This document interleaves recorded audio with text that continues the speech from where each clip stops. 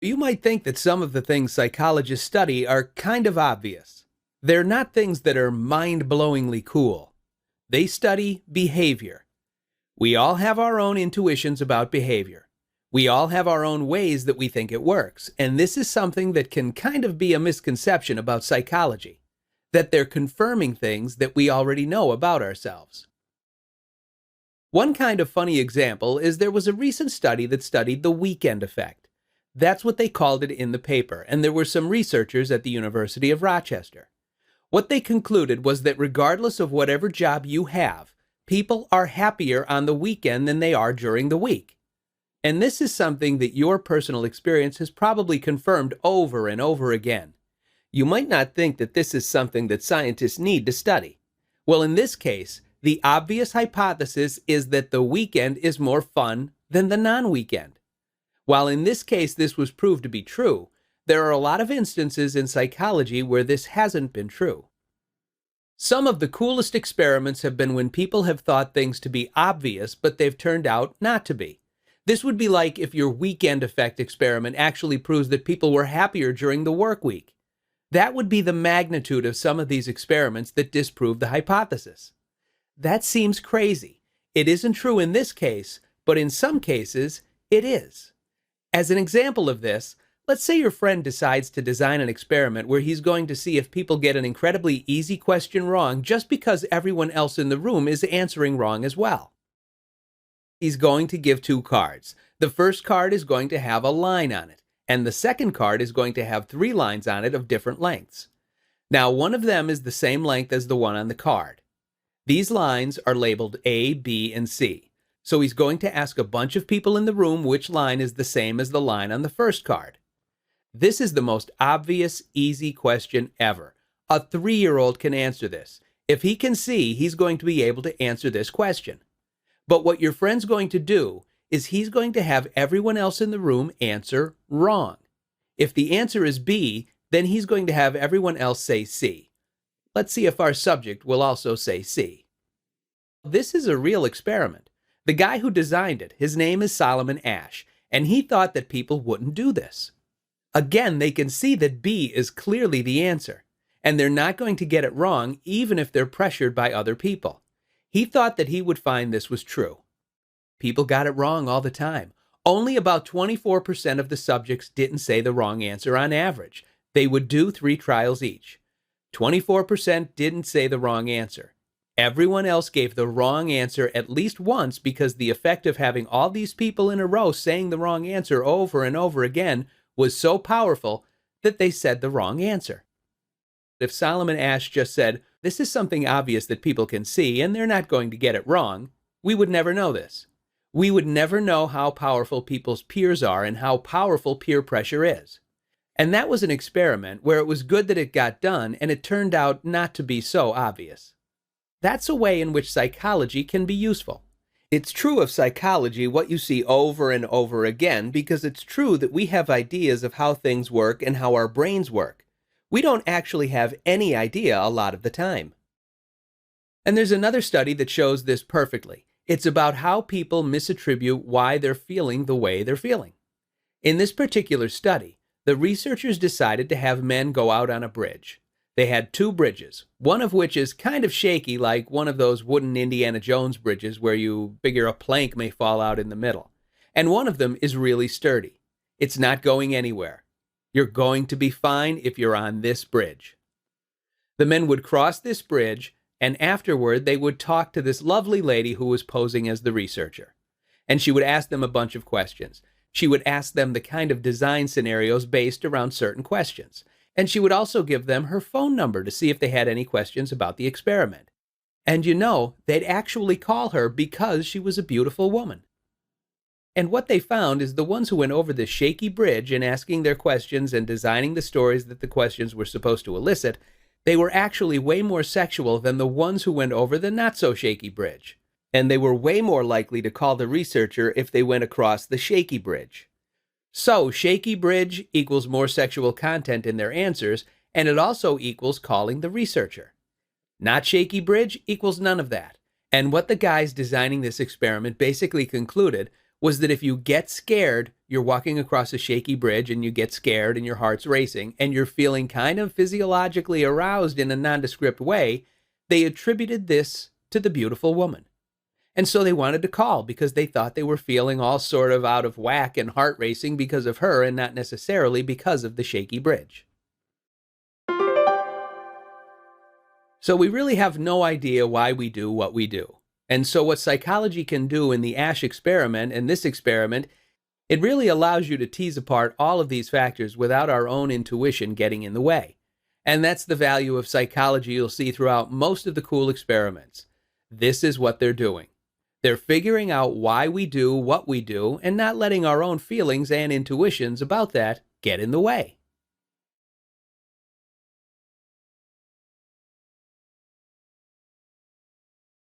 Why do you act the way you do?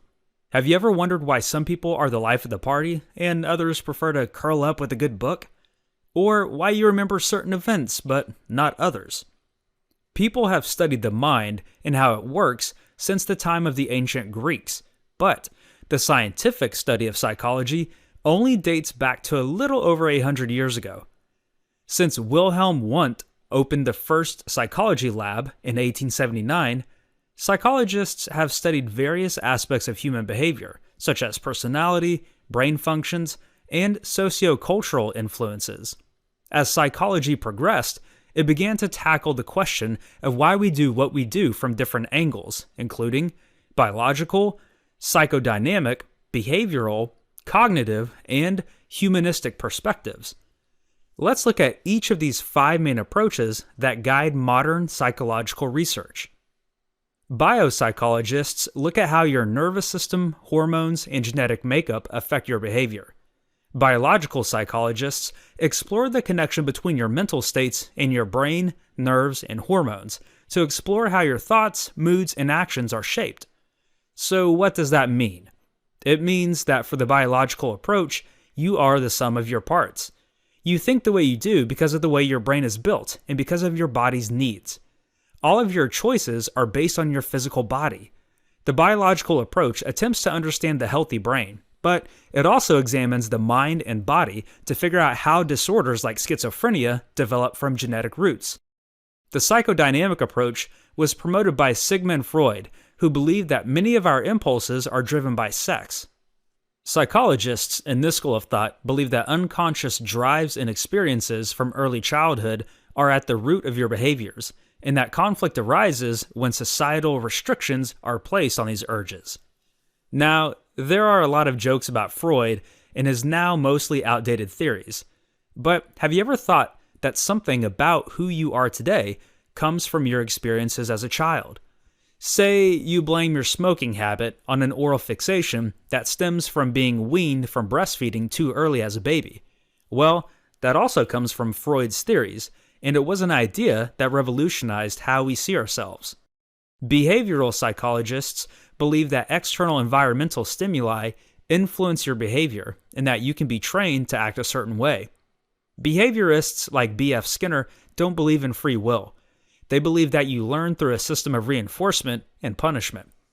The behavioral approach is really effective when you don't care what someone thinks, as long as you get the desired behavior. The influence of these theories affects us every day and throughout our lives, impacting everything from why we follow the rules of the road when driving, to how advertising companies build campaigns to get us to buy their products. In contrast to behaviorists, cognitive psychologists believe that your behavior is determined by your expectations and emotions.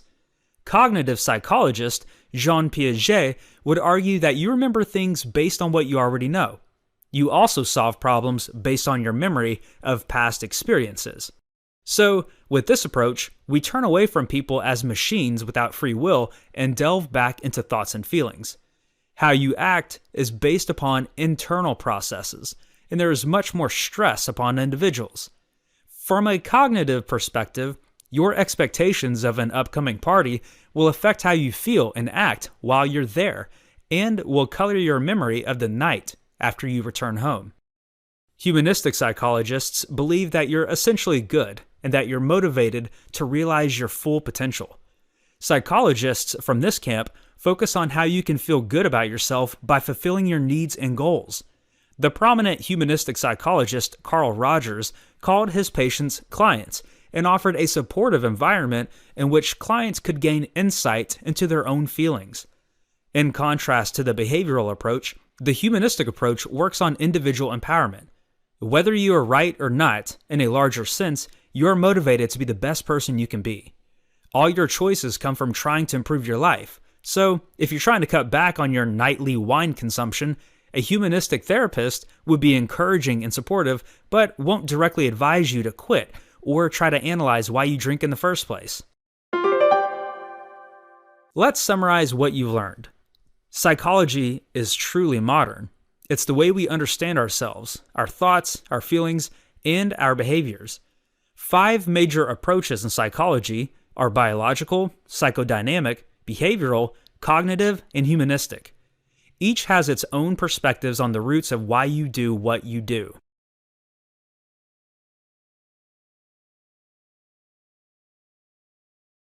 How do you go about finding an answer to a puzzling question?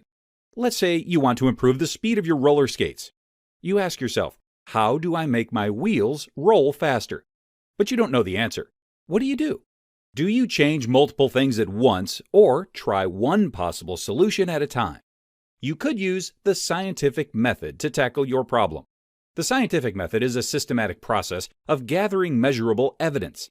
The first thing to do is to formulate a hypothesis or testable idea. You did some research to remove some of the guesswork from the process, and you think cleaning your bearings might help to improve your speed. Your hypothesis is, cleaning my bearings can make my skates roll faster. Now it's time to conduct a scientific experiment. You think your dirty bearings are causing your wheels to roll slowly. Your dirty wheel bearings are the independent variable, or cause. The speed is the dependent variable, or effect. You clean the 4 bearings on your right skate. These are your experimental group to see if the dirty bearings are the cause. The 4 dirty bearings on your left skate are the control group for your experiment. Then you push the 2 skates across the floor to see if your hypothesis was correct. You were right. Using the scientific method, you came up with a hypothesis and then tested it by comparing cause and effect relationships between 2 different variables and 2 test groups. That's science. Scientists record, analyze, and report the results of experiments. Regardless of whether the hypothesis was supported or rejected, the results lead scientists to formulate new questions, and the process begins all over again. But what if your question is more abstract? Take the human mind, for example. Can psychological questions be answered scientifically? Can the way people think and feel be directly observed and objectively analyzed? Behaviors can be recorded, but the thought processes behind those behaviors can't be objectively measured. In order for psychology to become a science in its own right, psychologists moved away from philosophy and aspects of the mind that could not be scientifically observed and analyzed and focused more on measurable aspects of behavior. Psychology studies the mind through the observation of behavior. Let's look at how psychologists use the scientific method. After your wheels are rolling fast, you're toying with the idea of joining your local roller derby league. Maybe you're wondering if you're cut out for what seems to be a violent sport. Must you have an aggressive personality in order to make the team? The psychologist in you comes up with the hypothesis, derby players have aggressive personalities on and off the track. How would you go about testing this assumption? You'd conduct a scientific experiment similar to the one you did for your wheels. You go online and find a sports psychology survey that assesses athletes' behavioral profiles through a series of questions. In this experiment, an aggressive personality is the independent variable, or cause of the behavior. The survey questions would measure your own perceptions of how you behave, which is the dependent variable, or effect. By comparing your answers against the answers of other athletes who took the survey, you have more self-awareness of why you behave the way you do and how you interact with others, like aggressive roller derby players. Now, the majority of psychologists today work directly with patients instead of conducting online surveys. These clinical psychologists often assess mental health. They are aware that subjects might behave differently than they normally would because they know they're being evaluated. One way to avoid sampling bias in a clinical study is to expose subjects at random to the independent variable or cause of the behavior so that they behave normally under test conditions. So, a clinical psychologist who hypothesizes that increased testosterone levels lead to aggressive behavior in roller derby players may conduct hormone therapy. They may give some derby players drugs to increase their testosterone levels and give others a placebo or fake pill. Even so, the placebo effect can occur when the control group thinks they're being treated even when they're not. The roller derby players may start acting more aggressive because they think their testosterone levels are higher. To avoid subject bias, psychologists can conduct a blind study where subjects don't know they're being treated. The experimenters themselves can also influence the outcome. A double-blind study can be conducted in which the experimenters don't know which subjects they're giving the treatment to and which ones they're giving the placebo. This research method reduces experimenter bias. You've learned that psychologists use a powerful tool, the scientific method, in order to interpret observable behaviors. From these behaviors, they work to understand the underlying processes, like feelings of aggression or high testosterone levels. Psychology is a science because it's about measuring observable cause and effect relationships. Because one of the most difficult parts of psychology is making unbiased observations, these scientists use a number of methods to remove bias, including placebos, blind studies, and double-blind studies.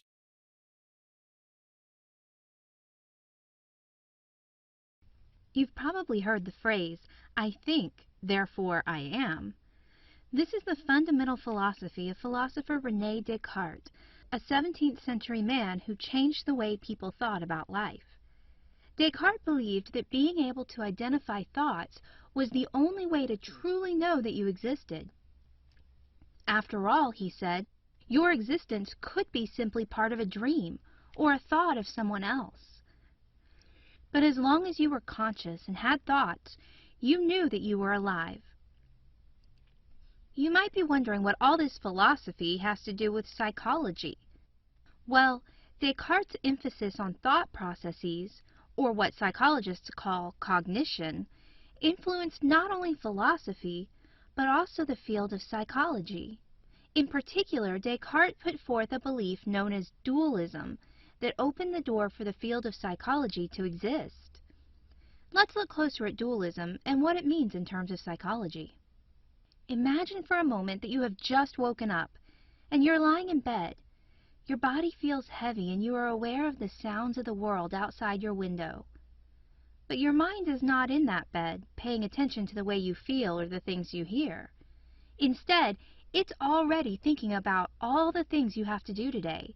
You have a big test to take, and then you are going to meet up and go to lunch with your boyfriend or girlfriend. After school, you have extracurricular activities, and then you need to work on that project or paper that's due tomorrow. It's almost like your body and mind are in two different places and times. While your body is lying in bed, your mind is already off and racing around your day. Besides believing that consciousness was how to know if you were alive, Descartes also believed that the mind and body are separate entities, a belief known as dualism. According to Descartes, the mind and body influence each other, but they are not the same as each other.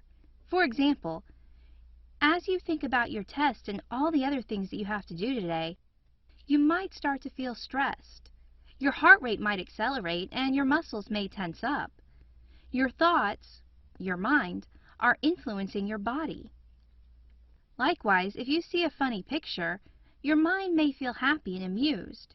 Your body, in this case your sight, is influencing your mind. Psychology is the study of the mind. Descartes' belief in dualism not only influenced the world of philosophy, but it made it possible for the field of psychology to get its start. After all, if the mind is just another part of the body, then there's no point in studying the mind. It would be just as well to study the body. But even though psychology is based on dualism, there isn't a wide agreement on how the mind and body are separate. There are two very common dualist theories that have influenced psychology. Number one, substance dualism is the closest to Descartes' theory. It basically says that there are two things, or substances, and they are completely separate. For example, substance dualists believe that the mind is part of the soul, and the soul resides completely outside of the body. To remember substance dualism, just think of the word substance. The mind and body are two completely different substances to substance dualists. Number 2.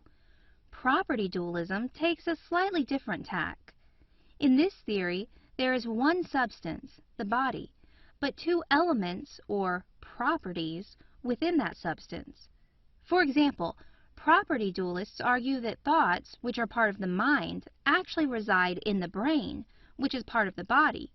So in property dualism, the dualism is a distinction that is not a physical one, as in substance dualism. Though there are still some substance dualists in psychology, most psychologists are property dualists these days. The advances made in brain research over the past 60 years have demonstrated the power the brain has over our consciousness. As such, most psychologists believe that the mind is part of the brain. The 17th century philosopher René Descartes first introduced the idea of dualism, or the idea that the mind and body are separate. By doing so, he laid the foundation for the study of the mind, which is the field of psychology. There are two major types of dualism: substance dualism, which believes that the mind resides completely independent of the body, and property dualism, which postulates that the mind resides within the brain.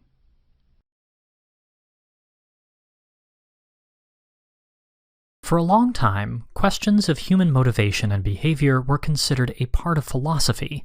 Philosophers asked many of the questions that underlie psychological study today, particularly the debate over whether behavior and personality are shaped more by nature or nurture goes all the way back to the Greeks. But philosophers didn't go about answering these questions in a systematic or scientific way. Their theories couldn't be proved right or wrong because they were based only on casual observation. Psychology really got going as a discipline when two men decided to take the principles of scientific research and apply them to the study of human behavior. Wilhelm Wundt was a German scientist who founded a laboratory in Leipzig that took a structuralist approach to psychology. William James was an American who founded a laboratory at Harvard that took a functionalist approach. We'll take a closer look at both men and their approaches in order to more thoroughly understand psychology's foundation as a science. Wundt's lab, founded in 1879, was the first of its kind. His structuralist approach sought to identify the building blocks, or structure, of psychological experience. Other sciences had been broken down in this way before. Chemistry had its periodic table of elements, and physics had its fundamental laws. Wundt sought to do the same thing for psychology, establishing a series of fundamental relations or structures that could be used to explain all behavior. Wundt and colleagues, like student Edward Titchener, used a method called introspection to learn what was going through people's heads as they completed various tasks. Wundt was especially interested in how people processed sensory stimuli, and he was the first to draw a distinction between sensation, or a stimulus effect on one of our senses, and perception, or our brain's interpretation of the stimulus. He discovered this by realizing that when he asked people to listen to a sound and respond as soon as they heard it, they were much faster when they had to also say what sound they heard. The processing and categorizing of sound took longer than the hearing of it, indicating that perception is a process that is separate but related to sensation. This is a fundamental concept for psychology that Wundt was able to discover through subject introspection. The problem with introspection, as maybe you've already guessed, is that people's descriptions of their own feelings and reactions are often wrong. Let's say a psychologist like Wundt were trying to figure out the softest sound a person could hear. He'd play a sound and then ask you if you could hear it, relying on your introspection to determine how sharp your hearing is. But if you expected to hear a sound, you might think you heard one even if you didn't. And Wundt would conclude that humans can hear much softer sounds than they actually can. We're inaccurate about all sorts of things. Even our memories are full of inaccuracies and exaggerations.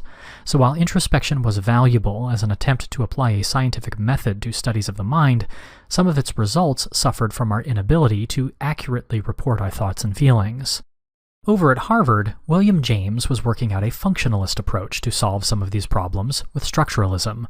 He thought that Wundt's method of trying to understand complex mental processes by subjects' self-reports was ultimately futile, akin to seizing a spinning top to catch its motion.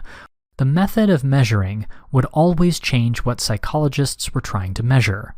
James, heavily influenced by Darwin's theory of natural selection, preferred instead to question why we behave the way we do. He wanted to understand behavior in terms of its function in our lives, how it helps us or hurts us, and why certain behaviors are more common than others. As Darwin answered questions about physical features, like which advantages humans gained by evolving to stand upright, James answered questions about behavioral features, like why humans experience jealousy. James' functionalism gave rise to the modern field of evolutionary psychology. This branch looks at various behavioral and personality traits in terms of how they improve fitness. Evolutionary fitness isn't what happens when you go to the gym and bulk up your muscles. It refers to your likelihood of passing on your genetic material to the next generation, your likelihood of having lots of children. A man who acts jealously is more likely to worry about protecting his wife from the advances of other men, and therefore has a better chance of ensuring that all the children she has are actually his. His jealousy improves his fitness because preventing his wife from having other men's babies allows him to have more with her. So for a quick review, Wilhelm Wundt and William James were some of the first psychologists to study the mind scientifically. Wundt founded the first psychology lab to carry out his structuralist experiments. Structuralism relied mainly on introspection, which William James objected to because it was too subjective. James' functionalism sought instead to explain behavior in evolutionary terms, to understand why certain behaviors were helpful to survival and evolutionary fitness and others were not.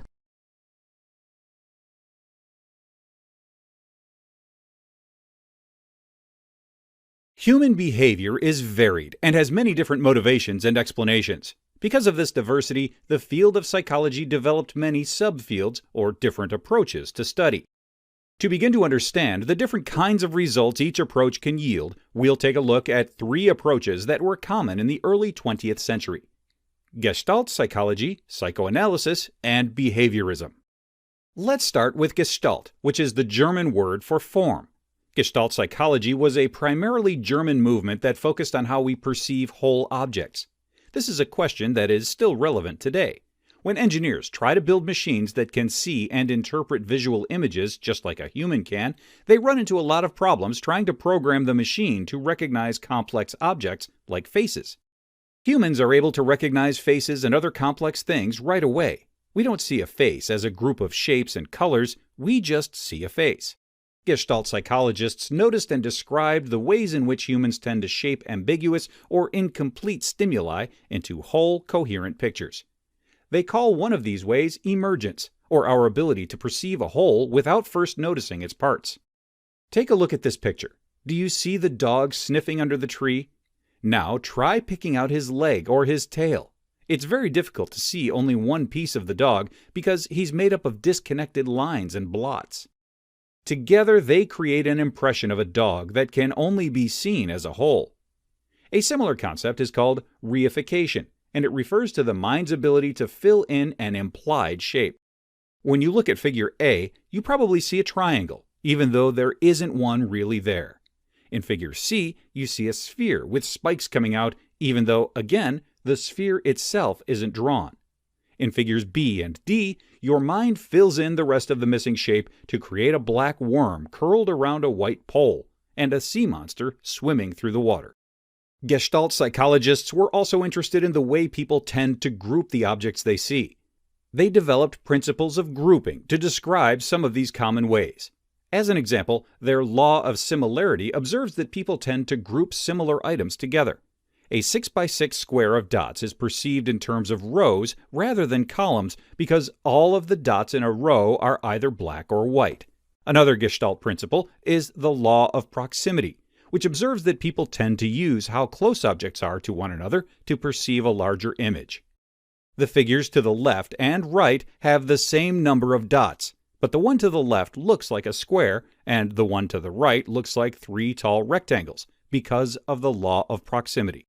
When Gestalt psychologists were interested in questions of perception and organization, psychologists who took a psychodynamic approach were more interested in what's going on in our unconscious minds. Psychodynamic psychology got its start with Sigmund Freud, an Austrian psychologist who came to believe that his patients' problems were caused by repressed memories of childhood trauma. Freud and others who followed this model, like Carl Jung and Alfred Adler, used techniques of psychoanalysis like talk therapy and dream analysis to try to expose and explore these unconscious memories and desires. Freud may be most famous for seemingly relating everything back to sex. His famous Oedipus complex proposed that young boys are all secretly motivated by the desire to kill their fathers and marry their mothers. The psychodynamic approach is rarely practiced in its original form today. Many of these psychologists' theories about mental health turned out to be largely unfounded. Still, the idea that unconscious thoughts and childhood experiences can influence behavior has persisted. Freud's division of the mind into id, or childish impulses, superego, or moderate voice of reason, and ego, or mediator, has influenced the way we think about internal conflict. And Freud's legacy of talk therapy as a way to improve health has certainly lasted until today, though most therapists now use techniques that are not strictly aimed at uncovering hidden desires and wishes. A third big movement in psychology in the early 20th century was behaviorism, founded by psychologist John Watson, but made most famous by B.F. Skinner. Watson and Skinner decided to do away entirely with questioning what's going on in our heads and decided to focus solely on behavior. They developed the principle of conditioning to explain how people and animals learn some behaviors instead of others. Basically, behaviorists believed that if a behavior receives reinforcements, someone will continue to do it, while if it receives punishments, the person will stop. Skinner and his colleagues believed that when it comes to decision-making, cognition, what we experience as thinking something over, is basically irrelevant. People will do whatever they've been indirectly conditioned to do. The behaviorist approach has some disturbing implications about the existence of free will. If Skinner is correct, decision-making is really an illusion. These more extreme claims about conditioning's dominance over cognition have been largely disproven by later psychologists, but the study of learning and reinforcement is still an important part of studying behavior today. So, as you can see, psychologists have historically taken many diverse approaches to studying the mind. The Gestalt psychologists focused on studying how we perceive whole forms. Freud and others who practiced psychodynamic psychology thought the unconscious mind played a significant role in mental functioning. Skinner and other behaviorist psychologists thought that all behaviors are conditioned. As psychology grew as a discipline over the next half of the 20th century, approaches multiplied even more.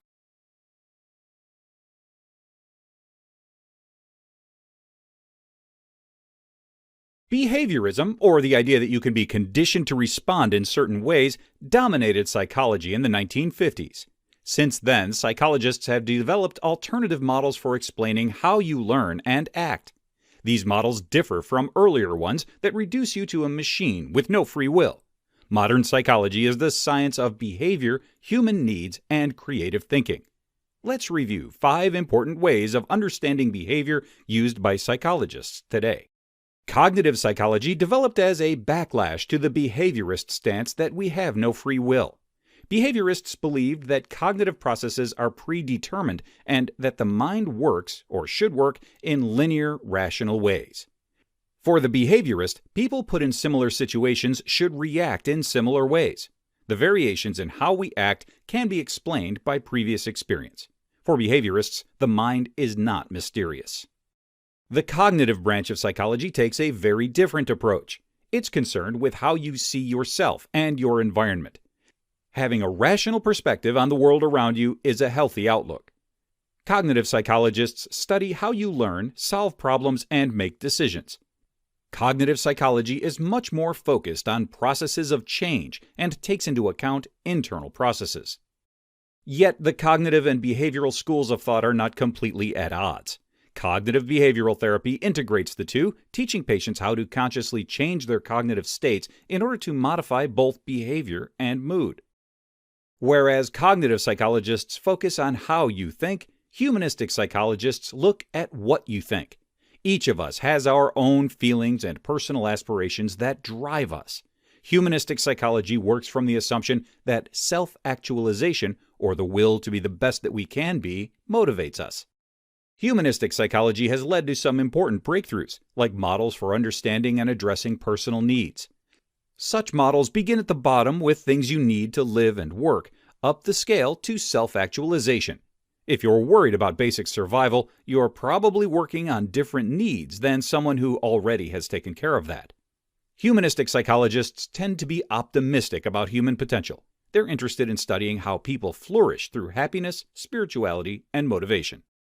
The sociocultural perspective focuses on how social expectations and cultural norms influence your actions. While sociology looks at social structures as a whole, social psychologists zoom in on individual behavior. According to this perspective, your attitudes are largely affected by what your social group believes and teaches you. Your family and friends influence your opinions on what behaviors are right or wrong. Social psychology affects your daily life every time you see an advertisement. Have you ever felt the urge to buy something because the sale was ending soon? Consumer psychologists create a sense of scarcity in potential buyers. Social psychology has been applied to management too. Industrial and organizational psychologists attempt to improve job satisfaction and performance levels by examining how an employee's behavior and motivation is influenced by the workplace setting. A fourth subfield of modern psychology is developmental psychology, which is concerned with how you change over your lifetime. Changes might involve learning to communicate, broadening your perception of the world, and forming your self-identity. This branch of psychology seeks to understand the stages of change that we go through as we develop into adults and beyond. Have your parents or teachers ever accused you of just going through a phase? According to developmental psychology, you are. And more than likely, so are they. Developmental psychology has been incredibly important in designing age-appropriate school curriculum. It's also used to identify struggling students, assess their challenges, and assist them in achieving their goals. Finally, clinical psychologists diagnose and treat mental health. They work directly with patients. Psychologists are licensed counselors, whereas psychiatrists are medical doctors who specialize in treating mental health. The majority of psychologists in the field today are clinical psychologists. If you go to see a psychologist because something is bothering you, this is probably the branch of psychology you are depending on to illuminate your problem and give you the tools to solve it. Whether it is counseling, drug therapy, a combination, or other approaches, the clinical psychologist is most often the professional we depend on. You've learned that cognitive psychologists look at how you think about yourself and the world around you, and humanistic psychologists are concerned with what you think and how it drives you. Social psychologists assess how your family and friends influence your attitudes and behavior. How your thinking develops over the course of your lifetime is the realm of developmental psychologists. You may see a clinical psychologist if you have a mental disorder that requires treatment. So you see, there are many different psychological approaches used today, and psychologists can employ more than one approach.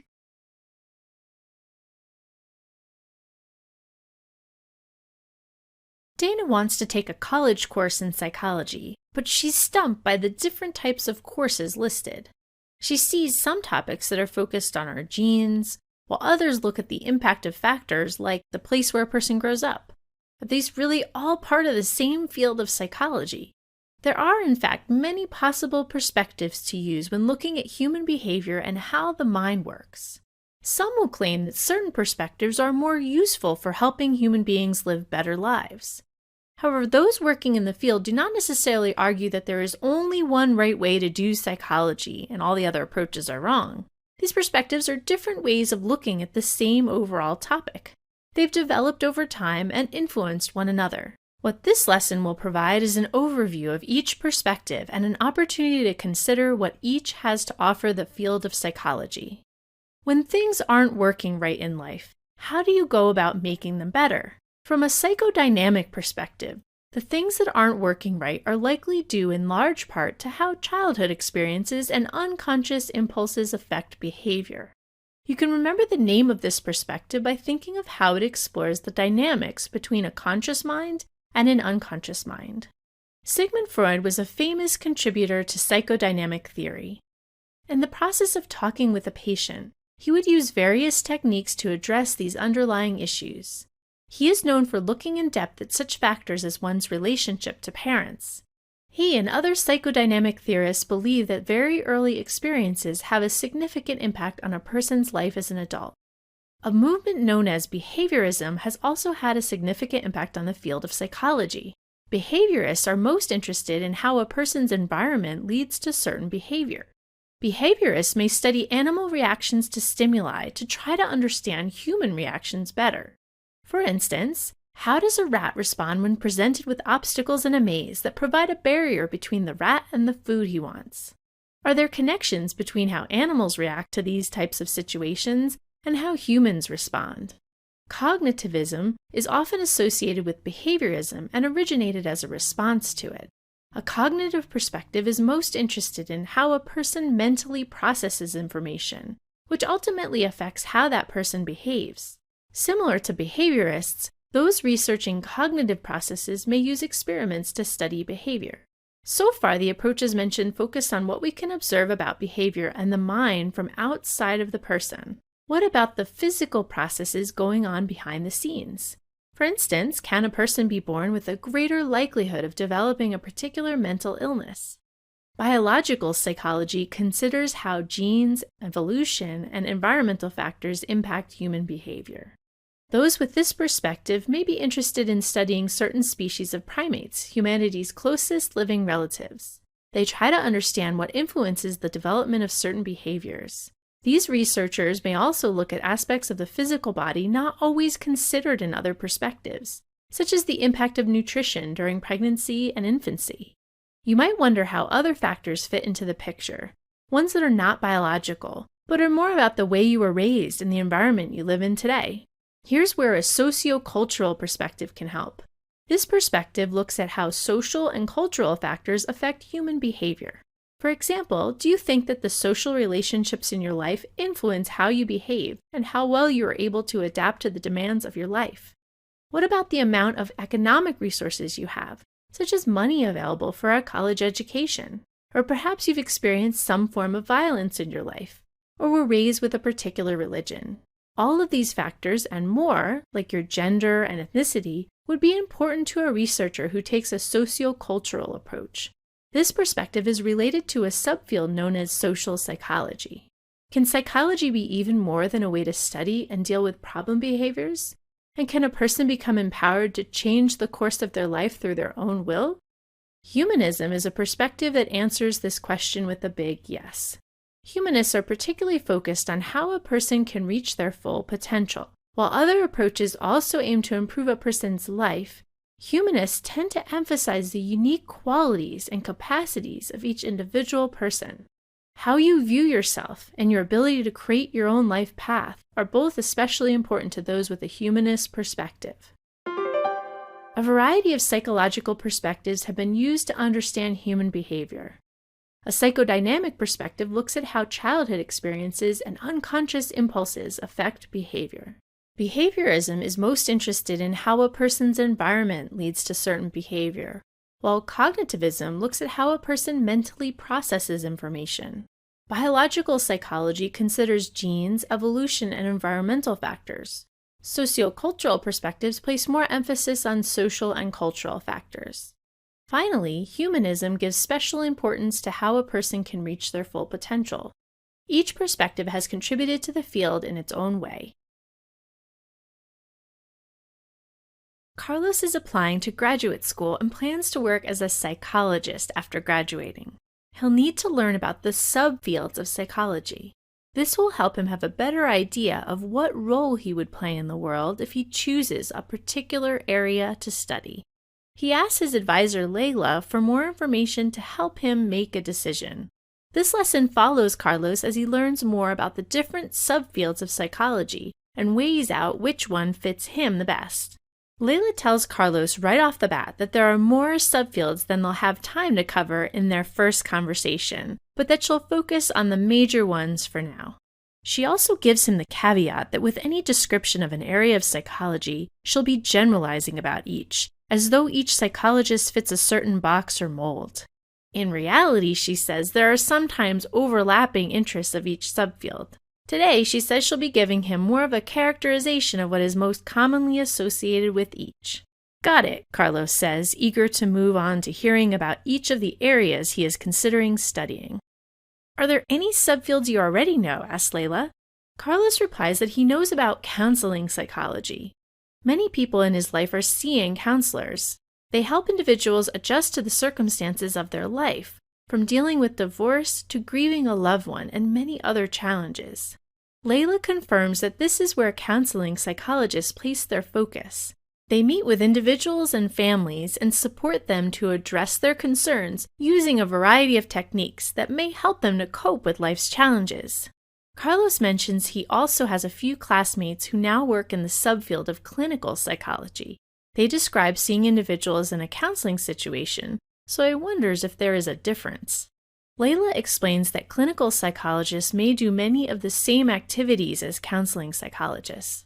However, clinical psychology involves treating behavioral, emotional, and mental disorders, including those that present significant challenges to those dealing with them.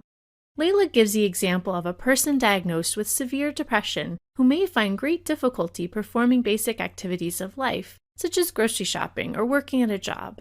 This person may benefit from the expertise of a clinical psychologist who is familiar with working with these types of challenges. The psychologist may also work with less severe situations as well, similar to a counseling psychologist. As he talks with Layla, Carlos remembers that when he was transitioning into high school, he got into a fight that led to some time talking with the school's psychologist. He later also saw the school psychologist to be tested for dyslexia. He wonders if this area is its own subfield. Layla confirms that school psychology involves working with young people in educational environments. These professionals may provide a variety of services from addressing emotional and behavioral topics to testing for learning challenges. For instance, the school psychologist had worked with Carlos and his family to come up with a plan for getting him support to deal with his frustrations and to stay on track with his classes. Carlos also wonders, does everyone who studies psychology counsel people directly? Layla tells him that not everyone takes the path of acting in a one-on-one capacity. Many psychologists work in academic environments and as researchers. One subfield to consider that includes this type of research is social psychology. Social psychology involves studying the interactions between people and how this affects us. For instance, the school psychologist who worked with Carlos when he was in a fight at school might have used social psychology research related to childhood fights to better understand this phenomenon. In addition to learning about conflict, this field may also look at any other type of human relationship, from romantic partnerships to strangers to colleagues who work together at a job. Carlos sees the value in social psychology, but also wonders if everything about human behavior can be understood through looking at relationships. Layla explains that a different approach to research, experimental psychology, uses other types of studies. Just like it sounds, this subfield involves studying the responses of humans and animals to various conditions. For example, those in experimental psychology might conduct experiments that compare how different people attempt to memorize a series of numbers and how well they're able to do this task given other factors, like how much sleep they've had or whether they were told the task is difficult or not. Carlos mentions to Layla that he has a cousin who is a psychologist. She works in an assisted living community. As he describes his cousin's focus on individuals who are adjusting to life with more physical limitations due to age, Layla suggests that his cousin's subfield might be classified as developmental psychology. This area is directed towards studying psychological changes during different phases of life. Developmental psychologists may also focus on other stages, like the time in life when we're children or teenagers. As their advising session ends, Carlos thanks Layla and lets her know that he'll start exploring university programs for the different subfields, including those that they did not have time to discuss. Here's a recap of the different major subfields in psychology. First, we looked at counseling psychology, which is focused on helping individuals adjust to the circumstances of their life. Closely related to counseling psychology is clinical psychology, which involves treating behavioral, emotional, and mental disorders, often with those who face significant challenges in everyday life. Experimental psychology places attention on studying the responses of humans and animals to various conditions, while social psychology examines the relationships we have with one another, studying the interactions between people and how this affects us. Carlos was familiar with school psychology, which is working with young people in educational environments to address their emotional, behavioral, and education needs. Those in the subfield of developmental psychology may also work with children or any other stage of life. This subfield is about studying psychological changes during different phases of life. Research is a careful and detailed study into a specific problem, concern, or issue using the scientific method. It's the adult form of science fair projects back in elementary school, where you try to learn something by performing an experiment. This is best accomplished by turning the issue into a question, with the intent of the research answering the question. Research can be about anything, and we hear about all the different types in the news. Cancer research has breakthrough cancer-killing treatment has no side effects in mice, and baby born with HIV cured. Each of these began with an issue or problem, cancer or HIV, and they had a question like, does medication X reduce cancerous tissue or HIV infections? All I have said so far is what research has done, sort of like saying baking leads to apple pie. It doesn't really tell you anything other than the two are connected. To begin researching something, you have to have a problem, concern, or issue that's turned into a question. These can come from observing the world, prior research, professional literature, or from peers. Research really begins with the right question, because your question must be answerable. Questions like, how can I cure cancer, aren't really answerable with a study. It's too vague and not testable. Having a question creates an internal state of, I need to know something. To continue the baking example, this internal state of wanting something is like having a hankering for apple pie. Since you're reading this in a psychology section, we will put a psychological slant on this, and hopefully lose some of the baking metaphors. Psychological researchers want to learn and understand human behavior. It can be about how people think, how they feel, how they behave, or a combination of these issues. Research and the understanding that follows trickles down from the scientists and alters society. There is constant and competing research. For example, what's the best way to punish and rehabilitate criminals, such as Zimbardo's prison experiment, the best and worst ways to raise children, Bowlby and attachment, Spock and children, how to treat individuals living with mental illness, too many resources to list, and more. More specifically, psychological research is used to measure, describe, and categorize human behaviors. This can result in understanding what might be called normal behavior. More interesting and more often researched are the abnormal behaviors, those that eventually become categorized and labeled with a diagnosis. A diagnosis is a constellation of common behaviors, thoughts, and feelings that occur together. For example, many people suffer from depression, and research has found that exercise, psychotropic medication, and therapy have reduced and sometimes eliminated the feelings of sadness, guilt, and worthlessness that come with depression. Research begins with an issue that comes from an observation. Let's say I'm walking down the street of a city, and I see two pigeons sitting at two different windows. I'm weird, so I call the first pigeon Stu, and the second pigeon Bill. When I walk past Stu the pigeon, I see him pecking at the glass. When I walk past Bill the pigeon, he's just sitting there, chilling, like pigeons do. So I formulate a question. Why is Stu the pigeon pecking at the glass, while Bill the pigeon does not? Next, I should do a little research into pigeons and why they might peck at things. This is background research to help me understand what I'm looking for or at. Next, I have to figure out how to answer my question. There are many ways a question can be answered. Most psychological studies use laboratory experiments or naturalistic studies, which will be explored more in depth in other lessons. I plan on observing Stu and Bill every day I walk past them to answer my question. It isn't the most elegant and accurate study, but it should give me an answer. I create a hypothesis, which is like creating a prediction of what I think is happening, that Stu is being fed while Bill is not. By observing, I am conducting a simple experiment and testing my hypothesis.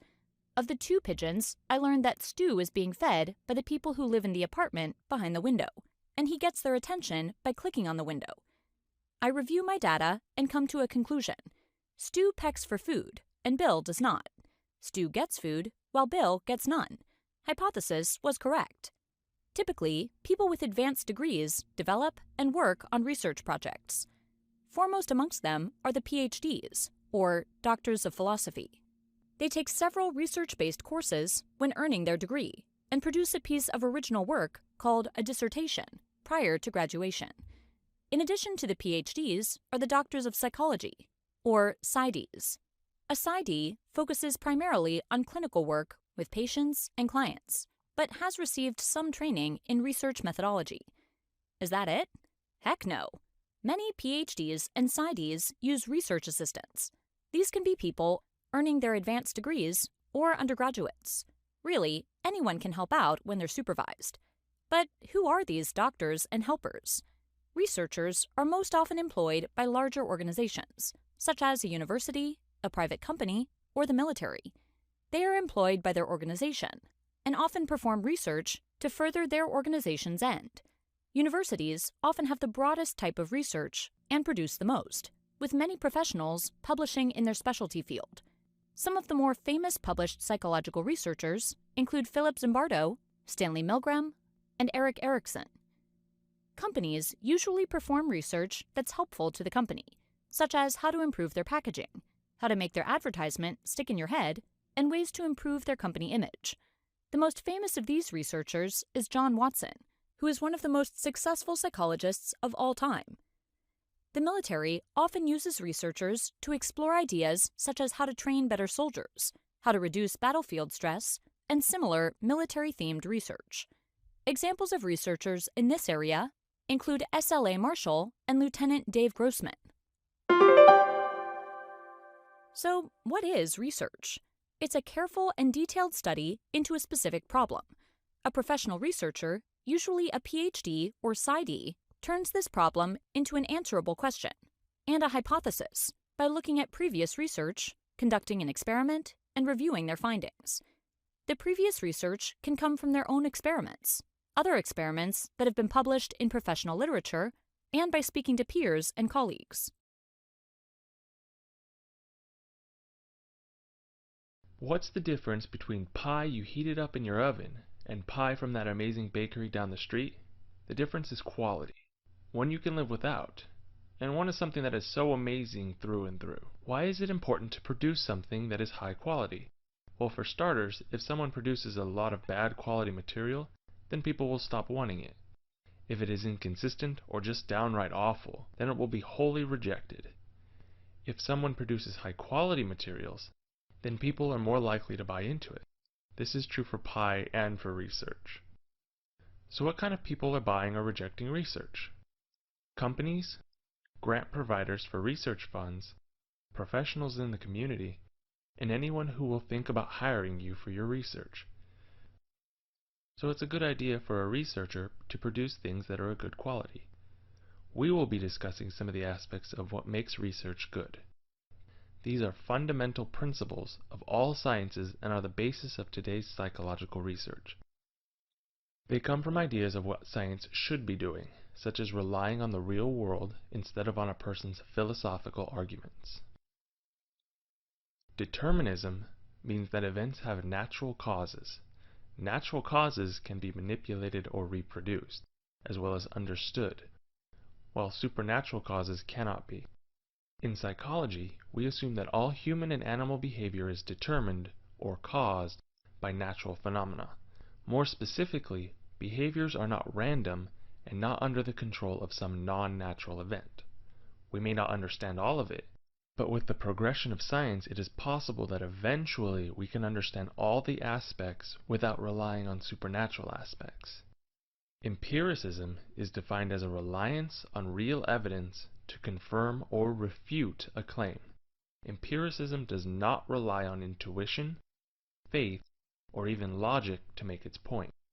Some sciences have it easy, being able to physically interact with the objects they make. Empiricism in psychology often takes the form of a psychological experiment.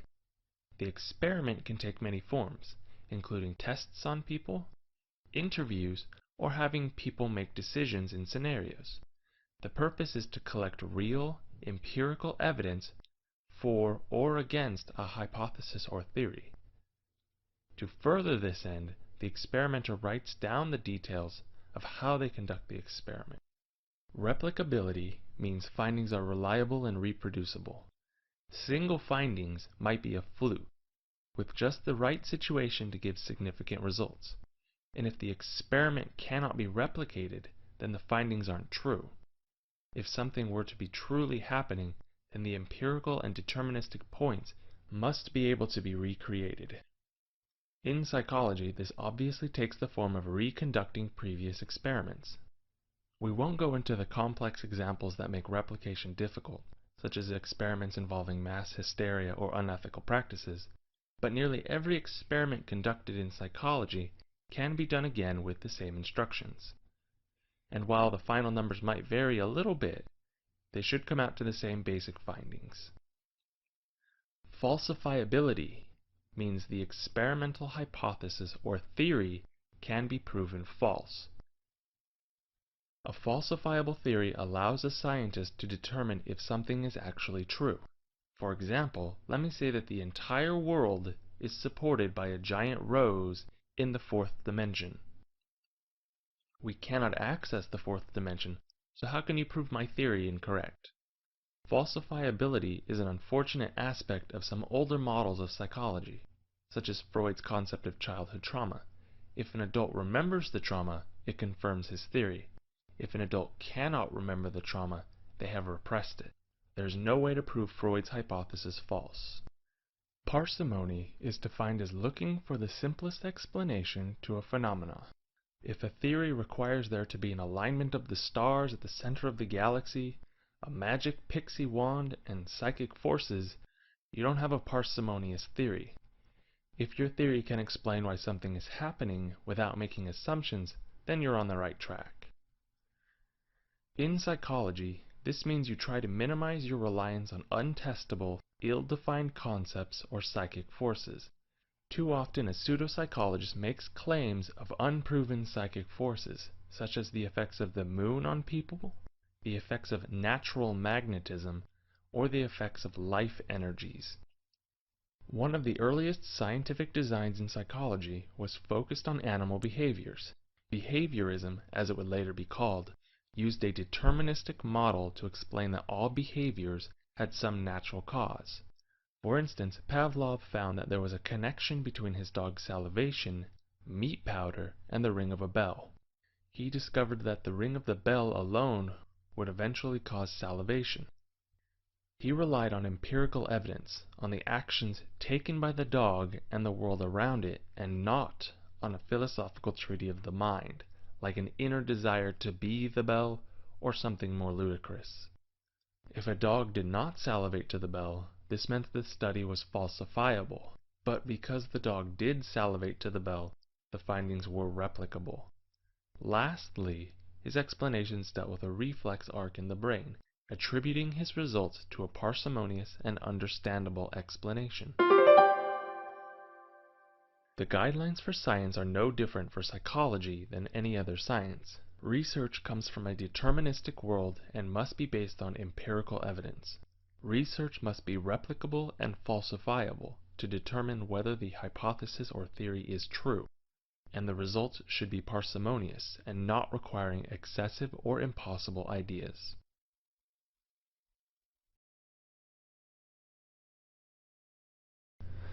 Those of you who are familiar with research might be scratching your heads right now because the words non-scientific research seem oxymoronic, but historically, this oxymoron has actually been used more than the scientific research model. Scientific research is a logically stepped process used for investigating and acquiring or expanding our understanding. The findings of scientific research can be reproduced and demonstrated to be consistent. Non-scientific research is acquiring knowledge and truths about the world using techniques that do not follow the scientific method. For instance, Plato was a large proponent of some of these, and Freud's theories use several of them as well. Let's look at several of the more oft-used non-scientific methods to see what pitfalls are out there. Tradition. Tradition is knowledge and understanding that is believed to be true because it has been traditionally accepted. No one has stopped to say, hey, wait a minute, that's not right. For instance, how much of your brain do you use? If you say only 10%, then you have fallen victim to a common fallacy passed through tradition. We actually use 100% of our brain, and nearly all the time. Personal experience. Personal experience is information or understanding derived from experiencing something firsthand. There doesn't seem to be a problem with this at first, but it is actually incredibly flawed because experience is subjective and not reproducible. For instance, dreams seem to predict the future. Everyone has had that déjà vu experience of having dreamt something before, but does that mean you have prophetic dreams? Not really.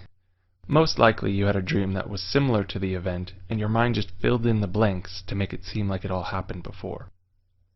Intuitive knowledge comes from understanding and believing in an idea based on a gut instinct or through personal insight. This is the I know it because I know it category of knowledge, where someone cannot offer a good reason for something, but they just know it to be true. For instance, eyewitnesses to a crime appear more accurate when they are more confident. This is false and has been found time and again by researchers. Confidence has nothing to do with a person's accuracy when recalling something past. But many people rely on what they feel is the right answer. And someone who is confident must be right. Logic. Logic is the application of thought and reasoning to come to a conclusion. But much like personal experience, the process is flawed by a person's limited viewpoint. You cannot think about something you don't already know. Logic tells us only the psychopathic 1% of the population will kill another person if asked to do so by an authority figure. This is a favorite study of mine.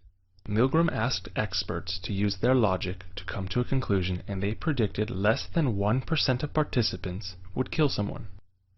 Milgram's study found that 65% of subjects would kill someone. Logic cannot predict things that do not make logical sense. In addition, logic does not contribute additional information. It merely reworks what is already known. Authority. Authority is accepting information from a figure in power. Sometimes this is a legitimate way to obtain knowledge and information. For instance, your psychology professor may be an expert on memory or how to design an experiment. If they're an authority on the information, then it is a good place to get the information from. The problem is when people receive information from people in an authoritative position rather than a person who is an authority on the subject. What's the difference? A police officer is a person in an authoritative position. A neuropsychologist is a person who is an authority on neuropsychology. Another example is I have heard that turkey has tryptophan, and that is what makes you sleepy during Thanksgiving. Many people have heard this before, and some people have read it online. The internet has become an authority, and many people fail to vet where they gather their information from. For example, it is true that turkey does have the neurotransmitter tryptophan, which can make a person sleepy, but a turkey has an insufficient amount of neurotransmitter to affect a fully grown human. The sleepiness after a Thanksgiving meal is more likely caused by a glut of good food. The scientific method is a logically stepped process used for investigating and acquiring or expanding our understanding. Non-scientific methods rely on tradition, personal experience, intuition, logic, and authority to arrive at conclusions. Most of these are no longer accepted in the scientific community, but they were once extremely popular and used by many famous historical figures. The scientific method is a logically stepped process used for investigating and acquiring or expanding our understanding. I threw around some odd terminology, so let us take a look at what it means. Logically stepped is a fancy way of saying there is a step-by-step process from beginning to end, and the steps make sense when you put them together. You start at 1, go through 6, and voila, you have the truth. Starting at step 2, 3, or 6 means you will more than likely come to an incorrect truth and your findings will be erroneous. Some of you may be familiar with the scientific method, so this should act as a good reminder of the basics and provide additional information on how psychological research is conducted. If you are unfamiliar with the method, or it has been a long time, don't worry, as I will put enough information and detail in the following descriptions of the steps to explain what's going on. Step 1. Ask a question. You can't research something and learn about it if you don't have a question to answer. Where you draw your question from can be anywhere, such as personal observations of the natural world, professional literature, or previous experiments. We will look at a famous experiment, so you can do some additional research if you so choose. In the early 1960s, Yale psychologist Stanley Milgram posed the question, what could a person in authority make another person do? He was inspired by the Jewish Holocaust and the soldiers of the concentration camps. Could a person in authority order another person to kill someone? Step 2. Background research. There is no reason to reinvent the wheel. Looking into background research and consulting with peers helps inform you of what has been done before, how it has been done, what gaps there are in the literature, and what still needs to be done. Stanley Milgram drew from many sources on obedience and following instructions. He asked his peers how many people would kill a person if instructed to do so. His peers estimated that less than 1% of the population would follow the authorities' orders and kill someone. He also looked historically, since Milgram was inspired by the Nazi concentration camps. Step 3. Form a hypothesis. A hypothesis is a type of prediction, an if-then statement. This is where you have an idea of which part of the question will be tested, how it will be tested, and what you expect the results to be. In addition, this is where you begin to design your experiment, because your experiment is supposed to test the accuracy of your hypothesis. One of Milgram's hypotheses stated, if a person is instructed by an authority figure, such as a psychologist in a lab, then they will follow the instructions even if the instructions might lead to harming another individual. I say one of the hypotheses because there were several variants to the original design, but we don't need to focus on them. Milgram's hypothesis is an if-then statement. If a person with authority instructs another individual to harm someone, then they will do it, predicting what he believes will happen in the experiment. Step 4. Test the hypothesis and collect data. At this step, you conduct your study and test whether your hypothesis is correct. This can take many forms, from simple observations to elaborate experiments that span years. Milgram's experiment required 3 people. They would arrive at about the same time, and the experimenter would designate a second person as a teacher and the third as the learner. The learner was placed in a chair in room A and hooked up to electrodes. The learner would also explain that he had a prior heart condition, but the experimenter in the lab coat would say the shocks are not dangerous. The teacher would then be seated in front of a large box with switches ranging from 15 volts to over 400 XXX dangerous. The teacher would then read word pairs, and the learner would try and repeat them back. And if he was incorrect, he would receive a shock, and the teacher would hear a loud bzzzt. Every incorrect word pair would increase the shock. The trick was the experimenter and the learner were in on the experiment. The learner would intentionally get words wrong and only pretend to be shocked. At a certain point, the learner would complain of his heart condition. At a later point, he would stop responding. All the while, the experimenter would stand behind the teacher and say things like, The experiment requires you to continue, and I will take full responsibility for what happens if the teacher ever faltered or hesitated. Step 5. Analyze data. This is where you try and make sense of everything you've collected. Another way of looking at this is as a confirmation of your hypothesis. Was your prediction correct, or do you need to go back to step 3 and rework it? Note, you do not just skip back to step 3 to make your hypothesis correct. You then need to go back through step 4 because your study may be different now. So how many people would shock their fellow human being to death if a person in authority said to? 1%? 5%? 20%? A stunning 65% of people would shock someone to death because an authority figure asked them to. Milgram's hypothesis was correct. Step 6. Reporting. What good is learning something if you don't share it? The scientific community needs new information so future studies can be planned. Your research may answer another's question or could inspire a string of studies that lead to a revolutionary idea. This typically takes the form of a publication in a respectable, peer-reviewed journal. Sometimes it is even presented at conferences in a poster board style we're more familiar with. Milgram would go on to publish his results, and due to the implications and findings, they are continually republished in textbooks and as references in other articles. The scientific method is a logically stepped process used for investigating and acquiring or expanding our understanding. The step-by-step process uses common sense to establish a question, use background research, and develop a hypothesis or prediction. This hypothesis is tested and the subsequent data analyzed. Once everything is together, the results are reported so others can read and further their own research. Many processes that science deals with are difficult to understand in their true abstract form. That's why we sometimes use a scientific model, which is a simplification, substitute, or representation of what is actually being studied. For instance, it is difficult to understand the movement of water as it expands, condenses, and turns into vapor. However, the model of the water cycle is a simple image detailing the movement of water from clouds to rain, to the ocean, and back to clouds. This is much easier to understand.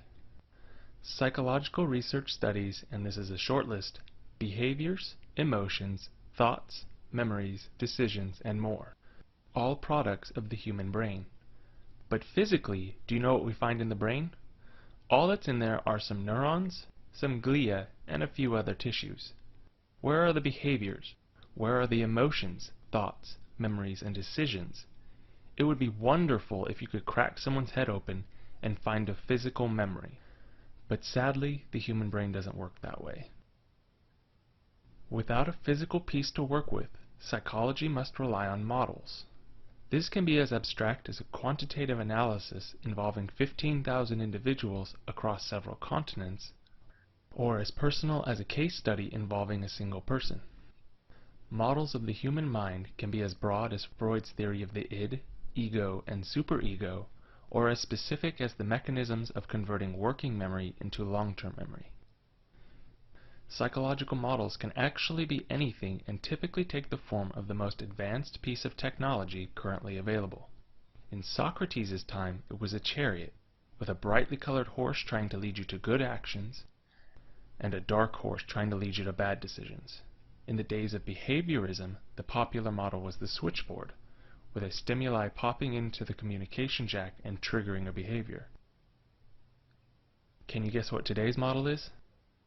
If you guess the computer, you're close. Today's model is actually the internet. The problem is when people forget that this is a model. The brain is not actually a computer or the internet. Like a metaphor, models are just nicely packaged bits of information meant to help ease understanding. They are not literal descriptions of a process.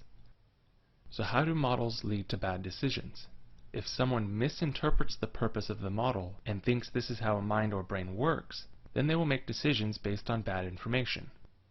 Decisions made on poor models are as dangerous as making decisions on poor information.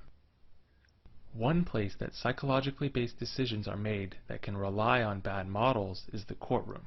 As an example, consider a case where a witness swears that they saw the accused standing over the victim in a specific green shirt. The witness then goes on to make a statement that is challenged by an attorney, and the jury is asked to forget all of his testimony. What are the bad models being used here? For one, there are many lay people who assume memory works like a video recorder, taking in all the details exactly as they happen. This is not true. Memory is extremely malleable and subject to error. So the witness may have convinced himself of what he saw, even if he really didn't. What other bad models of memory did you catch? Judges can instruct a jury to forget something they have just heard. Yes, I know I just said memory is malleable, but tell me, can you forget something that you just heard? Not likely, and it will be a factor in the final verdict, whether the court likes it or not. We've heard about the problems with models, but what about the good they do? First and foremost, the best time to use a scientific model is to help someone understand something. The amount of research and complexity involved in the conversion of working memory to long-term memory, or the complexity of the brain, makes the use of models extremely helpful. Decisions can be improved by converting complex ideas to models so that they can be examined from new and different angles. For instance, psychotherapy is a complex process involving thoughts, feelings, and behaviors that need to be altered. This is most often done by meeting with a therapist who has been trained in various techniques. If these techniques can be presented in a model format, then they can be more easily taught to future therapists, as well as deconstructed and rebuilt to allow for improvements and modifications. Lastly, models can be used as a form of prediction. As an example, while psychology is still working to develop powerful techniques to predict future violence and reoffending in criminals, some models do exist. For instance, it is often the case that repeat offenders will continue to offend in the future. The model of the violent offender can provide additional information. Violent offenders that plan out and perform their actions are different than the violent offender that acts quickly and out of passion. Prisoners are often divided based on which model they most closely fit. For example, serious offenders, lifers, and lesser offenders. These models help keep safety a high priority and allow for possible interventions for those who would benefit. A scientific model is a simplification, substitute, or representation of what is actually being studied or predicted. In psychological research, the focus is on ideas that lack physical substance and are often extremely complex in their entirety. To aid in understanding, the complex ideas are simplified and/or reduced to models. These models can provide aid to decisions by allowing a large number of ideas to be understood quickly and by allowing complex ideas to be reduced. Models can have a negative impact on the decision-making process when the models are misinterpreted as facts. Psychological science occupies a unique place amongst the sciences. It is a mixture of observation, measurement, and experimentation on a wholly unique subject, the human mind. In the course of psychological research, scientists have attempted several mediums to try and understand the organ between your ears. Some tools help us understand what makes us human. Others have had horrifying side effects. What are some of the more common ways of studying the normal and bizarre behaviors, cognitions, and emotions of creatures that named itself Homo sapiens sapien, or the wise guys? Everyone has a bit of psychologist in them. It usually comes out when we watch other people and attempt to understand why they're doing something. Observation is the act of meticulously viewing another's interactions with his or her surroundings. It is a little bit more complicated than just looking at someone doing something, even if you use one of those fancy two-way mirrors. Naturalistic or field observations happens when a researcher carefully observes and notes a participant in their natural setting without interference. For example, a researcher might be curious about how two narcissists in different social positions interact in a job setting. This can't truly be created in the lab, especially without the two narcissists knowing they're being watched, so it has to be observed live in the field. A laboratory observation is when a researcher creates a precipitating condition and then observes the ensuing behaviors in a natural environment.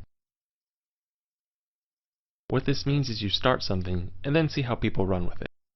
One famous study that involved laboratory observation has been nicknamed the Bobo doll study. Albert Bandura had two groups of children each watch a different video, one with an adult playing nicely with a Bobo doll, and the other of the adult beating the living stuffing out of the inflatable doll. When the children were let loose in the playroom, the ones who had observed the violent behaviors of the adults acted in the exact same way, while the other children largely ignored the Bobo doll.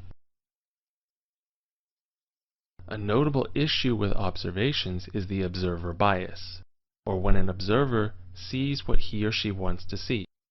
Looking back at the aggression example above, it is possible that the researcher might record acts as more aggressive or violent than they actually were because this is what they are looking for. Ways to avoid observer bias is to have the single or double-blind study, as well as recording what you are observing for later verification. What is psychological research without psychological measurements? Psychological measurements are assessments conducted by a trained researcher to understand underlying features of an individual. Assessments can be about many things, including cognitive elements such as IQ or brain damage, emotional adjustment and maturity, social views and opinions, often collected by surveys, and behavioral or motor concerns. These tools help researchers understand individuals, usually by way of comparing them to others. For instance, several personality measures compare your answers to a group of others. If your answers were similar to depressed people, then you are most likely depressed. If your answers are similar to a manic person, then you're most likely manic. Psychological measurements are often laborious and require extensive time to score, which means they are rarely used in large-scale research studies. However, that does not discount when they are used. They can provide detailed information on a person not available to a researcher by just observing. For instance, Alexander Luria and others combined cognitive, emotional, and behavioral indices from hundreds of cases of accidental brain injuries to create a comprehensive test to assess for traumatic brain injuries. One of the backbones of any science is the ability to perform experiments. Psychological experiments are designed and controlled scenarios that manipulate a variable to test a hypothesis or answer a question. The exact variable manipulated can be almost anything that the experimenter can control. For instance, some famous experiments include work by Elizabeth Loftus examines how asking questions differently will alter a person's memories. Work by Solomon Asch on how individuals would rather be wrong than go against group opinion, and work by Leon Festinger in how people would perform menial tasks for less money but feel better about themselves. Experimentation provides us with a great deal of information about how people will react and think when presented with certain stimuli. While I have selected some of the more popular studies in psychology, there are literally thousands that have been completed and manipulate tens of thousands of variables. Psychological research has taught humans a great deal about themselves. One way is by simple observation, or the meticulous viewing of another's interactions in their natural habitat. Another way to examine how they think, feel, and act is by conducting detailed measurements, which are assessments or interviews conducted to understand the underlying thoughts and emotions. Lastly are simple and complex experiments, a designed and controlled scenario to test a hypothesis. Psychologists have learned a lot using their tools, but there is still a lot to learn.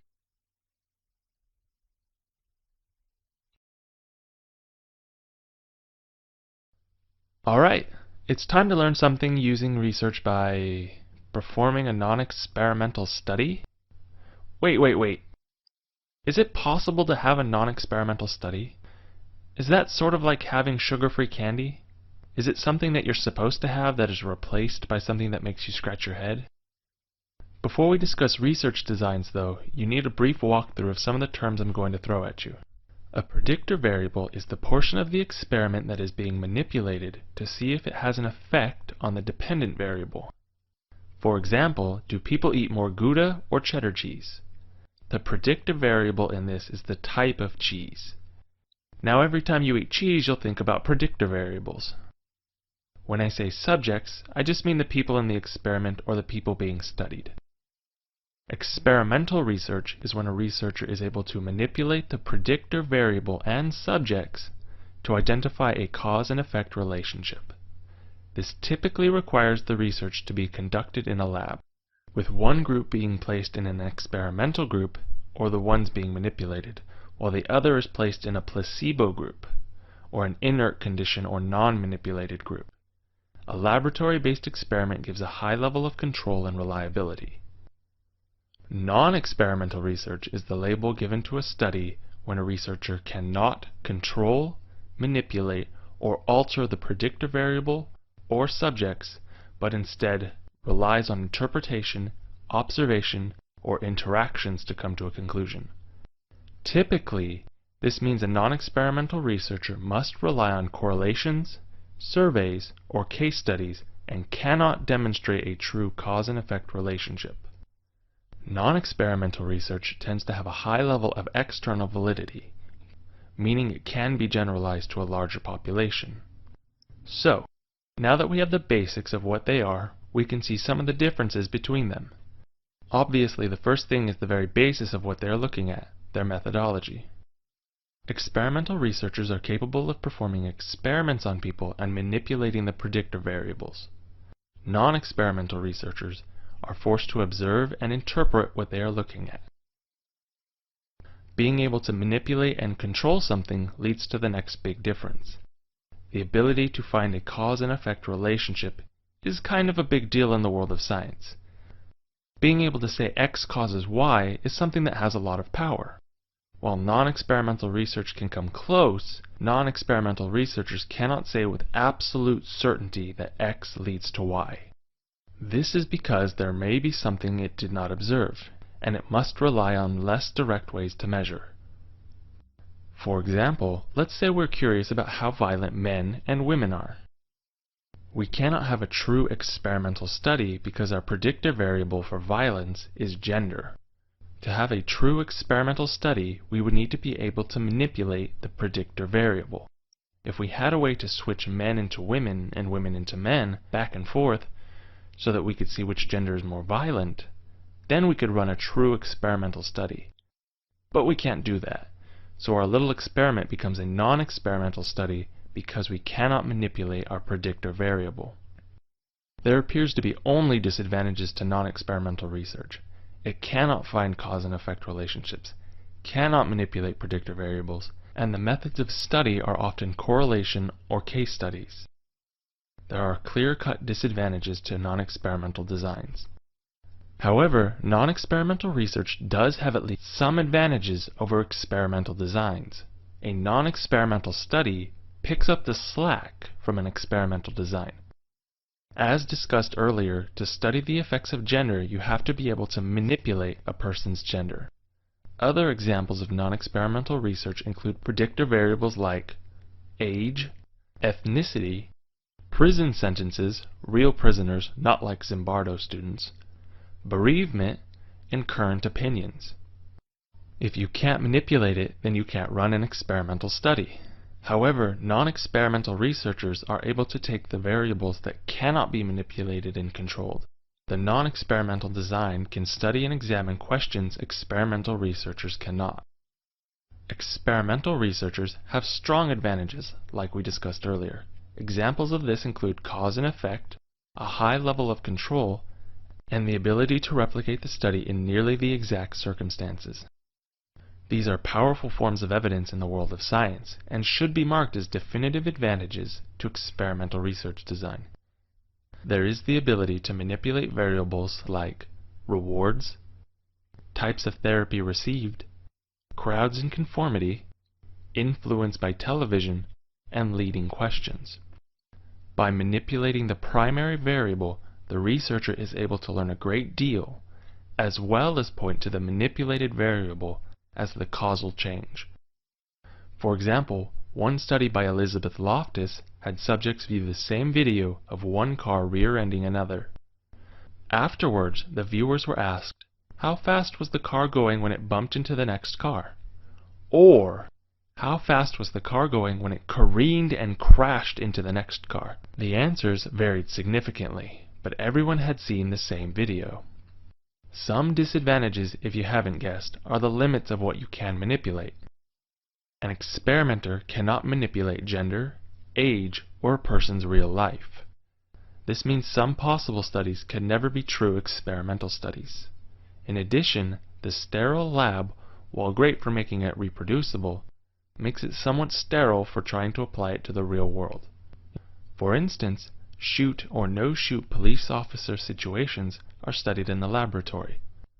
While it can tell us a great deal about the decision-making process of people in a specific situation, it does not accurately reproduce the adrenaline of going into the situation, the discomfort of wearing body armor, and the recall of the training received in real time.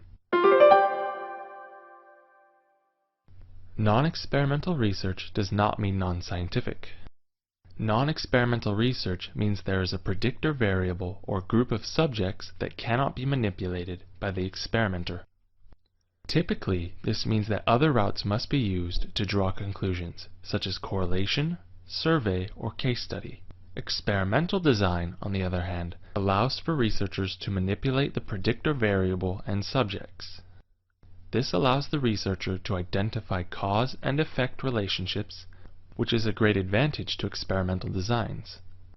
The disadvantage of experimental designs is that they are extremely limited, many variables impossible or unethical to manipulate. Non-experimental design advantages allow the variables to be studied, but without the strength of the experimental design. Researchers have many ways of examining and relating their study. Quantitative, qualitative, and mixed measures are all differentiated by the question, how is the researcher explaining his or her findings? If the researcher uses numbers, they are using a quantitative measure. If they use a descriptive style, it is a qualitative measure. And if they are somewhere in between, it's a mixed method. Quantitative research uses numbers to test hypotheses and make predictions by using measured amounts, and ultimately describe an event by using figures. By using numbers, the researcher has the opportunity to use advanced and powerful statistical tests to ensure the results have a statistical relationship and are not just a fluke observation. When using quantitative research, the researcher must define what they are measuring. The idea here is to look at a specific attribute or variable. This is referred to as an operational definition. By operationalizing what you are looking for, you are only measuring a particular and relevant thing, which restricts your view to what is relevant. For example, if you are only looking at acts of aggression by physically touching someone, you don't count when someone yells at another person. A strength of quantitative methods is that by examining the numbers, a certain level of bias is removed. It is hard to argue that one kicking a ball, for instance, is not kicking a ball. When a researcher studies a specific variable that is operationally defined, then the results can be applied to a larger population, making the findings generalizable. Here's an example. You have been called upon to conduct research on elementary school violence. You go through the process of selecting a school and decide that you will observe the youngsters while at recess. Prior to your observations, you decide you will operationally define violence as one child pushing, shoving, or striking another child during recess. You monitor them for a week and find 50 acts of violence, with an average of 10 a day and a standard deviation of 2. By using quantitative research, you have been able to determine how frequent violent acts occur on school grounds. This can then be generalized to other schools in the area under similar conditions or act as a comparison to other schools in different areas. Qualitative research describes the kind and quality of a subject while interpreting and attempting to understand an event. By using a narrative description, the purpose of the qualitative research is to give someone a mental picture of what the researcher is seeing. Due to the nature of qualitative research, it is difficult to use statistical procedures to measure kinds and qualities, and this research typically focuses on a few individuals or just a single person. Qualitative research is dependent on a researcher's personal view and description of a situation. This leads to a certain level of bias and subjectivity in the description. For example, in the schoolyard situation before, what you may see as aggressive, I may see as playful. It's all in the eye of the beholder. The descriptions, however, take on a dynamic and personal account of what is occurring. They are not just tallies or something that occurred, but they are a story of the individual or group. Going along with this story idea, though, is the issue of a lack of generalizability. The story is a unique description that reveals the dynamic interaction of an individual or group. It limits its ability to be about other people. Qualitative research is often used when researching a new field or area, a unique interaction between people, or rare or unique conditions.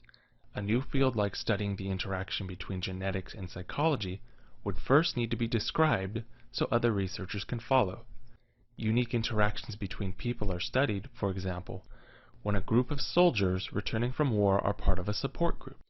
And lastly, rare or unique conditions like a new diagnosis must be described so that others can see what you see. In all of these instances, the researcher is looking for patterns, features, and themes. Mixed methods represent the middle group, the application of qualitative and quantitative methodologies to fully describe an event. Why doesn't everyone do this? Well, in a way they do. It is extremely difficult to have a purely qualitative or quantitative study. So there is some overlap between the two, and in the center of it are the true mixed methodologies. Mixed methods can be used to describe something qualitatively, as in the form of a description of something new or unique set of circumstances. They also use quantitative mechanics to provide statistically useful information that can be generalized to other situations. An example is a unique blend of medicine and psychology, when a study looked into the effects of pesticides on the cognitive development of children. The children's actions and responses to memory and psychological tests were both described and quantified, providing both kinds of useful information. Quantitative research looks to test predictions and find statistical relations by using figures. It excels at generalizability, but falls short where it comes to unique or varied responses. Qualitative research attempts to describe a unique and dynamic interaction to the reader. It excels at the area of description, but is subject to researcher bias and flaws. Between the two, there is a mixed methods, which attempts to combine the two and take the best of both worlds. Human beings like to categorize things. We don't like amorphous groupings of ideas floating around. It just makes things difficult to comprehend. I'm not going to shock anyone when I say that one thing that is divided into categories is research. One way to make research topics more manageable is dividing the topics by asking the question, what will this be used for? Applied research is one type of research that is used to answer a specific question that has direct applications to the world. This is the type of research that solves a problem. We will look at an example later. Basic research is another type of research, and it is driven purely by curiosity and a desire to expand our knowledge. This type of research tends not to be directly applicable to the real world in a direct way, but enhances our understanding of the world around us. So the real difference between the two types of research is what they will be used for. Will the research be used to help us understand a real-world problem and solve it, or will the research further our general information? As mentioned before, applied research is something that we can use. Here is a simple question. How should a student study? There are many ways to go about answering this question, and the ones we will look at have a direct and applicable finding.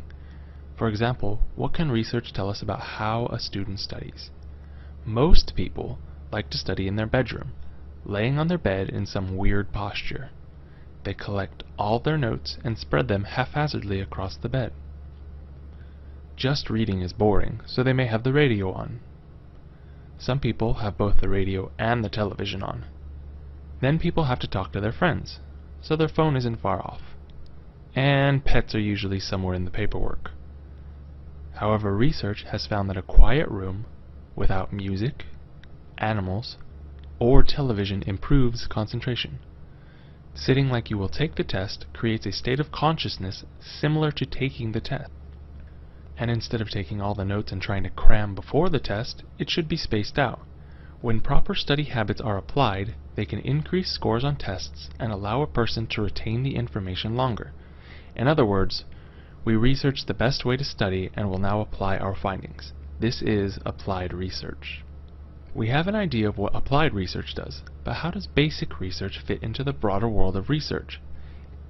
If it costs money, time, and other precious resources but does not have a direct application, then why bother? Because basic research feeds applied research, and applied research feeds basic research. Basic research is a little less direct than applied research, so we will look at two different examples. The first basic research example is a common type, evaluation. For example, program evaluation is a meticulous look at the benefits, costs, and outcomes of a program. Let's say we are program evaluators at a substance abuse rehabilitation facility, or rehab, and we want to know if they are rehabilitating substance abusers. We as evaluators might look into how many people relapse, how many people successfully complete the program, are the funds being divided and utilized properly, and what changes could be made to improve the success rate. The answer to these questions are not applicable to anything, but act as a catalyst for future applied research for the rehab facility. For instance, the last question requires additional research be conducted, and this question is an applied research question. Again, the two types of research feed into one another. In this case, basic research fed the need for applied research. The second basic research example deals with the broad research topic of reaction speeds. Does it help to know the speed at which a neuron fires, or the time it takes for your brain to react, or what kind of stimuli can make your brain react? The information is not helpful unless you are using basic research as information or inspiration. Knowing how fast a nerve fires can help you measure the effects of certain diseases of the brain, like Lou Gehrig's or Parkinson's. Knowing how long it takes a brain to make a decision is instrumental to understanding the shoot or no-shoot decisions police officers have to make. And knowing what type of stimuli can cause a brain to react might help researchers create a better smoke alarm or harmless riot suppression device. Applied research is research that seeks to answer a question in the real world and to solve a problem. Basic research is research that fills in the knowledge we don't have. It tries to learn things that aren't always directly applicable or useful immediately. Both types of research feed into one another, and one research provides information for the other type. As you probably already know, there are many reasons why research is done. But what are its purposes? Why bother with all the different styles, techniques, experiments, and measurements? Why did the first sailors, the ones before Columbus and Magellan, hop on their little canoes and paddle out? Humans naturally explore the world around them, wanting to learn about the planet we have labeled Earth. Why did Hippocrates and Galen examine and write about the maladies of man? The need to describe and understand our world is found in even the youngest children. Why did we develop an entire group of sciences to understand humans? Because what good is being human if you cannot explain why we do something? Maybe I'm being a little too meta about all this. The purpose of psychology is to explore, to describe, and to explain how and why a person thinks, feels, and acts. Exploratory research is defined as the initial research into a hypothetical or theoretical idea. This is where a researcher has an idea or has observed something and seeks to understand more about it. An exploratory research project is an attempt to lay the groundwork that will lead to future studies, or to determine if what is being observed might be explained by a currently existing theory. Most often, exploratory research lays the initial groundwork for future research. To make this a little more understandable, imagine you are blindfolded or placed into a room without light. You are not told if something is in the room, but you have a suspicion there is something in there. You shuffle out slowly into the room, exploring with the tips of your fingers until you find something. Exploratory research can come in two big forms, either a new topic or a new angle. A new topic is often unexpected and startling in its findings. For example, American psychologist John Watson really began his behaviorism research with a new topic on the study of human behaviors and learning: rats. Because humans have brains and rats have brains, it makes a certain kind of sense. There was an attempt to find the universal laws of learning in all brains. New angles can come from new ways of looking at things, either from a theoretical perspective or a new way of measuring something. For instance, computers have allowed large populations to be looked at. Old experiments can now involve thousands of people from around the globe instead of a few people from the local train station. Once the groundwork is established, the newly explored field needs more information. The next step is descriptive research, defined as attempts to explore and explain while providing additional information about a topic. This is where research is trying to describe what is happening in more detail, filling in the missing parts and expanding our understanding. This is also where as much information is collected as possible instead of making guesses or elaborate models to predict the future. The what and how rather than the why. Remember that room you're blind in? Descriptive research is the act of exploring the thing in the dark, creating a fuller picture of what you are looking at. It is not quite as tentative as exploratory, but you are still not 100% sure what you found, although you're starting to get an idea. You begin to fill in what you know with what you find. A psychological example is the use of CT scans, MRI, fMRI, PET, and SPECT imaging to describe the living brain. We now have the clearest picture in all of history of the thinking, living brain. Just a few decades ago, a person who wanted to look at a living brain had two options: a really blurry CT scan without any detail, or to crack open the skull and peel back the protective layers around the brain. Both options are better than a century ago, where you kind of had to wait for someone to die to examine their brain. Research over the last few decades has been expanding our understanding, providing descriptions of the active processes in the brain. One field that is quickly growing is the field of forensic psychology. Over the last few decades, studies exploring the decision-making process of police officers, the techniques used to question witnesses, and the jury processes are all being examined. There has been an active interest in many researchers to explore the field that the judicial system needs. For instance, looking into eyewitness memory studies reveals research explaining and describing the factors that influence what people see. For example, did you know that a person with different lights shining at different angles on a person's face can alter a person's entire look, including their ethnicity? How about that even in broad daylight, people still get gender of perpetrators and victims mixed up? We began exploring something new with exploratory research. Then we conducted descriptive research to increase our knowledge of it. Lastly, we need to explain it. Explanatory research is defined as an attempt to connect ideas to understand cause and effect, meaning researchers want to explain what is going on. Explanatory research looks at how things come together and interact. This research does not occur until there is enough understanding to begin to predict what will come next with some accuracy. The person in the dark has fully explored the elephant and understands what it looks like. Now the process of how did it get here and where is it going next comes into play. This often requires imaginative studies more so than just touching an elephant in the dark. Explanatory research never really ends because new ideas, techniques, and information are constantly increasing. This is sort of like the more you know, the more you realize you need to learn. Explanatory research can even split apart and turn back into exploratory research with a new or unique finding. For instance, there was a time in psychology that everyone who was anyone was a behaviorist. As time went on, the field kept running into the black box, a term given to the ephemeral mind. Over time, the field of behaviorism went into a sidetrack and developed into the study of cognition and neural processes. Exploratory research can also end when something has been sufficiently explained to be incorrect. For instance, the study of phrenology, or the measuring of bumps on the head to determine your personality and characteristics, was discovered to be a garbage theory. Explanatory research is typically concerned with understanding the relationship between things, and how they are in the past and the future. This often takes the form of a quantitative approach so that statistical tests can be conducted.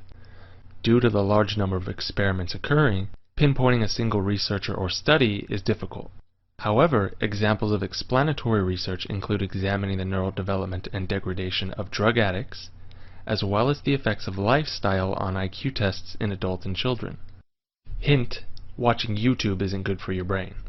Each of these has a great deal of studies behind it, and the current researchers are attempting to pinpoint the exact cause and effect relationships between the variables involved. What are the purposes of research? Exploratory research is the initial research into a hypothetical or theoretical idea. It is the first step in learning about something. Somebody gets a new idea in their head and it leads research in a new direction. Next is descriptive research, which provides more elaborate descriptions and information. Descriptive research helps fill in the research community's understanding of the initial exploratory studies. Last is explanatory research, which attempts to connect ideas to understand cause and effect. This occurs when researchers are beginning to understand what they are looking at and trying to create models of cause and effect.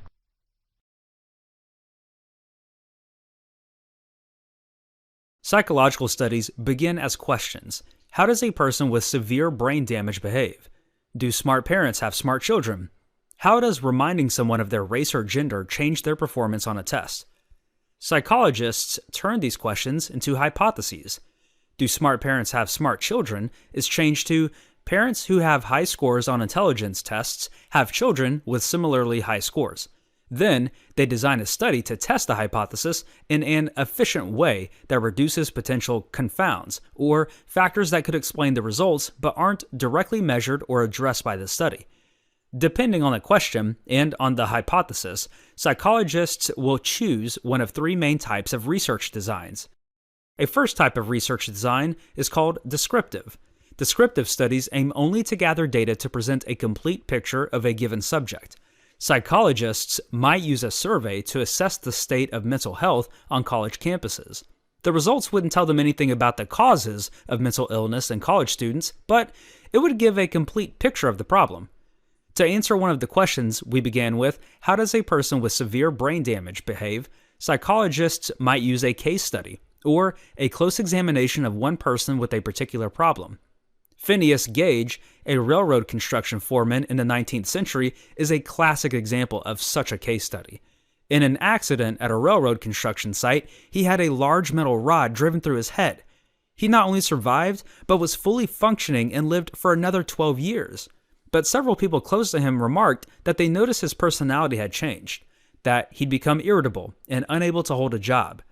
Though Gage's case alone could not prove anything definitive about his particular brain injury and emotion regulation, it did help psychologists make better hypotheses about the relationship between these things for future studies. Descriptive studies often form the basis for later correlational or experimental research. Correlational studies try to figure out the relationship between two or more variables, which could be anything you can measure, like behavior, age, gender, etc.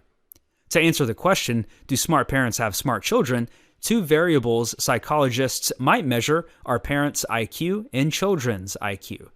Psychologists would then administer IQ tests to a very large number of families and determine statistically how related the parents' scores were to the children's scores. This relatedness is known as the correlation. A correlation is represented by a number called the Pearson correlation coefficient that is between -1 to 1. If two variables have a correlation of 0, there is no relation between them. For example, something like your birthday and the color of your hair would likely have a correlation very close to 0 because these two things have nothing to do with each other. A correlation between 0 and 1 is called positive, and it means that as the first variable increases, so does the second one. This turns out to be true in the case of parent and child IQ. One study reports a moderately positive correlation of 0.35. A correlation between -1 and 0 indicates a negative correlation and means that as the first variable increases, the second decreases. Age and memory function are likely to be negatively correlated. As age increases, the ability to remember things clearly tends to decrease. An important shortcoming of correlational research is the problem of determining causation. As tempting as it might be to assume so, correlation is not causation.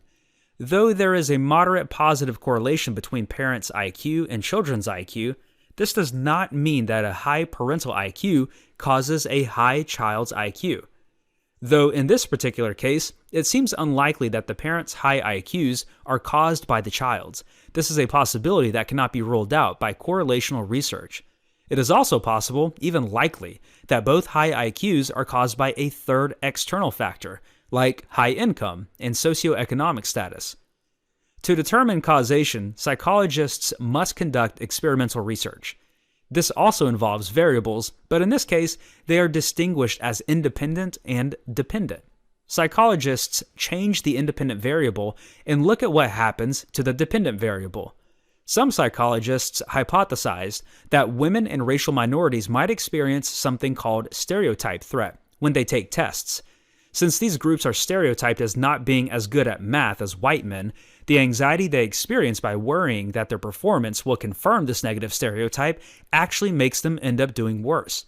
Psychologists have tested this in many situations, using awareness of race or gender identity as the independent variable and test performance as the dependent variable. One group administered a difficult section of a standardized test to two groups of African American and European American students. The first group was led to believe that the test measured intelligence. The second was not. In the first group, there was a wide performance gap between African American and European American students. In the second group, this gap was greatly reduced. The researchers concluded that worrying about confirming negative stereotypes about intelligence had actually made the African American students perform worse. Similar results have been found for women in chess competitions and entrepreneurship. Experimental research is powerful, but limited in an important way. Psychologists simply can't manipulate all the variables they're interested in. Sometimes it's just impossible. If psychologists are interested in the differences between female and male leadership, they can't just instate a female leader in a company formerly led by a man. The company board might have something to say about that. Sometimes experimental research is possible but highly unethical. To experimentally determine what kinds of trauma were most likely to cause post-traumatic stress disorder, for example, psychologists would have to submit large numbers of people to different kinds of trauma and potentially debilitate them with PTSD symptoms for the rest of their lives. Let's quickly go over the three types of research designs once again. Descriptive studies seek only to document. A case study like Phineas Gage is an example of this. Correlational studies try to establish a relationship between two variables, like parents' IQ and children's IQ, though correlation does not equal causation. Finally, experimental research looks to study causation, like with the example of stereotype threat and test performance, but can't be used in every situation due to practical and ethical concerns.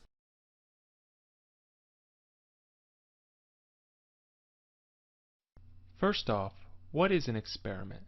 We can't look at some of the awesome social experiments until we define what an experiment is.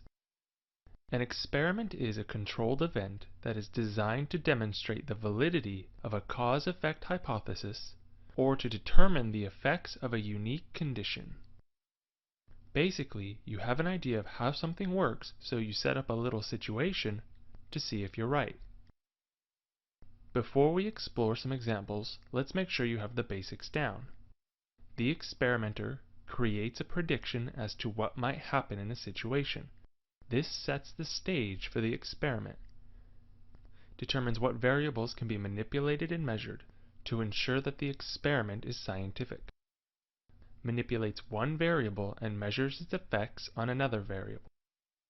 We will explore two psychological experiments that I think are very interesting. An experimenter set up a situation, brought in participants, and then recorded the results to see if their hypothesis was correct. See if you can guess what is being manipulated in each experiment. You signed up to be a participant in a professor's experiment. You walk into a classroom and see 6 other students sitting in a half circle. Only one chair is left, so you sit on the far end of the circle. The experimenter comes in and sets up a board with 4 lines on it, one standing by itself and the others labeled A, B, and C. The experimenter asks a simple question. Which one of these labeled lines is the same height as this line? The experimenter starts on the other side of the half circle. Here are their responses in order: C, C, C, C, C, C. Now it's your turn. Which 2 lines are equal height? This is Solomon Asch's social conformity experiment. The experiment was testing to see if participants would follow group opinion, even if the group opinion was wrong. You see, all of the other participants, the ones who said C, actually worked for Asch. Solomon Asch was interested in the social phenomena where people go along with groups to avoid being singled out.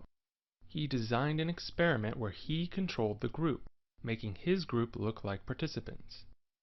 Asch was able to set up a situation where the real participant could be right or could go along with the group. Some of the findings, not the final since this study was run with several variations. 75% of participants would choose to be wrong at least once so that they didn't have to go against group opinion. Only 1 in 4 refused to give in to group opinion every time. You were brought in and asked to answer some questions to help the experimenter decide if you belong to Group X or Group Y. You were placed in Group Y. Each person was then allowed to help decide how some virtual money will be distributed for the rest of the experiment. You were placed in Group Y, so you can keep all of the money for Group Y, keep most of the money for Group Y, give some to X, distribute the money equally between Group Y and X, give most of the money to Group X, keep some for Group Y, or give all the money to Group X. What would you do? Henry Tajfel was interested in how social identity and social groups influence the decisions people make. To do this, he and his colleagues designed an experiment where they took participants and randomly assigned them to a group. These randomly assigned groups would then make a choice of how to distribute some valuable good amongst the groups. The findings? People will favor their own group over others, even if they are as arbitrary as X versus Y. The experiment demonstrates that even if group identity is meaningless, a person will still cling to it and prefer the in-group. An experiment is a controlled event that is designed to demonstrate the validity of a cause-effect hypothesis or to determine the effects of a unique condition. This is done by manipulating a variable and measuring another to see how much one influences the other. When it comes to social experiments, an experimenter often manipulates social ideas to measure how strongly they influence the individual.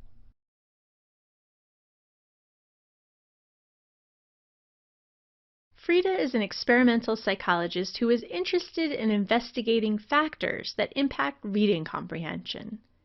In her experiments, volunteer participants are asked to read a short passage on a computer screen. Then, participants answer a series of multiple-choice questions to see what they understand from the passage. Some of her experiments in reading comprehension have had participants perform certain activities first. For instance, one experiment had them interact with a puppy before they were given the task of reading the passage and taking the test. Another experiment had participants play video games first. Today's experiment will have some of the participants watch a tank of goldfish before they do the reading activity.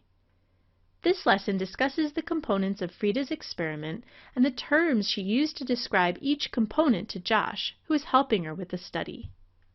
For each of her experiments, Frida begins with research to determine what questions to consider in her experiments. This will ultimately lead her to create a hypothesis. She explains to Josh that a hypothesis is a testable statement and is a way to make an educated guess about what will likely happen in the experiment. You may know this term from the physical sciences like biology and chemistry, she says. She explains that like other scientists, psychologists use hypotheses when they want to check whether one thing, like playing with a puppy, can cause another thing to happen, such as a change in reading comprehension. In the case of Frida's current experiment, today's hypothesis is that watching goldfish for 15 minutes before reading a passage will increase college students' scores on a reading comprehension test. This statement is intended to propose how one thing potentially causes another, and gives the experimenter an opportunity to test if the hypothesis is correct or not. Josh asks if a hypothesis can be a statement of how a person thinks things should be, or what their personal experience has been like, such as, "I like watching goldfish because they calm me down." Frida tells Josh that his statement is not an example of a hypothesis. If he rephrased it to say, "Watching goldfish will increase a sense of calm in participants," this is something that is testable, while Josh's statement is not. Next, Frida explains that an experiment involves variables, and there are two in particular that she'll describe today. The independent variable is the part of the experiment that is chosen by the experimenter and is typically independent of the participant's control. Josh points out that the participants in Frida's experiment won't get to choose whether they watch goldfish. They will be instructed to do so as part of the experiment, and so this is the independent variable. Frida says, and you can also think of them as the potential causes for the effect you think you are going to see. Another type of variable is the dependent variable. This is typically the behavior that an experimenter measures. Josh guesses that the performance of participants on their reading test is the dependent variable. He says, so when you're measuring a change in behavior or tracking the results or effects on the participants, that is the dependent variable. It's dependent on what your participants themselves do or experience. Frida says he's got the right idea. She adds that if they were checking if watching goldfish increased a sense of calm in participants, watching goldfish would still be the independent variable, while the sense of calm in participants would be the dependent variable. Frida warns Josh to be careful when identifying which variable is which. When considering a hypothesis, it's not always the first part of the statement that will turn out to be the independent variable, or vice versa.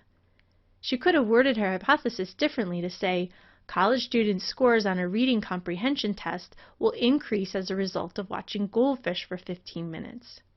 In this case, the first part of the statement is the dependent variable, the increase in reading scores, and the second part is the independent variable, watching goldfish.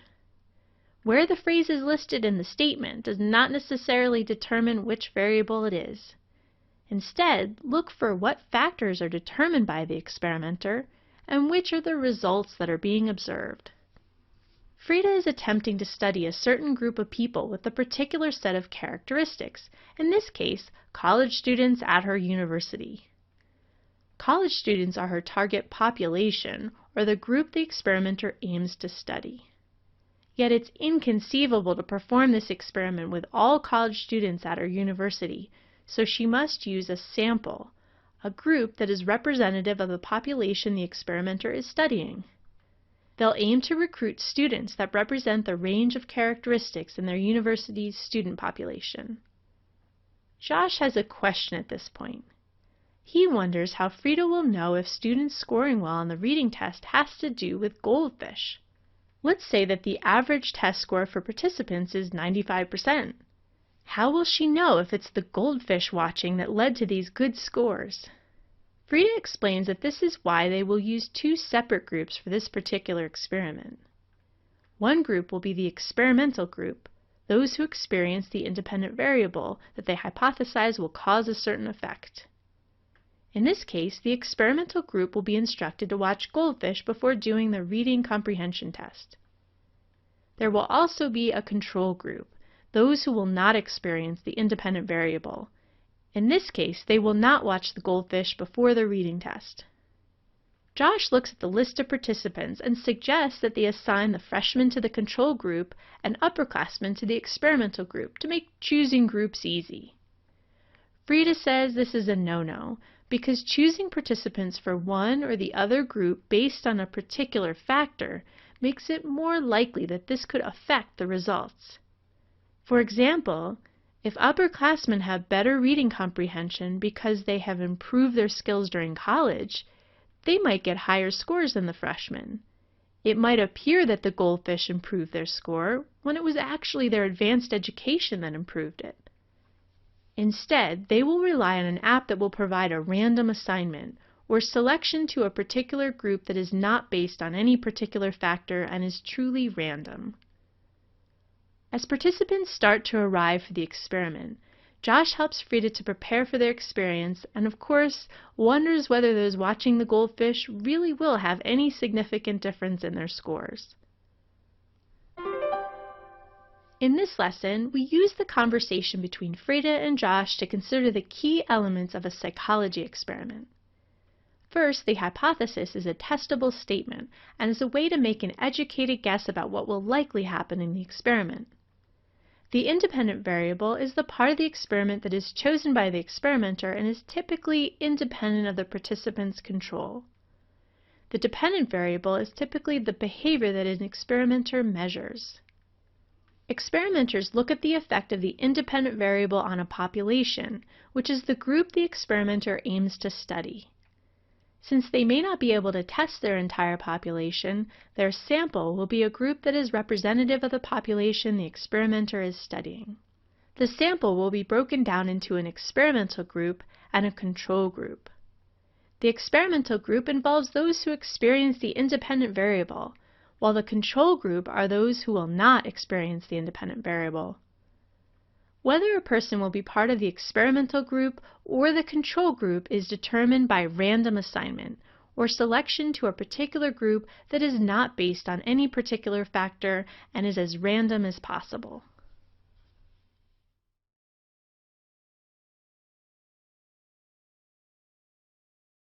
Let's say a psychologist wanted to test whether people who are thirsty do more poorly on math tests than people who are well hydrated. She puts out an ad for participants which says that she's conducting a study of math ability that will take an hour. But when her participants turn up, she divides them into thirsty and non-thirsty groups. The non-thirsty people are each given 2 glasses of water and made to wait in a room for an hour, and then take a 20-minute test. This is a little longer than the psychologist said, but they're not too upset about it. The thirsty people, though, are forced to stay in a room without water for 5 hours before taking a 20-minute test. They're justifiably upset. The psychologist made them uncomfortably thirsty and kept them for far longer than she said. The psychologist did not conduct her experiment with adequate ethical standards. The importance of ethics in psychological research has grown as the field has evolved. Some of the most famous studies in psychology could not be conducted today because they would violate ethical standards. Philip Zimbardo designed his Stanford prison experiment to look into the causes of conflict between guards and prisoners. Zimbardo assigned some college students to play guards and others to play prisoners in a prison set up in the basement of the Stanford Psychology Building. The experiment quickly got out of hand. The guards quickly began abusing the prisoners for the sake of order. Zimbardo let this go on until his girlfriend visited the prison and was shocked at what she found. Zimbardo's experiment allowed its participants to hurt each other, both physically and psychologically, and would not be approved by today's review boards. Ethical standards in psychological research are motivated by 2 main principles: minimized harm and informed consent. The psychologists studying thirst and test performance failed on both of these counts. She made her participants unnecessarily uncomfortable and didn't tell them how long they would really be in the experiment. The experiment would likely not be approved by her university's Institutional Review Board, or IRB. The IRB is in charge of determining whether the harm done by an experiment is worth its potential value to science and whether researchers are taking all of the precautions they can to make the research experience pleasant and informative for participants. Minimized harm and informed consent underlie the entire process of designing and approving psychological research. When psychologists are designing experiments, they try to think about the least harmful way to test the hypothesis they're interested in. Harm can be physical or psychological. Deception is considered a form of psychological harm that is avoided if at all possible. If the psychologist is unable to design the experiment without any risk of harm, she must give patients a consent form to sign that clearly explains all of the risks involved in participating in the study. The psychologist conducting the thirst experiment would have to clearly explain in her consent form that the participants were likely to get uncomfortably thirsty. Psychologists who feel they need to deceive their participants run into a unique challenge with regard to consent forms. Deception is quite common in psychological research because it allows researchers to design situations in which participants are more likely to act naturally. In another famous unethical experiment, Stanley Milgram told participants that they were helping him conduct an experiment about learning. He had an actor in another room play the learner, and told the participants to administer electric shocks to the learner if he got a question wrong. Milgram's experiment was actually on obedience. How long would his participants continue to listen to him and shock the learner? But if he had told them his real goals, it would clearly have affected their behavior. They would have been far less likely to be obedient if it were put in their minds that this is what Milgram was testing. There is a genuine need for deception in psychological research, but ethics now require that it be minimized, and that patients are fully informed of the deception in a debriefing session once the experiment is over. After every experiment, whether or not deception is involved, researchers will explain to their participants what they were trying to measure and allow the participants to ask any questions. A final consideration in psychological research is use of animals in experiments. Some psychologists, particularly those that study biological aspects of psychology, feel that they need to conduct experiments on animals. They might want to test a new drug or do brain research that would be clearly unethical on a human. The American Psychological Association allows research to be conducted on animals, though they require that researchers are careful to, as with their human participants, minimize harm and make sure that the harm they do is worth it for its scientific benefit. Most experiments are also now conducted on animals like rats, mice, and birds. Research on primates, like in Harry Harlow's famous experiment on love in neglected monkeys, is far more restricted.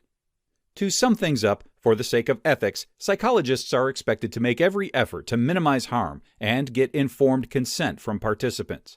Deception is allowed, but must be minimized, and participants must be informed of it after the experiment is over. Each research organization's institutional review board oversees the process of approving research. Animal research is allowed, but researchers must treat the animals with respect and dignity. Social research is the study of the interactions and beliefs of people in a society. Social research often focuses on opinions and beliefs of the people who share common space and ideas. Two quick examples of this can be looking at opinions people have of video games and examining personal beliefs about the role of women in the workforce. Social research uses different ways to collect data. Another way of saying this is social research surveys individuals. More specifically, social research uses surveys, questionnaires, and interviews. This is probably a little confusing because surveys is being used in two different ways. Surveys can mean a researcher is collecting data from participants, while another way survey is used indicates a specific technique to collect data. Typically, when someone says survey, they mean the more specific kind. Surveys are defined as brief interviews and discussions with individuals about a specific topic. If you have traveled by bus, train, or in a big city, you may have been accosted by someone who just wants to ask you a few questions. Public places attract researchers or their assistants doing surveys because they are allowed to talk to people in these areas. One advantage is that a survey is able to collect a large amount of information relatively quickly because you don't need in-depth background about a person to collect their opinion. A risk of collecting data in this way is most surveys require a brief interview, which means the style and specific questions asked can vary depending on which research assistant is conducting the interview. The way I might survey someone is different than how you might survey someone, leading to different responses. This may make your final product unusable. Many social topics can be researched using a survey. With each participant, you start with collecting some background information. Then you move into the question like, what do you think of blowing up the moon? And how do you think this will affect your life? You then thank the person and move on to the next participant. It is worth noting here that many people will confuse the term survey with questionnaire. Surveys involve talking to people and collecting information through a brief interview. A questionnaire usually does not involve talking to people. Questionnaires are a series of written questions a participant answers. This most often takes the form of preset answers, like a multiple choice test, although sometimes a researcher may use free responses, like an essay question. Questionnaires are usually self-explanatory so that when you hand it to someone, they are able to read and understand what they are supposed to do. This makes a well-designed questionnaire one of the easiest and quickest ways to collect a large amount of data. One risk with a questionnaire is that they tend to be very limited in what they can ask because you can't expect someone to sit there for 2 hours to fill out some questions for you. Questionnaires are useful when you are examining something that can be explained quickly and when you don't need exceptionally detailed responses. For example, I have conducted research on whether people can determine if evidence is likely to appear in a real court or a fictional television court. A participant was given a list of evidence, and they would mark how likely a piece of evidence was to appear in a real court. The trick being that some of the evidence would almost never be in a real court, so the person who marked one of these items as likely to be in a real court has a fictionalized view of the court. Interviews are questions posed to an individual to obtain information about the individual in a structured, semi-structured, or unstructured format. A researcher would interview people if they needed more in-depth information than could be collected with a survey. Psychological interviews are a lot like job interviews, with a researcher asking a person a bunch of questions in order to understand the interviewee. A structured interview has planned questions that are asked in a set order. This ensures that everyone is asked the same questions and the same information is collected from all participants. The flaw here is that it does not adapt to the individual being resourced. If you as the researcher are interviewing someone and you think they are avoiding a certain topic or event, you are stuck following the script and cannot pursue it. This one is most like the job interviews I have been on, with a person reading questions off a sheet of paper. The unstructured interview has no predetermined questions and allows the researcher to ask what question he or she deems important. This provides a researcher with the greatest freedom to get at what they want, but comes at the risk of missing something. A researcher using an unstructured interview would come in and begin asking questions about the topic, and then focus on areas they think are important. This means it is possible to miss something or forget something a structured interview might catch. Unstructured interviews are what happens on dates, where you go in with a vague plan and ask questions you think are interesting. With a semi-structured interview, there are planned questions as well as the freedom to ask additional questions the researcher deems important. This is a combination of the two previously mentioned interview types, with the researcher having questions they have to have answered, as well as allowing them to add questions they think are good. Most interviews are done in this manner since it offers the greatest freedom while minimizing the risks of the structured and unstructured interview. An example of a semi-structured interview is how many police officers would conduct an interview. They have several form questions they ask, such as who you are and what did you see, but as the interview progresses they have the freedom to question specific statements or areas they think are important. Social research is the study of the interactions and beliefs of people in a society. This is most often accomplished by using surveys, questionnaires, and interviews. Surveys are defined as brief interviews and discussions with an individual about a specific topic. Questionnaires are a series of written questions a participant answers. Interviews are questions posed to an individual to obtain information about the individual in a structured, semi-structured, or unstructured format. Content analysis is a technique to describe the quantity and content of a media. Definitions aren't always as helpful as they should be, especially without context. Content analysis is a type of research that focuses on the content and features in different forms of media. A researcher using content analysis may look at word choice, phrases, unique or distinguished sentences, concepts, themes, and characters. Content analysis is done in a series of steps. First, whatever is being analyzed is broken down and coded into categories by word choice, phrases, etc. As an example, let's say we're curious about how much a textbook references pain and pain management in an alternative medicine book. Next, the researcher examines the content to see if there are conceptual or relational qualities. Content qualities is recording how often a concept, such as a word, phrase, or theme, occurs in a text. Relational qualities is exploring the relationship between the concepts. In the example, we are curious as to how much content is involved with pain and pain management. So we create a chart of phrases that deal with pain, such as suffering and distress, and then count how often these terms occur. Lastly, with these, a researcher can make inferences about the message of the writer, what was intended to be heard by the audience, and can develop an understanding of the time and culture of what was happening. Our example looks into pain and pain management, and we can now draw an inference about the field of alternative medicine and their emphasis on pain. There is more to psychology than testing rats in people's personalities. History isn't some dried up and forgotten subject relegated to the musty building at the back of the campus. History and psychology mix together to help us understand worlds that are entirely cut off from us.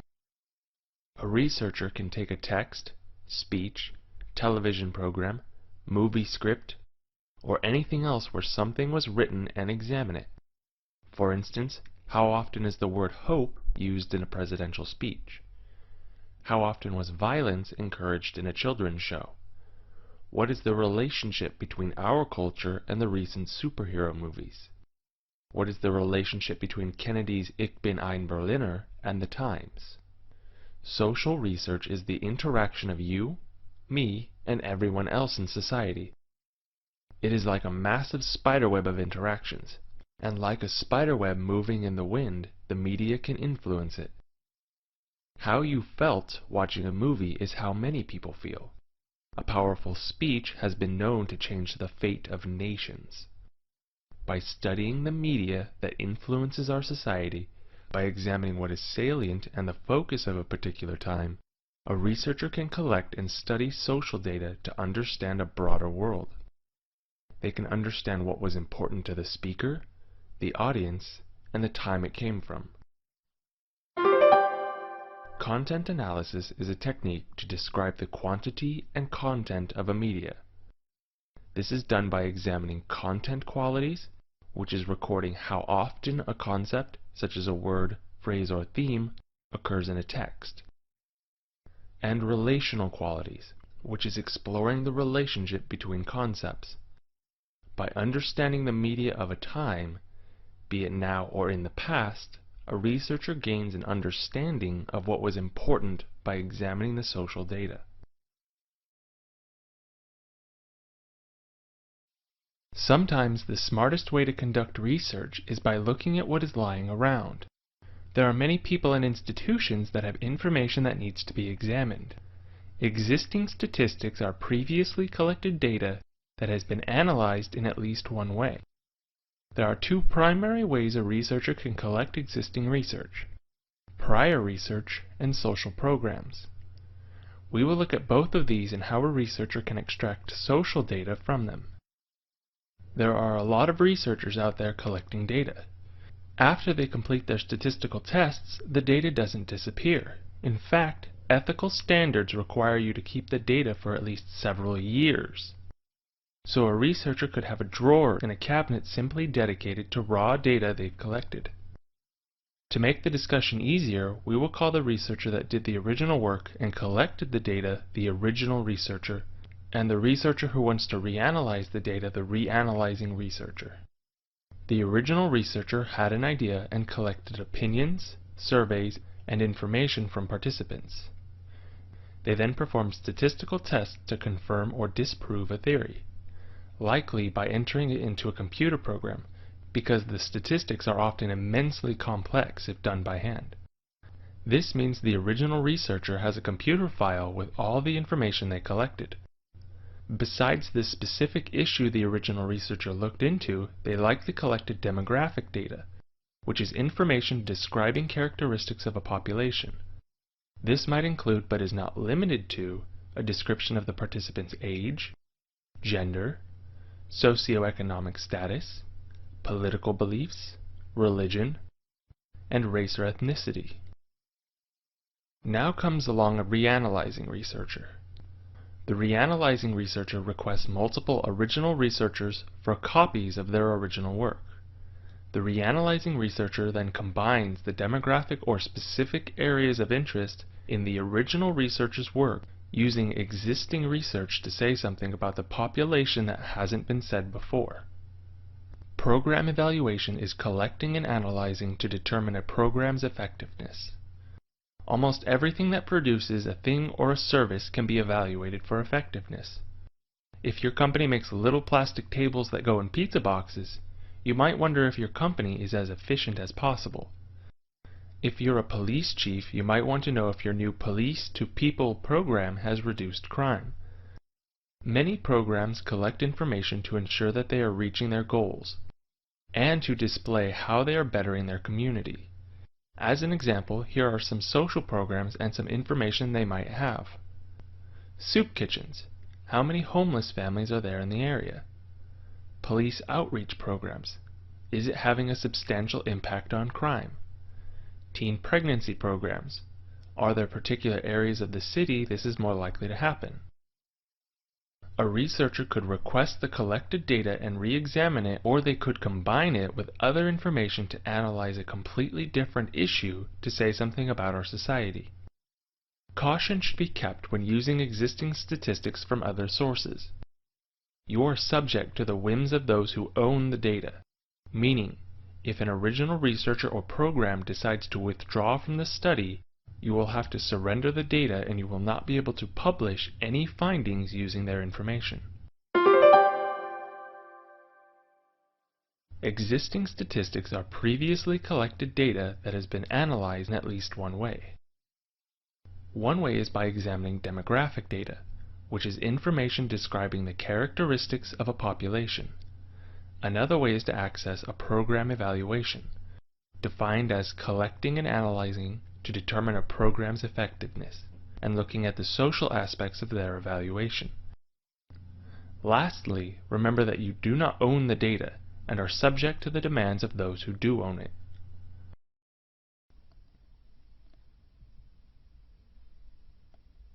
Peter is a psychologist. Recently, he took a CPR class, and it made him wonder, how do people react in emergency situations?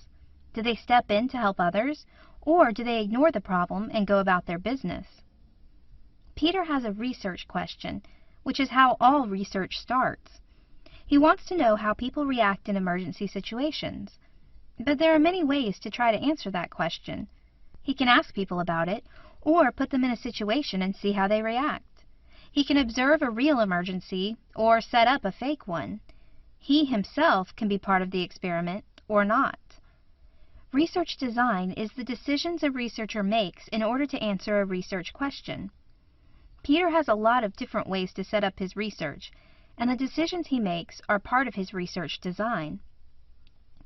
Let's look closer at two options that Peter has for his design: field research and observational research. One of the first questions that Peter has to answer about his research is where to do it. There are essentially two places that he can do his experiment: in the real world or in the lab. Now, when I say lab, don't think about a room where people in goggles and white coats mix chemicals in beakers. A psychology lab is just a place where a psychology experiment takes place that's not the real world. Often it's just a room, like a classroom or an office. On the other hand, some psychological research is field research, or research done in the real world. This can happen anywhere, as long as it's happening in the real world. For example, Peter might want to do field research at a hospital emergency room. After all, where better to find a real-world emergency situation? In contrast, if Peter does research in a lab, he might have his subjects sit in a classroom and imagine that they are in an emergency situation. Then he could ask them what they would do. There are advantages and disadvantages to both field and lab research.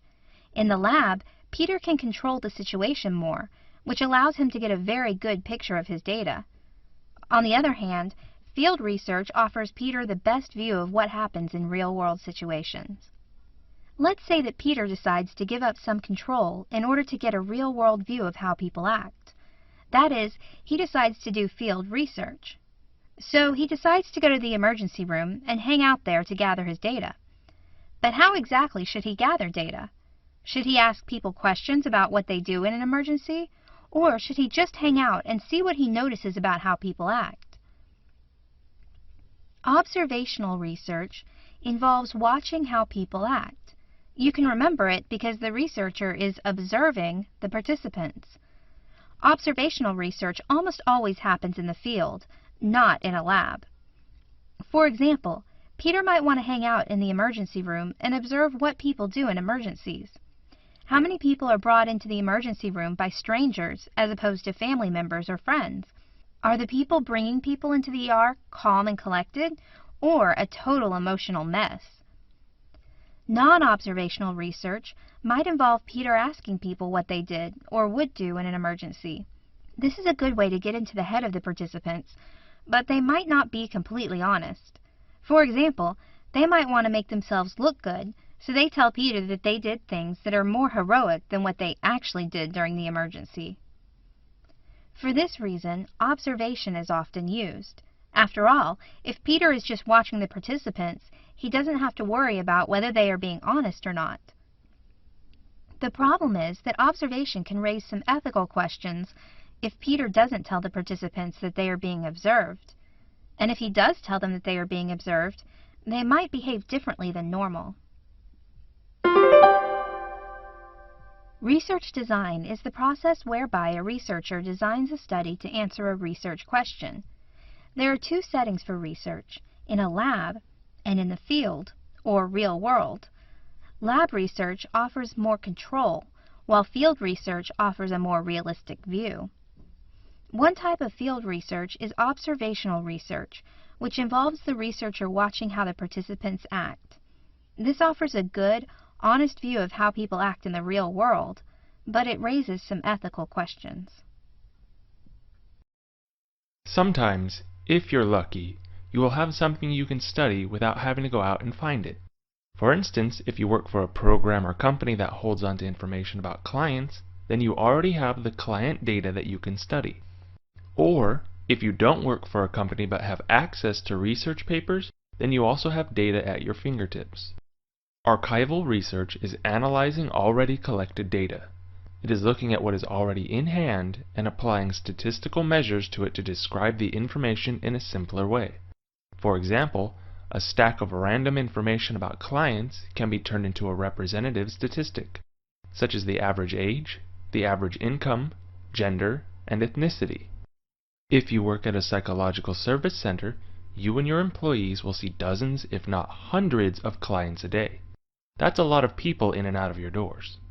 Let's say a financier comes along and wants to help by providing your center with a donation. This is really good news since the other sources of money have been recently drying up. However, before your financier will give you the donation, they want to make sure that you're providing adequate services. This means you and your staff will need to perform an evaluation of your clients. Now, to get the grant, you and your employees must use your archived information to produce information about what you have done. This does not necessarily need to be published, but the work is needed all the same. Every researcher will eventually have an idea that's already been thought of before. It happens. Sometimes, even really interesting and unique things have been tested and published long before you were even ever born. So should you just give up and move on to the next experiment? You can do that, or you can find all the information on the topic and perform a meta-analysis. A meta-analysis is a study examining prior research related to a single hypothesis. This is a form of archival research since the data has already been collected and you're re-examining it. Instead of performing just one experiment and being lost amongst the others, you could look at all the experiments and make a big statement by combining them. This typically takes the form of an advanced statistical procedure to sum up the effects. Let's look at an example to show you what I mean. If you were walking down the street somewhere and a person jumped out and was wielding a gun and demanding your money, how well would you remember the gun? Most people unfamiliar with eyewitness identification and memory will say, without a doubt, I would remember the gun. Those of us who have had training in these areas would think, you'd be lucky to remember the person's gender. Nancy Steble examined 19 different studies with the question of, how much does a weapon used in the commission of a crime affect people's ability to recall details? By combining the findings of all of them, she could say something with more confidence than any individual article could. Steble's meta-analysis of 19 articles gave her the ability to say, with statistically significant confidence, that people tend to stare at the weapon, which is known as weapon focus, that people don't know enough about guns to tell them apart, people become overstimulated during an attack, which impairs their memory, and the amount of time between incident and remembering impairs their memory. Archival research is analyzing already collected data. This commonly takes two forms. One is analyzing data in hand, usually from some kind of program or company. You reduce a mass of detail to relate specific information to the reader. The second way is a meta-analysis, which is a study of examining prior research related to a single hypothesis. This is done by combining previous research studies to say something the others have not. There are a lot of things science can study, and there are a lot of clever ways to study things. For instance, a typical way to study the effects of chemicals on living things is to inject them into rats and see what happens. But what about people? You can't inject people with chemicals to see how it affects them over a lifetime. More than this, you can't inject rats with human culture.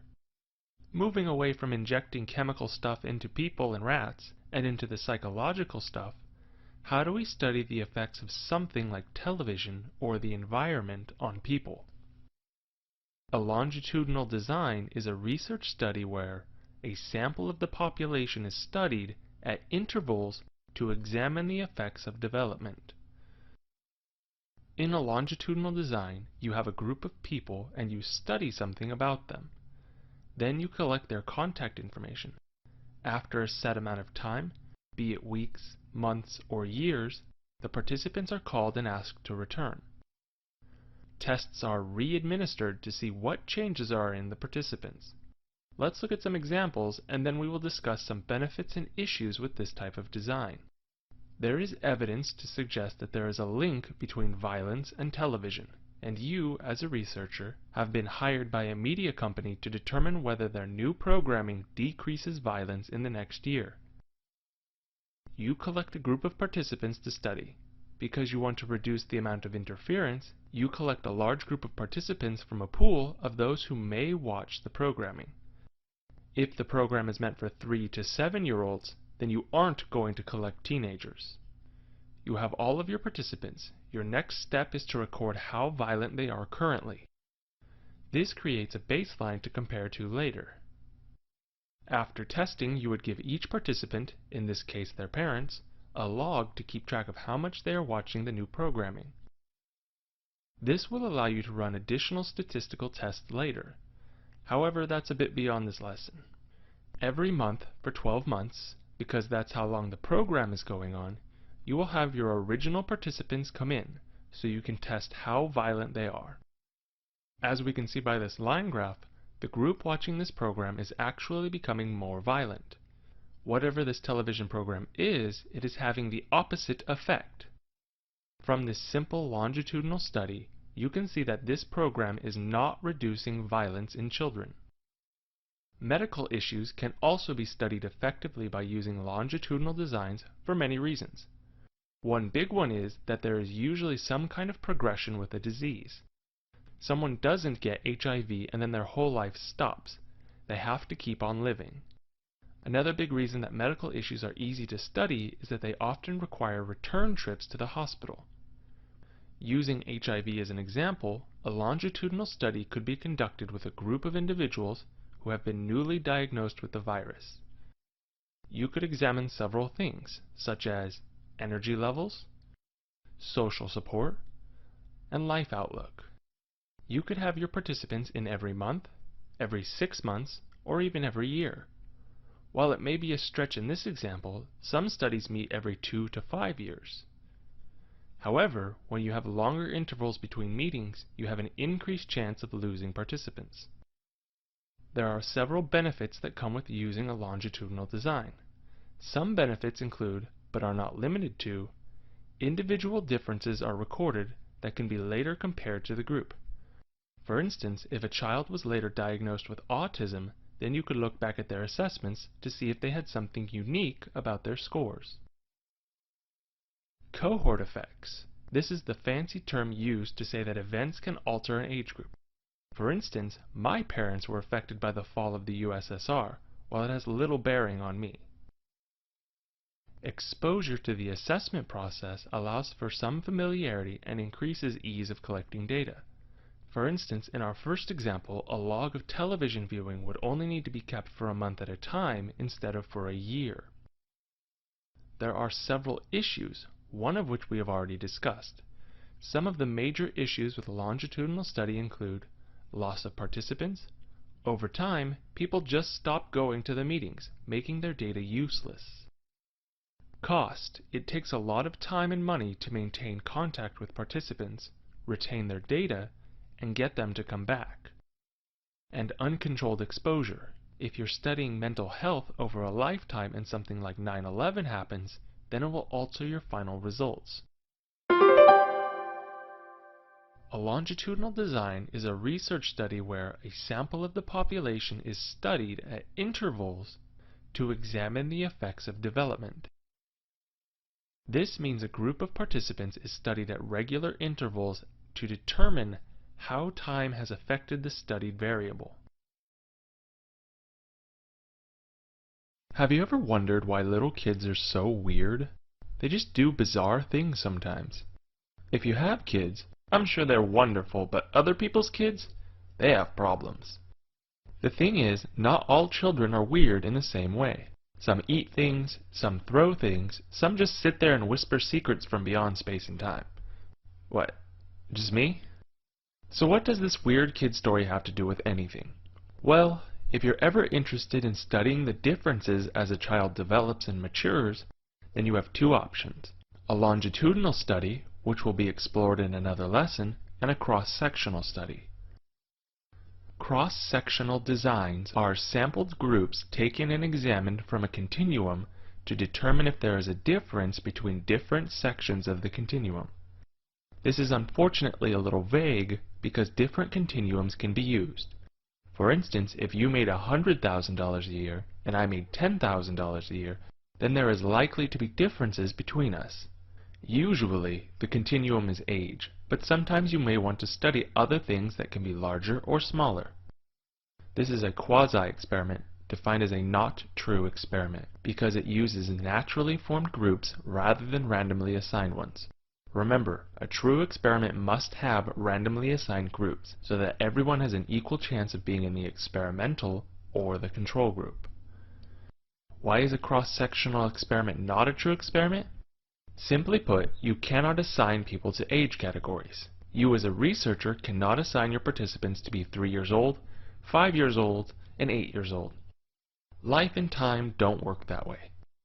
Okay, enough bad jokes.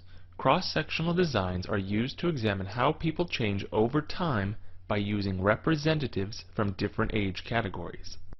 This allows you to do an experiment and look to see the differences between a 5-year-old, a 10-year-old, and a 15-year-old all in one experimental run, instead of working over 10 years to complete this one experiment.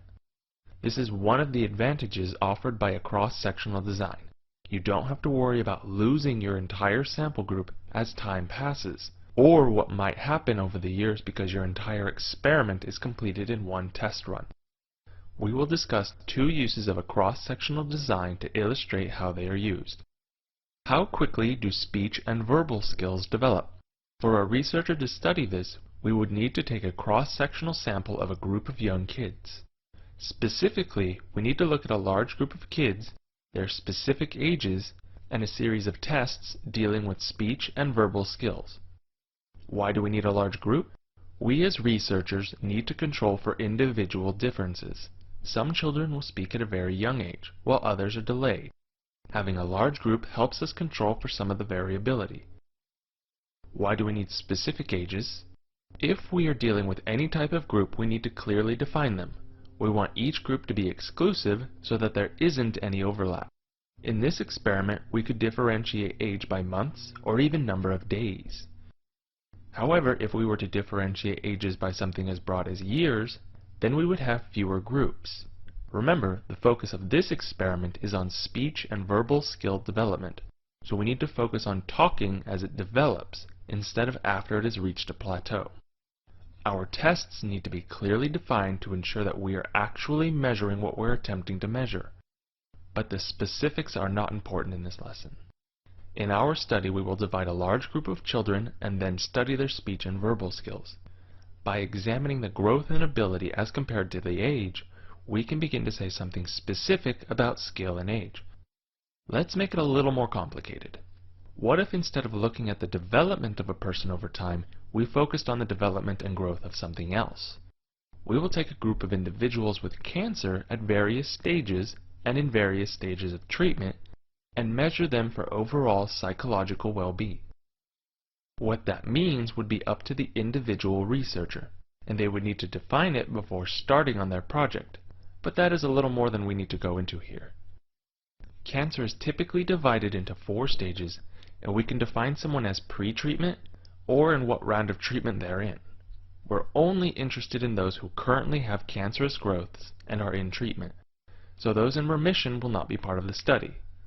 Group 1 could be pre-treatment stage 1, Group 2 pre-treatment stage 2, Group 3 pre-treatment stage 3, Group 4 pre-treatment stage 4, Group 5 first round of treatment stage 1, and so on and so forth. We could have upwards of 20 or 30 groups, depending on how many rounds of treatment we wanted to consider. We could also reduce it down and only examine the stage of cancer and have 4 groups. Cross-sectional designs can focus on taking samples from any place in which development occurs. All that is required is that some change happens over time, and you can select people from sections along the continuum. Cross-sectional designs are sampled groups taken and examined from the continuum to determine if there is a difference between the different sections of the continuum. This is a quasi-experiment, defined as not a true experiment. A cross-sectional design involves taking samples and placing them into groups depending on their place in the continuum. Mel is a psychologist who is interested in studying creativity. She wants to know why some people are so creative and how individuals can develop their own creativity further. What makes a person creative? What is it about the human mind that allows certain people to think outside the box? What circumstances lead to creativity? All of these are good questions for Mel to ask. But how should she answer those questions? How should she do psychological, scientific research on creativity? There are many types of research in psychology. One major type is qualitative research, which involves looking in depth at non-numerical data. For example, Mel can look at creativity by examining the process by which artists create. What do they have in common? Perhaps Mel notices that the great creative thinkers all have a special place in their homes, like a chair or a room, where they can go and think without being interrupted. If this is the case, then Mel might produce a theory that having a special place to think without interruption makes people more creative. There are many ways to gather qualitative data. Let's look closer at one of those ways, case studies, and its strengths and limitations. Let's say that Mel decides to study creative people who are highly successful. She wants to know the process they use to come up with creative works. She convinces a very famous and creative businessman to let her shadow him for several months. She can observe and interview him and get a feel for what his life is like. Mel is putting together a case study, or detailed analysis of a single person or group and its relationship to a phenomenon. For example, Mel wants to look in depth at the businessman and his relationship to creativity. She's interested in seeing what makes him creative. Case studies are often done in the subject's real-world context, which gives researchers a good view of what they are really like. Documents, observations, and interviews can all be sources of information for a case study. There are generally 3 reasons that people perform case studies. Number 1, as pilot research. If Mel is interested in doing larger, non-case study research on creativity, she might start with a few case studies to see if she can see patterns beginning to emerge and to figure out the best way to do further research. This process is called pilot research. Number 2, to develop new theories. Often, case studies lead to new theories about psychological phenomena, either through pilot research or through case studies on their own. For example, through her case study, Mel may notice that the businessman always does his best thinking early in the morning. She might develop a theory that early morning is the best time for creativity. Her theory can then be tested with non-case study research. Number 3, to challenge traditional theories. Science isn't perfect. There was a time when science believed that the world was flat and that the sun revolved around it. Now, of course, we know better. Scientific theories are always being challenged and modified. Case studies are sometimes used to challenge traditionally held scientific theories. For example, perhaps there is a well-established theory that creative people all have some type of mental illness. If Mel's case study of her businessman shows that he is creative and does not have any signs of mental illness, then her case study is challenging the traditional theory. You might notice that all 3 of the reasons for case study research are linked to each other. For example, pilot research might challenge traditional theories, which might in turn lead to the development of new theories. Though it's not necessary for all 3 to happen for each case study, often more than one of the reasons are present in case study research. There are several benefits to case study research. For one thing, it allows researchers to study the complex relationship between phenomena, context, and people. In a more controlled laboratory study, Mel might not get a good picture of how creativity, real life, and a person's work process all intersect. But by observing her businessman in depth, she can see how they work to make him a creative force. Another strength of case study research is that the results are easy to explain to a non-scientific audience. Many people's eyes glaze over when you start throwing around scientific research terms like multivariate design, two-way ANOVA, and mediator variables. But with a case study, even non-scientific people can see the patterns and recognize the importance of what the researcher is learning. However, there are some limitations to case study research as well. One major issue is that it is not scientifically rigorous, which makes it difficult to generalize to other contexts. What if Mel's businessman is most creative when he's wearing a fez? Does that mean that every creative person needs a fez to do their best work? Though this might seem a little silly, it illustrates the issue that generalizing to the world at large is limited with case study research. Bias is another common issue with case study research. Because the researcher is observing and also interpreting the observations, they can put their own spin on the research. For example, maybe the businessman that Mel is studying does his most creative thinking after he's had a big steak. But Mel is vegetarian, and she doesn't notice the connection between his meat intake and creativity, either because she consciously omits it or because she subconsciously does. In this case, Mel's own beliefs have interfered with the results. Qualitative research involves looking at non-numerical data. One type of qualitative research involves doing case studies, or examining the relationship between a phenomenon and a single person or group in depth and over time.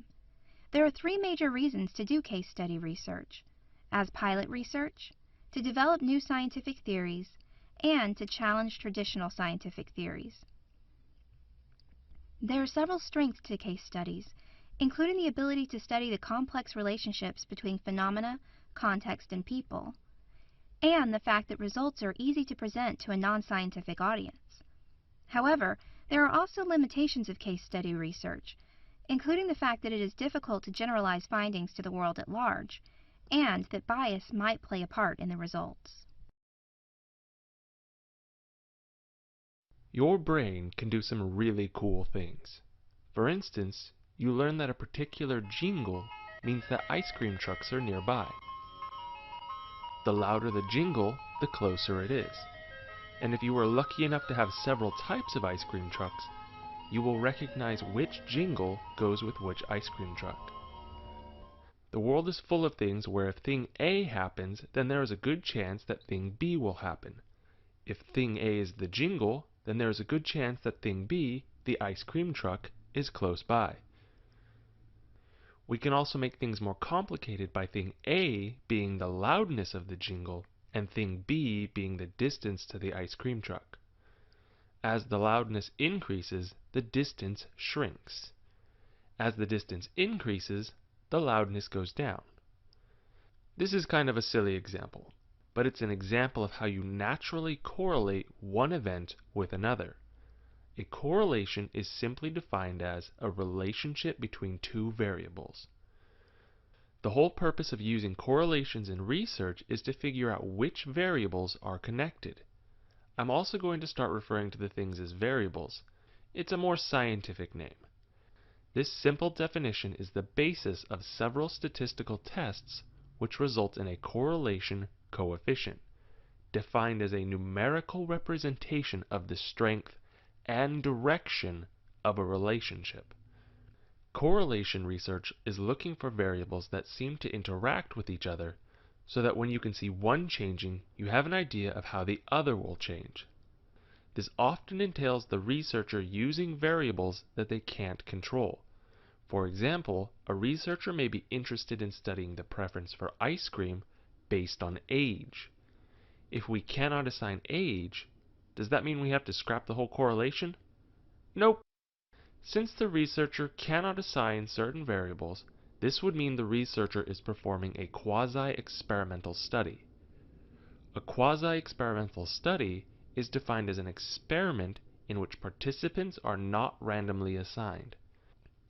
There are different techniques for how we might overcome this, and I encourage you to explore this in other lessons. While we focus on correlation in research, we must also note that the correlation can be positive or negative. Positive correlations mean that as variable A increases, so does variable B. A negative correlation is defined as when variable A increases, variable B will decrease. Please note that I did not say how much the other variable moves when the first variable changes. When looking for correlations, a researcher will look for patterns, what they have seen happen again and again. A simple pattern known to every teacher, but unfortunately not every student, is the link between studying and grades. The studious student who studies is more likely to score a higher score on their test. Students who don't study much are less likely to score as high as those who do. You may be sitting there doubting what I have said because you've taken tests before where you didn't study and did just fine. And there are others who do study and still don't get good grades. This is because there isn't a perfect correlation or a perfect one-to-one relationship between the items. There is just too much going on in the real world for this to be a perfect connection. Things like personal talents, distractions, familiarity with the subject, and brain stuff make everyone a little different. This interference in a correlation is known as an extraneous variable, which is simply defined as a variable that is influencing the study. They are something to watch out for when you're looking at correlations because nothing in the math or experiment will say, "Here it is, this is messing up your experiment." The previous example was a good example for a positive correlation, but what about a negative correlation? Sticking with the grades in people, did you ever know that person who did nothing but watch TV? The person who watches too much television usually doesn't do well on their tests. This means as they watch more television, their grades go down. 10 hours of television gets a C, while 30 hours of television gets an F. However, one issue with this is it's not always clear which caused which. Maybe the person who watches a lot of television got a bad grade on the last test. It is with this in mind that we also have to introduce the idea that correlations do not indicate direction. In this example, we don't know if the bad grade caused the TV watching or the TV watching caused the bad grades. A correlation is simply defined as a relationship between two variables. Researchers using correlations are looking to see if there is a relationship between two variables. This relationship is represented by a correlation coefficient, defined as a numerical representation of the strength and direction of the relationship. This relationship can be represented by a positive correlation, meaning that as variable A increases, so does variable B, or a negative correlation, defined as when variable A increases, variable B will decrease. One of the issues with a correlation is that it's not always clear when there is an extraneous variable, which is simply defined as a variable that is influencing the study. Lastly, correlations do not indicate a direction of effect, so you don't know if variable A causes variable B or vice versa.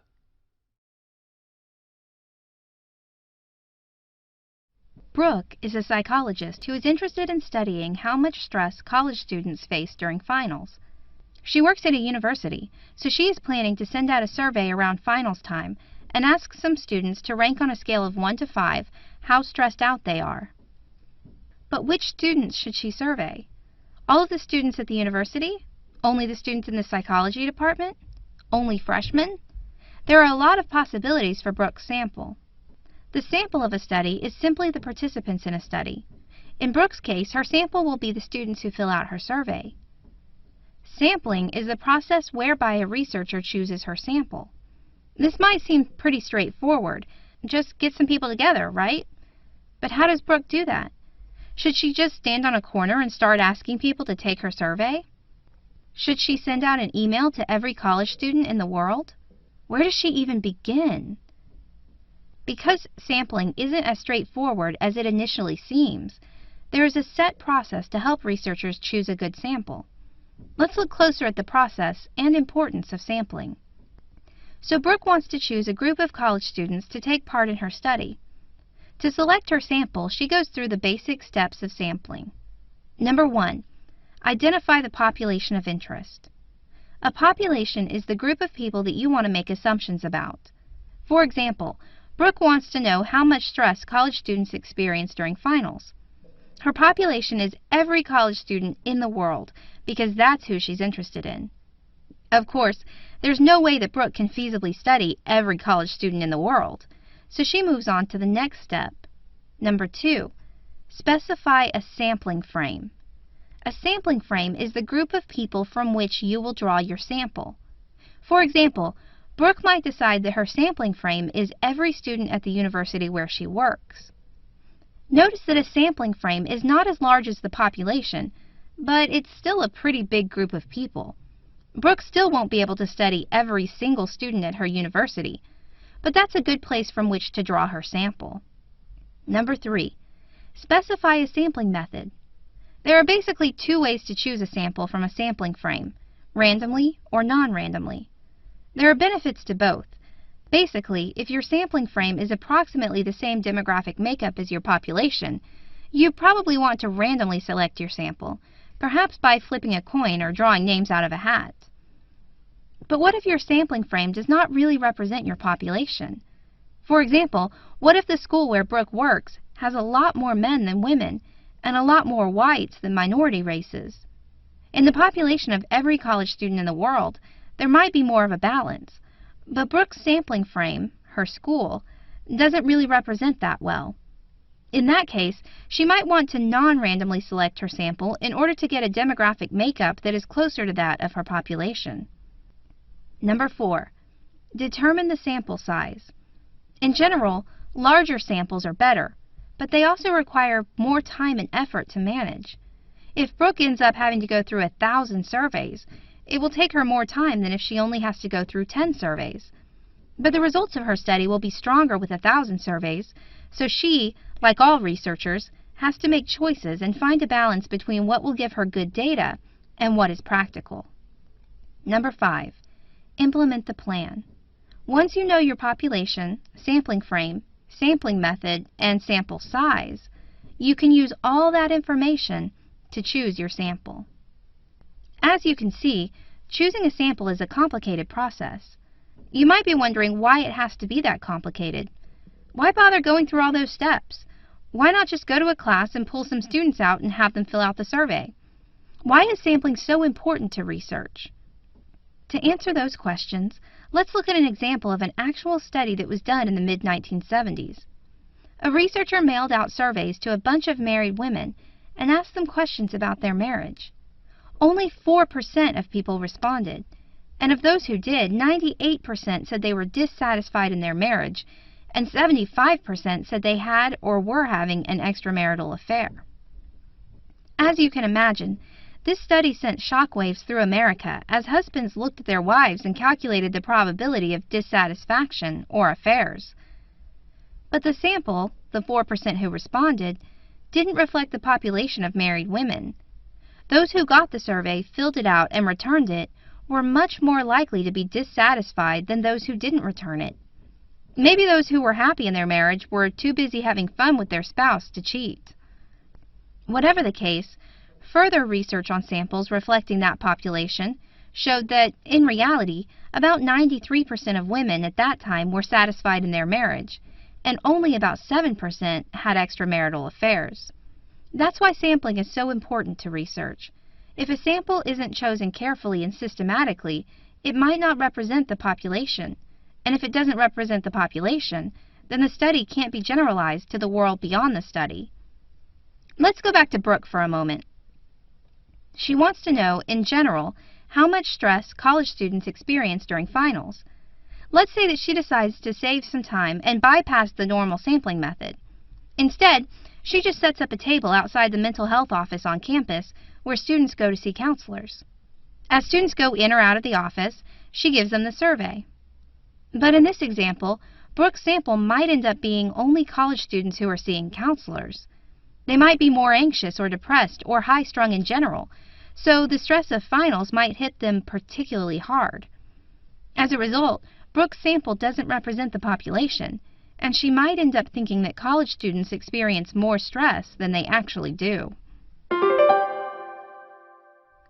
The sample of a study is the group of subjects in the study. Sampling is the process whereby a researcher chooses his or her sample. The 5 steps to sampling are: identify the population, specify a sampling frame, specify a sampling method, determine the sample size, and implement the plan.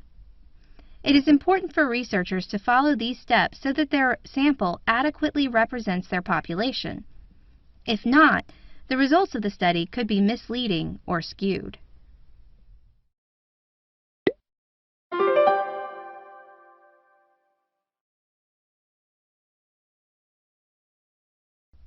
Matt is a psychologist who's interested in studying how much children remember from watching a television show about science. He wants to know if this could be a good educational tool for schools to use to help support children in learning scientific concepts. So Matt decides to do a study. He'll show the television show to students and then give them a short science quiz to see if they remember what the show taught. That seems pretty straightforward, but even before he begins the study, he's faced with questions. What students should he show this program to? First graders? Third graders? Children in city schools or rural schools? Matt's questions center around his sample, or the group of subjects in a study. Since it's not practical for Matt to test every single kid in the world, he has to narrow it down a bit. Sampling is the process whereby a researcher chooses the sample for his or her study. For example, Matt might choose to test only students at a particular school, or only students of a particular age. Maybe he chooses his sample based on gender or favorite book. there are many ways he can choose his sample. Let's look closer at the relationship between samples, populations, and generalizability of results. Okay, so Matt wants to know how much children remember from the television show. If he's really interested in studying how much all children from around the world remember, that's a lot of children, and, as we mentioned before, he has to narrow it down a bit. The population of a study is the group of people that a researcher is interested in. Usually, the population is too large to actually measure. For example, Matt's population might be every child in the entire world. Even if a population isn't as big as every child in the world, it can still be too big to study. For example, maybe Matt's not interested in every child in the world. Maybe he's just interested in every child in the school district where he works. That could still be a very large number of students. To narrow it down, Matt has to choose who to study from a sampling frame, or group of people from which a sample is drawn. Maybe Matt chooses a specific elementary school to do his research at. His population might be the children in the entire district, and his sampling frame is all the children at the entire school. He's still not going to study all of the students at the school. Maybe he'll only choose half of the first, second, and third graders. His sample is only a portion of his sampling frame, just like his sampling frame is just a portion of his population. The point of Matt's study, just like the point of all studies, is for the things he observes in his sample to say something about the population at large. Matt wants to be able to say that all of the first, second, and third grade students in the district will behave the same way that the ones in his sample do. In that way, the main goal of sampling is to choose a sample that represents the population well. If Matt only chooses blue-eyed children to study, but most students in the district are brown-eyed, then his sample doesn't represent the population well. There are 3 factors that influence the representativeness of a sample. Number 1, sampling procedure. There are many different ways to choose a sample, and some are better than others. If Matt purposely chooses only the smartest kids in the school, his sample will not represent the population. But if he chooses kids by flipping a coin, he's more likely to get a representative sample. Number 2, sample size. The larger a sample is, the more likely it is to represent the population. If Matt only chooses 2 kids, they probably aren't going to be like most of the kids in the district. But if he chooses 200 kids, he's more likely to have a representative sample. Number 3, participation rate. Imagine that Matt chooses 200 kids, shows them the show, and then gives them all the science quiz. But what if only 20 kids actually take the quiz? The others all just throw the quiz in the trash. Then Matt's sample has gone from 200 to 20. Not only that, the students who are most likely to throw the quiz away are the ones who find science hard. So now Matt's left with the kids who are generally good at science, and his sample is no longer representative. In Matt's case, this might seem a little silly. After all, it's likely that most of the kids will actually take the quiz. But participation rates are of concern in many studies, particularly when it involves surveys. The people who respond to surveys are generally not representative of the entire population. With all of these factors affecting representativeness, you might be wondering why it's even important. Why not just do the study on the sample that you have and get on with it? The problem with that is that if the sample doesn't represent the population, the results won't generalize. In other words, the researcher won't be able to say anything about the population at large. What if Matt only chooses children who are good at science? What if he only chooses ones who have good memories? Then the results of his study won't say anything about the population at large. If Matt only wants to talk about children who are good at science and have good memories, then his sample is okay because it represents his population. But remember that his population isn't kids who are good at science and have good memories. Instead, his population is every student in the district. That means that he needs some kids who are good at science and some kids who are bad at science. He needs some kids who have good memories and some who can't remember anything. Having a sample that represents the population is important because otherwise the results will not generalize well beyond the sample. And since the point of research is to generalize to the population at large, most researchers are very focused on trying to get a sample that adequately represents their population of interest. The sample of a study is the group of subjects in the study. A sample is chosen through sampling, which is the process of choosing a sample from a sampling frame, which is part of a population. It's very important for a sample to represent the population so that the results of the study can be generalized beyond the world of the study. But there are three factors that can affect sample representativeness: sampling procedure, sample size, and participation rate.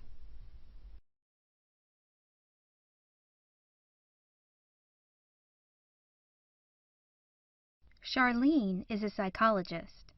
She's interested in whether sitting on a jury will increase the level of patriotism that people feel.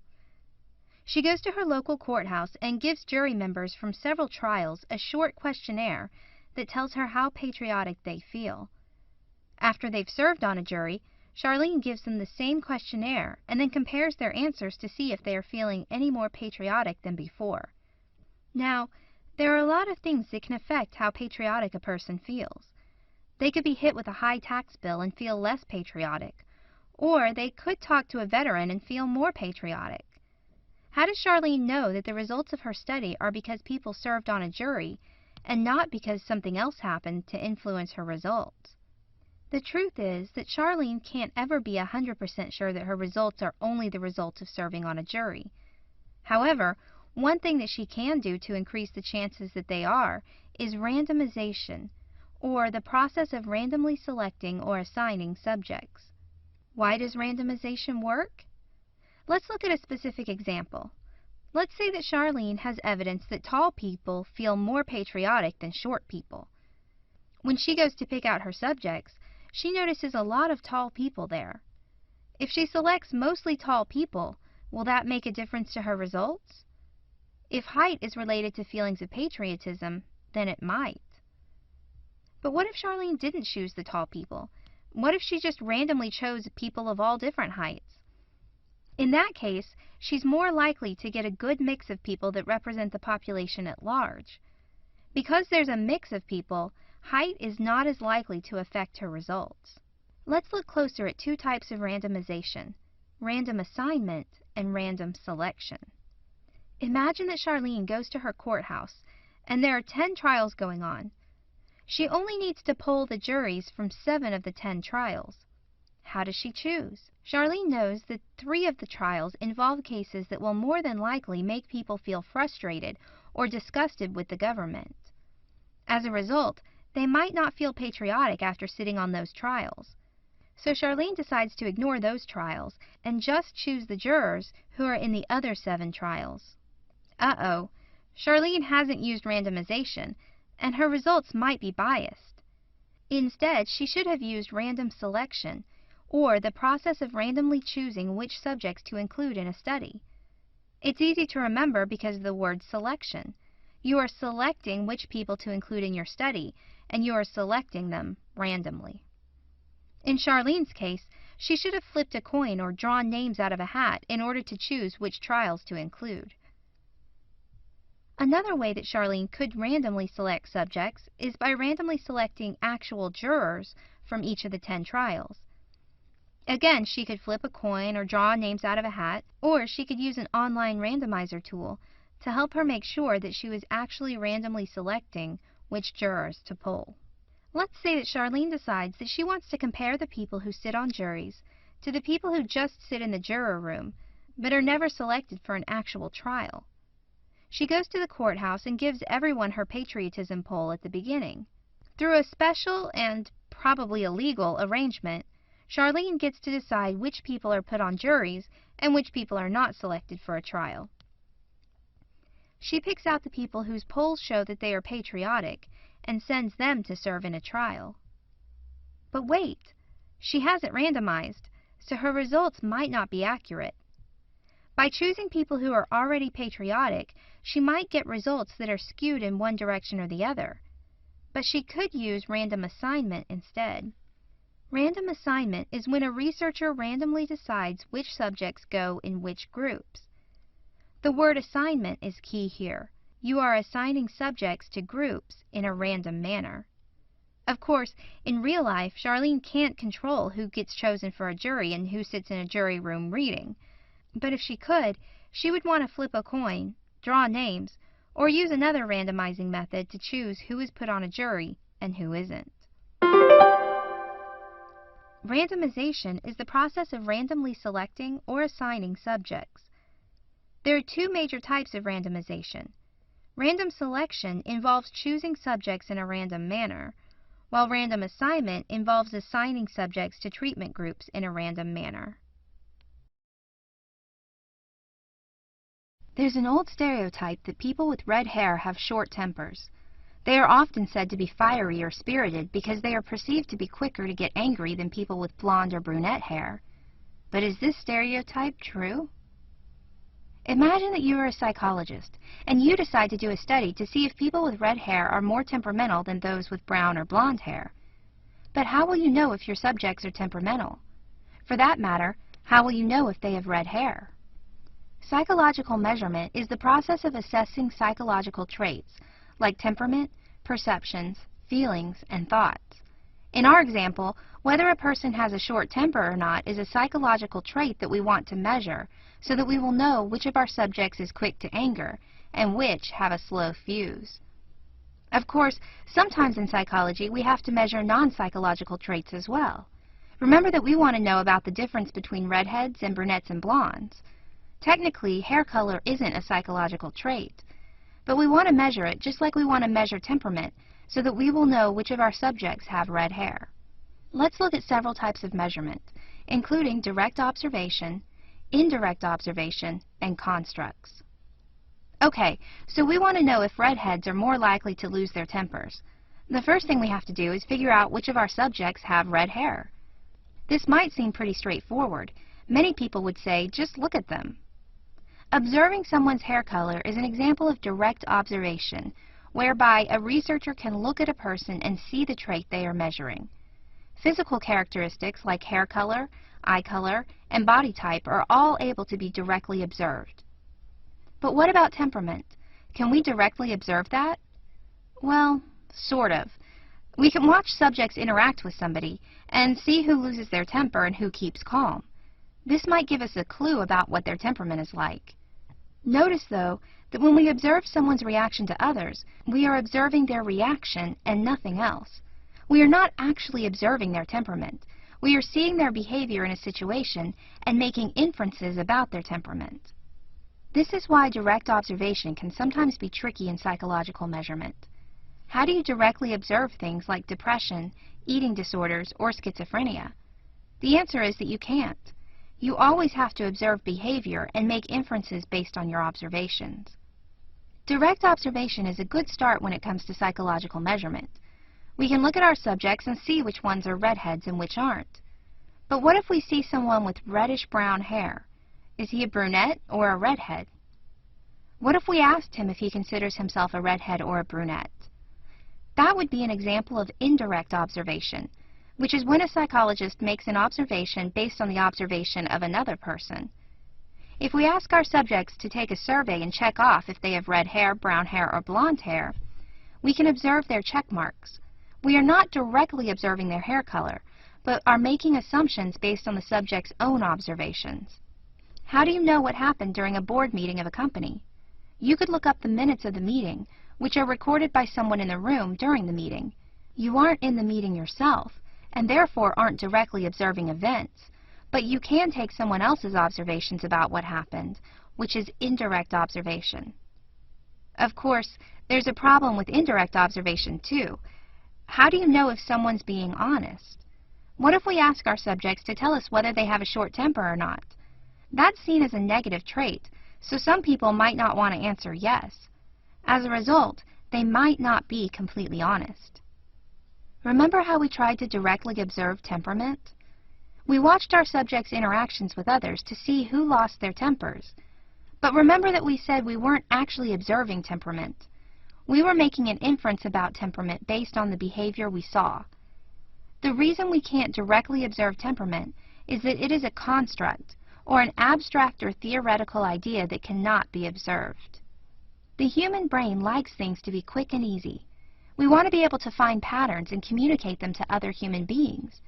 So someone who acts angry and aggressive on a regular basis is said to be short-tempered. This allows us to communicate with others. I can warn my sister that her new boyfriend is short-tempered, and she'll know what I mean by that. Constructs are constructed through direct or indirect observation. If I see my sister's boyfriend getting into fights or yelling at other people, I have directly observed him and might construct the idea that he has a short fuse. If my friend tells me that she has seen him do those things, I have indirectly observed that he is short-tempered. Many of the traits psychologists are interested in studying are constructs. Whether it's depression or intelligence or prejudice, psychological traits are almost always constructs. Of course, there's no real way to measure a construct, so we rely on both direct and indirect observation to try to measure them. Psychological measurement is the process of measuring psychological traits. There are several ways to measure those traits. Direct observation involves watching and taking note of a person's behaviors or physical traits, while indirect observation relies on the reporting of others. Finally, many psychological traits are abstract ideas called constructs, which cannot be measured. Instead, psychologists try to understand constructs through observation of related behaviors. Imagine that you are a psychologist. There's a new type of treatment for depression that you think will really help many people. But how do you know for sure? You could try it out on a friend of yours. He was depressed before, and after the treatment, he's fine. Does that mean it will work for other people? Your friend is a man. Will it work on women? He's from a big city. Will it work on people from small towns? Did the treatment help your friend, or was he just going to get better on his own? These are the questions that psychological research has to deal with. In order to show that your treatment works on many different people, you have to do a psychological study. You'll gather a bunch of different depressed people, and you'll give half of them your treatment and the other half no treatment. After a while, you'll see if there's a difference in the people who got your treatment and the people who didn't get any treatment. But how do you measure depression? How do you tell if there's a difference between your patients and the people who didn't get treatment? Psychological measurement involves assessing, or measuring, people's traits. Psychological measurement can look at many different aspects of psychology, from intelligence tests to how quickly a person reacts to a sound they hear. Let's go back to our scenario above. You want to see if the people who received your treatment for depression end up any better than the people who did not receive it. If they do, then you have evidence that your treatment works. But first, you have to find a way to measure the levels of depression in people. This could be through having them fill out a questionnaire, or it could be through some other type of measurement.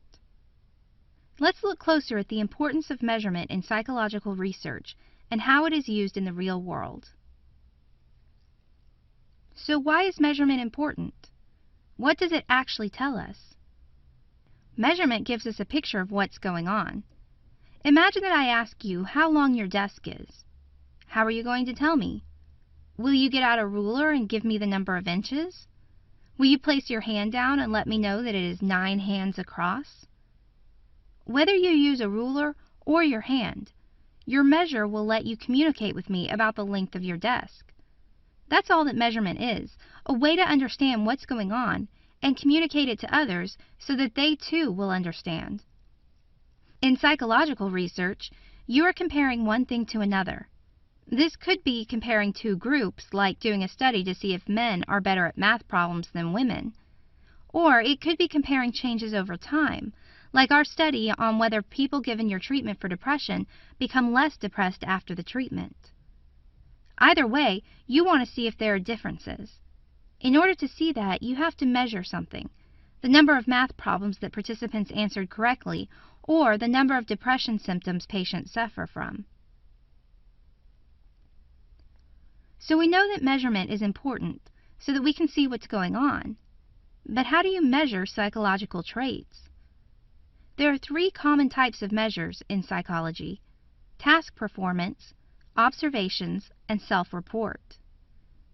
Task performance is simply being given something to do.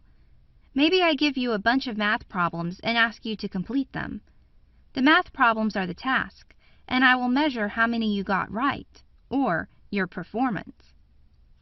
In the real world, task performance measures are used for things like measuring IQ, or with standardized tests like the SAT or civil service exams. Observations involve a trained researcher observing behavior and making notes. For example, maybe I want to see how engaging a children's television show is. I might put it on and observe how often a child's attention wanders away from the screen. In the real world, observational measures are used for things like seeing how employees work, how children react to things, or symptoms of psychological disorders. Finally, self-report measures focus on questionnaires or surveys that ask people to tell you about them. For example, maybe I ask you to rate how depressed you are on a scale of 1 to 10. You are reporting about yourself to me. In the real world, self-report measures are often used for things like personality tests or measuring how people feel or think about certain things. Psychological measurement is a way of measuring a person's thoughts, feelings, or behaviors. It is an important part of psychological research because it offers a way to get a picture of what's going on and to communicate that picture to others. The three most common types of psychological measures are task performance, observations, and self-report.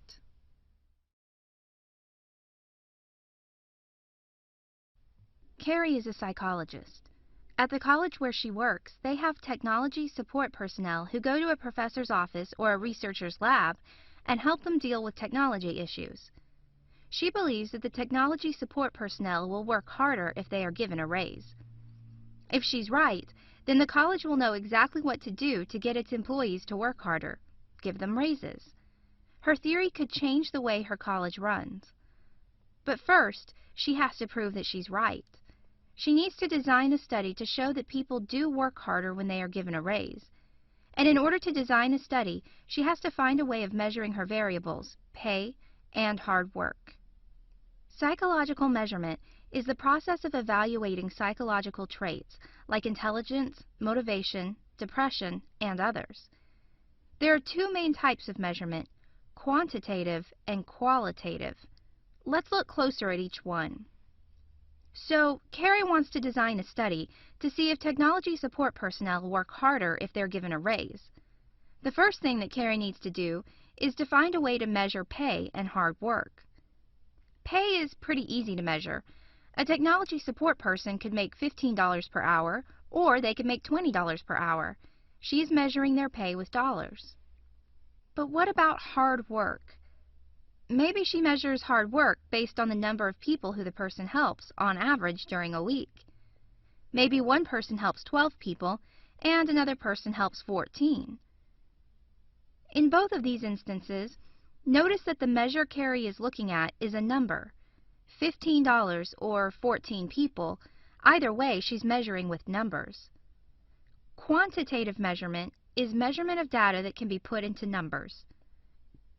The goal of quantitative measurement is to run statistical analysis, so data has to be in numerical form.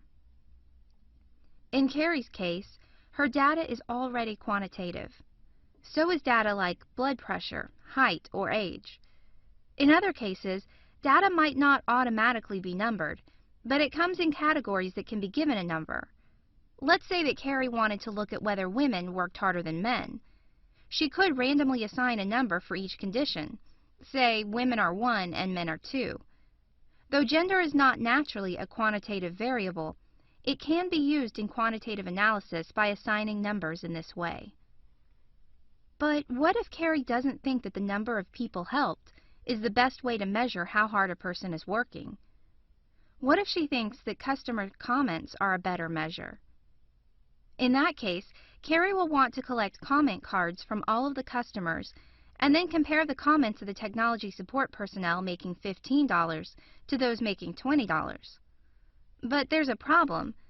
The comments say things like, "Good job," or "He wasn't very nice." How do you run statistics on those comments? The answer is that you can't run statistics Because the comments are qualitative data. Qualitative measurement focuses on collecting information that is not numerical. You can remember this by thinking of the word quality. Quality is not something that you measure with numbers. You don't say that dinner was 3 qualities or that park bench has only 1 quality. Likewise, qualitative data is not numerical. Instead of statistical analysis, the goal of qualitative measurement is to look for patterns and get a general feel for how things are. Comment cards like the ones Carrie is using are a good example of qualitative research. Other examples include things like how depressed a person feels, very depressed, a little depressed, or not depressed at all, or how women in power are perceived, strong, unfeeling, masculine, and so on. There are advantages and disadvantages to both quantitative and qualitative research. Quantitative research can give us a rigorous scientific view of the relationship between 2 variables. On the other hand, it doesn't tell us much about why that relationship exists. Qualitative research can give us a view of the big picture and what people think and feel, but it doesn't allow us to really test theories scientifically. Because of that, many psychologists choose to do mixed method research, in which they use both quantitative and qualitative measures. Let's go back to Carrie. She wants to know if more pay means harder work. If she takes a quantitative view, she can say things like, when a technology support person gets a $5 raise, she will help 7 more clients per week than if she doesn't get a raise. That's a pretty good statement and tells us a lot about how raises can increase the number of people helped. But it doesn't really tell us how the people she helped feel. Maybe they felt rushed, or like she didn't really help them all that much. To find that out, Carrie would need to look at the comment cards from the customers and analyze them to see if patterns start to emerge. Which should she do? Which is the better option? What if she did both?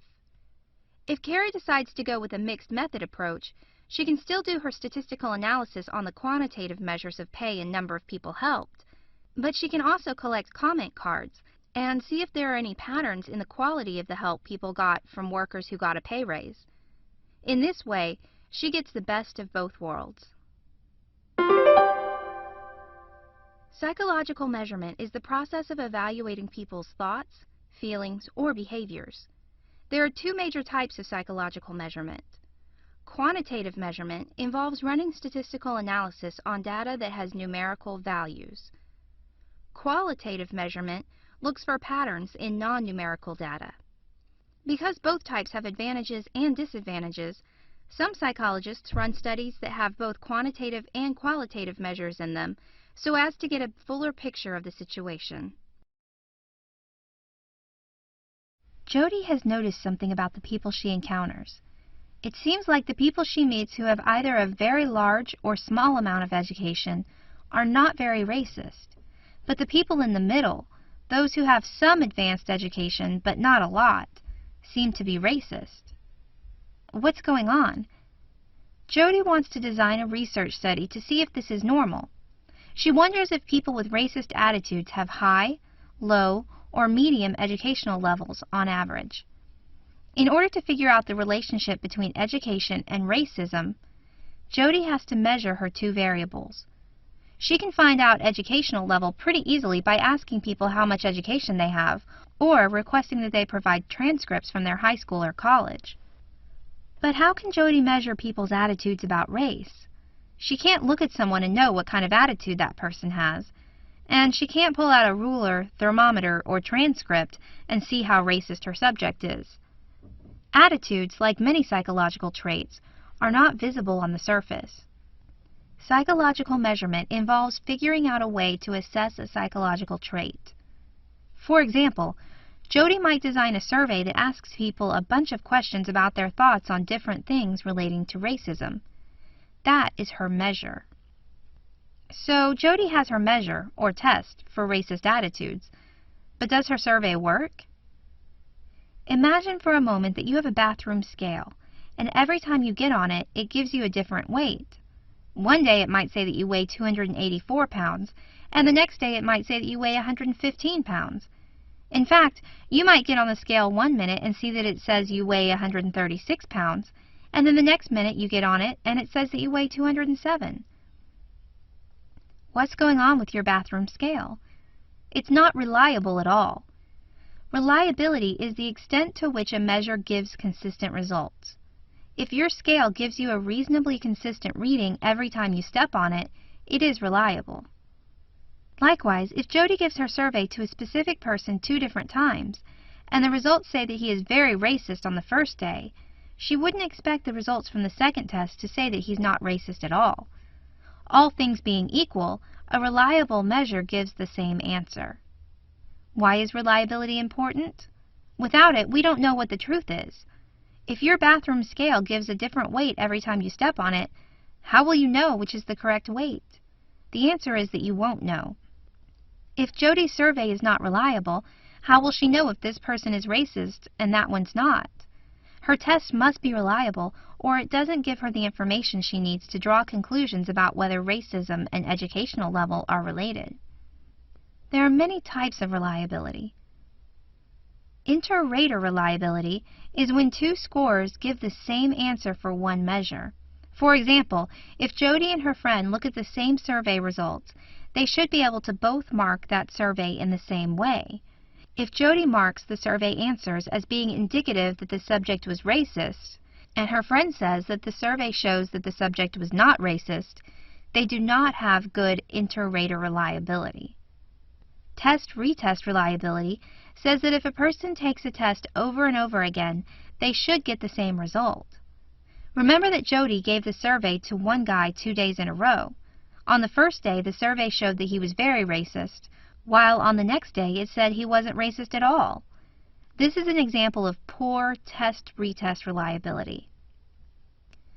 Form reliability is when you have 2 forms of a measure, like 2 versions of a test or survey. If one person takes both forms, they should get the same result. For example, if Jody has 2 surveys measuring racism, and she gives them both to the same person, they should both say that they have the same level of racism. Inter-item reliability occurs when different questions on the same measure produce the same results. For example, if one question on Jody's survey says that a subject is not racist, the other items on the survey should give the same result. That is, one question should not say that a person is not racist, while another says that that same person is racist. Psychological measurement involves measuring a person's psychological traits. In order to measure correctly, the instrument being used should give consistent results, which is known as reliability. There are several main types of reliability: inter-rater, test-retest, form, and inter-item. Imagine that you wake up one morning and hop on the scale to see how much that chocolate cake you had last night is going to cost you in terms of weight. You look down at the scale and it reads 100 pounds. That can't be right, you think. I'm normally around 150 pounds. Just to make sure, you step off the scale and step back on. This time it says 184 pounds. Confused, you step off and back on, and it reads 137 pounds. What's going on? Reliability is when a measurement tool consistently gives the same answer. If your scale tells you that you weigh 150 pounds every time you step on it, it is reliable. But if it says 100 pounds one time, 184 pounds the next time, and 137 pounds the time after that, and nothing has changed, it is not reliable. Why is reliability important? If a measure is not reliable, we cannot trust what it tells us. It's like being a manager and having an employee who never does what he's supposed to do. He comes in late, surfs Facebook instead of working, and doesn't ever tell the truth when you ask him questions. How can you trust and depend on him? The same thing is true for measurement tools. If we have a survey that's supposed to measure sexism, we want it to consistently measure sexism. But if it tells us that Johnny is sexist when he takes it one day, and then it says he's not on the next day, and Johnny hasn't had a personality change, then the survey is not reliable. As a result, we can't trust or depend on the results of the survey. Let's look closer at some things that cause measurement tools to be unreliable and some ways to improve the reliability of measures. Let's go back to our sexism survey for a moment. We give the survey to Johnny, and the level of his sexism is different every time he takes it. One day it says he's sort of sexist, the next day it says that he's not sexist at all, and the day after that it says that he's the most sexist person who ever lived. Why is the survey inconsistent? There are three main factors that could be making the survey less reliable. Number 1, traits of the subject. Johnny himself might be causing the inconsistent results. Maybe he's not feeling well one day when he takes the survey, or he just got in a fight with his girlfriend, or maybe he just doesn't understand what the survey questions mean. All of these things could cause inconsistent results. Number 2, testing conditions. If Johnny is asked to take the survey in the middle of a loud strip club, his answers might be different than if he is asked to take the survey in the middle of a library. Likewise, the way the person giving him the survey gives instructions can cause the results to be less reliable. Number 3, chance factors. What if, in the middle of taking the survey, a woman runs by and knocks Johnny over? Or what if Johnny just randomly chooses answers, not even bothering to read the questions? Both of these things can have an impact on Johnny's score, and therefore lower reliability. But if all those things can make a survey or other measurement tool less reliable, how can we ever hope to end up with a reliable measure? What can a researcher do to improve the reliability of his or her measurement tool? There are several specific things that can improve reliability. Number 1, sample size. Remember that Johnny might have personal issues or traits that lead to a lower reliability. If Johnny is the only subject that you give the survey to, this is a big deal. But what if Johnny is just one of hundreds of people taking the survey? If that's the case, then traits of the subjects have less impact on the reliability of the measure. Number 2, controlled testing conditions. Another common problem with measurement involves testing conditions. Where and when a person is tested can influence the results, as can things like the instructions the researcher gives to the subject. Controlling these conditions means that the researcher makes sure as many of those issues are taken care of as possible. For example, if we administer our survey in a quiet room every time and give the same instructions word for word every time, we are doing our best to control the testing conditions so that we will get reliable results. Number 3, reliability analysis. We might control for everything in the environment and we might have a large sample size, but what if we are using a survey that has questions that are badly worded? Maybe we used vague language, or there are only 1 or 2 questions. A reliability analysis tests a measurement tool to see how reliable it is. Many researchers use a measurement tool that has already been developed and tested by other psychologists.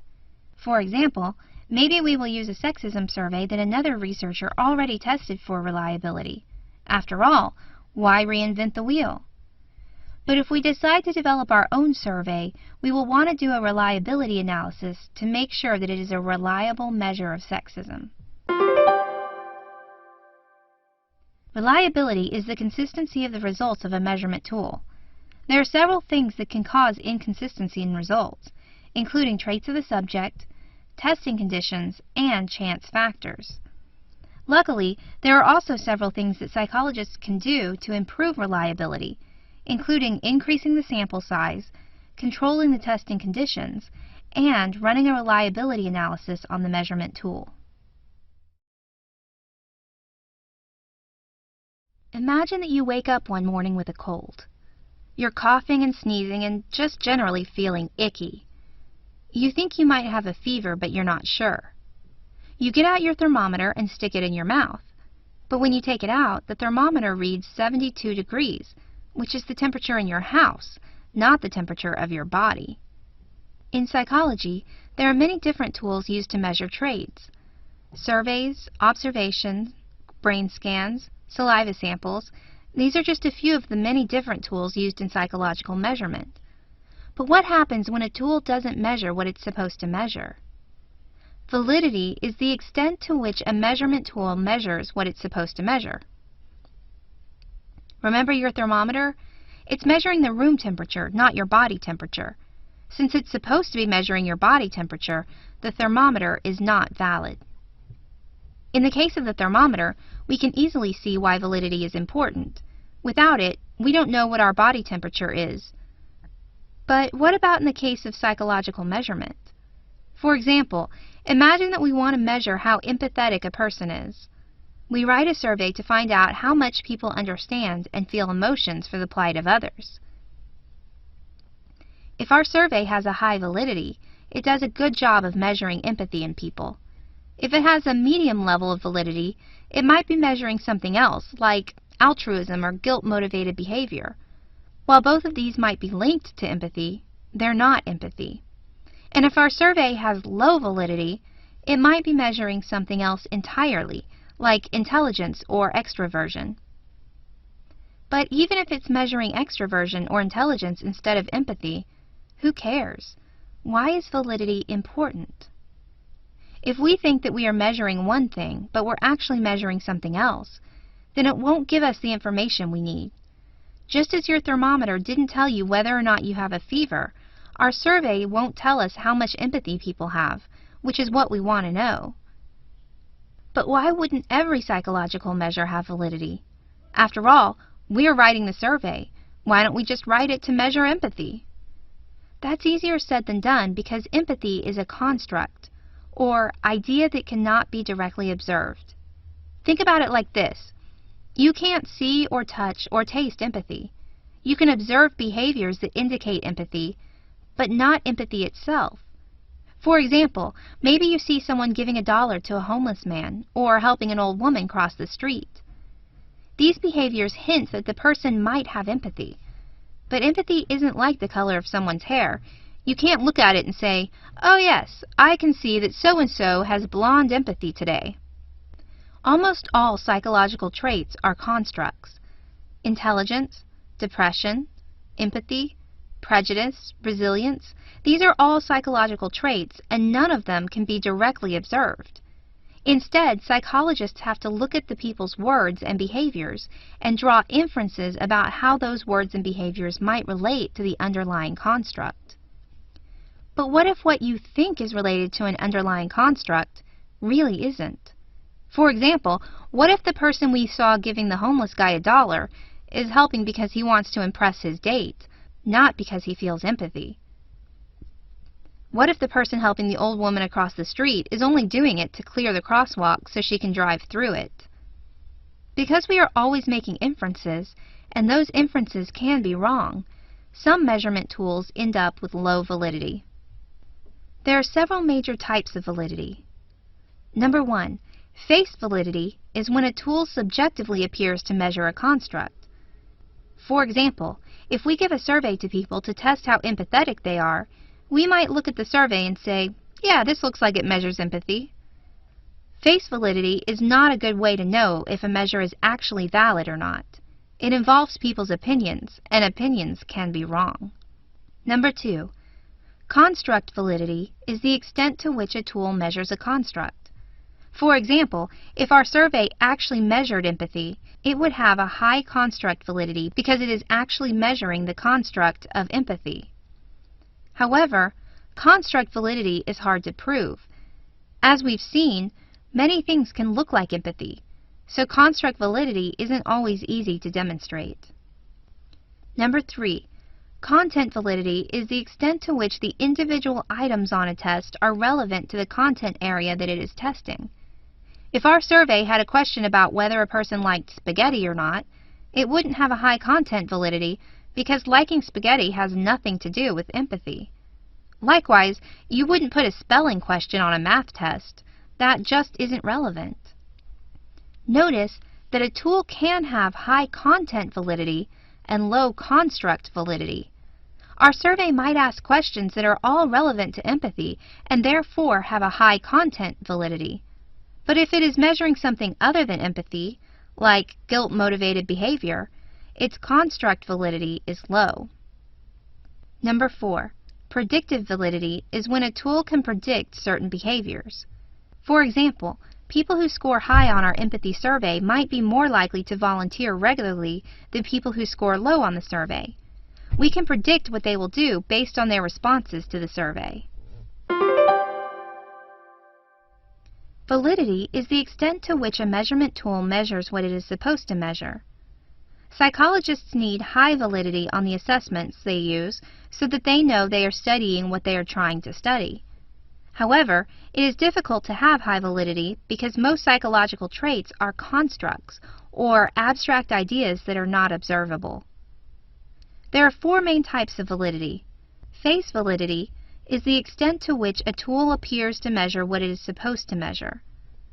Construct validity is the extent to which a tool measures an underlying construct. Content validity is the extent to which items are relevant to the content being measured. Predictive validity is the extent to which responses on a measure can predict future behavior.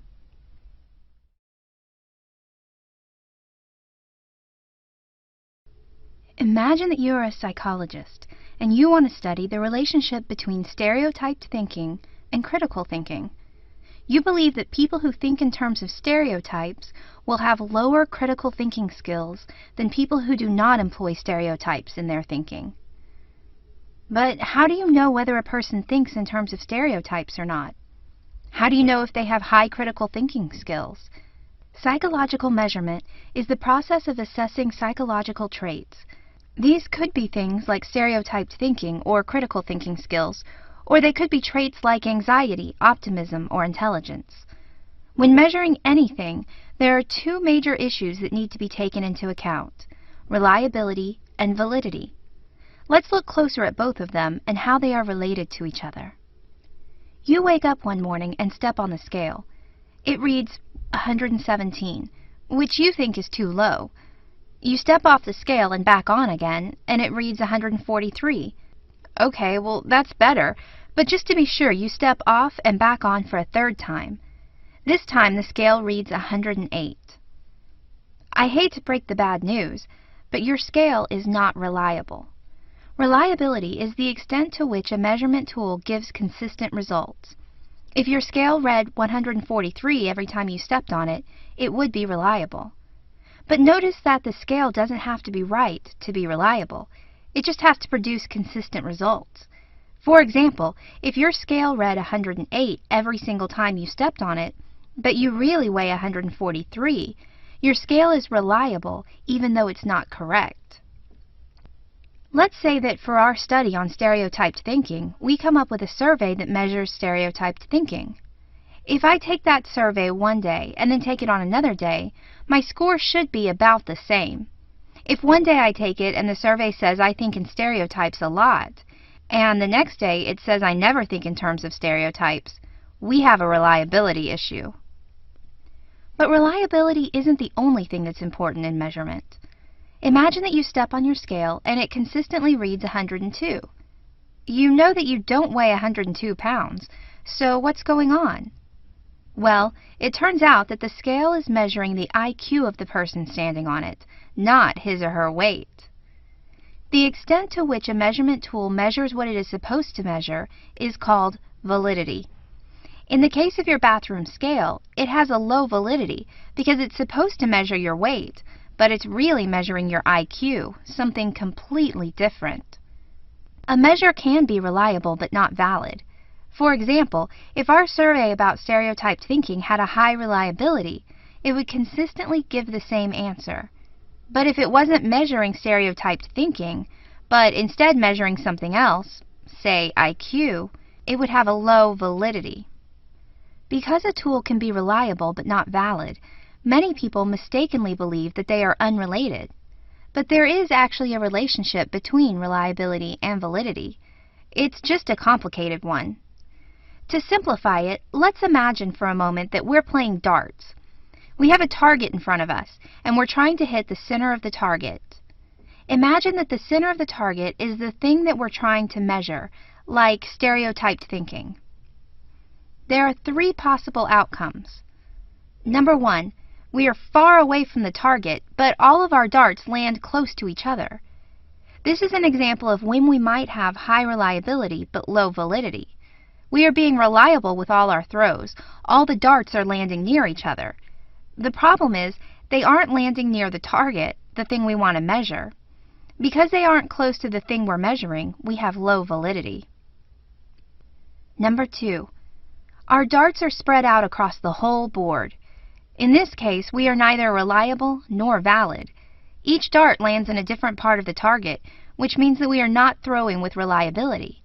At the same time, if we hit the center, it's just by chance, so we are not valid. Number 3. Our darts are clustered really close together near the center of the target. This is the ideal situation. We have a high reliability and high validity. All of our throws are landing close together, which shows that we are being reliable. In addition, they are landing near the center of the target, which represents the thing we want to measure. Because we're close to that, we have high validity.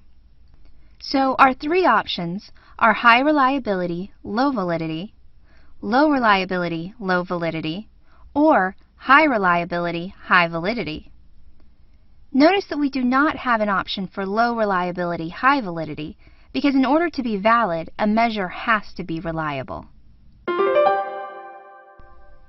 Psychological measurement is the process of measuring psychological traits.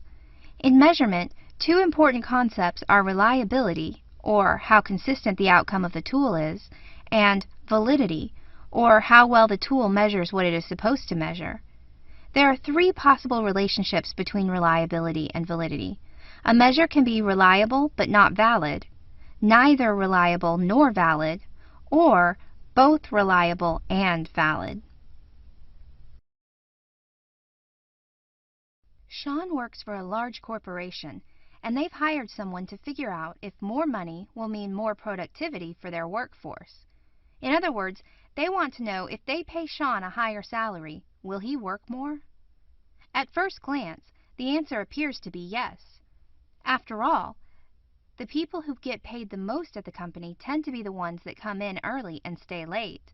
They're the hardest working people in the company, so it stands to reason that the more a person gets paid, the harder they will work, right? Maybe, but it's actually a bit more complicated than that. Maybe those people get paid the most because they were already hard workers. Maybe they're motivated to work hard because they really like what they do, and the pay is incidental. Maybe they are hyper-competitive and don't want to be the first to leave the office. How do we know what the cause of their hard work is? In research, internal validity is the extent to which you are able to say that no other variables except the one you're studying caused the result.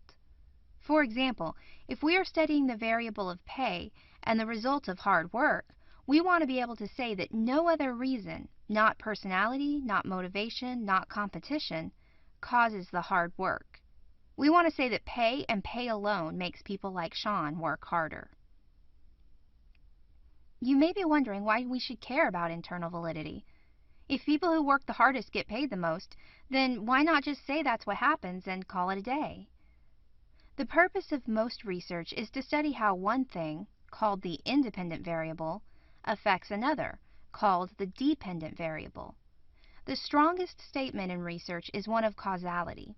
That is, if we can say that the independent variable causes the dependent variable, we have made the strongest statement there is in research. But that's not possible if an experiment has low internal validity. Remember our example from above? How do we know that pay causes harder work if there are other possibilities, like competition or motivation? The answer is that we don't. That's why internal validity is so important. The best experiments are designed to try to eliminate the possibility that anything other than the independent variable caused the changes in the dependent variable. In our experiment, we would try to eliminate all other things that might be causing the hard work by the workers. If we can do that, then we can show that higher pay causes harder work. But designing a study that allows you to prove causality isn't as easy as it might seem. That's because there are several common threats to internal validity. These are things that make it difficult to prove that the independent variable is causing the changes in the dependent variable. One threat to internal validity is selection. This is simply the fact that the people who are studied may not be normal. Do the people at Sean's company who get paid the most work hard because they are paid a lot, or do they get paid a lot because they are inherently hard workers? By studying them, we might be studying just people who already work hard.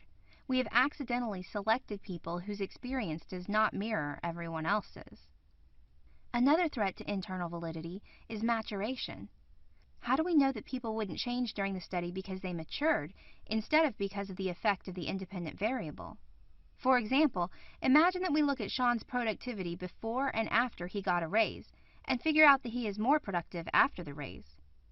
But what if he became a harder worker because he is aging and becoming more responsible? What if he became more productive because he's had more time at his job and has learned how to do it better?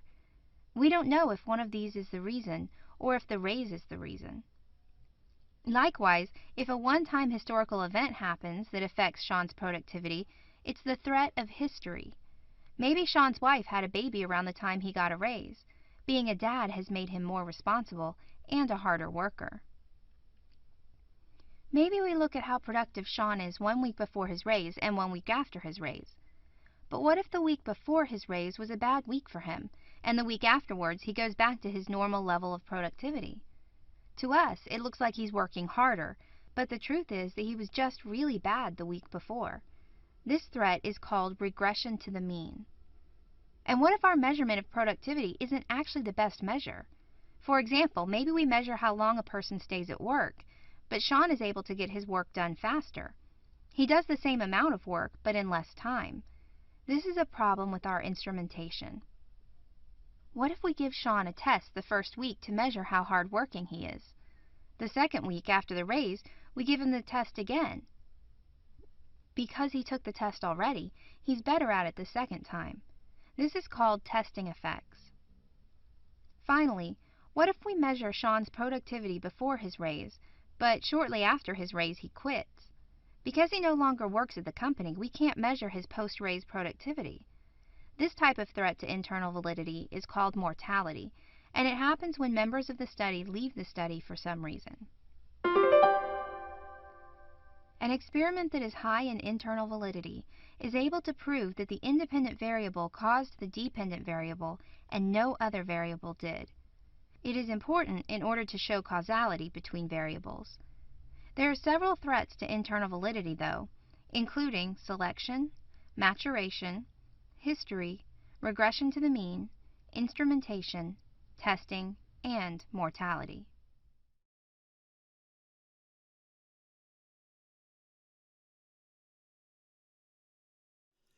We are all capable of speculating about other people's behavior. We do it every day. That man who took my parking space is clearly arrogant and inconsiderate. That little girl screaming in the grocery store clearly has bad parents. But as normal as it is for us to make these kinds of assumptions and explanations, there is nothing reliable or scientific about any of it. Our spotty observations of little girls in grocery stores can't lead to any larger conclusion about the relationship between parenting and behavior. Psychology attempts to apply the scientific method to the study of human thought and behavior in order to reach conclusions that do have real explanatory or predictive power. Psychologists come up with a hypothesis about people, that overly indulgent parenting leads to temper tantrums, for example, and then try to design a study that will show it to be right or wrong. There are many different kinds of studies, but all face the common problem of separating out the behavior you want to study from all the other kinds of behaviors that might happen along with it, and the potential cause from other things that could cause it. Let's say you want to design a study to see whether parents who give into their child's every wish are likely to have children that will have tantrums. You might ask parents to fill out a questionnaire to determine their parenting style. You then ask those who were especially indulgent and permissive to bring their child in to participate in a test of their ability to solve math problems. You tell them they'll get a candy bar as a reward for doing well. You don't really care about the children's math ability, that's just the pretense for getting them into your study. What you really care about is their behavior during the test. When they've finished, you look in your desk and then, in mock surprise, say, "Well, it looks like we're out of candy. Let me go ask a colleague if he has any." You leave the room for about 5 minutes, come back still empty-handed and apologize for not having any candy. Though some of the children seem disappointed but okay, many of them start to cry and demand candy. Once you've taken note of the reaction, you have a friend run in breathlessly with the last candy bar, and the children leave your study munching happily. You take a look at the numbers. 80% of the children exhibited some kind of tantrum behavior when they found out they weren't really getting candy. You conclude that, just as your hypothesis stated, indulgent parents are associated with bratty children. If you stopped here, you would have ignored one of the most important ideas in scientific testing, the scientific control. Your study design does seem to distinguish between different potential behavioral reactions to a common situation. Some kids cry and others don't, but your study doesn't distinguish between potential causes. All of these children have indulgent parents, but you can't be sure that it's indulgent parenting and not some other factor that causes 80% of them to cry. To help determine this, you'd have to bring in an equal number of children selected randomly and submit them to the same test. This is your control group. You find that about 80% of these kids cry as well when they're denied candy. This means that your original conclusion that indulgent parenting is associated with bad behavior is actually not supported by the results. All you can really say is that being denied promised candy makes a significant portion of all children cry. There are two possible explanations for this. One is that parenting style has nothing to do with behavior. The other, perhaps more likely explanation, is simply that your study upsets children too much to learn anything valuable from it. Think of some tests you've taken. Some are really easy, like a math test in which the only question was 1 + 1, and everyone who takes them gets 100%.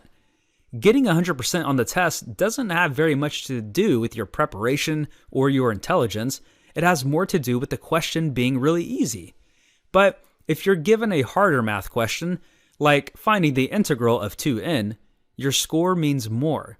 If only a few people are getting 100%, this probably means that they have prepared better than everyone else. Promising kids candy and then refusing to give it to them is like the really easy test. Most of them cry, but that's probably just because it's a really upsetting situation. If you designed a milder scenario that didn't cause as many tantrums, it might be able to tell you more about the differences between children who still did have tantrums and those who didn't. This parenting style / children's behavior / candy bar test is made up, but it should give you some idea of the questions that psychologists have to ask themselves when designing studies and interpreting the results. The principles of the scientific method are very important for psychologists, who come up with hypotheses about behavior and then try to prove them right or wrong. Scientific control is crucial to getting results that sufficiently pull apart different potential behaviors and causes.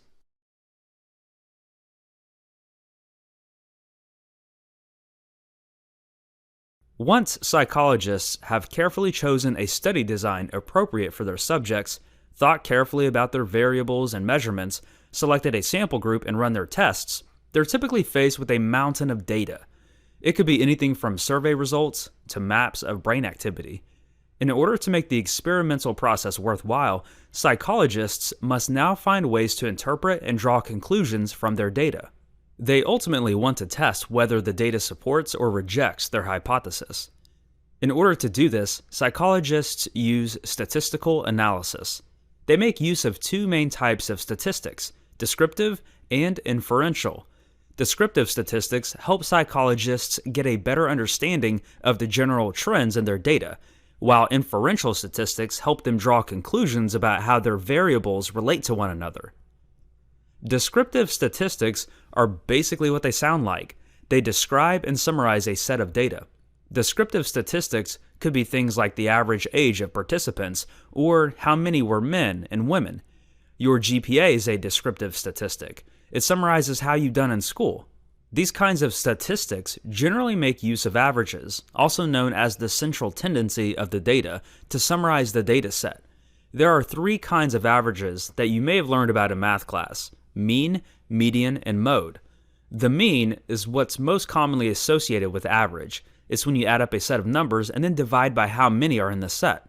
Let's say you did a survey of how many donuts per week your neighbors eat. Only 5 of your neighbors respond, giving you a data set that looks like this: 1, 2, 2, 2, and 13. The mean number of donuts your neighbors eat is 1 plus 2 plus 2 plus 2 plus 13 divided by 5, or 4. But since one of your neighbors is an outlier and eats way more donuts per week than the others combined, the median or mode might be a better measure of central tendency for this data set. The median of a set is just the number that divides the set in half if you've ordered it from least to greatest. So in this case, 2, or the number in the middle. The mode is the most frequently repeated number in the set, in this case also 2. You can remember mode by just replacing the last 2 letters. Mode is most. Though the mean is often a great tool for measuring central tendency, in this case, 2 donuts per week is much more realistic than 4. Descriptive statistics also address the dispersion of a set, or how widely its elements vary. The standard deviation and variance are related measures that can give psychologists a sense of this for their data. Both tell psychologists how far from the mean an individual data point is likely to be. So while the data set of your donut survey has an outlier, which is 13, the equations to calculate standard deviation and variance take the probability of each result into account. Since 13 doesn't have as high of a probability as 2, it doesn't weigh as heavily into calculating how widely responses are likely to vary. Inferential statistics can be used to draw conclusions from the data that descriptive statistics describe. Researchers can look at their data and determine how likely it is that changes in one variable caused changes in another, or that 2 variables seem to be related to one another. These conclusions can help them determine whether the data supports or rejects their hypothesis. Let's say you conducted a few other surveys of your neighbors, attempting to relate donut consumption to weight. You get results back that seem to confirm your hypothesis that higher donut consumption is associated with higher weight. The 13 donut per week neighbor is the heaviest of the bunch. But before you condemn donuts, you need to show that your results have statistical significance. When psychologists look at data, they perform a variety of statistical tests to confirm that their correlations aren't just a result of chance. Psychologists have agreed that if a result has a less than 5% chance of occurring due to chance, it can be called statistically significant. If results are significant, they can be used to support or reject hypotheses. Statistical analysis is a complicated and important part of psychological research. We've introduced some of the major concepts and terms: descriptive statistics that summarize a dataset, and inferential statistics that help researchers draw conclusions from it. Descriptive statistics make use of central tendency, or averages, and measures of dispersion, like the standard deviation. Inferential statistics help to determine the statistical significance of a dataset. Only if results are significant can they be used in support of a hypothesis.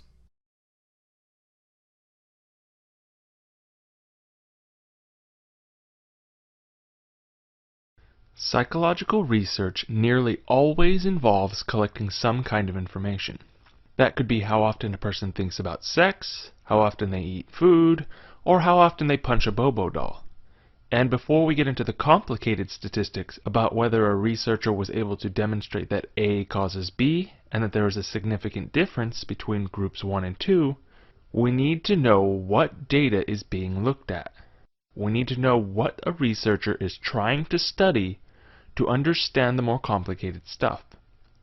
Descriptive statistics are summative methods to depict the data in succinct ways. I will have you know it was very difficult to write a definition of descriptive statistics that did not include the word descriptive or describe. My 6th grade teacher always told us never use the word we're defining in the definition. Here is a list of descriptive statistics, and then we will move on to talking more about them. Some of these you will find very familiar, and some may be new. Some may have wordings that you aren't used to. Mean, median, mode, range, standard deviation, coefficient of variation, and turkey sandwich. Wait, that last one shouldn't be on there. In statistics, mean simply means average score of the sample. This is where you add up all your values and then divide by the number of participants.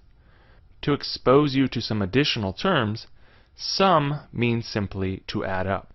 Using sum may be new to you if you haven't taken many math classes. but the term makes it easier to write and more educated sounding. A quick example would be number of bites it takes me to eat a fun-sized candy bar. 4, 2, 1, 1, 4, 1, 2, 1. The sum total is 16, which makes the mean 2. Fairly simple, right?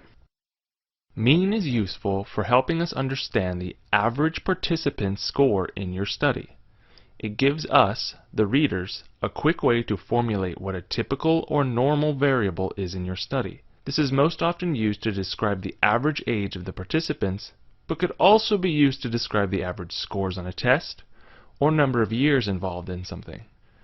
With this in mind, we can take an individual score and compare it to an average. For example, if I said the average height of the Islanders is 5 feet tall and I'm 6'3", then we know that in comparison I am much taller than the average Islander. Median is the middle score after the scores have been arranged in numerical order.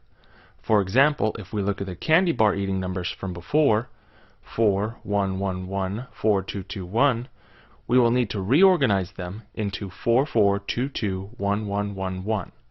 As you can see, I put the highest number first, but you could put the lowest number first and your median will be the same. We have 8 numbers, so we count halfway.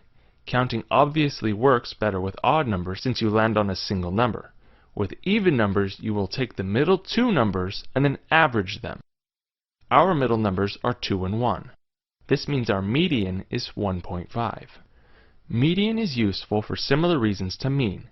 It provides the reader with an understanding of an average or normal participant or measured variable. Median, however, reduces the effect of outliers, or a point of data that is distant from the others, either extremely high or extremely low.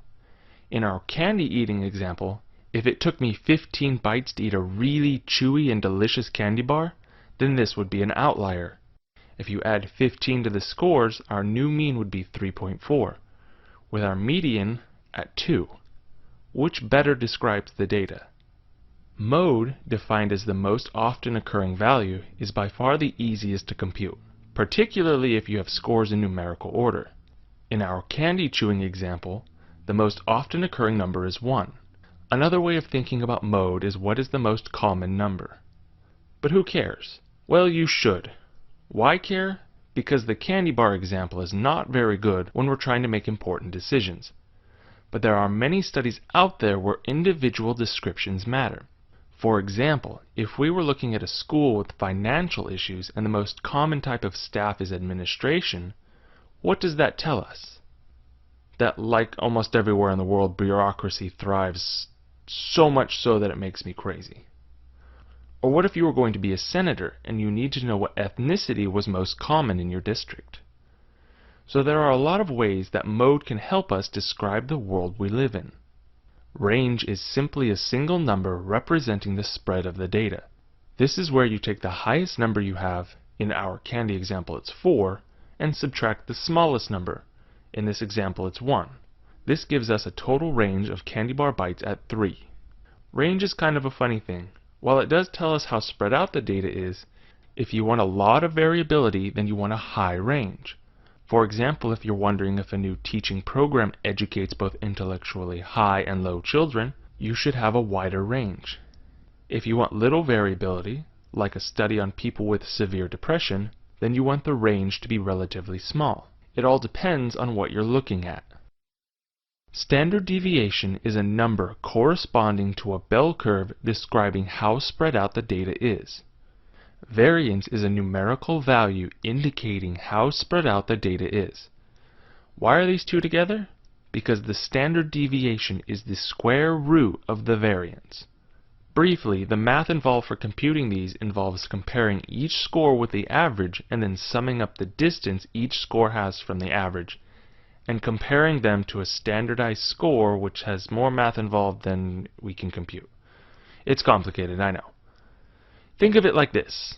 A lower standard deviation in variance means that all the numbers are grouped around the mean. If your numbers are spread out, or if you have a group of numbers way out on the edge, your standard deviation will be larger. Variance is often used in other statistical procedures that are more complicated and inferential than this lesson goes into.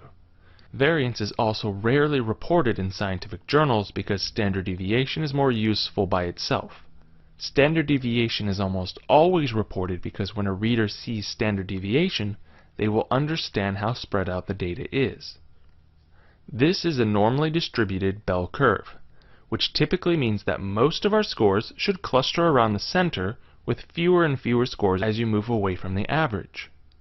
A quick example would be intelligence. Most people are of average intelligence, and there are very few people who are super smart or super dumb. Back to the candy example, plus or minus 1 standard deviation has about 68% of the scores in the middle, so there is a better than average chance that it will take me between 0.4 and 3.6 bytes. As you start moving further out, the likelihood of an individual scoring there is less and less. With an average of 2 bytes, if you look at our bell curve, how likely is it that it will take me 15 bytes to finish a candy bar? Considering my love of candy and the statistics we just went over, it's not very likely. Standard deviation is used often because it lets the reader know how uniform and grouped together the data is. If a researcher is reporting an obscenely high standard deviation, it means their participants are all over the map. And instead of looking at the typical population, they may have been looking at extreme examples. Variance is rarely reported because it often uses statistics to describe the same thing as the standard deviation. Descriptive statistics are summative methods to depict data in a succinct way. Remember that outliers, or points of data that are distant from others, either extremely high or low, can throw off your data. The different statistics to describe a data set are mean, defined as the average score of the sample, median, defined as the middle score after the scores have been arranged in numerical order, mode, defined as the most often occurring value, range, defined as a single number representing the spread of the data, standard deviation, defined as a number corresponding to the bell curve describing how spread out the data is, and variance, defined as a numerical value indicating how spread out the data is. My family and I go out every major holiday and buy up all the clearance candy. And we're not talking like 1 or 2 bags, we're talking like 10 to 15 bags. It's the most wonderful time of the year. With all this candy around, it makes me wonder exactly how much of each type of candy I have. I mean, if I want to make the candy last for 60 days, I need to know how much candy I can eat each day. It's not as crazy as it sounds. I tend to eat up all the good candy in a few days, and then I'm forced to reduce my intake to make it last until I'm just kind of eating the dregs by the end. To this end, I need to know how much of each type of candy I have. I will need to make a frequency distribution, which is defined as a list of how often each value occurs. There are many ways the information can be presented, and we will look at each one. When dealing with smaller samples, the scores can be represented in a simple list. My candy bars aren't very psychological, so maybe we should shift to an evaluation of mental health symptoms at a clinic. You examine the files and find that depression occurs in 14, anxiety in 16 clients, stress in 20 clients, and relationship issues in 5 clients. You would create a list that looks like this: symptoms in clients, relationship issues 5, depression 14, anxiety 16, and stress 20. This type of table is useful if you have a short list of items and the numbers are fairly intuitive. Remember to list your items from highest to lowest or lowest to highest. You want the list to make sense, and if the numbers are all scrambled, then the frequency distribution is not describing your data. If the list of variables becomes longer or more complex, then you will need to add a new aspect to your list. The distributions, if they get long or complicated, can also be explained in the form of a percentage. This allows the reader to see and understand the distribution of the data. The process is simple. Using a previously made distribution, divide each number by the total number of scores collected. Using our previous example, it would look like this: symptoms, client, percentage, relationship issues 5, 9.1%, depression 14, 25.5%, anxiety 16 and 29.1%, and stress 20, 36.4%. Helpful, but oftentimes a researcher will also list their cumulative percentage.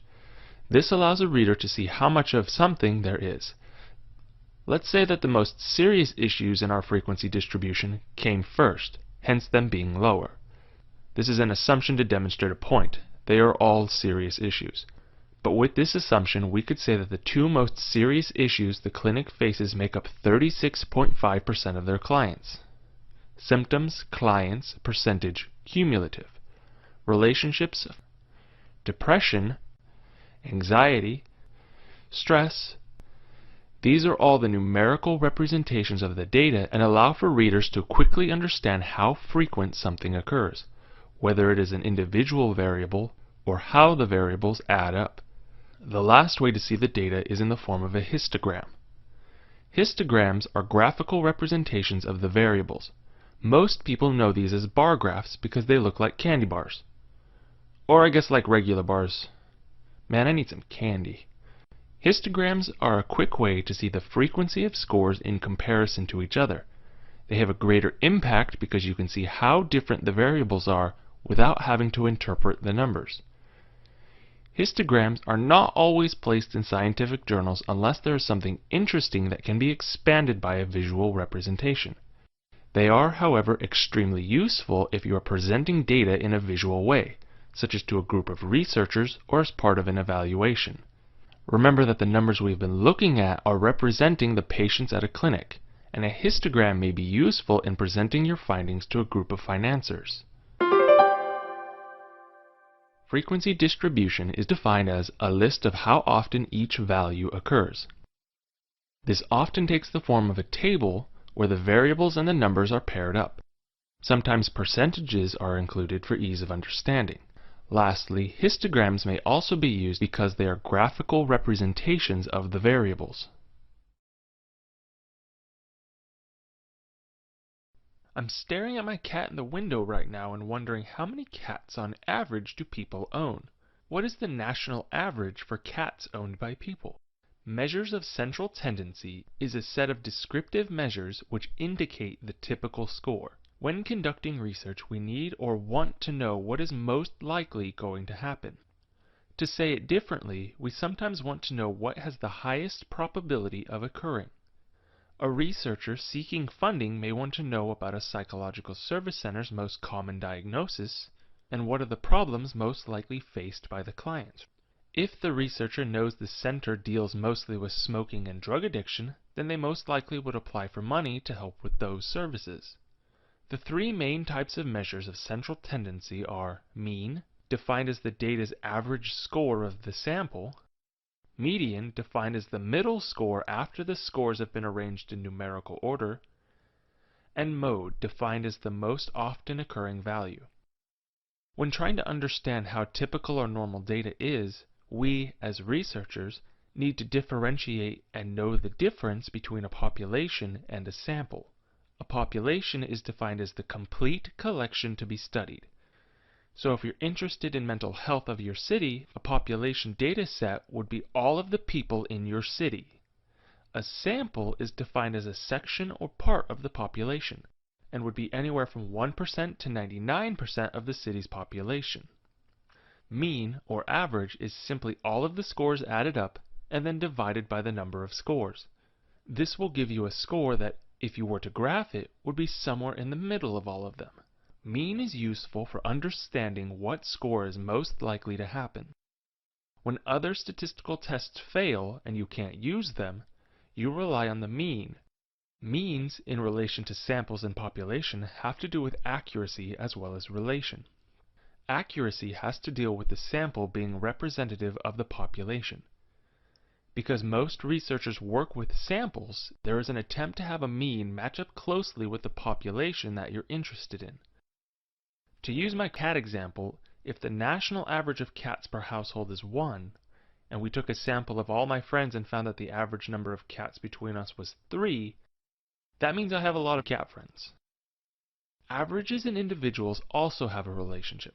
If the national average is 1, and my friends have an average of 3, and I have 4 cats, that tells us that I have more cats than both the national average and the average of my friends.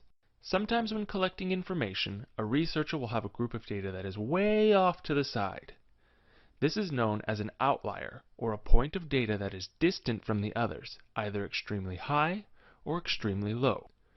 When you plug it into the mean, it will skew your results. Like if you had someone in your study with 86 cats. They're going to really throw off your results. Because this one person can throw off your results, the next best way to describe your data is median. Medians are useful for understanding what the central part of the data looks like. If there are a lot of lows and highs, then this score will be least affected by it because all you do is count to the centralmost number where the scores are in numerical order. If there are 2 central numbers, you simply average the 2. Medians don't have a direct relationship to the sample and mean, because individual scores can vary. Similar to the mean, you want to get your sample as close as you can to the population. The issue with this is that many articles may not report a median because it's so easily pushed one way or the other. Mode is the most often occurring number. This is likely never going to be reported unless you're looking at a very specific piece of literature. For example, the study on cats may report that the mode is 0. This means that most people don't have a cat. Mode can also be 2 or more numbers occurring at the same frequency. So if people are just as likely to have 2 or 0 cats, then you report 2 and 0. This makes mode highly subjective to your sampling technique. If you go to a place where people have a lot of cats, then your mode will likely be much higher than the population's. If you go to a place where no one owns cats, then your mode will also reflect this. Mode likely has the weakest link to population due to its sampling bias. It can be reported to give the reader of your research an understanding of what the average score looked like. This may be important if your mode was different than the average. If your mode was 4 cats and your average was 1 cat, that means something very strange is happening. Measures of central tendency is a set of descriptive measures which indicate the typical score. They can be affected by an outlier or a point of data that is distant from the others, either extremely high or extremely low. The 3 most common measures are mean, defined as the sample's average score, median, defined as the middle score after the scores have been arranged in numerical order, and mode, defined as the most often occurring value. I was going to write this about intelligence and intelligence quotients, but that got really complicated really fast. So let's talk about obesity instead, because you're more likely to hear about the rising rate of obesity than the rising scores of IQ. Unless you go on to do psychological assessments, then I would recommend you look up the Flynn effect and the idiocracy theory. But this lesson is about weight and understanding the descriptions of it. Weight, like so many things, is not a static or unchanging thing. Not everyone who is 6 feet tall weighs exactly 200 pounds. There is some variability. When reporting these numbers or reviewing a project, a researcher needs to understand how much difference there is in the scores. This is where we look at measures of variability, which are statistical procedures to describe how spread out the data is. They are range, defined as a single number representing the spread of the data. Standard deviation, defined as a number representing how far from average each score is. Variance, defined as a number indicating how spread out the data is. When trying to understand how spread out the data is, we as researchers need to differentiate and know the difference between a population and a sample. A population is defined as the complete collection to be studied, like all the police officers in your city. A sample is defined as a section or part of the population and would be the selection of the police officer population you're studying, anywhere from 1% to 99% of them. When researchers do psychological experiments, they often must work with samples, because to find everyone in a population is nearly impossible. If you want a population data set, the world's weight, for example, would be about 7 billion data points. If you wanted a population data set of everyone in California, then that means you need about 33 million data points. In my town, that is about 100,000 people. The trick is trying to make your sample data set look like the population set, which means you need to measure how variable your data is in order to compare it to what is estimated to be the population. Let's go back to our study on obesity. What's the range of weights we'll be looking at? Range is simply taking the highest score and subtracting it from the lowest score in the study. It's pretty simple to find. If the heaviest person is 800 pounds and the smallest person is 100, then our range is 700 pounds. Remember, to do a range, you will need to have scores that have some variability. For example, weight has a large variability in scores and would have a meaningful range. A 5-question quiz would not have a very meaningful range because the largest possible range is 5. Range has a simple and easy to understand purpose as well, to quickly and easily inform us how wide the scores are. If we're doing a study and using a sample, we need to know how representative of the population our sample is. For example, if we're looking at weight and depression and our range is 50 pounds, then we don't have a very wide range of the population. This may limit the findings on how depression affects weight because we may only be looking at the lowest recorded weights or the overweight instead of comparing the two. If our range is 500 pounds, now we're looking at a broader sample and likely a more representative sample of weight and how it affects depression. While range is about how much your data covers, standard deviation has to do with how much difference there is between the scores. If all of the scores are grouped around the average, then your standard deviation will be lower. If your scores are all over the map and not grouped together at all, then your standard deviation will be huge. The steps to calculating it look like this. Calculate the average. Calculate the deviation, which is the score minus the average. Square the deviation. Sum up the squared deviations. Divide this by the number of scores in your dataset, or multiply by 1 over n, same thing, and take the square root. The formula takes advantage of statistical language and is not as complicated as it seems. The part in the parenthesis is the first two steps, subtracting the average, the x with the line over it, from the score, represented by the x sub I. Then you square each result. The big funny e, called sigma, means that you add up all those square deviations. Then you multiply that sum by 1 divided by the number of scores in your sample. The last step is square rooting to get your standard deviation, which is represented on the left side of the equation by that Sn. If you have a group of scores and they're all clustered around the mean, then our second step of calculating the squared deviations would result in smaller numbers. This would make all of the math later smaller and thus our standard deviation small. When all of our scores cluster around the middle, it would look like this, with all of the scores making a huge bump in the middle. If the scores are all spread out or clumped in weird places, then the standard deviation will be really high. Standard deviation is important to understanding samples and populations because it lets you know how varied the scores are. First off, if you're looking at a study involving weight with the average being 200 and the standard deviation is 50 pounds, that means about 68% of the data is between 150 and 250 pounds. That's not bad, depending on how big of a weight difference you want. Many statistical tests could be compromised because the data is too widely spread.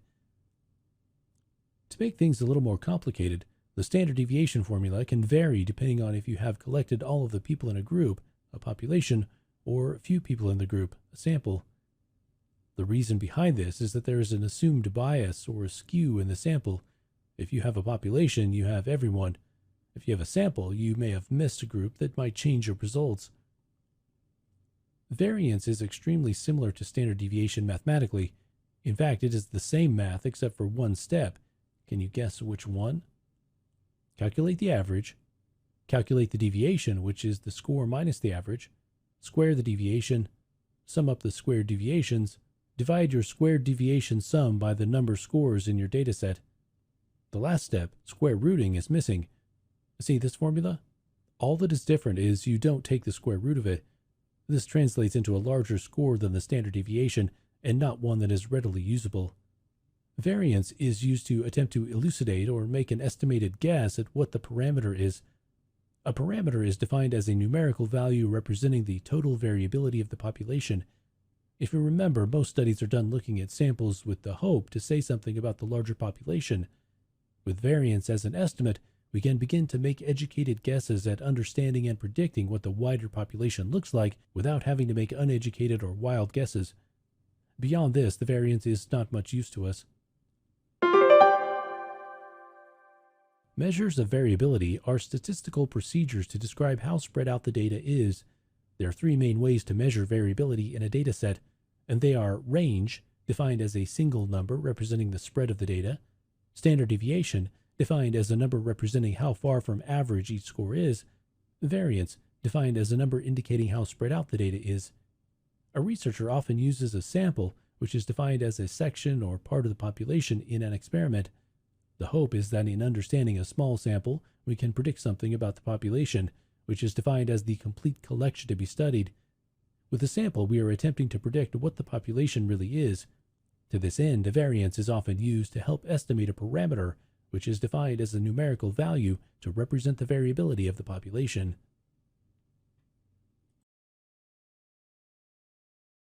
Imagine a teacher is interested in studying several aspects of her class, such as the personality of her students, whether boys are different from girls, or whether different teaching styles lead to different results in her students. In order to understand any of these aspects of the children in her class, the teacher must understand some basic statistics so that she can quantify her understanding, or in other words, put it into numerical form. In another lesson for educational psychology, you can learn about ideas such as the mean, median, and mode to describe people, or how a standard bell curve works. This lesson focuses on a slightly different type of statistic called inferential statistics. Inferential statistics are ways of analyzing data that allow the researcher to make conclusions about whether a hypothesis was supported by the results.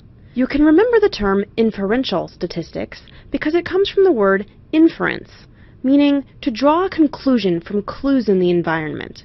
How do inferential statistics work? To make things easier, let's think about an example from a classroom. Imagine a teacher suspects that the boys in her class are more extroverted, or more talkative, energetic, and social, compared to the girls in her class. The teacher's guess about the difference between boys and girls is what we call a hypothesis. In other words, in psychology, a hypothesis is an educated guess about a trend, group difference, or association believed to exist. Her hypothesis is that boys are more extroverted than girls. How would she test this hypothesis? The teacher would probably do something to measure extroversion, such as give the students a personality survey to complete, or to simply observe them and keep track of extroverted behaviors. Either way, she can measure the level of extroversion in every boy and every girl. Then she can compare the scores across the two groups. The first type of inferential statistic we need to discuss is called a t-test.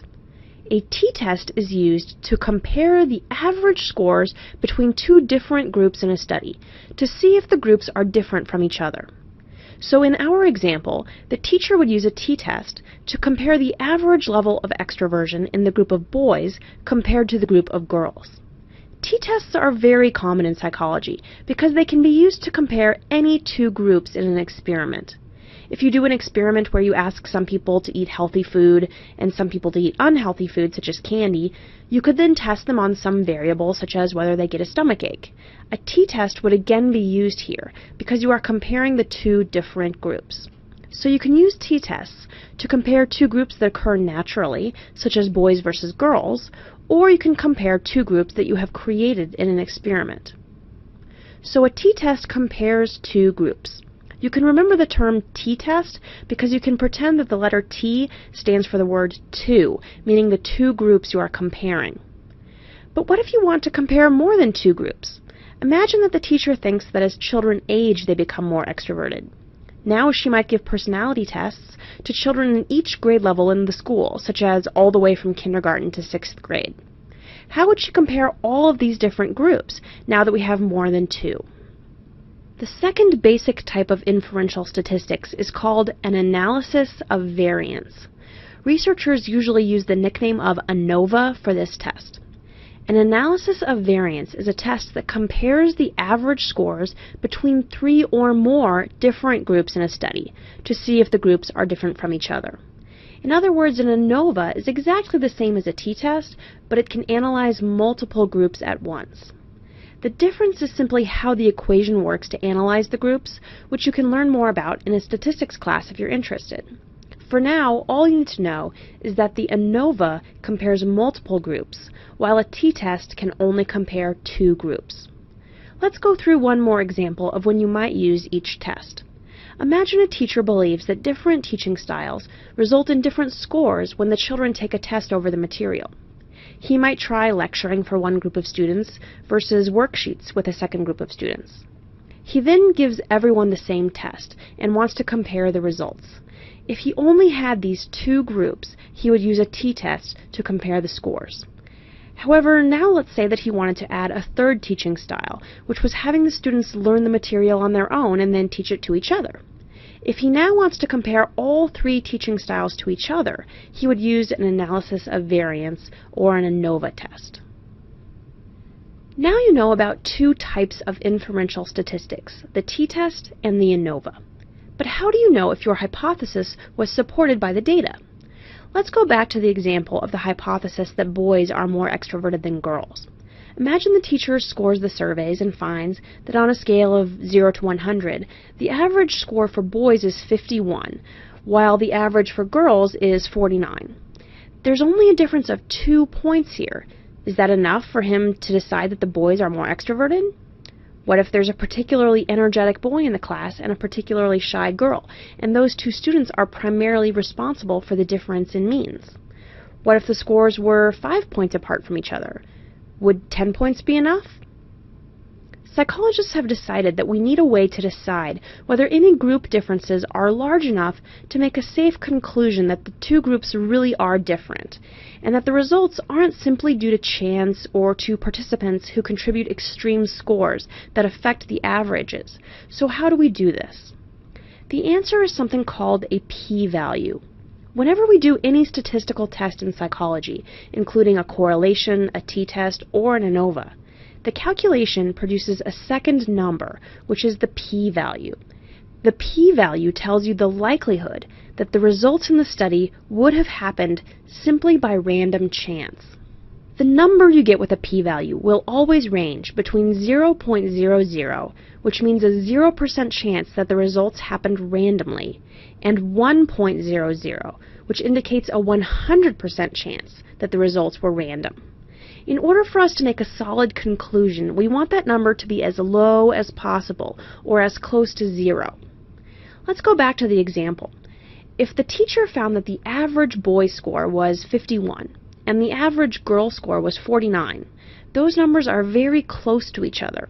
So it's possible that a random boy or girl in the class affected the averages, and that if he had used a different group of boys and girls, the numbers would have been different. Because of the high amount of uncertainty in these results, our p-value would probably be very high, such as around 90%. That means the p-value would be 0.90.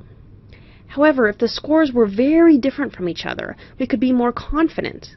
If the average boy score were around 85 and the average girl score were around 15, then we can be very confident that most boys are more extroverted than most girls.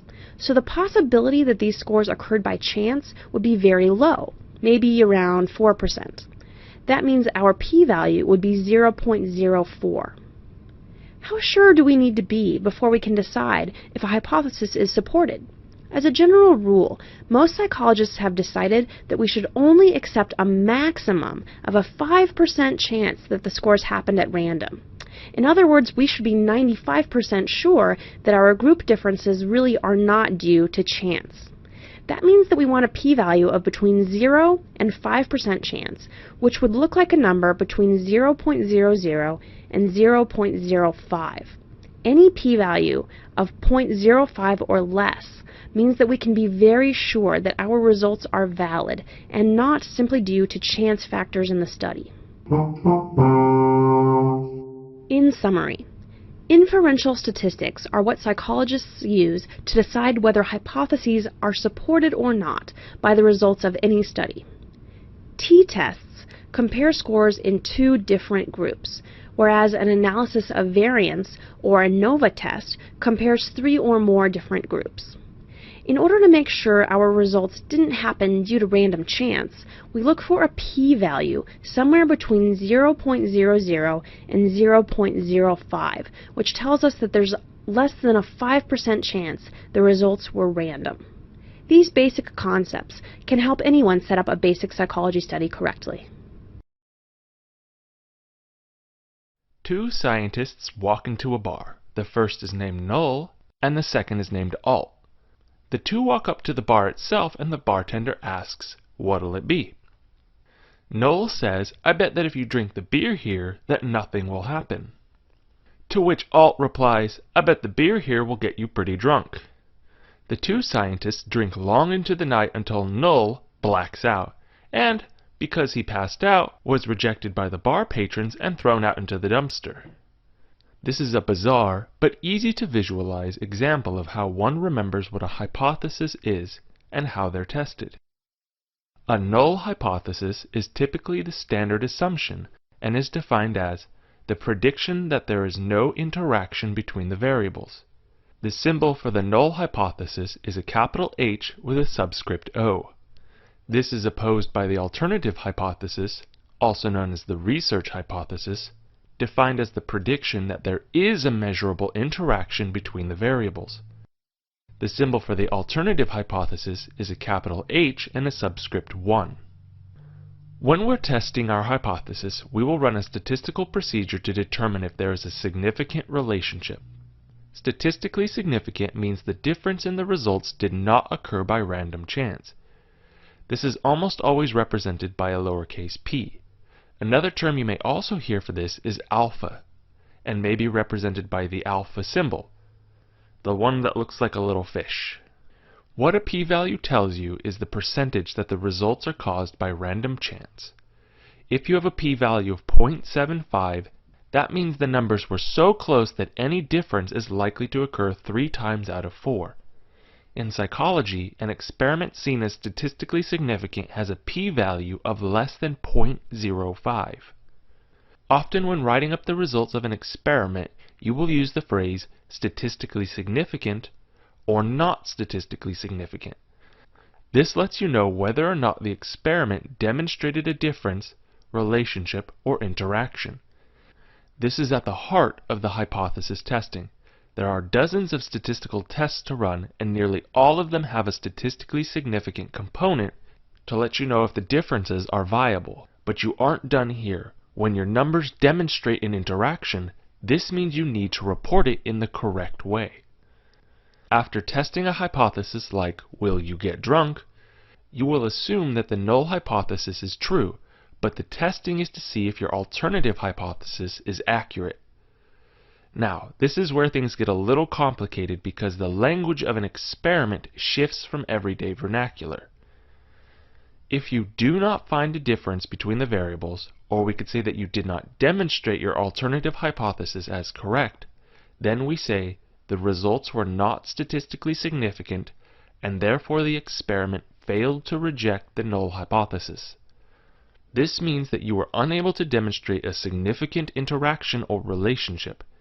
Therefore, you were unable to reject the base assumption that there is no relationship. You can think of it like there not being a connection between the variables. If you do find that there is a difference between the variables, that your statistics found significance, you would write the results were statistically significant, and therefore the experiment rejects the null hypothesis. In scientific literature, you reject or fail to reject the null hypothesis. This has to do with the language of mathematics.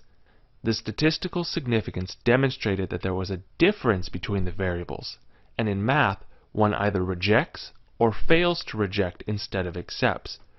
It's kind of confusing, so most researchers just learn it by rote. In hypothesis testing, you focus on 2 hypotheses. The null hypothesis is defined as the prediction that there is no interaction between variables. This is opposed by the alternative hypothesis and is defined as the prediction that there is a measurable interaction between the variables. When testing for statistical significance, you want below a 0.05 p-value. If you do have below a 0.05, you are able to reject the null hypothesis. If your p-value is above 0.05, then you fail to reject the null hypothesis.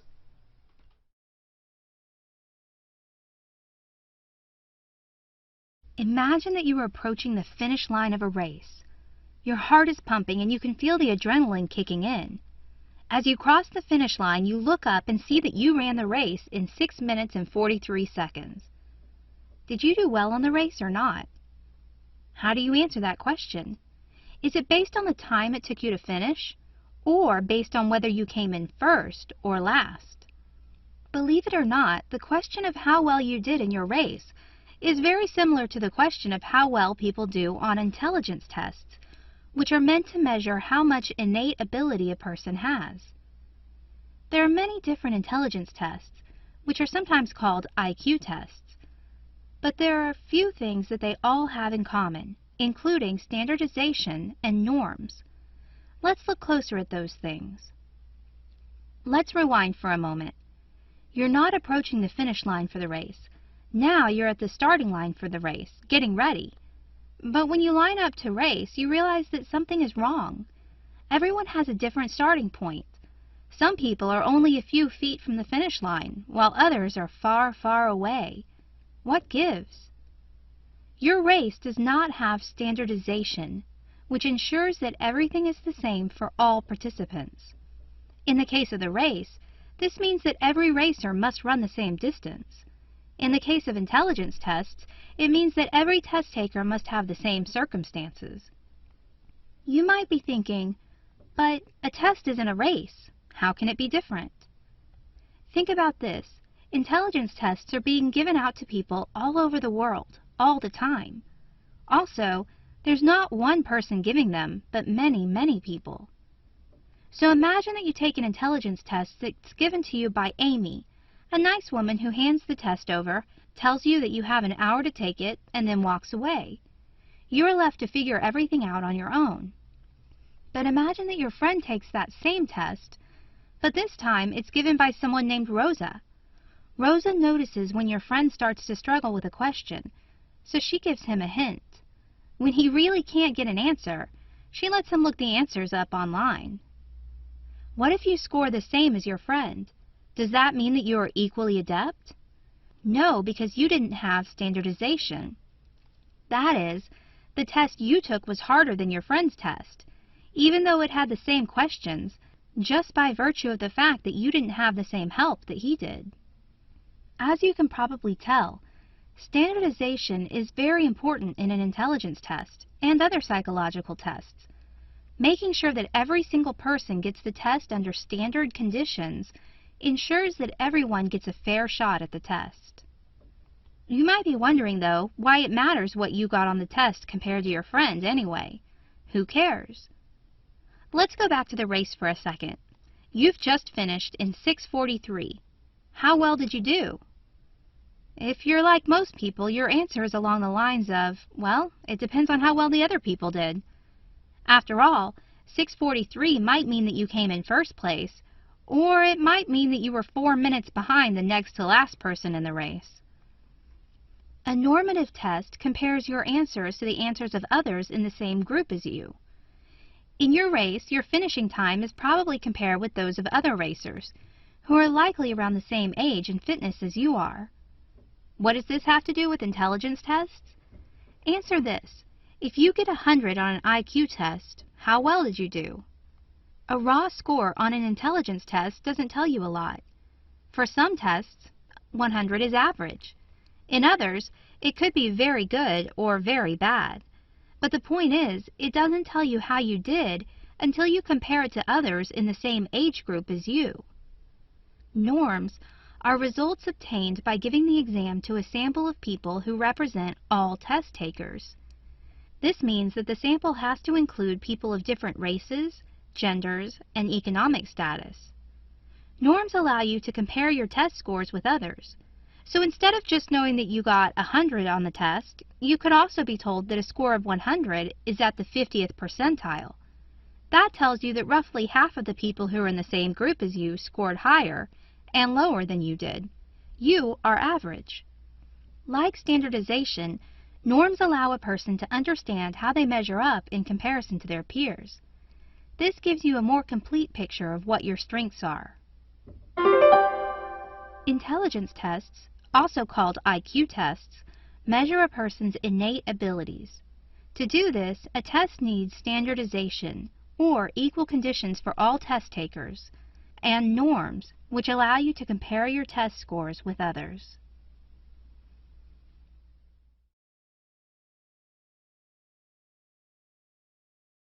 Ricky is an educational psychologist. She wants to do a study examining whether or not a certain curriculum will help students learn math skills. In order to figure that out, she has to put together a math test that the students will take after they've been exposed to the curriculum. Psychological measurement is the process of evaluating psychological traits, including cognitive skills like math and other traits like depression or altruism. Measurement is the cornerstone of psychological studies. Without measurement, there is no way to gather data in a study. Without data, there is no way to know if your hypothesis is correct. For example, Ricky might think that the curriculum will help students learn math, but unless she measures their math skills, she won't have the data to show whether it actually does help or not. There are many tools used in psychological measurement. When looking at cognitive, or thinking, skills, tests are usually used to measure outcomes. IQ tests are examples of psychological tests that measure cognitive skills. So is Ricky's math test. Let's look at two different ways of scoring tests: norm-referenced and criterion-referenced. Ricky wants to know if her curriculum will help students learn math skills, and she's written a math test for the students to take. But how should she determine what passing means? A norm-reference test scores a test by comparing a person's performance to others who are similar. You can remember norm-referenced by thinking of the word normal. The object of a norm-reference test is to compare a person's performance to what is normal for other people like him or her. Think of it kind of like a race. If a runner comes in third in a race, that doesn't tell us anything objectively about what the runner did. We don't know if she finished in 30 seconds or 30 minutes. We only know that she finished after two other runners and ahead of everyone else. So if Ricky decides to make her test norm-referenced, she would compare students to what is normal for that age, grade, or class. Examples of norm-reference tests include the SAT, IQ tests, and tests that are graded on a curve.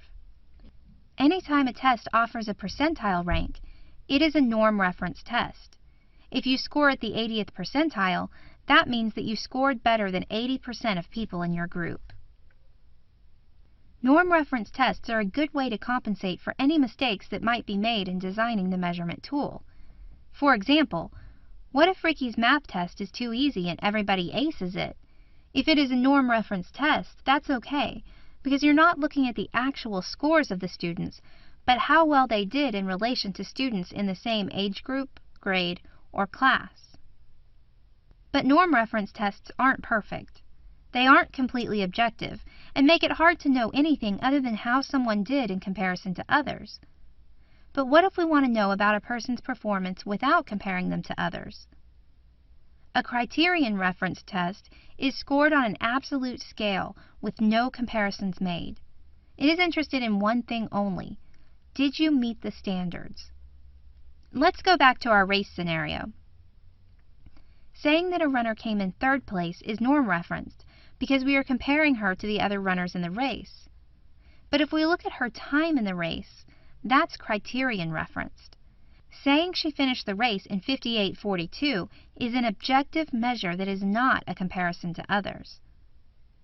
Tests that are pass-fail are criterion-referenced, as are many tests for certifications. Any test where there's a certain score that you have to achieve to pass is criterion-referenced. So, for example, Ricky could say that students have to get a 70% on her test to pass, which would make it a criterion-referenced test. As we mentioned, criterion-referenced tests are good for giving an objective picture of how a person does. They are often seen as more fair than norm-reference tests, because how well the other people in the group do on the test doesn't affect your score. But it is difficult to measure certain things, and criterion reference tests run the risk of not giving a good picture of what people can and cannot do. Going back to Ricky, if her test is too difficult and the whole class fails, a criterion reference score will not take into account that the test was difficult. So in short, both criterion-referenced and norm-referenced tests have positives and negatives. A researcher has to decide which is better for their study, a measurement tool that offers information about how people do in relation to others, or one that looks at non-comparative data of how students do. Psychological measurement involves assessing psychological traits. There are two major ways to score assessments in measurement. Norm reference tests look at how a person does in comparison to other people who are similar to them, while criterion reference tests look at a person's performance regardless of how others do. There are advantages and disadvantages to both.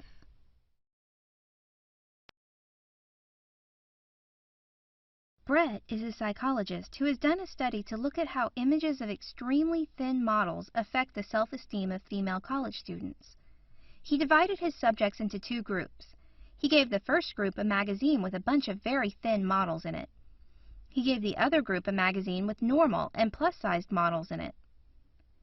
After the subjects had looked at the magazine, he gave them a questionnaire to see how much self-esteem they had and how confident they were about their own bodies. When he looked at the results, he noticed that the subjects who looked at the magazines with skinny models had much lower self-esteem and were less confident about their bodies than the other subjects. That's it then, right? Brett's done his study, and his results show that his hypothesis is correct. Time to pat himself on the back and move on, right? Well, not exactly. You see, Brett still has to figure out whether his conclusions are valid or not. One element that he needs to look at in his study is internal validity, or the ability of the researcher to say that only the independent variable caused the changes in the dependent variable. In Brett's case, his independent variable was which magazine photos the subjects looked at. His dependent variable was their self-esteem and body confidence. He wants to be able to say that it was the photos of the models in the magazine and nothing else that caused one group to have lower self-esteem and body confidence than the other group. Let's look at how Brett can analyze his internal validity to see if his results are valid. Okay, so Brett needs to figure out how strong the internal validity of his study is. But what exactly does that mean? Remember that internal validity is the extent to which Brett can say that his independent variable, types of models in the photos, caused the changes in the dependent variables, self-esteem and body confidence, and nothing else. For example, what if the subjects who were in the skinny model condition already had lower self-esteem and body confidence than those who were in the other condition? In other words, maybe they came into the study with lower self-esteem and the results reflect that. Or perhaps everyone started out with the same self-esteem levels, but something else changed the self-esteem of one group or another. For example, maybe there was an article in the plus and normal-sized magazine that was all about feeling confident. After reading that article, the subjects in that condition had higher self-esteem and body confidence, not because of the photos, but because they were exposed to that article. In both those cases, Brett's results were the results of an extraneous variable, or a variable other than the independent variable that might affect the dependent variable. In Brett's case, the subject's baseline for self-esteem and the article about confidence are both extraneous variables that could be causing his results. As you can probably guess from their definitions, internal validity and extraneous variables are linked to one another. If there are a lot of extraneous variables present, the researcher is not able to say for sure that the independent variable is the only variable affecting the dependent variable. As a result, the presence of extraneous variables lowers internal validity. What can Brett do? Well, after the study is done, there's not a lot that he can do about extraneous variables. That's why most researchers spend time near the beginning of the study thinking about the extraneous variables that they might run into. Once they can identify the extraneous variables, they try to eliminate their effects as much as possible. For example, Brett could take a measurement of all of the subject's self-esteem and body confidence at the beginning of the study. That way, he could make sure that both groups are approximately equivalent on those measures and one group doesn't start the study with higher or lower self-esteem. He could also make sure that the two magazines have the exact same text in them. If only the photos are different, he could draw the conclusion that his internal validity is high, and therefore that results are the result of the photos and nothing else. Let's say that Brett is able to control for all the possible extraneous variables. He has women who have the same level of self-esteem at the beginning of the study, and the only difference in the magazines they look at are the photos. He has high internal validity, so his study is perfect, and his conclusions that the photos of skinny women lower women's self-esteem and body confidence is true, right? Well, not exactly. See, Brett has a high internal validity, so he knows that other variables probably did not affect his dependent variable. But Brett's research question, like all research questions, is not just about what happens in that one instance with that one group of subjects. He's interested in what happens in the real world with all women. Let's go back for a moment to the study. Remember that Brett changed the text of the magazine so that they matched. He took out the article on self-confidence that was in the magazine with plus-size models. This increased his internal validity and made it easier to draw conclusions about what the effect photos had. But what if, in the real world, the magazines with plus-size models also had more articles that were about feeling good about yourself? What if, in the real world, it's the combination of photos and articles that makes a difference? External validity is the extent to which the results of a study can be generalized to real-world settings. External validity makes it possible to say that this study accurately reflects the kind of situation that the subjects would experience in the real world. The problem with validity is that the two types, external and internal, are always at tension with each other. In the real world, there are lots of extraneous variables and internal validity is low. But in a lab setting, where extraneous variables are controlled for, the real world is not accurately reflected, and therefore external validity is low. Raising internal validity means that external validity is lowered. Researchers are always having to make decisions about the tension between internal and external validity. Some researchers favor having high internal validity and lower external validity, while others favor having higher external validity and lower internal validity. The main thing to remember is that the conclusions drawn based on internal validity only have to do with which variable affected the dependent variable in the world of the study. To say anything about the real world, you also have to look at the external validity of the study. Internal validity is the extent to which a researcher can say that only the independent variable affected the dependent variable. To draw conclusions based on internal validity, a researcher has to control for extraneous variables, or variables other than the independent variable that might affect the dependent variable. If all extraneous variables are controlled for, though, chances are that the study will have a low external validity, or the extent to which a study reflects the real world. Researchers must remember that having a high internal validity does not mean that a study has a high external validity.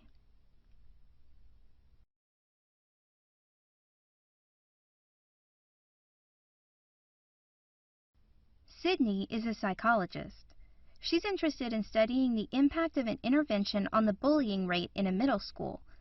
She wants to see if the intervention that she has designed will decrease middle school bullying. If so, it could be a great thing for middle schools everywhere. So Sydney goes to a middle school class and measures how much bullying goes on there. Then she does her intervention on the class and measures how much bullying occurs afterwards. She finds that there is significantly less bullying after her intervention than before. That's great! That means that Sydney's intervention lowers bullying rates in middle school students, right? Middle schools everywhere can adopt her intervention and bullying will be lowered across the board. The purpose of research is to make statements about something that occurs in the real world. In Sydney's example, she did research on one class in one middle school in one town in the entire country. But she's not interested only in what happened in that class. She wants to be able to say that this intervention will lower the bullying rate of middle schools everywhere. Let's look closer at the problems that might arise when trying to draw conclusions from only one study. Remember that Sydney found that her intervention lowered the amount of bullying in a middle school class. She believes that the intervention will work universally. That is, she believes that if every middle school student is exposed to her intervention, bullying rates will be lowered across the nation. This might be true, but can she say that based on her one study? Maybe not. One key element to being able to generalize results is to have a representative sample, or a group of subjects that will behave in the same way as the population. Think about it like this. You want the people in your study to represent the population, which is why it is called a representative sample. It is possible, but very, very difficult, to have a representative sample in only one study. For example, what if the students in the class that Sydney studied are just more predisposed to being affected by her intervention? Or what if something happened, like a classmate getting seriously hurt by a bully, that means that they are ready to change their behaviors for the better? Even if Sydney did her study using many students at many different schools, she might not have a representative population. For example, perhaps all of her subjects are the same race or class, or perhaps they are all from the country instead of the city. Will her results translate to other races, classes, or geographic areas? Perhaps, but perhaps not. It's very hard to tell from only one study. However, if Sydney or someone else did the same study but with middle schoolers from another part of the country, another class, and/or another race, their results together might begin to make up a representative sample. This is one reason why the same research might be done over and over on different samples. Let's say for a moment that Sydney manages to get a representative sample for her study. That is, the students that she uses in her study represent the population of middle school students perfectly. That's it. She can draw conclusions that her intervention will work in every middle school in the country, right? Well, not exactly. There's still a problem with drawing conclusions based on only one study. Remember that Sydney wants to say that her intervention will lower bullying rates in middle schools. So she goes into a middle school, does the intervention, and demonstrates that less bullying happens after the intervention. But maybe Sydney wants her results to work so well that she works extra hard to make sure students understand the consequences of bullying. Or maybe the teacher says something after the intervention that really makes a difference. In other words, maybe it's not the intervention, but the circumstances of that one time that lowers the bullying in that class. This is why it's so important for research findings to be replicated or demonstrated in different studies, preferably with different researchers. If several different researchers take Sydney's intervention, do it at several different schools, and get the same results, it supports her ability to say, hey look, this intervention works. On the other hand, if the other researchers find that the intervention does not lower bullying rates when they do it, there might be a problem with the intervention. In that case, Sydney's conclusions might not be valid. The purpose of research is to make generalizations about the study. Researchers want to be able to say that the results of the study are true even beyond the scope of the study. In order to do that, it is important that they have a representative sample and that the results of the study are replicated. Both of these things are best achieved through many different research studies. As a result, drawing conclusions based on a single research study can be troublesome. Sophie is a psychologist who believes that people like other people who mirror their body language. In other words, she believes that if you are leaning to your right, you'll be more likely to have a positive impression of someone who is leaning to their left when they talk to you. To test her theory, Sophie has subjects talk to a confederate, or a researcher pretending to be a subject in a study. In the experimental condition, the confederate mirrors the body language of the actual subject as they have a conversation about something mundane like the weather. In the control condition, the confederate just stands still and doesn't mirror the body language of the subject. Afterwards, Sophie gives the subjects a survey and asks them to rate from 1 to 5 how much they liked the person they talked with. A 5 means that they thought that person was awesome, and a 1 means that they didn't like the confederate at all. If Sophie is right, the people in the experimental condition, where the Confederate mirrored the subject, will like the Confederate more than the people in the control condition, where the Confederate didn't mirror their body language.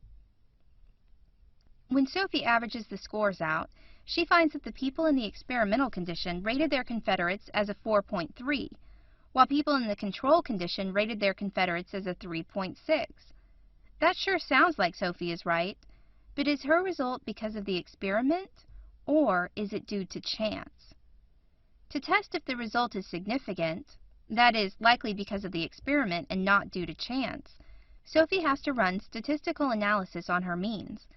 There are many different types of statistical analysis: t-tests, ANOVA, regression, chi-square. All are used for different types of research questions and different types of data. For our purposes, let's just say that Sophie chooses an appropriate statistical analysis, and she gets a significant result. That is, the difference in the average rating of the groups is most likely because of what the Confederate did, not due to chance. But what happens if Sophie's statistics were not significant? What then? Non-significance in statistics means that the null hypothesis cannot be rejected. In layman's terms, this usually means that we do not have statistical evidence that the difference in groups is not due to chance. Notice that there are two negatives in that sentence. We do not have evidence that the difference is not due to chance. Anyone who's had a strong English teacher can tell you that, in English, two negatives equal a positive. But in statistics, it's a little different. We can't say that the difference is due to chance, only that we don't have evidence that it's not due to chance. This might seem like a minor difference. So let's go back to Sophie's study for a moment to see what this means in practice. If Sophie gets a non-significant result on her statistical analysis, it means that she can't rule out the possibility that the difference in the two groups is caused by chance. However, it does not mean that the difference is caused by chance. It might still be caused by the mirroring of body language, or it might be caused by something else. All she knows for certain is that it might be caused by chance. What kind of conclusions can Sophie then draw if she gets a non-significant result? Many people believe that a non-significant result means that the independent variable did not affect the dependent variable. This might be true, but it might not be true. As we saw before, the results might be due to chance, or they might be due to the independent variable. Who knows? So, if non-significance doesn't tell us what the results of the experiment were, what does it tell us? For one thing, it tells us that the results are not as definitive as we expect them to be. Sophie did her experiment because she believed that the people who talk to someone who mirrors them will like that person better. If her results had been significant, she would have evidence for her theory. But her non-significant result means that her results are not definitively in support of her theory. The main thing that a non-significant result tells us is that we cannot infer anything from this particular study. For example, it means that Sophie cannot infer that people will like people who mirror their body language better than people who don't. That's what happened in her study, but she can't say that that's what will happen most of the time in the real world. Since the purpose of research is to make generalizations about the real world, some people see a non-significant result as a failure of the study. It's true that you can't make generalizations based on a non-significant result. But remember that it also means that you can't make generalizations about the opposite of the hypothesis either. For example, Sophie can't say that people do not like people who mirror their body language better. She can only say that she doesn't really know. If she does another study, she might get a significant result, which would show her one way or another. But with a non-significant result, she cannot make any inferences. When doing statistical analysis on a study, many researchers discover that they have a non-significant result, which means that the researcher cannot rule out the possibility that the results are due to chance instead of the independent variable. This result means that the researcher cannot make inferences about the results of the study.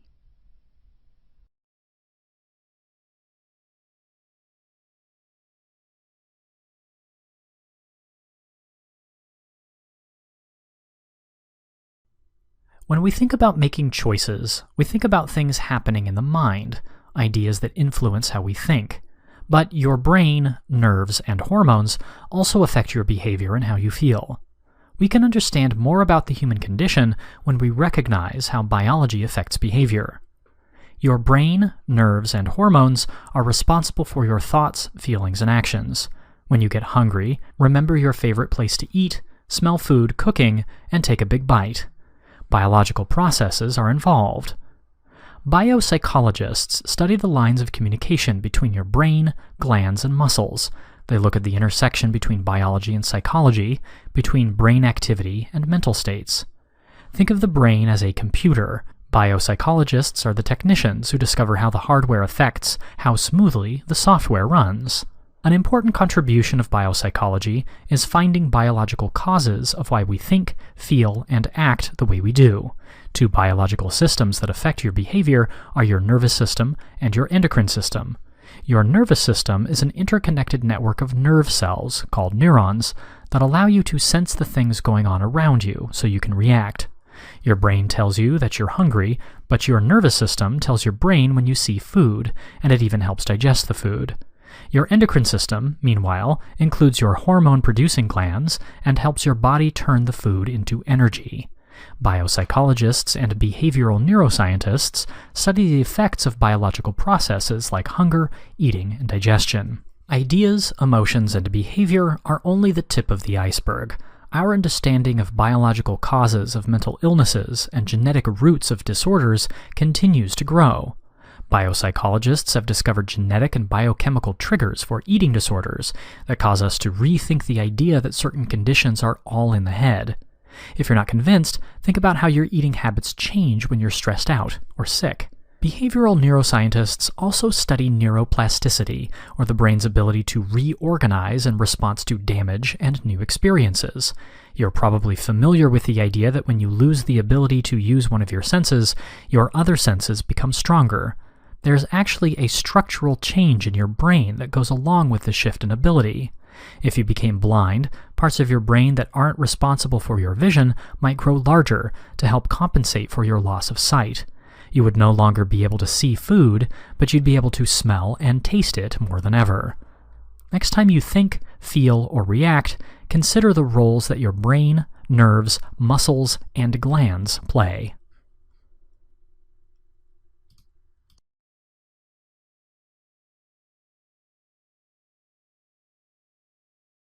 Heather and her friend Hillary are like night and day. Hillary likes to play sports, while Heather would rather read a book. Hillary is tall and curvy, while Heather is short and slim. Heather is laid back and easygoing, whereas Hillary is competitive and driven.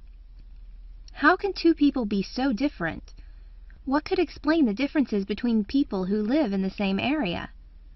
Whether it's differences in people's physical bodies, like the height difference between Hillary and Heather, or in their personalities, like Hillary's competitiveness and Heather's easygoing nature, scientists believe that two things might contribute to making people unique.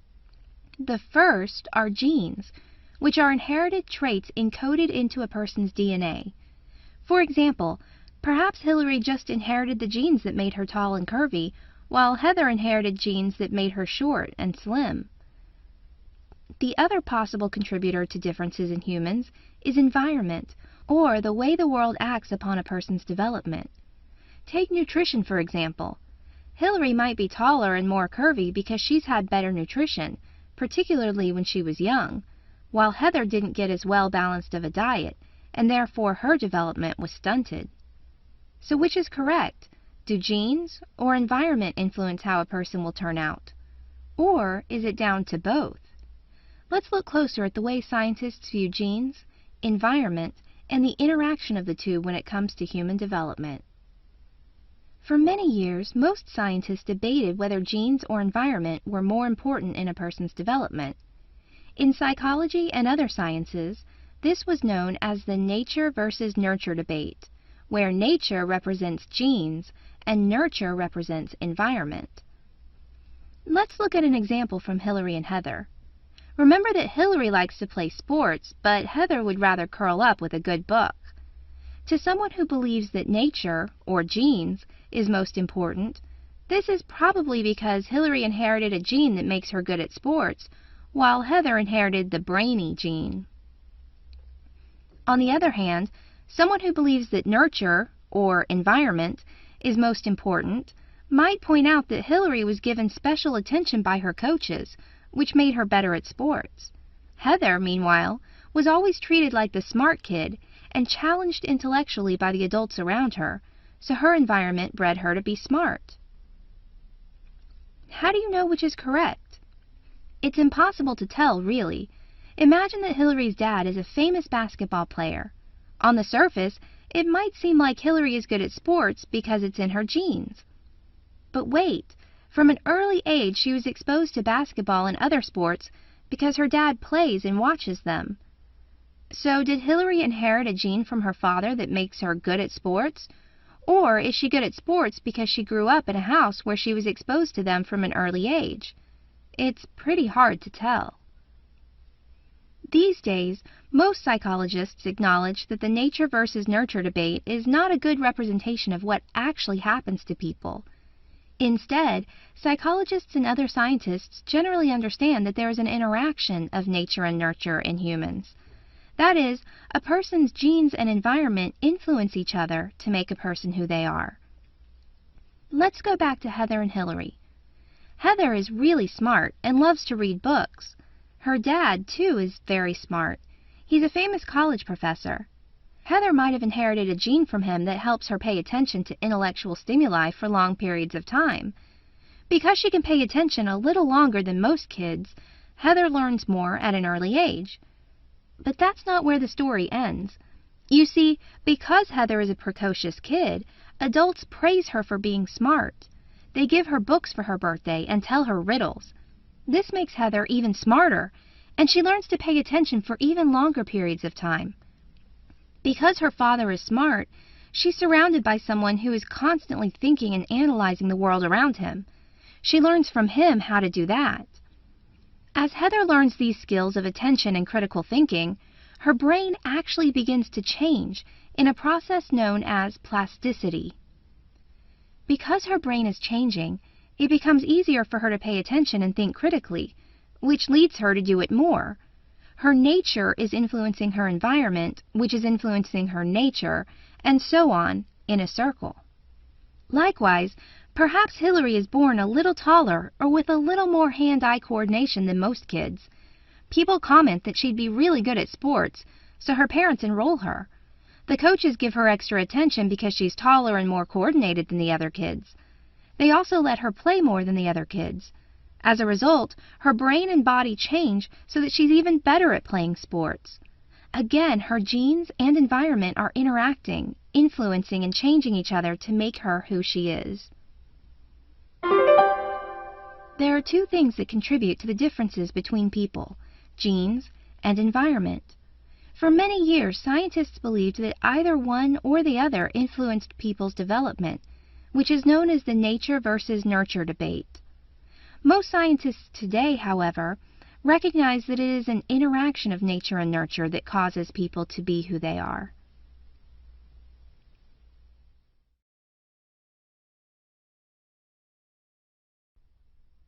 Everyone knows that Vince is odd.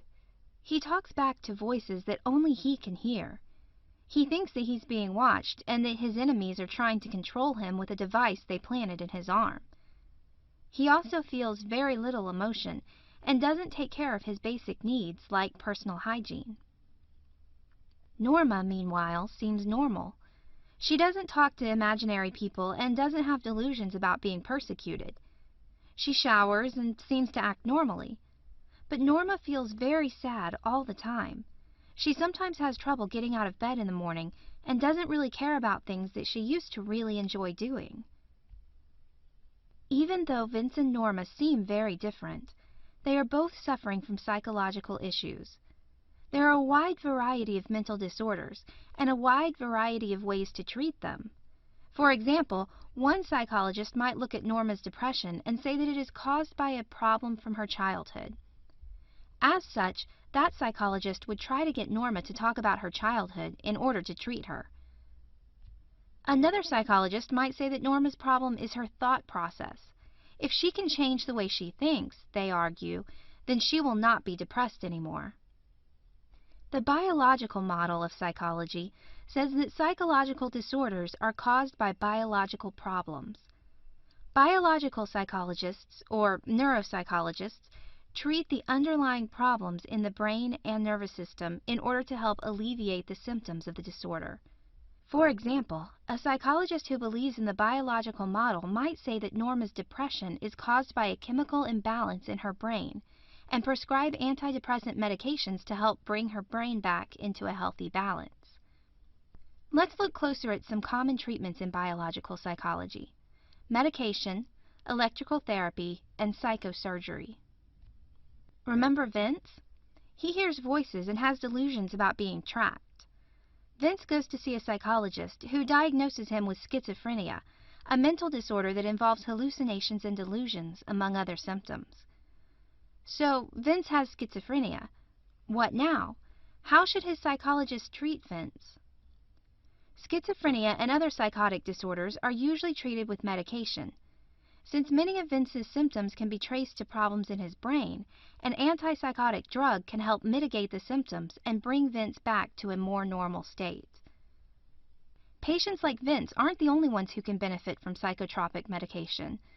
There are 5 general categories of psychological drugs, and each category helps people with different types of psychological disorders. Antidepressants help people who suffer from clinical depression and related mood disorders. Remember how Norma is feeling sad all the time and having trouble getting out of bed in the morning? Antidepressant drugs can change Norma's brain chemistry so that she feels better. Anti-anxiety drugs are used to treat people who have anxiety disorders, including panic disorder and phobias. Mood stabilizers are drugs used for people with bipolar disorder. Note that with bipolar disorder, a person experiences mania as well as depression. Mood stabilizers are the most common form of drug used for bipolar patients, though occasionally antidepressants can also be used. Antipsychotics help people like Vince, who suffer from hallucinations and delusions. They change a person's brain chemistry so that the hallucinations and delusions are controlled. But remember how Vince also doesn't feel very strong emotions and has trouble taking care of his basic needs? Symptoms like those will not improve with antipsychotic drugs. Stimulants are most often used to treat attention deficit hyperactivity disorder, or ADHD for short. Stimulants like Adderall help patients focus. Though there are other psychological drugs out there, most of them fall into one of those 5 categories. Of course, as with any medication, psychotropic drugs have side effects. For example, when Vince begins taking antipsychotic medication, he begins to feel dizzy and drowsy regularly. Not only that, he gains a lot of weight. These are all side effects of his medication. Despite the side effects, medication is almost always the first line of defense as far as biological treatments for mental disorders go. They are not the only biological treatments, though. Electrical brain stimulation is a type of treatment that involves using electricity to change the way the brain functions and to treat mental illness. The most common form of electrical brain stimulation is electroconvulsive therapy, or ECT for short, which used to be called electroshock therapy. When people talk about ECT, they often picture people strapped down to a table screaming and writhing in pain as their brain is electrocuted. That's an outdated picture, though. Back in the early and mid-20th century, that is how ECT was done. However, as science uncovered more and more about how the brain works, and new ways of delivering electricity to the brain were developed, ECT practice changed dramatically. Now, doctors can give a patient lower levels of electricity to a more specific region of the brain. The results can be very positive. ECT is still not commonly used, but it can work well for people with severe depression or bipolar disorder, or catatonic patients. And when a pregnant woman is not able to take medication but is a danger to herself or others because of her depression, ECT can be safely used. Even more rare today than ECT is the use of psychosurgery on patients. In the past, this has involved removing large chunks of a person's brain. Lobotomies, a specific type of psychosurgery that involves removing the prefrontal cortex of the brain, were sadly too common in the mid-20th century. The side effects from removing part of a person's brain can be profound. Survivors of lobotomies and other psychosurgeries ended up with severe intellectual disabilities and were sometimes stripped of their personality and the ability to communicate. Today, psychosurgery is rarely used, and when it is used, it is done in a more precise way than before. Instead of removing parts of the brain, psychosurgery involves creating a small lesion or area of dead tissue in a specific small area of the brain. This can help treat severe depression or anxiety, and it has far fewer side effects than traditional psychosurgery. Despite the improvements in the methods, though, psychosurgery is an absolute last resort and is very rarely used. The biological model of psychology treats mental illness like a physical illness. The most common form of biological treatments for psychological issues involves medications. Most psychotropic drugs can be divided into 5 major categories: antidepressants, anti-anxiety medications, mood stabilizers, antipsychotics, and stimulants. Less common biological treatments involve electroconvulsive therapy and psychosurgery.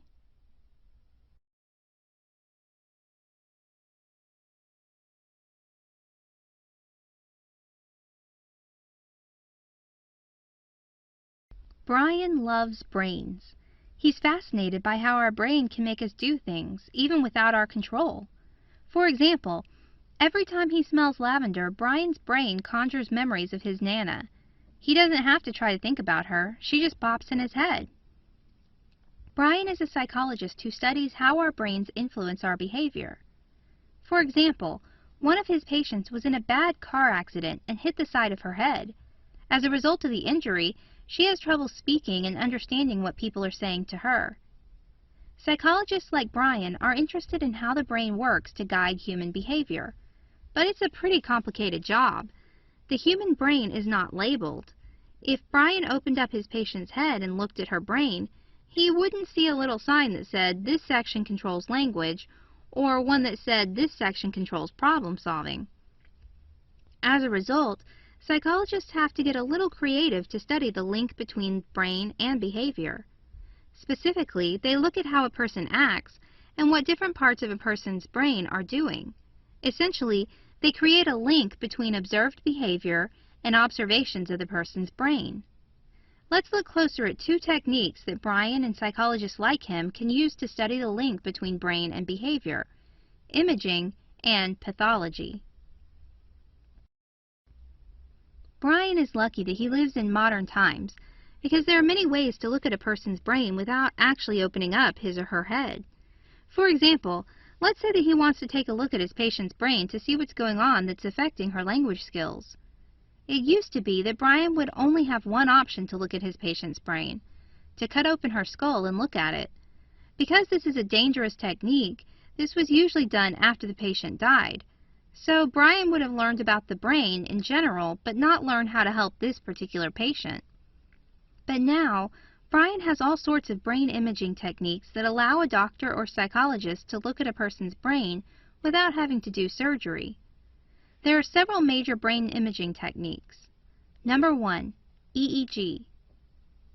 EEG stands for electroencephalography, and it involves measuring electrical activity along the scalp of a person. The readout for an EEG session looks like a bunch of squiggly lines and allows Brian and others like him to see which general areas of the brain have the most going on.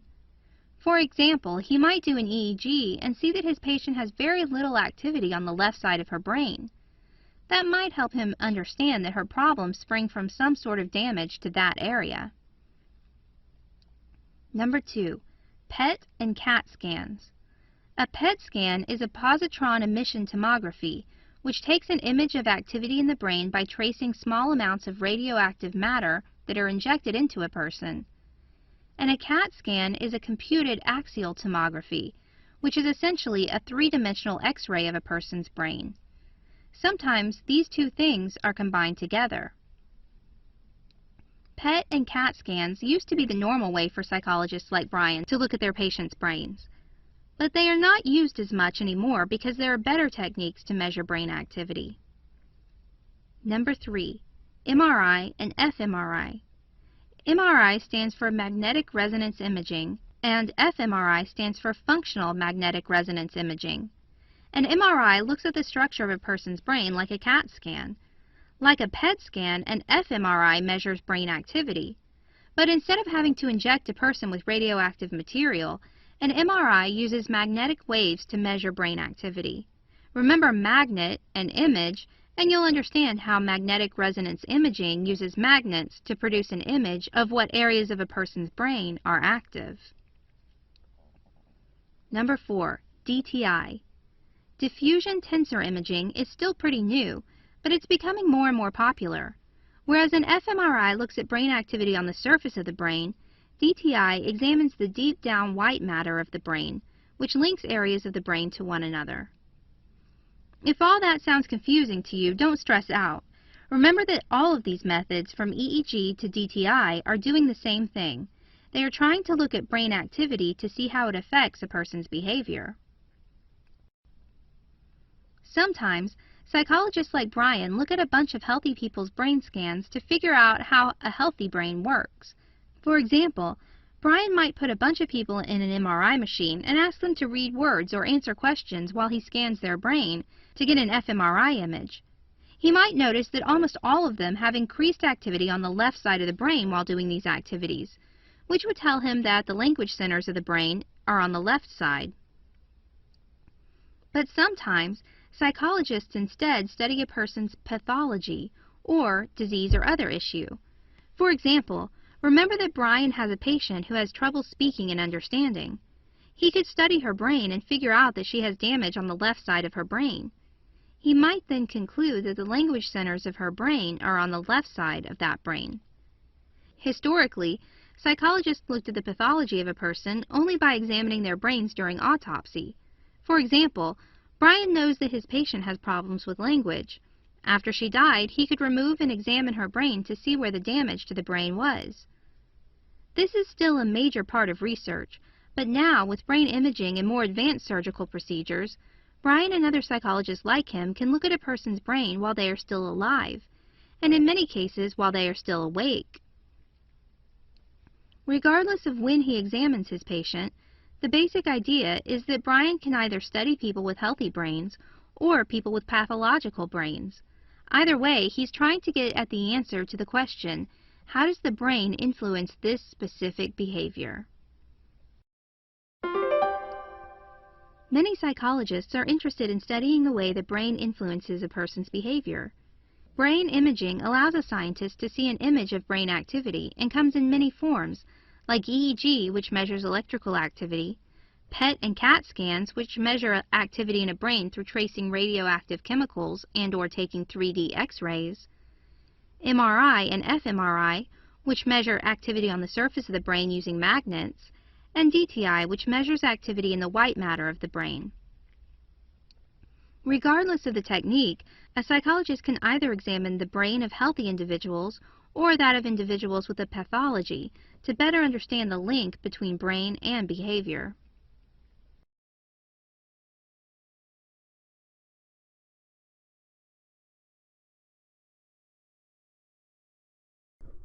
Neurons are nerve cells that are constantly sending signals to your brain, muscles, and glands.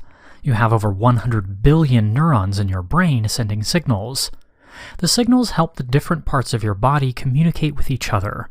Thanks to neurons, you're able to swat a mosquito if you feel it land on your arm, or wave to a friend if you see her walking towards you. Neurons send chemical signals called neurotransmitters, and they work quickly to help you react to everything going on around you. Think of these neurons as little baseball players throwing balls to each other. The baseballs are the chemical signals called neurotransmitters. So when you see a ball flying through the air towards you, sensory neurons send signals to your brain. This sets off a chain reaction of signals, which are fired off to motor neurons that cause your muscles to react, so you can catch the ball. Now let's take a journey inside the human body to see what happens when we see, hear, or touch something. Neuron Garcia Parra is warming up. He has dendrites, like catching arms, that receive signals. He also has a pitching arm that fires off signals. This pitching arm is called an axon.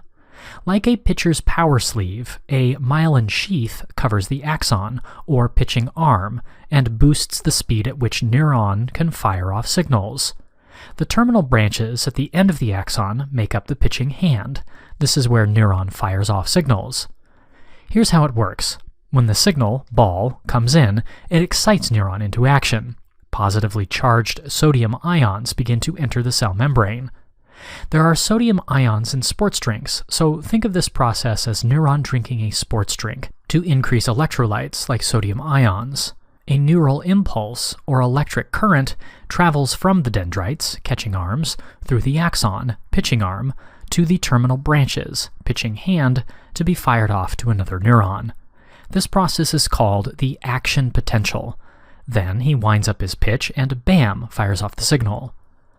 The all or none law states that once the neuron receives the signal, it has to fire it off. Like a pitcher who winds up and starts delivering the pitch, the neuron can't balk. There's no stopping once the nerve impulse has been activated. But if your neurons don't get the signal, they don't fire, so you'll swat a mosquito only if you feel it land on your arm. Either you feel it, and the neurons deliver the signals so that you can react, or you don't. The signal, ball, flies over the synaptic gap, field, to another neuron, player, and the process repeats itself. The dendrite receives the chemical signal, or neurotransmitter, excites the neuron, sodium ions enter the neuron and charge it, an electric current travels through the axon, and the terminal branches fire off the signal over the synaptic gap to the next neuron. The synaptic gap is less than 1/1,000,000th of an inch. In the brain, your neurons are packed together pretty tight, but in the outfield, some neurons have super long axons or pitching arms. A single axon, like the one that starts at the base of your spine and extends to your big toe, can be over 3 feet long. But even with these super long neurons, the same process happens. When you run to catch a ball, the dendrites catch the neurotransmitters. The neurons get excited, and sodium ions charge them. Electric currents travel through the axons all the way down your leg to the terminal branches in your toes to say, pick up your feet. The terminal branches fire off neurotransmitters over the synaptic gaps to your other neurons. And this process occurs over and over again until the signals get to where they need to be to trigger your muscles and glands into action. After the signal is fired, the neuron goes through a refractory period. What happens during this period is the neuron pumps out the sodium ions. Neuron sweats them out and returns to his normal state, or resting potential. He's back to being mostly negatively charged, until the next time he catches a signal, which triggers him to play ball. So the next time you catch a ball, think about all the sensory neurons firing signals inside to activate your motor neurons in your arms and legs. These nerve cells are responsible for your senses and reactions.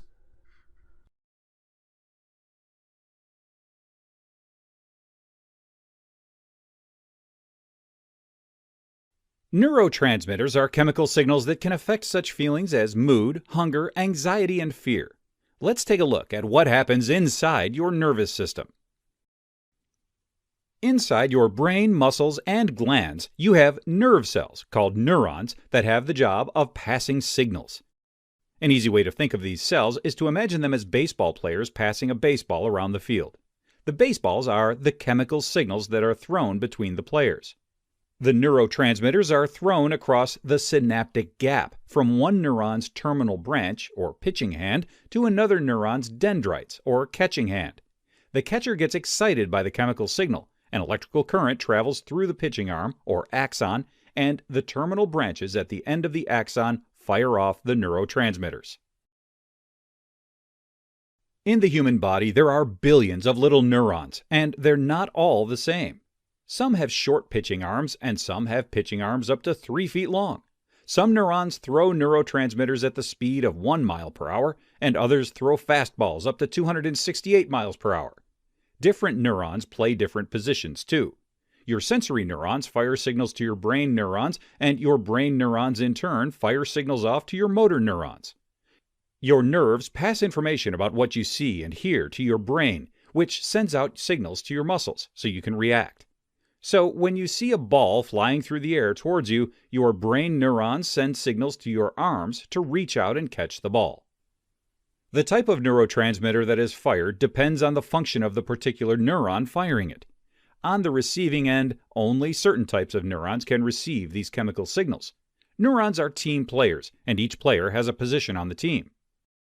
Because the neurons that are receiving the neurotransmitters have different functions, neurotransmitters affect different types of behavior. For example, your levels of the neurotransmitter serotonin regulate your appetite, sex drive, moods, and ability to sleep. Low levels of serotonin may lead to anxiety or depression. Some antidepressant drugs can help raise serotonin levels. Other neurotransmitters control memory. Dopamine affects your ability to concentrate and learn. Dopamine levels also affect your ability to react and move. Dopamine deficiencies are found in patients with Parkinson's disease. Symptoms include shaking and the inability to walk. When you exercise, neurotransmitters called endorphins are fired from your gland neurons to your brain neurons and your spinal cord neurons to reduce pain and stress. So, neurons are the cells that pass the information, and neurotransmitters are the chemicals that carry that information. The details of how these function are the continuing work of neuroscientists today.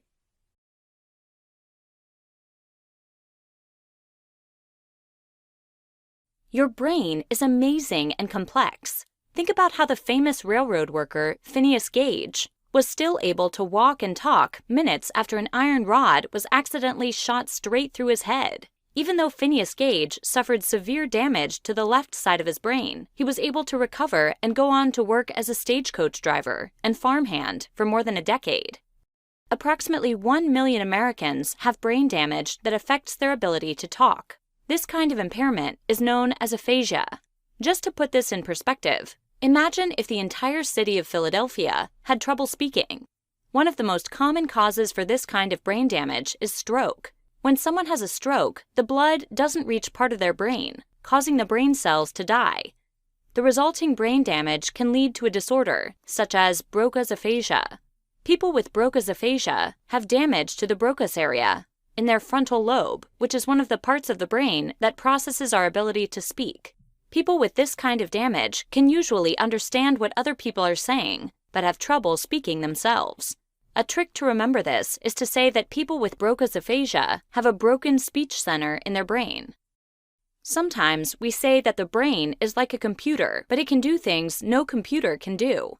If you have brain damage, then other parts of your brain can start performing the missing functions and allow you to recover your ability to speak. We say the brain is plastic or shaped by its experiences. Neuroplasticity is a fancy word for the brain's ability to adjust to damage or new experiences. With treatment, rehabilitation, and time for the brain to reorganize and access its other language centers, people with Broca's aphasia can recover some of their ability to communicate. Neuroplasticity isn't always about bad news. Damage isn't the only thing that changes our brain, and changes aren't only functional. The structure of your brain can change too. When you flex your mental muscles, you can actually grow a larger temporal lobe for processing sound. One way to do this is to play an instrument every day. And if you learn a second language, your parietal lobe actually becomes denser. So, learning things isn't just like storing information in a computer. Parts of the brain grow denser and grow larger in response to our experiences. Your brain can reorganize its parts to perform different functions after damage and change shape to contain new types of knowledge.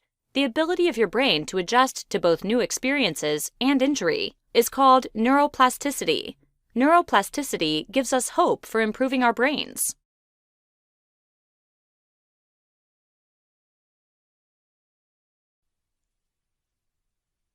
Teenagers aren't the only ones with hormones, and hormones don't just cause mood swings. The hormones of your endocrine system help to regulate your energy levels, growth, emotions, and ability to reproduce. Hormone-producing glands make up your endocrine system. Hormones are chemicals that your body produces to tell your cells how to behave. They can regulate growth and energy consumption. Your thyroid gland is in your neck. Your thyroid regulates your metabolism, or how fast your body uses energy. Low levels of thyroid hormones may make you feel tired and lead to weight gain. But if you have a hyperactive thyroid, your heart may race and you may feel jittery and have trouble falling asleep. Your pancreas is a gland in your belly that also affects your energy levels. Your thyroid controls the rate at which your body uses energy, and your pancreas regulates how much energy your body gets. Your pancreas produces insulin, the hormone that helps your body absorb sugar in your bloodstream to give it energy. You feel sluggish in the morning when you have low blood sugar. Once you eat breakfast, sugar from the food is carried by your blood. Insulin from your pancreas helps your cells take in the sugar that fuels your body. In your belly, you also have adrenal glands, which rest on top of your kidneys. Your adrenal glands pump out adrenaline hormones when you're faced with stress or excited. Say you're driving and suddenly see a baby in the road. Your nervous system sends signals to the glands in your endocrine system to put your reactions in motion. Your adrenal glands in your endocrine system release adrenaline to trigger a reaction. You get scared and react quickly as you slam on the brakes. You laugh when you realize it was just a doll that someone lost. Difficulties with any of these glands can lead not just to health problems, but also to long-term changes in behavior. They can affect moods and the choices we make. Male and female sex glands are also part of the endocrine system. If you're a guy, your testes produce the male sex hormones, testosterone. If you're a girl, your ovaries produce the female sex hormones, estrogen. Changing hormone levels are responsible for the physical and emotional changes that occur when you hit puberty. The pituitary gland in your brain is called the master gland because it secretes hormones that trigger your other glands. It regulates the amount of hormones released by your thyroid, adrenal glands, and sex glands. It's the command center that controls your body's growth and signals your ovaries or testes to make testosterone or estrogen. You've learned about the hormone-secreting glands that make up your endocrine system. Major glands include the pituitary gland in your brain, the thyroid gland in your neck, the adrenal glands and pancreas in your belly, and your reproductive glands, your testes or ovaries. Hormones affect your behavior and bodily functions in many ways. Think of your hormones at work the next time you feel grumpy from low blood sugar levels or after recovering from a sudden scare. Boo.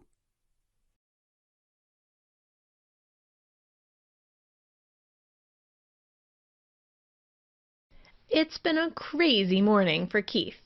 When he first woke up, he practically jumped out of his skin, heart racing, when he realized he had slept in and was an hour late for school.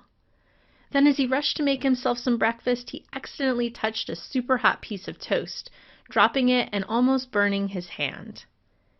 He made it to school just 5 minutes before an important math test was about to begin. For a while his mind was racing, but soon he was able to focus on his work again and finish the test. This lesson discusses how Keith's somatic and autonomic nervous system factored into the morning he had and what role they play in a person's voluntary and involuntary behavior. When learning about psychology and considering the biological side of our behavior, we think a lot about the brain. The brain and spinal cord together make up our central nervous system.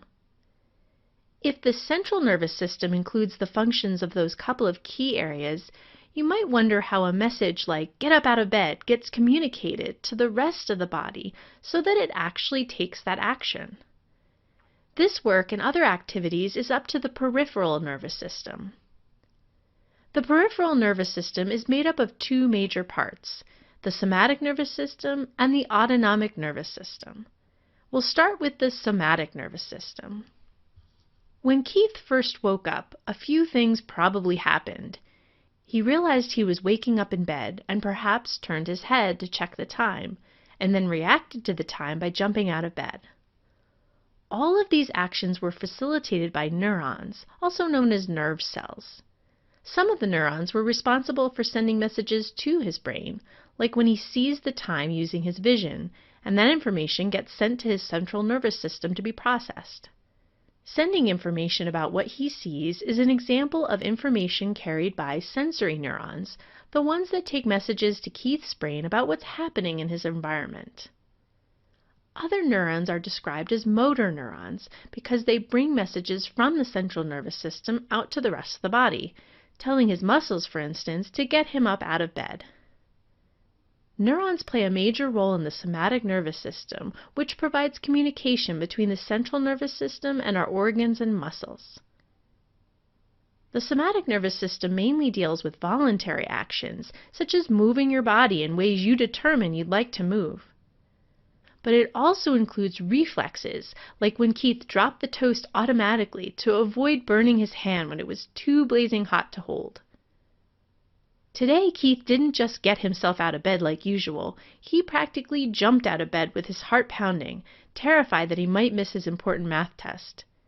Taking this test was critical to his grade, which he had worked hard to maintain throughout class, and his teacher had made it clear that anyone skipping class would fail the test automatically.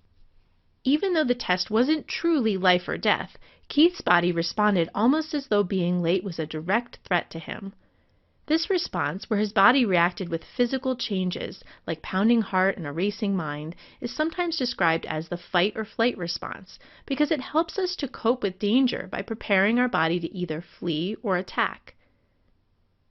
It might seem like a drag when you're trying to stay calm to have your body react in such a stressed-out way, but if the threat had been a bear in Keith's room about to attack him, of course his body's responses would be essential to his survival. The autonomic nervous system provides the body with alerts to danger and supports the body to relax and function normally when not in danger. So on a normal day, instead of his autonomic nervous system making his heart pound when he wakes up, his body would instead be focused on things like digesting his breakfast. Thanks also to his autonomic nervous system, Keith will end up breathing no matter what, whether he remembers to breathe or not. It may help to remember the name of the autonomic nervous system by thinking about how many of the functions it regulates happen automatically, like your heart beating, your breath going in and out on its own, and other processes that occur without you even having to think about them. As Keith finishes his test, his body will work to return to homeostasis, or normal functioning, thanks to his autonomic nervous system. While the brain and spinal cord together make up our central nervous system, the peripheral nervous system communicates to other parts of the body. The peripheral nervous system is made up of two major parts, the somatic nervous system and the autonomic nervous system. Somatic nervous system provides communication between the central nervous system and our organs and muscles. Sensory neurons and motor neurons play a role in how these messages are carried back and forth. The somatic nervous system mainly deals with voluntary actions, but also includes certain reflexes, like when we touch something hot.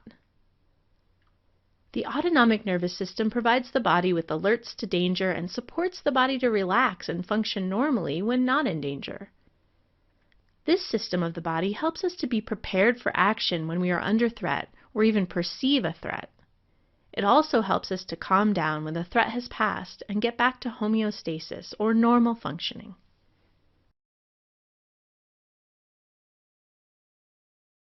Imagine your phone rings. You take it out and see that it's an unfamiliar number. You're wary of telemarketers, but you're also procrastinating doing homework, so you pick up the call anyway. You hear a voice say, "Hello." You perceive that the voice is your friend Robert's. He explains that he's calling from a friend's phone because his is dead, and you make plans to see a movie. Even though you didn't recognize Robert's number, you heard his voice and recognized it as his. Hearing his voice was sensation. Recognizing it was perception. Sensation is passively receiving information through sensory inputs, and perception is interpreting this information. If you've ever been to kindergarten, you've probably heard of the 5 senses: seeing, hearing, smelling, touching, and tasting.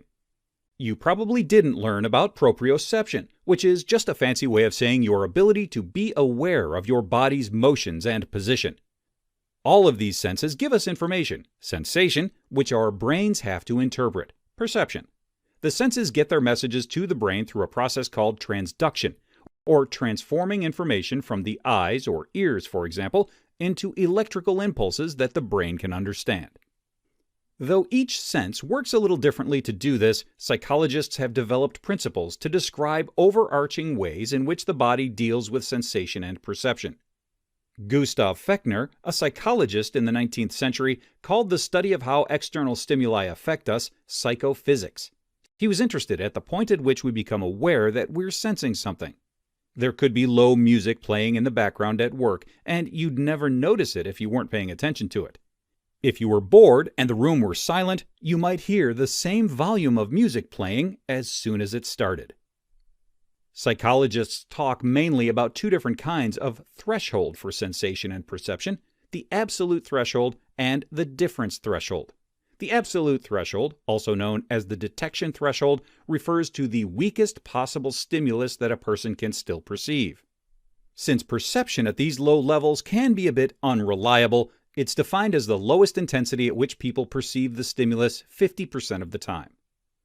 Those hearing tests you'd take in school are based on the idea of absolute threshold. They're testing that your hearing is in the normal range by playing softer and softer beeps until you stop being able to hear them. These kinds of tests are known as signal detection analysis and test your ability to distinguish real sounds from background noise. Your accuracy, your ability to hear real signals and correctly say when there aren't signals, is known as your sensitivity. Stimuli that are below your absolute threshold can still affect you. If you've heard of subliminal advertising, that's what's going on. Images that flash by too quickly for us to notice can still influence what we think and feel.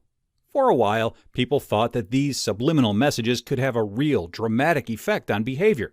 Their use in marketing was extremely controversial. Traditional advertising tries to persuade you, but ultimately lets you work through the pros and cons and make an ultimate decision yourself. Theoretically, briefly flashing "drink Coke" images could bypass our decision-making and give us an overwhelming desire to drink Coke. But most psychologists now believe that while subliminal messages do produce some effect on thinking, it's fleeting at best and should not be much of a concern for advertising. The second kind of threshold, the difference threshold, refers to our ability to detect a change in a stimulus's intensity. This could be the loudness of a noise or the brightness of a light. The just noticeable difference refers to the smallest amount two stimuli can differ so that a person can still tell them apart 50% of the time. Ernst Weber developed a principle called Weber's law, which states that the just noticeable difference of a stimulus is proportional to the original intensity of the stimulus. This means that the same increase in strength of a stimulus may be noticeable if the original strength is low, but less noticeable if it's high.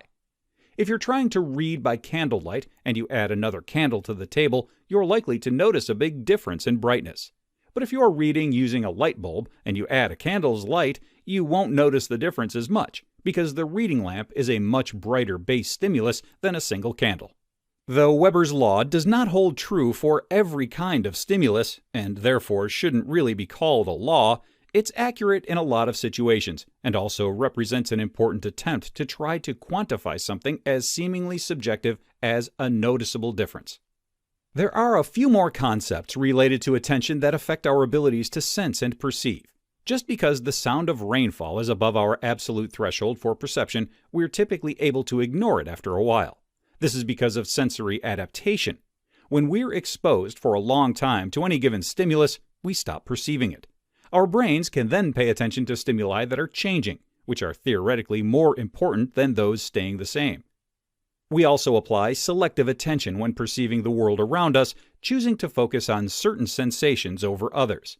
If you're concentrating deeply on work, you might not even hear your coworker's conversation. But if it's near the end of the day, you hear everything and want to jump in too. To sum things up, general questions about sensation and perception are addressed by psychophysics, developed by psychologists Fechner and Weber.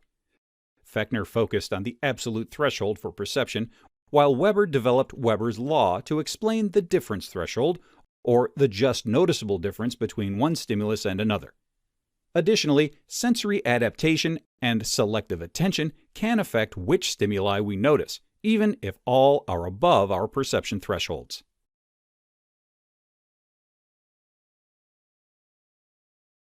Take a moment and pay attention to the world around you. There's a lot going on. You're looking at this video, but there are also probably some things going on in your peripheral vision. There might even be a light causing a glare on top of the video. What do you hear? Obviously you hear the sound of my voice, but what else? The gentle hum of an air conditioner? Someone talking across the room? The sound of a bird chirping outside your window? Think about the way your body feels. Notice the chair beneath you and where it makes contact with your legs or back. Do you feel warmth on your skin? Coolness? Your body is experiencing sensations all day wherever you go. Your five senses, sight, sound, smell, feeling, and taste, give you information about the world around you, and your body takes it in. Some of these things we notice, like the sound of a sudden crash. Others we tune out, like the feel of a gentle breeze on our skin. But we receive that information nonetheless. But how exactly does something go from being out in the world to being perceived by us? Let's look at the difference in perception and sensation and the process behind receiving sensory information. Let's zoom in on what you are hearing right this moment. Besides my voice, there are probably other sounds that you can hear, even if you have headphones in. At this moment, the air in and around your ears is vibrating at different frequencies. Your ears are picking up on these changes in vibration from moment to moment. Once your ears receive the signal, they send it to the brain. The brain then makes sense of the vibrations, turning them into sounds, words, and meaning. Sensation is the stimulation of a sensory receptor. If that sounds complicated, it's not. Just think about the vibrations in the air in and around your ears. Those vibrations are setting off little alarm bells inside the sensory receptors, or nerves that receive sensory information. The nerves pay attention because something has changed. Sensation can happen almost anywhere in the body, though it happens in different ways.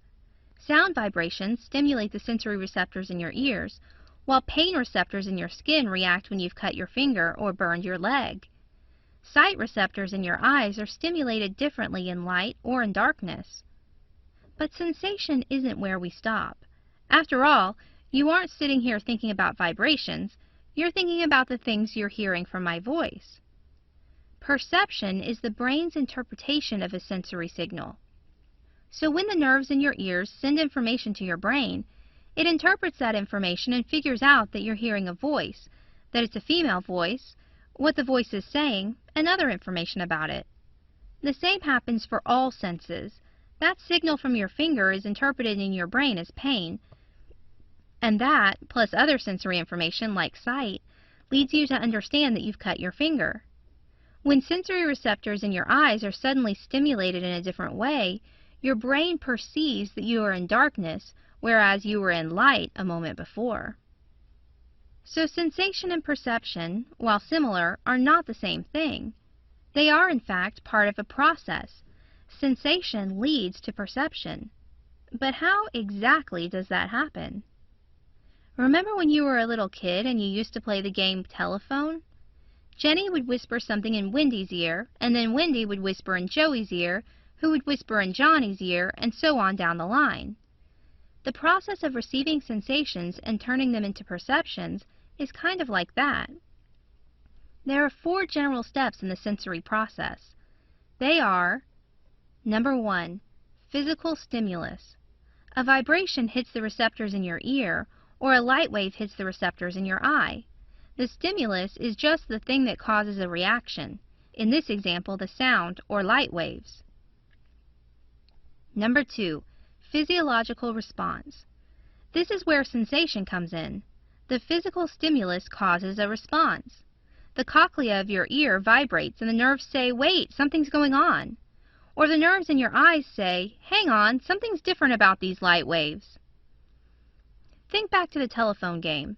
The physical stimulus is what's whispered, and the physiological response is the receiving of that whisper. If there's no one there to hear the whisper, it just dies out. The same thing happens with a stimulus. If sound waves travel around you, but you've got earplugs in, your receptors won't respond, and you won't have a physiological response. That is, you will not experience sensation. Number 3, communication. Okay, so your sensory receptors are busy responding to the physical stimulus. But if the receptors in your eyes took in the change of light waves but didn't send the message to your brain, then it would be as though you couldn't see. In fact, when a person's eyes work fine as far as receiving information, but they aren't able to communicate with the brain. They are just as blind as if there's a problem with their eyes. Again, think about playing telephone. Once a person has received the message, he or she has to pass it on to the next person, or the game is over. So once receptors respond to the stimulus, they have to send the information to the brain. Number 4, psychological experience. In the brain, the message from your receptors gets interpreted into perception. Your brain realizes that the vibrations your ears are experiencing are a person speaking and not a tiger growling or a bulldozer knocking down a building. The brain translates the information from your eyes to realize that the lights have been turned off and you are now in darkness. In short, it takes the sensory information from your receptors and turns it into a psychological experience. Sensation involves the stimulation of sensory receptors, whereas perception is the interpretation of a sensory signal. Reception and interpretation of a sensory message involves 4 general steps: physical stimulus, physiological response, communication, and psychological experience.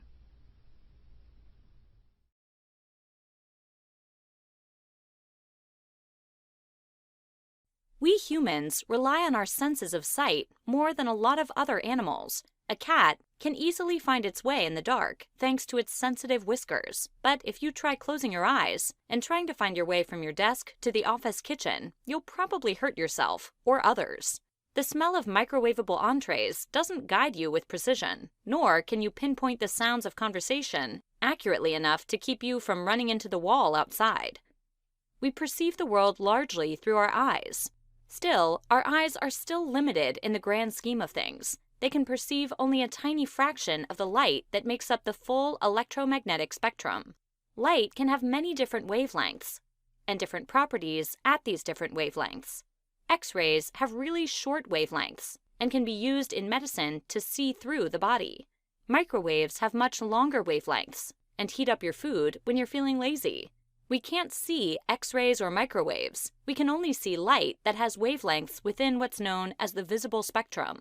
The longer wavelengths of the visible spectrum produce red light, and the shorter wavelengths produce purple light. If you've ever seen a rainbow, or light that's been passed through a prism, you've seen the full range of the visible spectrum in order from longest to shortest wavelength. The light in the visible spectrum really isn't any different than the other kinds of light. We only call it the visible spectrum because it's the range that human eyes have evolved to be able to perceive. If birds had defined a visible spectrum, it would include ultraviolet light, or wavelengths that are just a little shorter than what humans can see. Birds see ultraviolet light just like any other color, because their eyes have evolved a little differently than ours. So we've talked a lot about what our eyes perceive. Now let's take a closer look at how our eyes take in light and give us the world of images and color we're used to seeing. Light first passes through the cornea, the outermost part of our eyeball, where it begins to be focused. Then it enters the pupil, a small opening that leads to the lens. Take a look in the mirror. The pupil is the black part at the center of your eye. The colored part around it is called the iris, and it grows and shrinks to protect the pupil and make sure the right amount of light gets in. On a really bright day, your pupils appear to shrink as your irises block more of them. In a dark room, your pupils appear to grow as your irises retract to allow in as much light as possible. You've probably noticed that when you turn out your light to go to bed, your room seems really dark. Eventually, your eyes adjust, and you can see enough to stumble to the bathroom without running into your desk. Your irises retracting to allow more light into your pupil allows you to do this. Once the light makes it past the pupil, it hits the lens, a surface where it's further focused through a process called accommodation. If you need glasses, it's probably due to problems with accommodation. If your lenses won't do it naturally, light needs to first pass through artificial lenses, either glasses or contacts, in order to be properly focused. Finally, the light hits the retina, a layer of tissue that lines the inner part of the eye. The retina begins the process of turning the light into an image. The retina contains 2 kinds of photoreceptor neurons, known as rods and cones. Rods are located more at the edge of the retina and process black and white. Cones are in the interior and process color and image details. Exactly how color is processed has gone through some debate.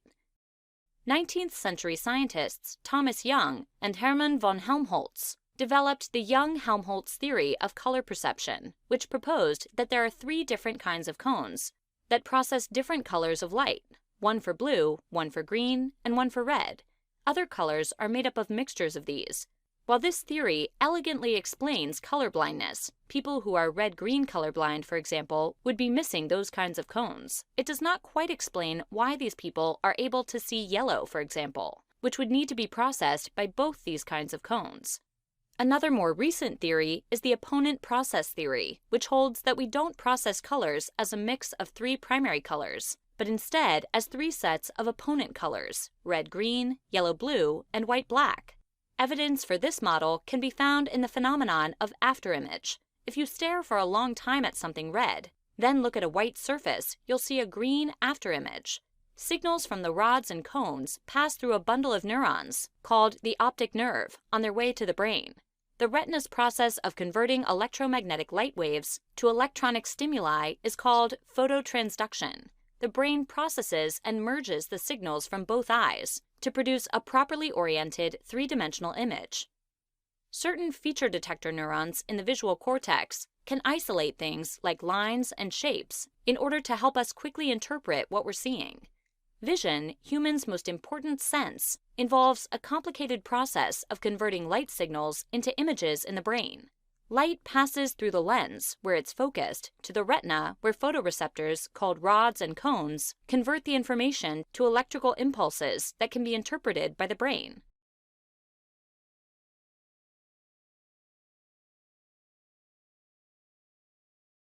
We live in a 3-dimensional world, but each of our eyes is only capable of capturing a 2-dimensional image. Get up for a second, move around, see how you know when to avoid a chair or the edge of a table? That's because you can tell how far away objects are from you. This is incredibly important in so many ways. We don't spend our lives bruised from running into furniture. We're able to drive, judging where other cars are in the road and knowing how fast we can go. Think of when you've misjudged the final step on a flight of stairs.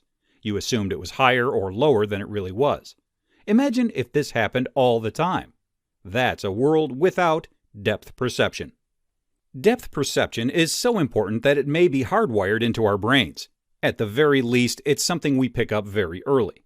In Gibson and Walk's famous visual cliff experiment, infants as young as 6 months old perceived a plexiglass-covered drop-off and approached it nervously. Most refused to cross. Gibson and Walk concluded that these infants could indeed perceive that the drop was there and knew it could be dangerous for them. But how do we turn flat images into 3D? There are 2 main kinds of depth cues, binocular and monocular. These words really just mean 2 eye and 1 eye. You can remember it because you look through binoculars with both eyes, but a proper English gentleman holds up a monocle to only 1 eye. Basically, there are some clues to depth that we can perceive with just 1 eye, and others that we need both eyes for. Let's start with a simple example. Take a look at your desk. Let's say you have a stapler on it, as well as a few old mugs. If you can see that the stapler overlaps in front of one of the mugs, you could guess, accurately, that the stapler is closer to you than the mug. This is a monocular depth cue called interposition. Have you ever learned about perspective in an art class? If you try to draw a road disappearing into the distance, you have the lines converge as they reach the horizon. Next time you're out on a long stretch of road, take a look. The road really does seem to converge to a point as it gets further away. This monocular depth cue is called linear perspective. In a flat 2D image, things that are farther away seem to get closer together. They also appear physically higher up. This is the position cue. A car that's further down the road will appear smaller than the same sized car nearby. This is known as relative size. If you started driving down this road, you might notice that the things closer to your car seem to move a lot faster than things in the distance. This is called the motion parallax, and even with 1 eye closed, it would clue you in to how far away things are. Some animals rely more heavily on the motion parallax than humans. Have you ever seen a bird bobbing its head around as it looks straight ahead? The bird is trying to achieve its own motion parallax to tell how far away various objects are. A distant barn also probably looks fuzzier and less distinct than a nearby shed. This is another monocular depth cue used by painters to suggest that some objects are farther away than others, and it's called the texture gradient. You could see this really clearly in images like a field of grass, where the blades nearest to the viewer are distinct but fade to a wash of green in the distance. A related idea is aerial perspective, in which things in the distance appear foggier than things nearby. While monocular depth cues can help us learn things about the 3D world from a flat image, binocular depth cues are involved in helping our brains produce actual 3D images out of flat sensory input. There's a reason we have two eyes rather than one gigantic cyclops eye. Two eyes, a little bit apart from each other, generate two slightly different images to send to the brain. This is known as retinal disparity. The brain merges these two slightly different images to create one that looks three-dimensional. 3D movies use this principle to achieve their effect. You know how if you take off your 3D glasses, the movie looks a little fuzzy? That's because there are actually two slightly different images on the screen at once, and the glasses filter the input so that one eye gets one image and one eye gets the other. Then your brain does the rest of the work, putting it together into full 3D. Over shorter distances, your brain can tell how close things are based on signals it gets from your eye's muscles. For an object under 50 feet away, your brain can tell how much your eyes have to converge to see it. Hold up your finger in front of your face and look at it. Now, bring it closer. As it gets really close, you'll definitely feel your eyes cross more and more. It might even get uncomfortable. This is happening in a less extreme way all the time, and your brain can calculate the convergence angle between the eyes and use it to figure out how far away something is. The brain can also take advantage of your eye's lens's ability to change their curvature when focusing on particular objects. It knows how much they've changed and can use this to judge depth over small, nearby distances. So, to sum things up, our brains have all sorts of cool ways of making 3D pictures out of 2D inputs. This ability is important and perhaps even hardwired into us because it helps us function in our 3D world. The brain can use monocular depth cues like perspective or the motion parallax, which rely on input from one eye or the other. It can also use binocular depth cues, which depend on the slightly different images our differently positioned eyes bring to the brain, and also on how they have to move to focus on objects at different distances.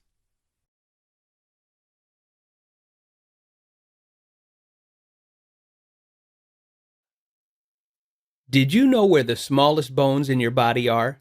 They're not in your fingers and toes. They're actually in your ear, and they make up a part of the complicated mechanism that allows our ears to turn vibrations in the air into the sounds that we hear. Sound is made up of molecules vibrating in patterns called waves. When I bang on a drum, the drum's vibrating surface disturbs the air in patterns that, once they reach my ear, can be interpreted as a sound. Unlike light, which can travel in a vacuum through space, sound waves need material to travel. They need some sort of matter to disturb. Sound waves that are shorter hit our ears in more rapid succession. They are said to have a higher frequency. Frequency is related to the idea of pitch in music, or the relative highness or lowness of a given sound. When an opera singer hits a high C, she is producing sound waves that are very short and with a high frequency. When a tuba player plays a low C, its sound waves are much longer and with a lower frequency. Loudness is related to another feature of the sound wave called amplitude. Amplitude is basically the size or height of the sound wave. The bigger the wave, the louder the sound. You may have heard the term decibel. That's a scale rather like degrees for temperature for saying how loud something is. Unlike degrees, however, the decibel scale is logarithmic. This means that if one sound is 10 decibels louder than another, it's actually 10 times as loud. A 60 decibel conversation is 10 times as loud as a 50 decibel rainfall. A 110 decibel rock concert is 10 times as loud as a 100 decibel snowmobile. A 90 decibel lawnmower is 100 times louder than a 70 decibel vacuum cleaner, 10 times 10. The scale starts at the threshold of human hearing. So 0 decibels represents the point at which a sound becomes so quiet that humans can't detect it. Prolonged exposure to noises above 85 decibels can cause hearing loss, either by physically damaging the ear or by damaging the nerves that transmit signals to the brain. You know how when you hear a noise, you can usually tell where it's coming from? This is because we have two ears spaced apart on either side of our heads. This means that if sound is coming from the left, it reaches the left ear sooner than it reaches the right. While the difference in time might be really small, your brain automatically interprets this to help you determine where the sound is coming from. Now that we've learned about sound, let's take a look at how the ear processes sound and turns it into signals that can be interpreted by the brain. Sound first enters the ear and reverberates around the pinna, or folds of cartilage in the outermost part of the ear. Then it travels down the auditory canal, which amplifies the sound until it hits the eardrum. The eardrum rests up against the ossicles, which are those tiny bones we were talking about at the very beginning. There are 3 of them, and they help transform the sound from vibrations in the air to vibrations in the fluid inside the nearby cochlea. The cochlea looks kind of like a twisty seashell. It's filled with fluid and with small hair cells that support bundles of cilia, small fibers that can sense vibrations in the fluid. These hair cells send nerve impulses to nearby neurons. These signals then travel down the auditory nerve and into the brain. There are a lot of parts of the ear to remember, so I like to use a kind of mean acronym to remember them. If you don't know how hearing works, please exit our cool crowd. Pinna, eardrum, ossicles, cochlea, cilia. This is the order in which sound waves enter the ear and are processed. Please exit our cool crowd. There are a few theories on how this mechanism transmits a sense of pitch. The frequency theory of hearing says that the neurons attached to the cilia will fire off at the same rate as the frequency of the sound entering the ear. So they fire off more quickly for a higher pitch sound with a short wavelength and more slowly for a lower pitch sound with a longer wavelength. This is an elegant theory, but one that's problematic when it comes to higher pitch sounds. Neurons actually can't fire fast enough to match the frequencies of some high-pitched sounds humans definitely can detect. Another theory, called the place theory of hearing, takes care of this problem by proposing that different parts of the cochlea react to different frequencies of sound. So more neurons firing from the opening of the cochlea would indicate a higher pitch, and more neurons firing from the end of the cochlea would indicate a lower pitch. So we've learned that sound travels in waves, and our ears process the vibrations these waves create and turn them into what we hear as noise. Higher-pitched sounds have shorter wavelengths with higher frequencies, while lower-pitched sounds have longer wavelengths with lower frequencies. Our ears transmit this information either by firing more neurons for higher-pitched sounds or by firing neurons from different places inside the ear depending on the pitch. Loud noises can do damage to the ears, and our ear placement makes it possible to tell where sounds are coming from.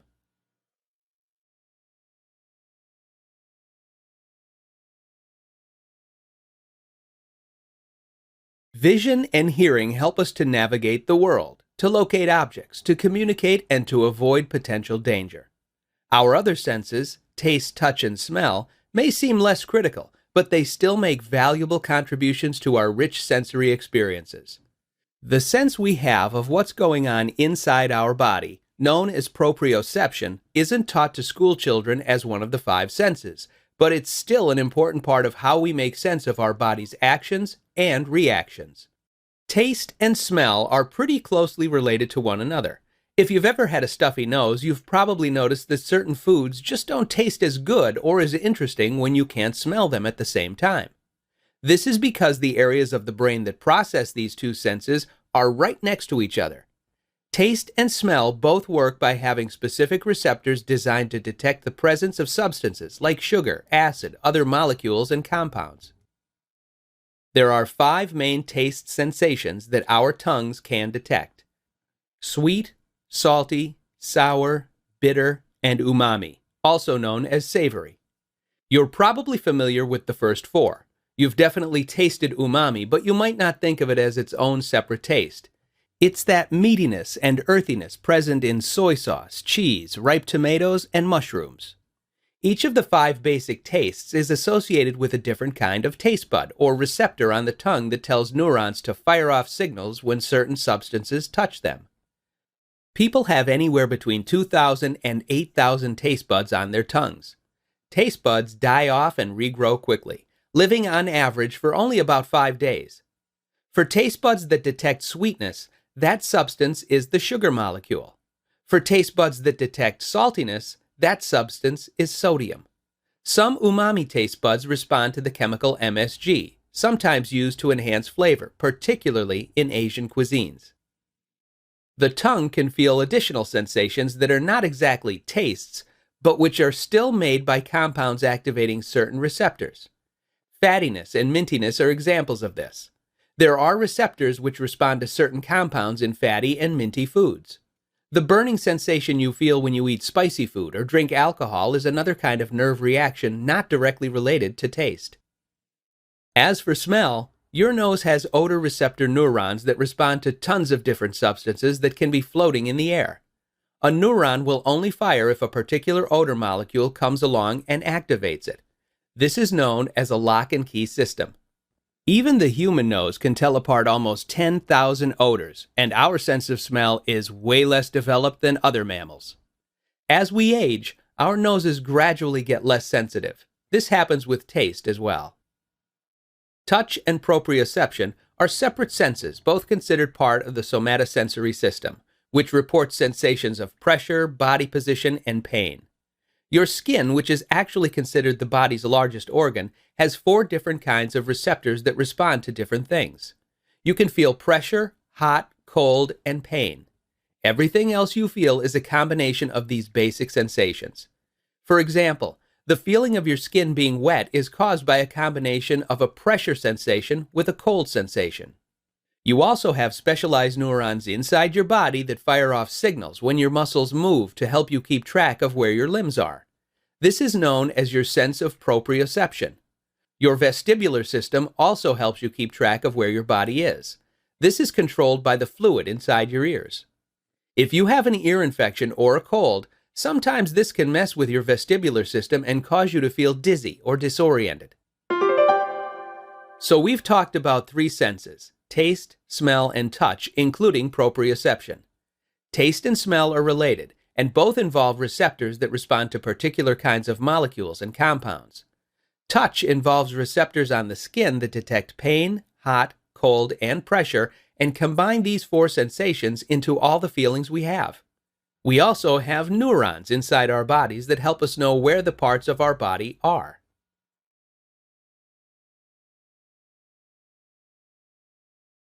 Imagine that you're sitting in the park on a lazy afternoon, just enjoying the quiet and the sunshine. Suddenly, you hear a loud bang. Sensory input is information sent to us from the environment.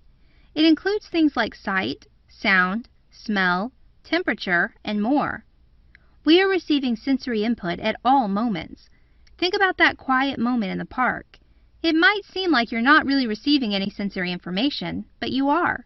Your eyes are observing the trees and sunshine, your ears are hearing the chirping of birds, and your skin is telling you how warm the sun is. The purpose of sensory information is to help us survive. If we had no senses, we'd be completely cut off from the world around us. As a result, we wouldn't be able to live, eat, move, or even stand up. A big part of survival is identifying threats to us. Think back to that moment when you heard the loud bang in the park. Your heart rate probably jumped up and you quickly looked around to see what had caused it. The sound triggered a warning in you that there was something in the environment that might be a threat. In order to identify threats, we are sensitive to changes in our environment. That loud bang was different from the rest of the afternoon in the park, and so your reaction would be swift. But what if you looked around and found that the loud bang came from a nearby construction site? Even though the loud noise may continue, you won't continue to be alarmed by it. This is because if something doesn't pose a threat, we become desensitized to it. Let's look closer at the ways that we become desensitized to stimuli, including adaptation and habituation. Let's go back to the park. You hear a loud bang, your heart races, and you look around and see the construction site. The bangs and loud noises continue as your heart returns to normal. After a few minutes, an odd thing starts to happen. The construction noise seems to fade a little. Are they doing their construction work more quietly? No. What you're experiencing is adaptation. This occurs when sensory processing becomes less sensitive to stimuli. Think about it like this. You're adapting to the noise from the construction site, so it's not as loud. Adaptation happens all the time. Think about when you walk into a dark room, it's almost impossible to see anything. But after a while, you can begin to make out shapes and outlines. Or think about when you first spill a bottle of perfume. The scent is overwhelming, but after a while, you don't smell it as strongly anymore. Adaptation happens automatically, and you have no control over it. Your sensory receptors, or nerves that process sensory input, and your brain become less sensitive to a stimulus without you having to do anything about it. But what if you actively control what you're paying attention to? For example, what if you're reading in the park, and as soon as you realize that the loud bang is from a construction site, you focus your mind and try to block it out? When a person shifts attention away from something to block it out, it is called habituation. It's similar to adaptation in that you are realizing that there is no threat and the stimulus becomes less noticeable to you. But habituation is an intentional process. That is, it has to do with what you are paying attention to.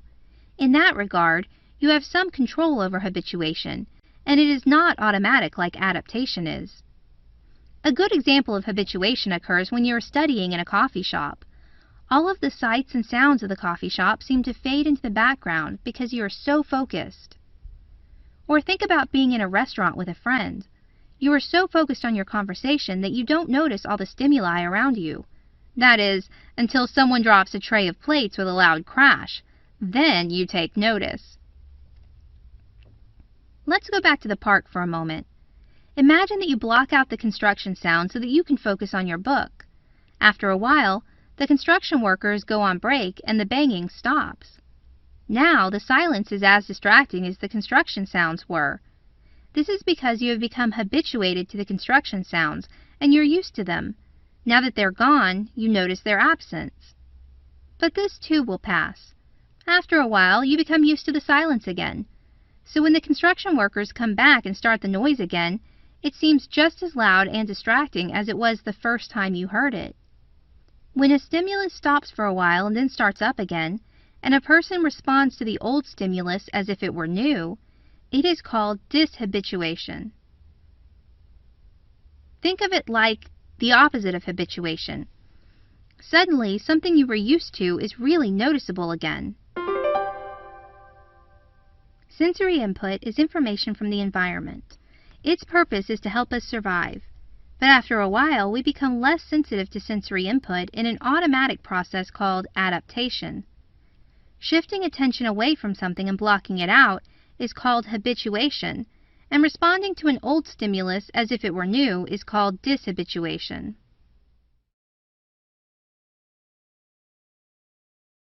Imagine an elephant. What's the first part of that elephant that comes to your mind? Is it the tusks, the trunk, or maybe those impressive ears? It's all about how you perceive the elephant.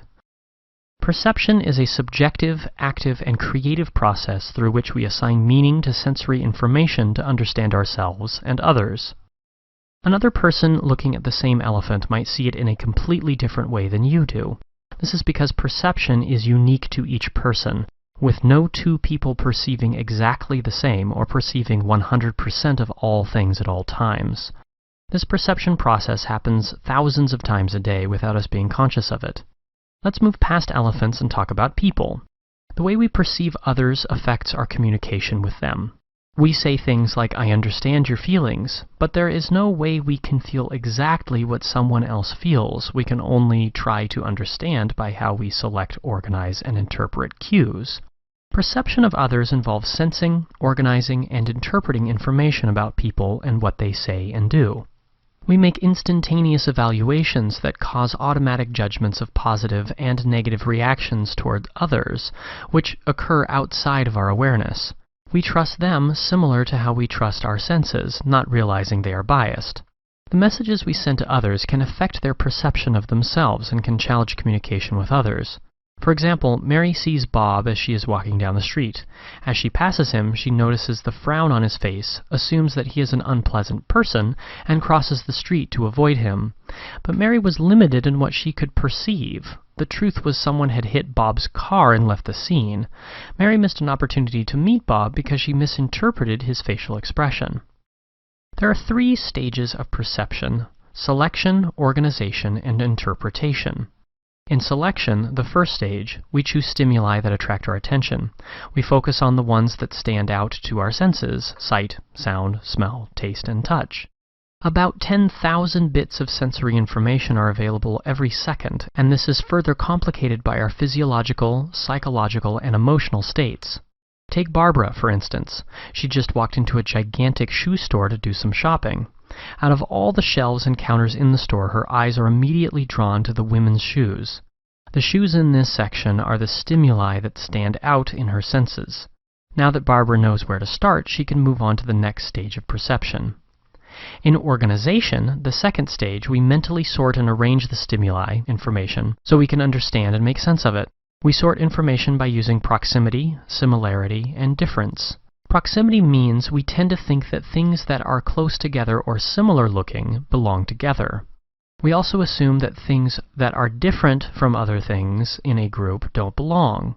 As Barbara began looking at shoes, her eyes were drawn to the women's section because of the similarity of the shoes. As she was looking at the shoes, she saw a pair of children's shoes, noticed that they were different and did not belong, and moved them out of the way. From the shoes in the women's section, Barbara chose some shoes. In interpretation, we attach meaning to the stimuli. Our interpretations are based on our values, needs, beliefs, past experiences, expectations, involvement, self-concept, and other personal factors. Factors that cause us to interpret differently from others include how involved we are with others, relational satisfaction, our past experiences, our assumptions about behavior, expectations, moods, gender, occupation, and culture, and our self-concept, or the way we think and feel about ourselves, strongly influences how we interpret our own behavior of the behavior of others. Barbara chose an expensive, stylish pair of shoes. Looking at the shoes reminded her that as a child, her parents could not afford to buy her nice shoes, and other children made fun of her because she wore department store shoes. Our perception of ourselves is made up of our self-concept, self-esteem, or an individual's evaluation of their worth and attitude towards themselves, self-fulfilling prophecy, or a prediction that directly or indirectly causes itself to become true, and self-disclosure, the way we reveal ourselves to others. To Barbara, the shoes represented the success and increase in self-esteem she's achieved since school, when bullies used to make fun of her clothes and shoes. Perception processes like these happen thousands of times a day without us being conscious of it. So the next time you go into a shoe store, think about what caused you to focus on that one pair of shoes you chose to buy. Let's review. Perception assigns meaning to sensory information through which we understand ourselves and others. We make evaluations of things that cause judgments which may or may not be accurate. This can affect our perception of others. There are 3 stages of perception. Selection is the first stage, in which we select stimuli to attend to through our senses. In the second stage, organization, we sort and arrange the information so we can make sense out of it. And finally, in interpretation, we attach meaning to the stimuli. Have you ever wondered why people can look at the same thing and see it completely different? What things influence that difference? In this lesson, we will learn what some of those variables are that affect our perception. If you have several people observe a robbery, and then they are interviewed by the police, even though everyone observed the very same thing, everyone's description of the event and the people involved will be completely different. Why does this happen? In this lesson, we will learn how our perception is influenced by many variables. Perception is a subjective, active, and creative process in which we interpret what we sense. By assigning meaning to sensory information through which we understand ourselves and others. Several variables influence our perception of environmental variables, our motivations, our past experiences, culture, and daily experiences. It's no wonder we all see the same thing differently. The perceptual process is a sequence of steps that begins with stimuli in the environment and ends with our interpretation of that stimulus. From that, we select unconsciously one thing in our environment from one of our five senses that becomes the attended stimuli. Let's look at three of the main environmental variables that can influence perception: physiological, psychological, and social. Physiological influences come from the physical environment and the ways we are different from each other. We all receive sensory information differently, which can affect personal relationships. Age, or the older we are, allows for greater experience and scope, and these developmental differences shape our perceptions. Health, exhaustion, and hunger also affect our perception and communication. Other physiological factors influence perceptions, including biological cycles like menstrual cycles, body temperature, alertness, stress tolerance, and even neurological factors such as ADHD and bipolar disorder. How we feel at the time, or our mood, can have a significant effect on how we view people and events. If we are in a positive mood, we are more likely to view other people and our environment positively. But if we are in a negative mood, it may affect things negatively. Although mood may be a temporary condition, our self-concept, or the way we see and feel about ourselves, has long-term influence on how we perceive others and their behaviors. Our position in society also shapes our view of society and individual members.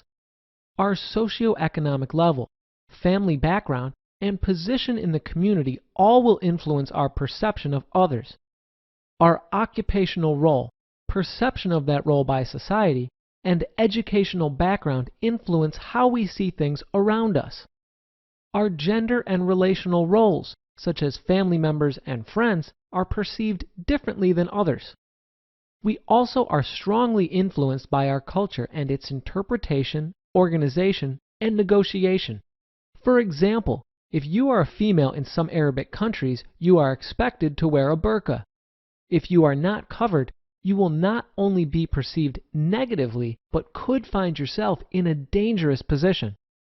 However, in parts of the United States, it is unusual to see a woman in a burqa, and it might draw second looks. Not all of our perceptions are accurate. Attribution, the process of attaching meaning to behavior, may or may not be accurate. We don't always see things as they are because our perception is influenced by internal and external factors. Stereotyping or exaggerated beliefs may cause us to make snap judgments about others. The danger of first impressions is that once we have made them, we tend to stick to them, and we make any differing information fit our first impression. Renee is dealing with this in her family. She recently married Bill. Her father didn't like Bill when he met him because he had a beard, and Renee's father doesn't like beards because he knows people with beards who are unkempt and lazy. Even though Bill recently shaved his beard, Renee's father cannot get past his first impression. Renee's father uses the confirmation bias, the process of seeking out and organizing our impressions to support our initial opinion. Even though Bill has shaved his beard, Renee's father has looked for other things he doesn't like about Bill to support his original belief. On the other hand, the halo effect, or our tendency to form positive perceptions of people based on one positive characteristic, is often a cause for us choosing the wrong mates and friends. For instance, Caitlin is beautiful. She was the most popular girl in school and often chased after by boys. She is typically hired quickly by possible employers because they believe that since she is so beautiful, she must also be friendly, considerate, patient, and helpful. In truth, she is rude to customers and often steals money from fellow employees' registers. Other factors that influence us are our expectations and our tendency to assume others are like us, that they share our beliefs, values, and feelings. There are several environmental variables that have an effect on our perception or our interpretations of what we see. We receive sensory information different from everyone else, which is influenced by all those things that make us different from others. our age, mood, health, neurological factors, and sleep. Our psychological influences, or how we are thinking and feeling at the time, affects how we see things. Whether we are in a good or bad mood, happy or depressed, will influence how we perceive things. Think of it as the idea of the glass that is half empty or half full is influenced by our look on life at that moment. Such variables as our socioeconomic level, family background, status in the community, gender, and relational roles influence our perceptions. The person who has millions of dollars and lives in a mansion has a very different perception than the person who is living on the street. The confirmation bias is our desire to organize our impressions to support our opinion of what we perceive. The halo effect is our tendency to look for the positive in others based on one positive characteristic they have. Did you ever wonder why you see items in a picture that seem connected, where upon a second look you see they are not? In this lesson, we will look at how things we see may not be as they are.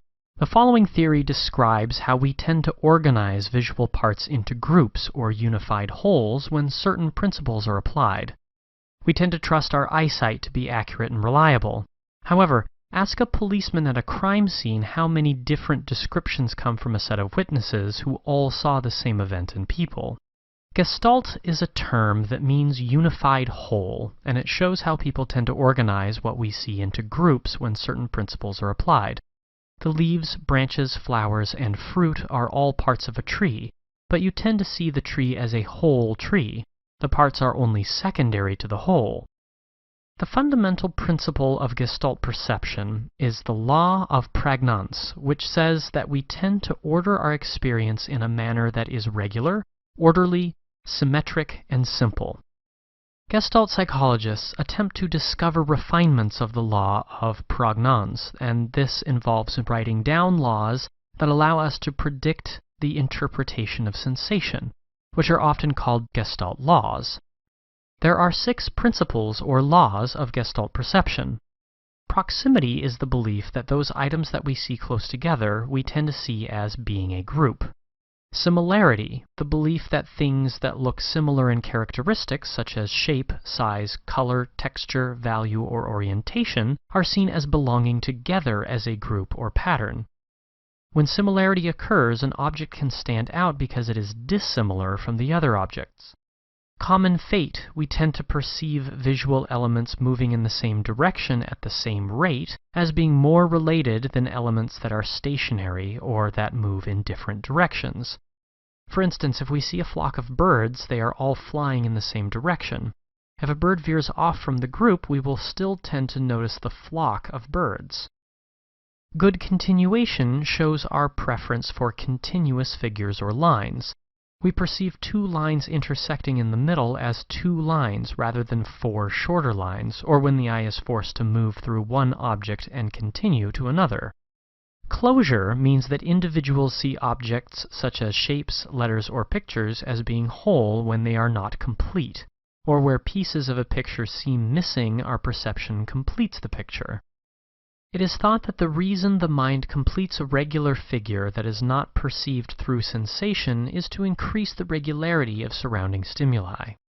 Area and symmetry. The principle of area says that the smaller of 2 overlapping figures is seen as figure, where the eye differentiates an object from its surrounding area, while the surrounding area is seen as ground or background.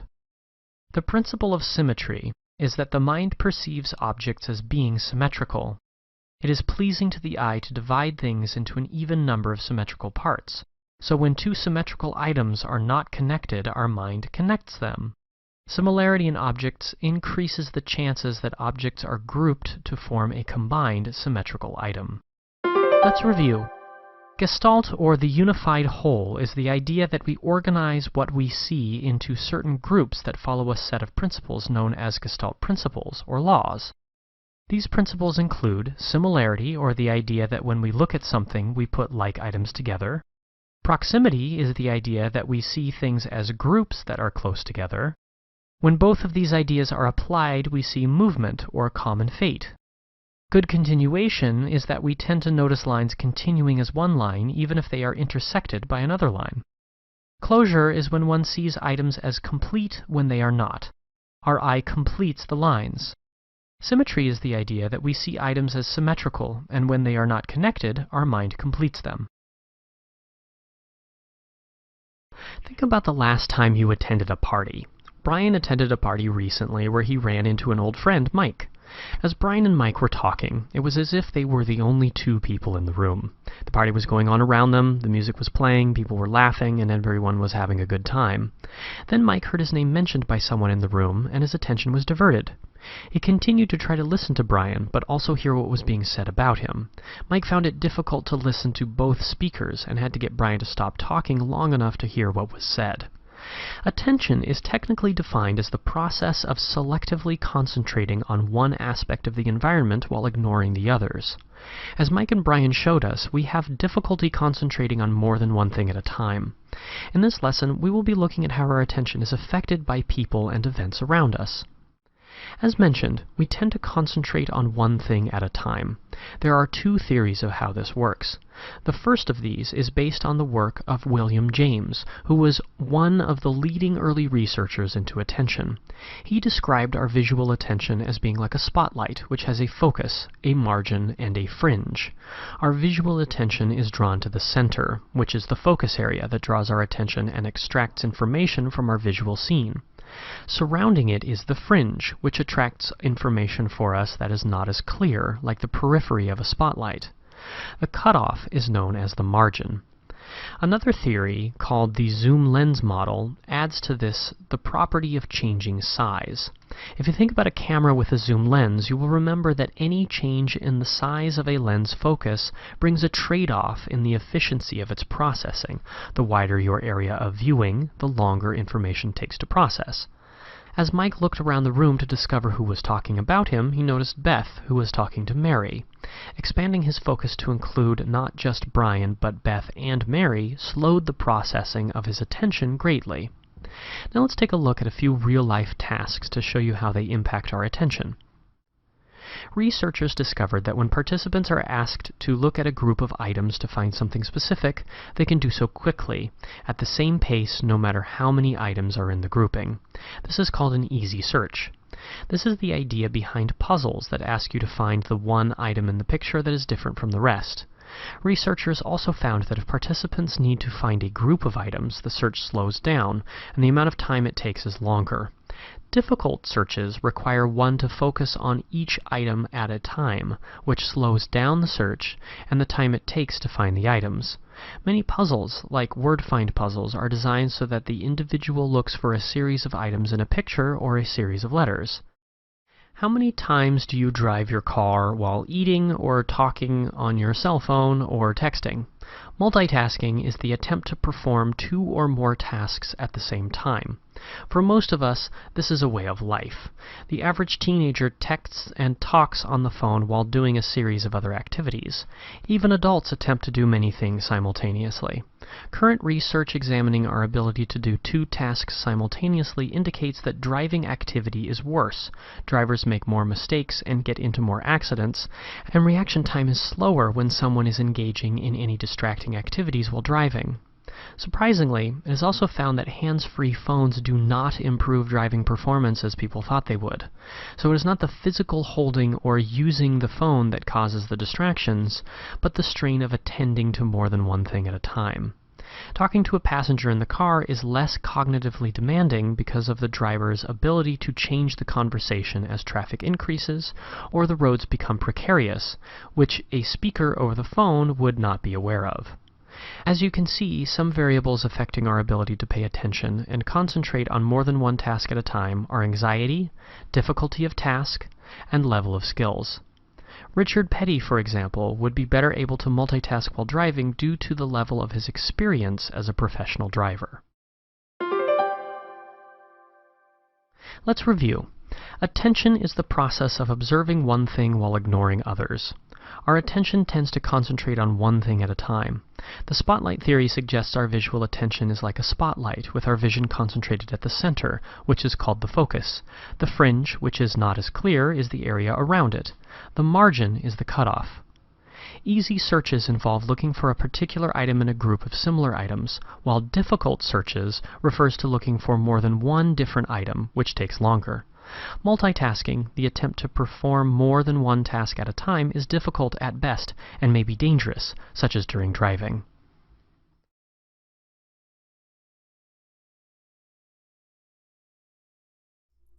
Do you know what it means to be motivated? Probably you do. Motivation is just the desire to do something. It is an impulse that inspires some action. But how about this? Do you know the source of motivation? Probably you've experienced plenty of times when you wished you knew the answer to this question so that you could find the drive to do something that you didn't want to do, such as studying for a test. Furthermore, you probably already realize that there need not be any single correct answer to the question of what causes motivation. In fact, over the course of history, psychologists have proposed various theories about its origins. This segment mentions 3 such theories. The first is instinct theory. Instincts are unlearned actions that exist consistently throughout a species. As you probably suspect, instinct theory is the idea that motivation results from biological hardwiring, or instincts. Now that's a general theory.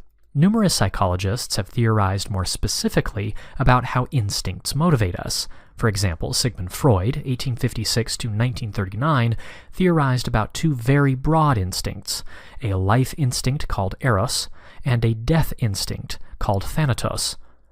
William James, by contrast, theorized about a whole host of human instincts. Irrespective of how many instincts we might have, do you believe that instincts alone motivate all our behaviors? If you don't, you're not alone. Another general theory about the underpinnings of motivation has been called drive reduction theory. According to this theory, physiological needs create aroused states, drives, that motivate us to reduce the needs. For example, if your water levels are low, your thirst, or drive to drink, will be aroused. Drinking some water will lower your thirst and reduce your need for water.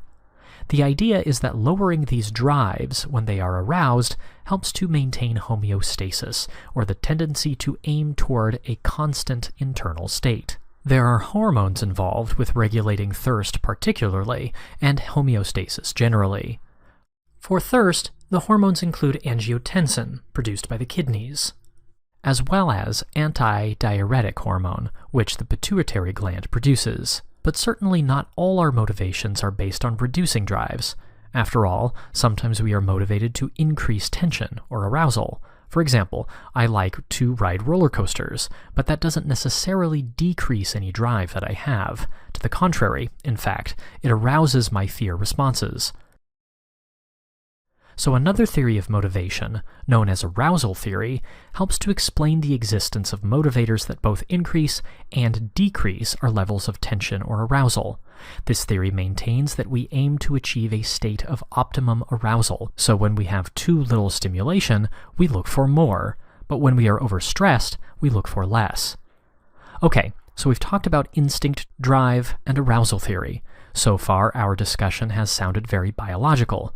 Certainly, we do have internal drives that push us to do certain things, but external incentives, such as the promise of a promotion if we meet certain sales goals at work, can also motivate us. In other words, there are 2 broad kinds of motivators. Intrinsic motivators come from within us, whereas extrinsic motivators, such as the promise of a promotion if we perform well at work, are dependent on external factors. To recap, what you should have learned in this segment, motivation is the impulse to do some action. Psychologists have theorized about the causes of motivation along several different lines. For example, instinct theory maintains that all our actions are fundamentally motivated by instincts. Drive reduction theory proposes that physiological needs prompt drives, or aroused states, that motivate us to lower the needs in order to maintain homeostasis, or a relatively constant internal state. Finally, arousal theory proposes that we aim for an optimum state of arousal, which may differ from person to person.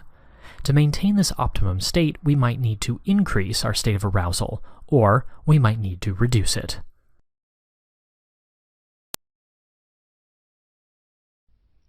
Sammy and Danny are running buddies. Sammy loves to run, and will often go running just to clear his head or blow off steam. Danny, meanwhile, hates to run, but she does it because her doctor told her that she needs to lose weight or she might end up with diabetes. Sammy is intrinsically motivated to run. Intrinsic motivation is when you do something because you enjoy it or find it interesting. Compare that to Danny, whose reason for running involves extrinsic motivation, or doing something for external rewards or to avoid negative consequences. Now, you may think that intrinsic motivation is better than extrinsic motivation, and you'd be right up to a point. Studies have shown that people are more likely to stick to a task, invest more time in a task, and be more successful at it if they are intrinsically motivated. However, extrinsic motivation has its place too. After all, without extrinsic motivation, many of us would never exercise, never go to work, and never clean our houses. Many day-to-day tasks that are required to live a healthy life are extrinsically motivated. Besides, who doesn't like to be rewarded for what they do? Still, there are some issues with rewards. Giving someone a reward for doing a task can actually decrease their intrinsic motivation for that task, because they begin to feel like they should only do the task for external rewards. This is called the over-justification effect. One famous example of the over-justification effect occurred when researchers rewarded 9 and 10-year-olds for playing with math games.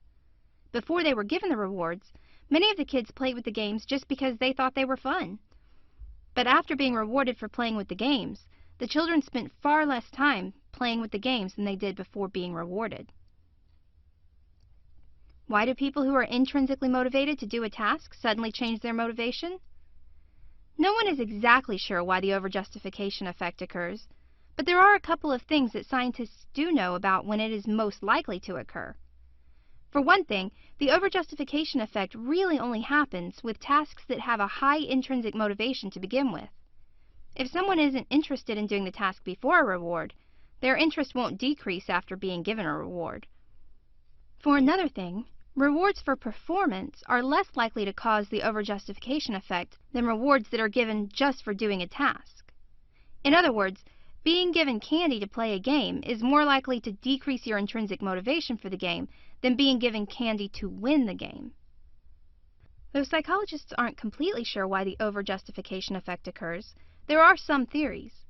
One theory is that when people engage in a behavior, they justify their actions to themselves. If they don't get rewards, they decide that they must like doing it. But if they get rewards, they might decide that they only will do it for the rewards. Thus, they convince themselves that they don't really like to do it. This is called self-perception theory. Closely related to the over-justification effect is the power of insufficient punishment. This is when a light punishment causes a longer-lasting behavior change than a severe punishment. Let's look at an example. Dylan and Riley are preschoolers who like to play with a toy that is off limits. Whenever their teacher isn't looking, Dylan and Riley sneak the toy down off the shelf and play with it. The teacher catches Dylan playing with the toy one day and punishes him very severely. She gives him a long time out and doesn't let him play with any toys for an entire week. Another day, she catches Riley playing with the toy, but instead of giving him a severe punishment, she gives him a light punishment. She takes the toy from him and tells him that he shouldn't play with the toy. Because Dylan got a severe punishment, self-perception theory says that he will tell himself that he didn't play with the toy again because he didn't want to get caught. He is still intrinsically motivated to play with the toy, but he is scared of being punished again. After a while, that fear will wear off, but Dylan will still want to play with the toy and might go back and get it again. However, Riley only got a light punishment. The punishment isn't serious enough for him to tell himself that he didn't play with the toy because he was afraid of the punishment. So according to self-perception theory, Riley will find another way to justify to himself why he didn't play with the toy after getting caught. Because of that, Riley will tell himself that he didn't really like the toy after all. Because he is now intrinsically motivated not to play with the toy, he will be less likely than Dylan to go back and try to play with it again. Intrinsic motivation occurs when someone does something because they love to do it or find it interesting, whereas extrinsic motivation is when someone does something for external rewards or to avoid negative consequences. When someone is rewarded for doing something that they want to do, it can decrease their intrinsic motivation. This is called the over-justification effect. When someone is given a light punishment, their intrinsic motivation for the bad behavior is decreased.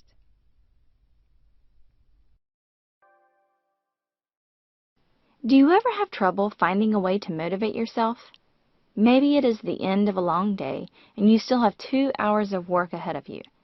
Are you motivated by external forces, such as money and praise you expect to receive after the work is complete?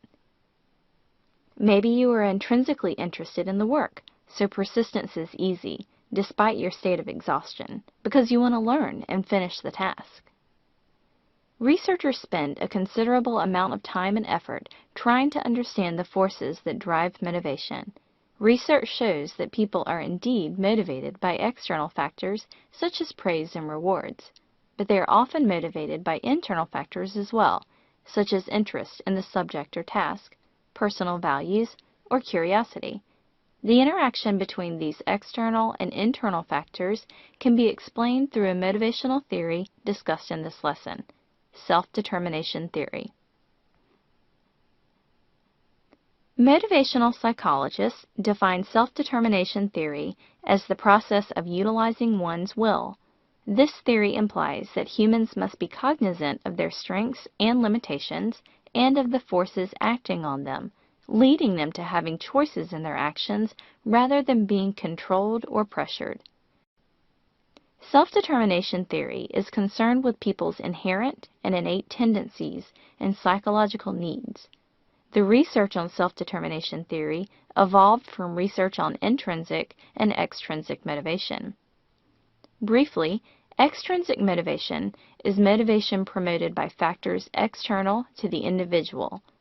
Individuals who are extrinsically motivated work on tasks because they believe that participation will result in desirable outcomes, such as rewards or praise. In contrast, intrinsic motivation refers to motivation to engage in an activity for its own sake. People who are intrinsically motivated perform tasks and engage in behaviors because they find them enjoyable. Simply participating in the activity is reward enough. In order to be self-determining, people need to decide how to act in their environment. Although it may sound counterintuitive, people will not be fulfilled if their needs are met automatically without choice and having a say in how they participate in an activity or behavior. The 3 basic assumptions of self-determination theory explain this idea. First, humans are inherently proactive with their potential and the mastering of their drives and emotions. Second, humans have inherent tendency toward growth, development, and integrated functioning. And third, optimal development and actions are inherent in humans, but they don't happen automatically. Self-determination theory emphasizes humans' natural growth toward positive motivation. However, if people are not nurtured from the social environment, they will not benefit and grow, and their basic needs will not be fulfilled. Theorists propose that there are 3 basic psychological needs that underlie behavior. These include the need for competence, autonomy, and relatedness. These needs are viewed as innate, or in other words, not learned, and are seen in humans across gender, culture, and time. These needs must be met in order to foster growth and well-being. The need for competence is similar to the need for mastery and understanding of the environment. Humans have an innate need to seek control of outcomes and experience mastery of any given situation. Humans also need to feel and be competent in their interactions with others and feel connected to the larger context of the situation. Engaging in challenging tasks fulfills the need to feel competent, which encourages intrinsic motivation. The need for relatedness is the universal need to interact, to be connected to, and to experience caring for others. This can be satisfied by sharing thoughts and feelings with others, feeling accepted, and receiving confirmation from others. The need for autonomy refers to the need for a sense of control, agency, or autonomy in interactions in the environment.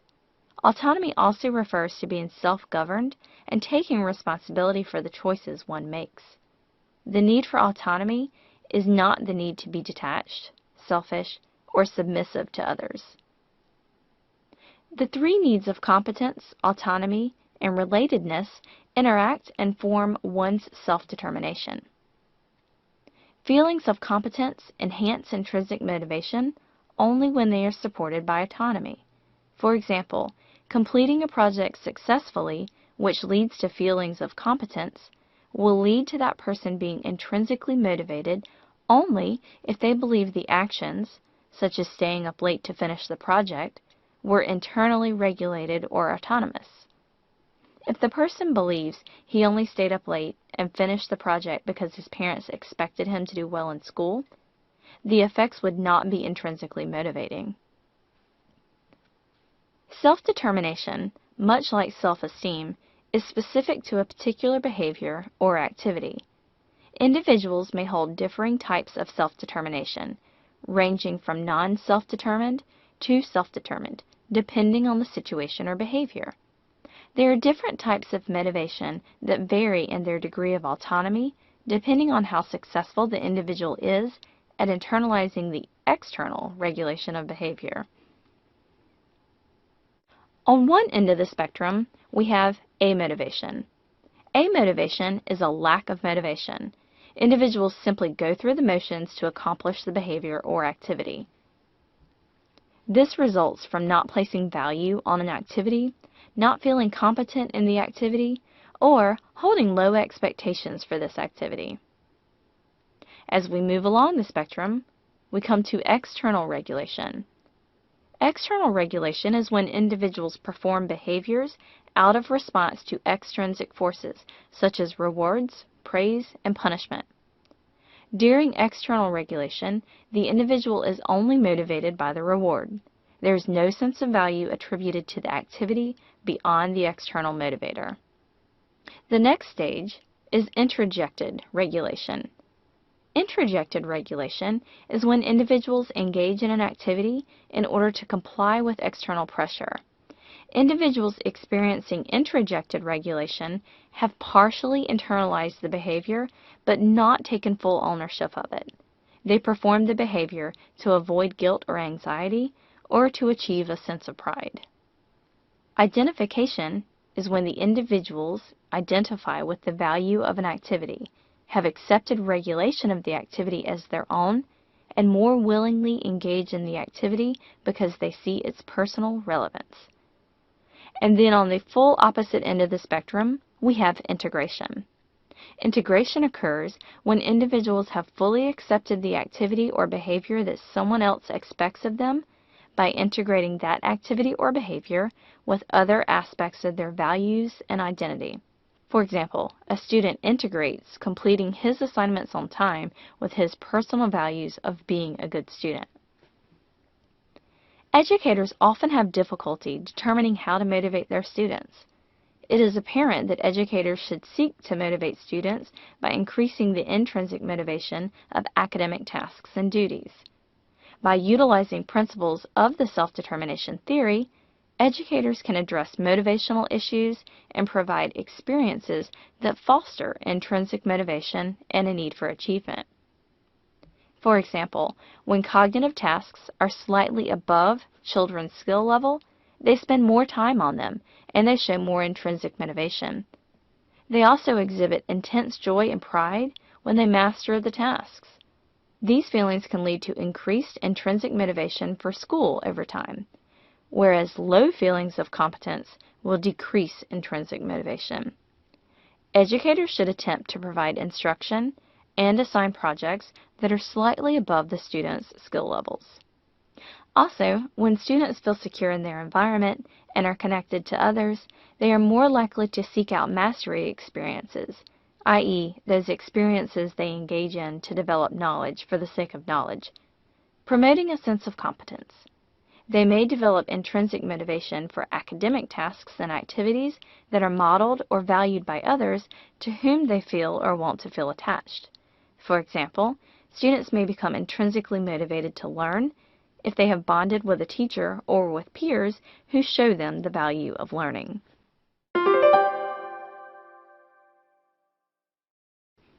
Self-determination theory involves the concepts of intrinsic and extrinsic motivation to explain the process of individuals utilizing their own will on behaviors and actions. The three interacting needs of self-determination theory are a need for competence, a need for relatedness, and a need for autonomy. Meeting these needs results in higher intrinsic motivation for a given task or behavior.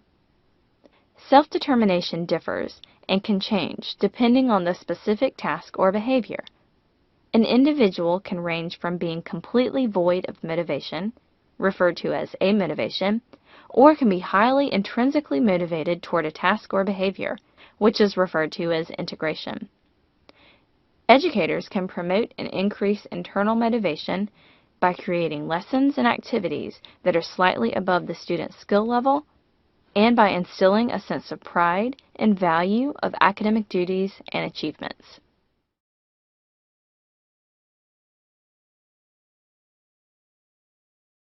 There's an odd fable about a fox that's walking along and sees a bunch of grapes hanging way up high on the vine. The grapes look beautiful and juicy, and the fox says to himself, "Those look like the most delicious grapes I've ever seen." The fox tries to jump up and get to the grapes, but he can't make it. He tries again and fails again. Finally, after a while, he says to himself, "I didn't really want those grapes anyway. They don't look very good." What could explain the fox's change in belief about the grapes? Psychologist Leon Festinger had a theory. In the 1950s, he proposed that humans, and fabled foxes, experience something called cognitive dissonance, which is a feeling of discomfort we experience when having conflicting thoughts, beliefs, values, or attitudes. To Festinger, the fox's decision that the grapes didn't look good after all is an example of how the fox is trying to change his beliefs about the grapes to conform to his action of giving up and not getting the grapes. He's trying to alleviate his cognitive dissonance. At the time that Festinger proposed it, his theory was revolutionary because it suggested that people sometimes act and then form an opinion, instead of forming an opinion or belief and then acting on it. In other words, Festinger said, humans have a tendency to rationalize their actions to alleviate cognitive dissonance. Let's look closer at Festinger's theory and his classic study that showed the process of cognitive dissonance and the three ways that a person can alleviate the discomfort of it. Imagine that you are brought to a room and given something really boring to do. This is one of the most boring and tedious tasks that you've ever had to do.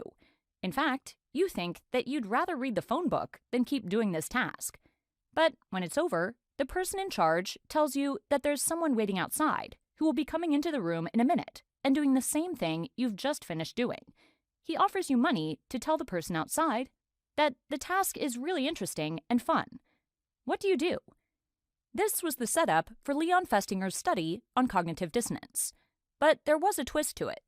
The subjects were offered different amounts of money. Some subjects were offered $20, quite a lot of money in the 1950s. Others were just offered $1, not much even back then. After the subjects lied to the person outside, they were asked to rate how they felt about the task on a scale. Which group do you think said they liked the task better? To answer that question, let's first take a closer look at how cognitive dissonance works. Okay, so you're paid to lie to someone about how fun and interesting a task is. But you know that lying isn't a good thing to do. When you lie, you feel bad. You are experiencing cognitive dissonance. Liars are bad people, you think. But you've just lied. Does that make you a bad person? Cognitive dissonance can occur in 3 stages of discomfort that may or may not lead to changing one's actions and/or attitudes. 1. Inconsistency in actions and beliefs. Lying is bad, but you do it anyway. There is a disconnect between your actions, lying, and your beliefs, that it's bad. 2. Recognition of inconsistency causes dissonance.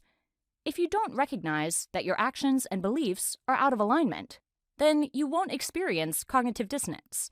But once you realize that you've lied and that you think lying is bad, You are uncomfortable with the feeling of dissonance that occurs. 3. Change something to resolve the dissonance. You're feeling really bad that you lied, so you need to change something to feel less dissonance. There are 3 ways to resolve the cognitive dissonance you feel when your actions and beliefs are out of alignment. In all of them, something has to change. You can either 1. Change your beliefs.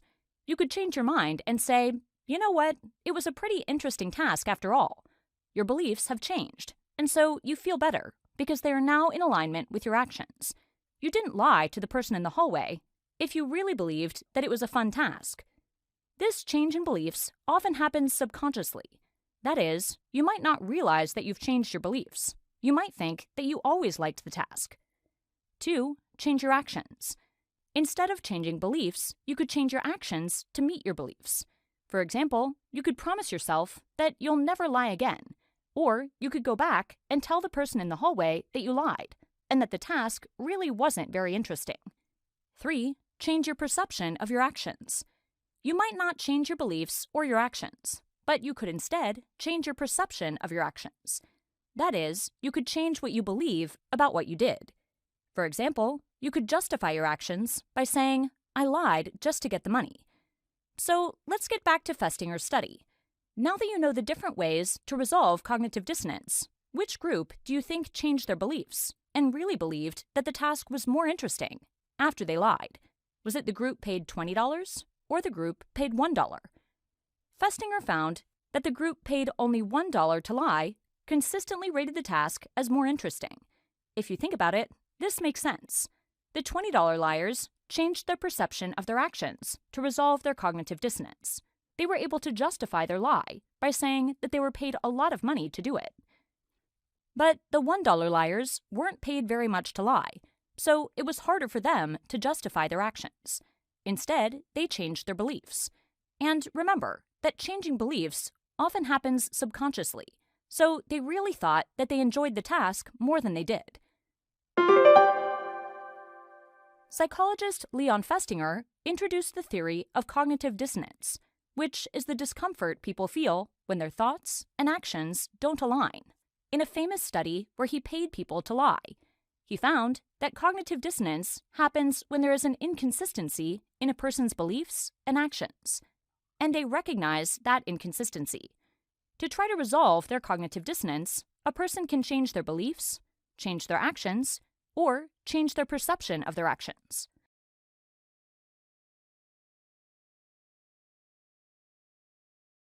Okay, you've just decided to watch this lesson on the expectancy value theory of motivation, a topic relevant to psychology.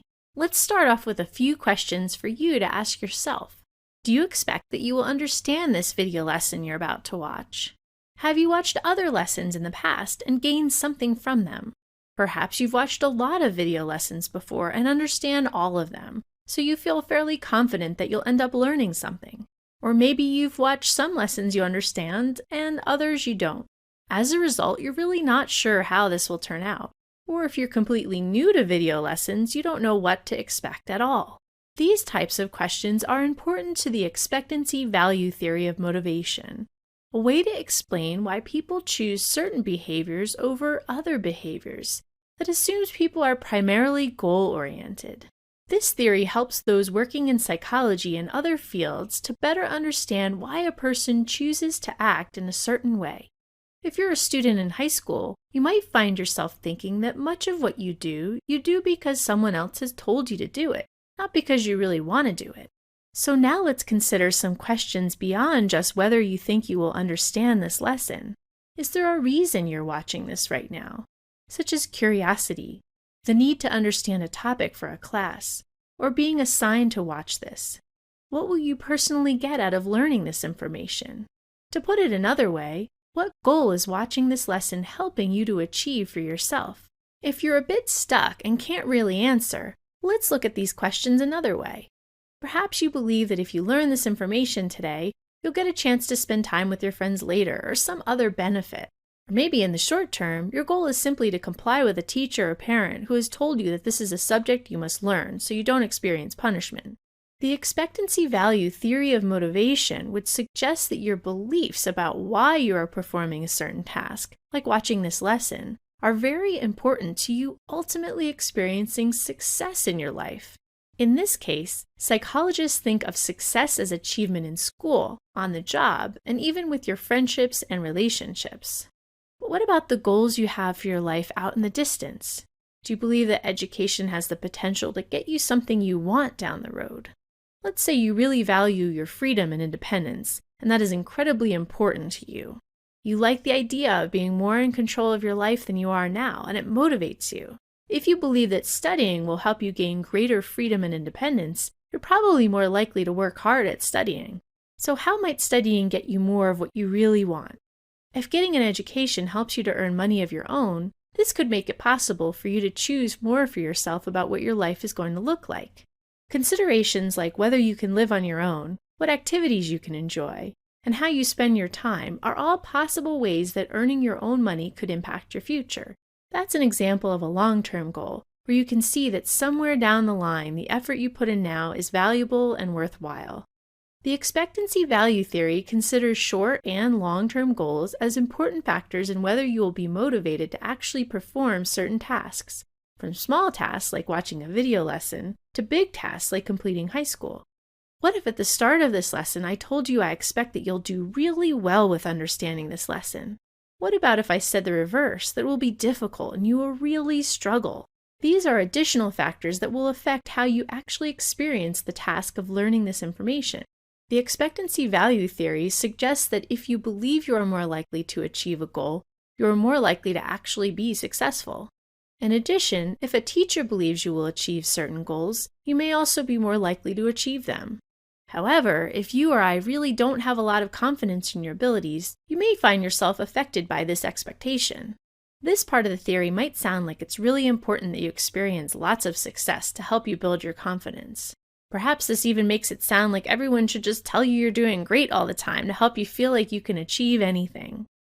Actually, that's not what the theory suggests. Although confidence in our abilities is an important factor in working toward our goals, there's also something else that we may not always realize works in our favor. Some interpretations of the expectancy value theory suggest that a little bit of failure is not such a bad thing. Sure, you want to experience the satisfaction of succeeding at what you set out to do, and a good deal of the success is helpful, but you also don't need to succeed all the time to end up achieving your goals in life. In fact, a strong fear of failure is not particularly helpful. It's better to have a strong drive to succeed combined with a willingness to sometimes fail.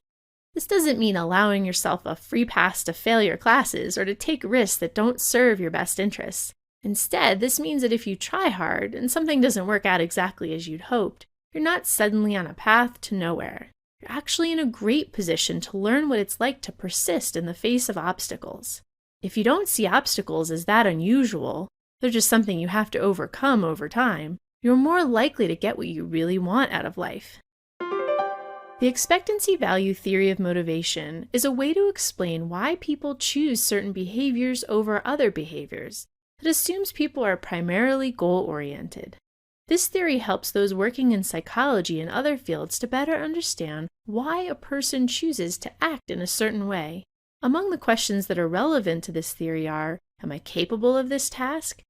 Have I had success at a task in the past? What will I get out of doing this task? The theory suggests that a student's perception of their abilities and a teacher's expectations of the student factor into whether the student is successful. It's also important whether the student feels that certain tasks are valuable and help them achieve important goals. Finally, a person is best prepared to achieve their goals when they are motivated by success but not entirely afraid of setbacks.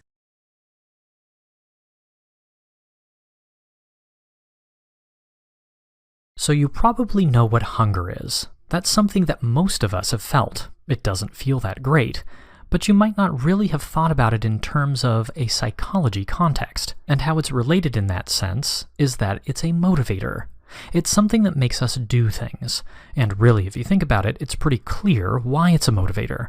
If you think about the last time you were hungry, maybe you were sitting in a meeting and your stomach was growling distractingly, and you can't really concentrate, Your coworkers are talking.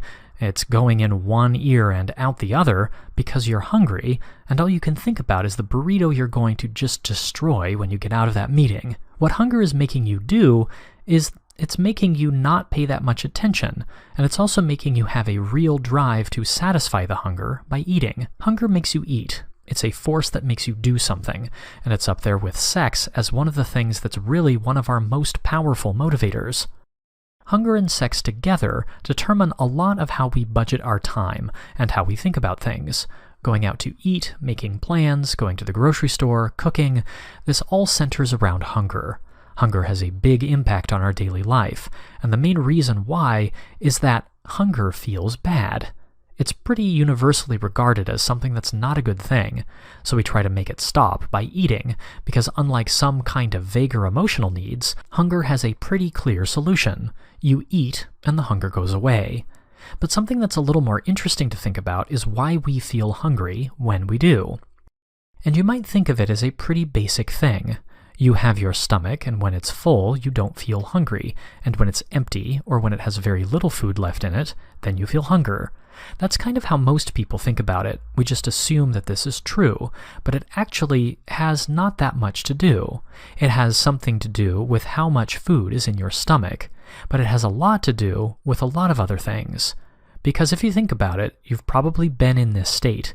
Maybe after that meeting you did run out and you got your burrito and you destroyed it and it was delicious, and you got extra chips. You're totally full. You come back and someone has brought donuts. You see those tasty donuts and you find room for at least maybe a half a donut. There's no possible way that after that monstrous burrito you really have more caloric need, but you do find room to eat the donuts anyway. So it's clearly not just, do I need food, and is my stomach full? But there are some other physical factors that affect it, and one of them is the part of your brain that's called the hypothalamus.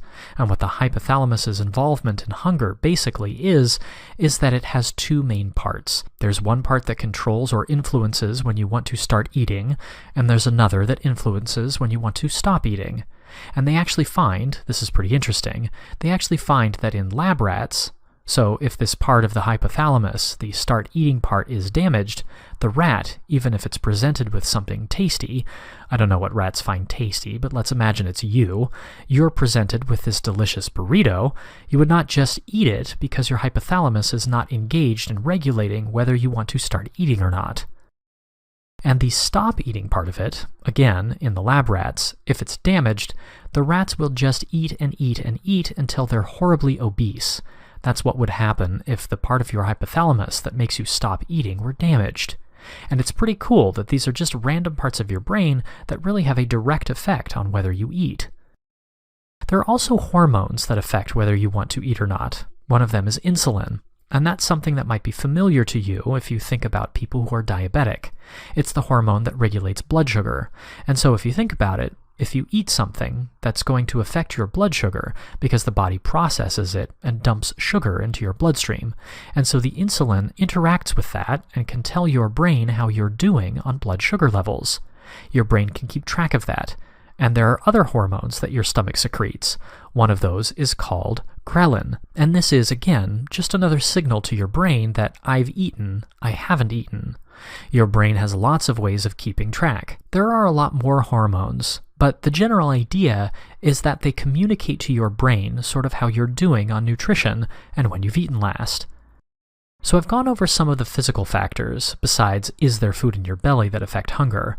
But what are also kind of interesting is the psychological factors, because there are some that really have nothing to do with anything going on in your body, and are just things that are going on in your brain. And one of these that's really interesting is that in studies of patients with memory loss, so maybe people with severe Alzheimer's or with some sort of amnesia, what researchers have found is that if they come in and they say, "Do you want this delicious lunch?" the patients will be like, "Oh yeah, it's lunchtime, I want that." And so they eat it, it's gone. And half an hour later, this seems a little mean to me, the researchers will come back and they'll say, "Hey, do you want some lunch?" And the people with memory loss will be like, "Sure, all right, it's lunchtime." And away it goes, again, into their bellies. And some of them will even eat 3 lunches. They found that they would eat on average between 2 to 3 lunches because they just couldn't remember that they had eaten lunch already. And even as they were asked to rate their hunger levels, they would rate their hunger levels as actually a little bit lower after they've eaten 2 to 3 lunches, understandably, but they would still eat because they thought it was lunchtime. And this is a really important regulator in how we approach food, is that it doesn't always have to do with whether we need to eat, but just has to do with whether we feel it's lunchtime. And this obviously comes up in the case with people with memory loss, but even if you think about yourself, if you eat this giant burrito and the chips and maybe those donuts that were at the office, you come home and it's dinner time, and you probably don't really need any more calories for the day. You're probably done with your 2,000. You might be even over 2,000 by this point. But it's dinner time, and you'll probably eat anyway because that's what's culturally we're programmed to do. So that's one kind of psychological factor, the idea of the involvement of memory and ritual in food. Another big one is cultural attitudes towards eating, and also toward weight, because eating and weight pretty much get equated, at least in our culture, or you can't really talk about one without talking about the other. And what we find, at least in America as things have gone on, we find that we've been valuing lower and lower weights, so thinner and thinner people, while actually the majority of people in the country are getting more and more overweight. And this is something that really produces a lot of interesting eating patterns, and not maybe normal eating patterns, and that's cultural. So people end up binging, or they end up developing other eating disorders like anorexia or bulimia. Anorexics are people who don't eat enough. They don't not eat enough because they are hideously overweight, and they actually need to lose weight. They don't eat enough because they have an eating disorder. It's not really related to physical need. But what this reminds us of is how many things go into affecting how a motivator like hunger is turned into an action. It usually is turned into eating. Sometimes it isn't, or sometimes it's turned into disproportionate eating. And there are also things, if we want to quickly go back to the weight side of the equation, there's one last physical thing that's important for weight, and that's the idea that people don't always have the same caloric needs as each other, and this has to do with your basal metabolic rate. And what this is basically how many calories you burn while you're sitting on the couch. So some people can just sit on the couch and they don't burn very many calories. Their bodies are really efficient. They can eat a bag of chips and it doesn't really go anywhere. All these kinds of people would have been great back in the day when there were famines. These are the people you would want to be friends with. But some people will do the same exact activity. They'll sit on the couch and they'll eat a bag of chips, and that bag of chips will just be burnt up because their basal metabolic rate is way higher. And this is something that can really have an effect on weight and hunger and how we interact with food. It's a really interesting puzzle between hunger and eating and weight. These are all things that seem like they should be pretty straightforward. They should have pretty reliable causational things between them, but they actually don't because there are so many different factors that are involved. And hopefully, I've gone over a few of them, and you get a little bit of a better sense of how complicated a picture this actually is and how interesting it is. So yeah, that's hunger.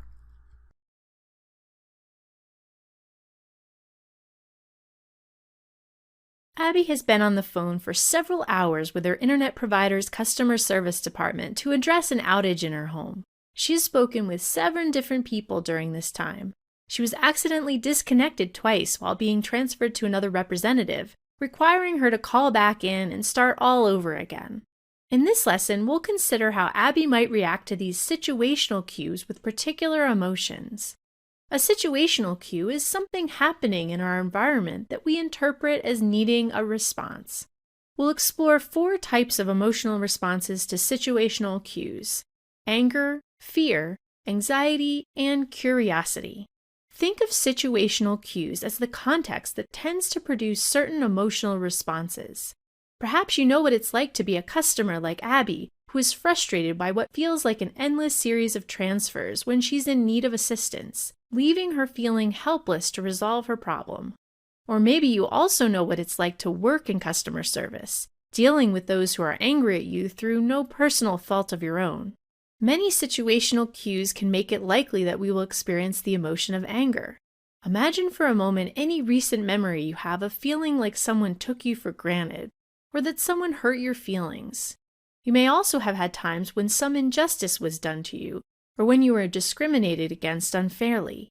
Anger often arises when there is a gap between what your expectations were before the situation occurred and what has actually happened, causing disappointment and a sense of less control. Being inconvenienced, like Abby has been in her call to her internet company, can also be a trigger for anger. Even losing someone we love, like when a person in our life dies, can elicit anger as part of the grieving process. Anger is sometimes a very appropriate response to situational cues, helping us to advocate for ourselves. How we interpret and respond to the emotion of anger can impact whether or not we experience a more positive outcome or if the situation escalates and gets worse. Sometimes the same situational cues for anger can produce other emotions. The threat of danger, for instance, may cause a person to feel angry, or it could produce fear and anxiety instead. Fear and anxiety are thought by some researchers to be the same type of emotional response, while others distinguish between the two. Those who distinguish between fear and anxiety might give an example like the following. Let's say that Abby tells Joe, the representative on the phone at her internet company, that she wants to talk with Joe's supervisor because she is upset. Joe might experience a sudden sense of fear, knowing that his supervisor won't be happy with his handling of the situation. He even fears that he might lose his job because he has made a serious mistake with Abby's account. This belief that there is an imminent threat is a cue for his sense of fear. Now let's say instead that Joe didn't make a big mistake on the account, and there is no situational cue for outright fear that he will lose his job. Instead, let's say he routinely feels anxious when he goes to work. His anxiety could have a lot of different reasons. He feels threatened, but cannot pinpoint exactly why. He doesn't know if at any moment he will get an angry or impolite caller, so there's no immediate threat, just the potential for a threat. This uncertainty about the nature of the threat facing him makes it less clear what specific actions he should take to respond. Let's say that Joe has a solution for Abby to try to help resolve her internet issue. He tells her that she's going to have to take some steps with her modem in order to address the problem. Some of it, he warns, may be challenging for an average customer. The situational cue of a challenge could produce fear and anxiety for one person, while another person may have a different reaction altogether.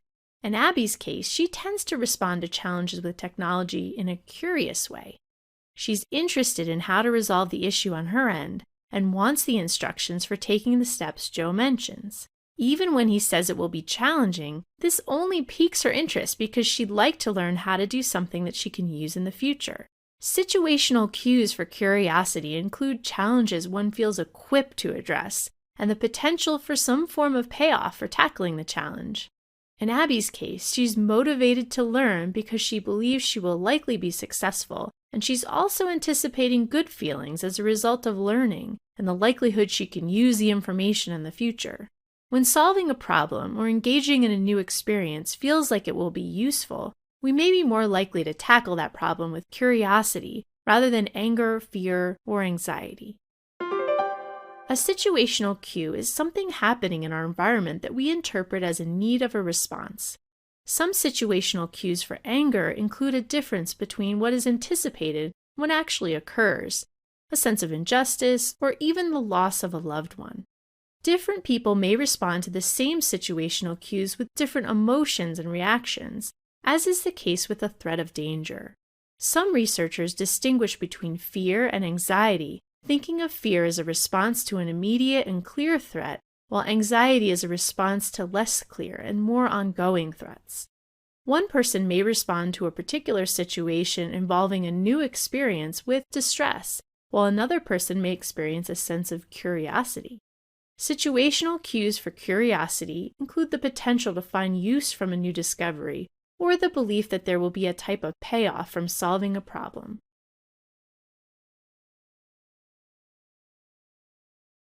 In 1848, a railroad foreman named Phineas Gage suffered a horrible accident. It happened when he was packing gunpowder into a rock. The gunpowder was accidentally ignited, which caused the iron rod with which he had been packing it to be shot into the air and propelled through his head. It entered around his cheekbone, hit his eye, and exited through the top of his skull. Remarkably, though, Gage survived the accident. Here he is thereafter, holding the offending iron rod. In fact, Gage lived for more than a decade after the accident. It happened in 1848, whereas he did not die until 1860. Soon after the accident, in fact, Gage seemed to be doing more than surviving. He seemed to be doing unexpectedly well. His memory was intact, and he retained basic ability, such as walking and talking. Strangely, though, the accident had drastically altered his personality. Before, he had been a likable guy. After, he was suddenly disagreeable, quick to anger, and irresponsible. Of course, it's possible that the differences in his personality surrounding the accident have been exaggerated both during his lifetime and long after. But Gage had certainly suffered damage to his frontal lobes, or to an area of the brain that helps to regulate the experience of emotion. An emotion can be defined as an affective state often accompanied by specific physiological characteristics with the power to impact thoughts and behaviors. Indeed, Gage could still walk and talk, think, and remember, but he might have lost some of his emotional intelligence. Emotional intelligence is a term referring to the abilities to recognize and to manage emotions. As Gage's story indicates, certain parts of the brain are involved with emotion. Gage's accident had damaged at least part of his frontal lobes, which number among the regulating parts. Additionally, there's the amygdala. Studies show that people with brain injuries here have diminished fear responses. For example, when they're playing games, they don't necessarily seek to win, as people with healthy amygdalas tend to do. In fact, they might even seek to lose. These case studies indicate that even though emotions are not wholly rational, they are nonetheless important for our well-being. For example, the emotion of fear can keep us safe from dangerous things that might otherwise harm us, such as snakes and spiders. Somewhat similarly, love for our own children makes us nurture them, even when they're crying in the dead of night. So, human emotions help to assure human survival. Furthermore, emotions can help us to feel as though we have worthwhile, meaningful lives. They allow us to feel content with what we do at work, surprise when we receive unexpected gifts, and amusement when reading the comics. Still further, expressing emotion can help with nonverbal communication, which means that emotions can also help us to create and sustain relationships with others. But even though the experience of emotion may be both significant and universal across humanity, emotions nonetheless remain mysterious. For example, how do objective physiological symptoms, such as sweaty palms and racing hearts, relate to subjective experiences of emotion, such as nervousness or fear? Do the symptoms cause the emotion, or vice versa? Or is neither ordering correct? Why do different people have different emotional reactions to the same stimulus? Do we have control, not to mention complete control, over our emotions? To summarize, emotions are important not only for our survival, but also for our quality of life. Certain parts of the brain, especially the frontal lobes and the amygdala, help to regulate emotion. Finally, although emotions definitely involve several components, such as physiological symptoms, as well as the expression of emotion, several theories exist about how these components relate to one another and how they form our collective experiences of emotion.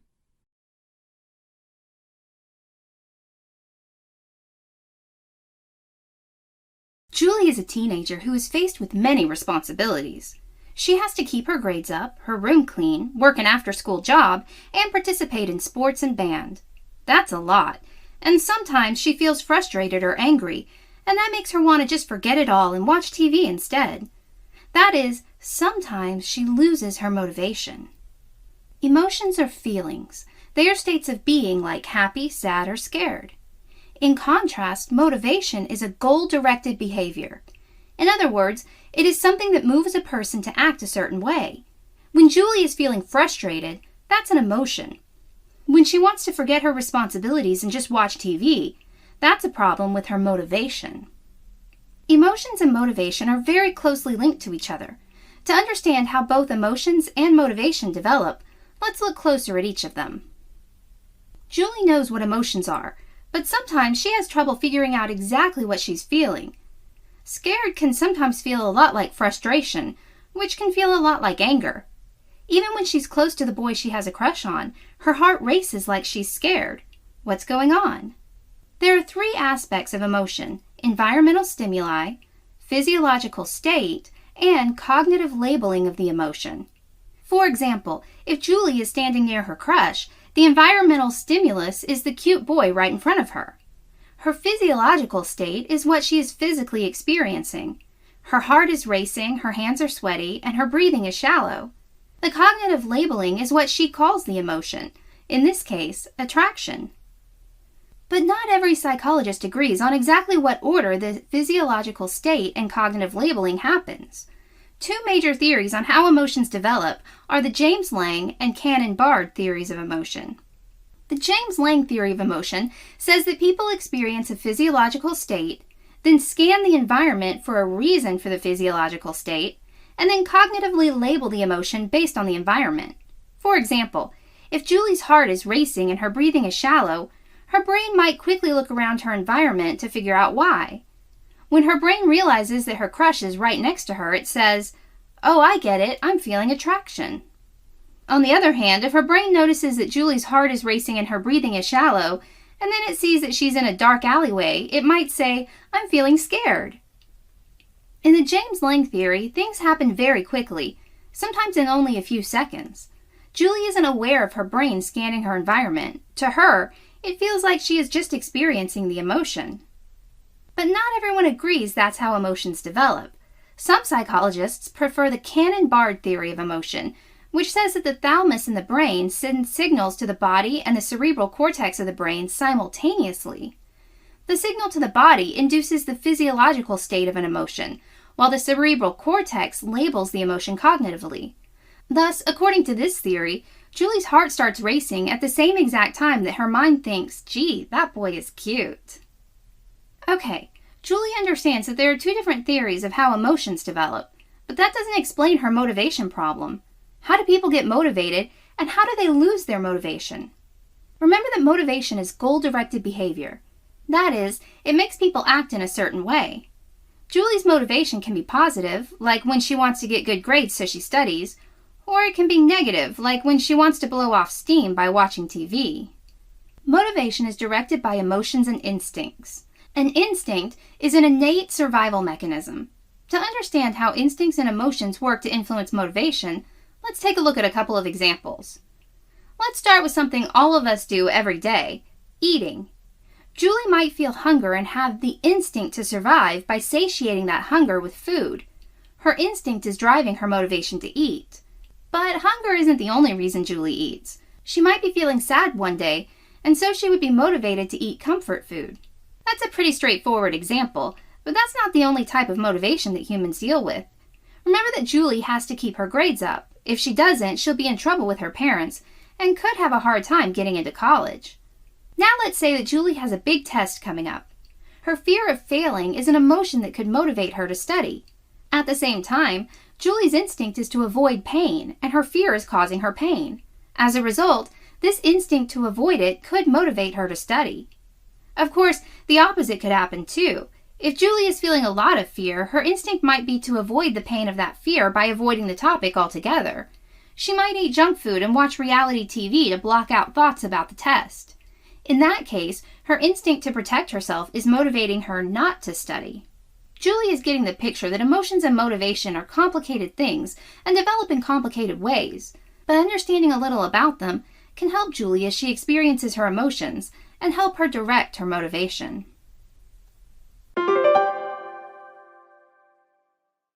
Emotions are feelings, while motivation is something that moves a person to act in a certain way. Emotions and motivation are very closely linked to each other and often influence each other's development. There are three aspects of emotion: environmental stimuli, physiological state, and cognitive labeling of the emotion.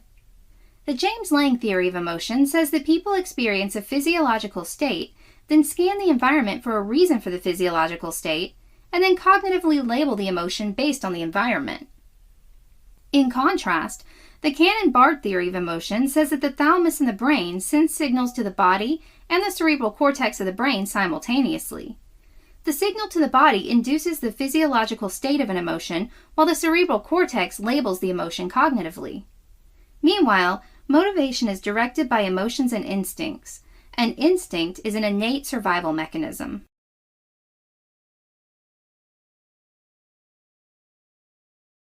So we're going to talk about how we categorize emotions.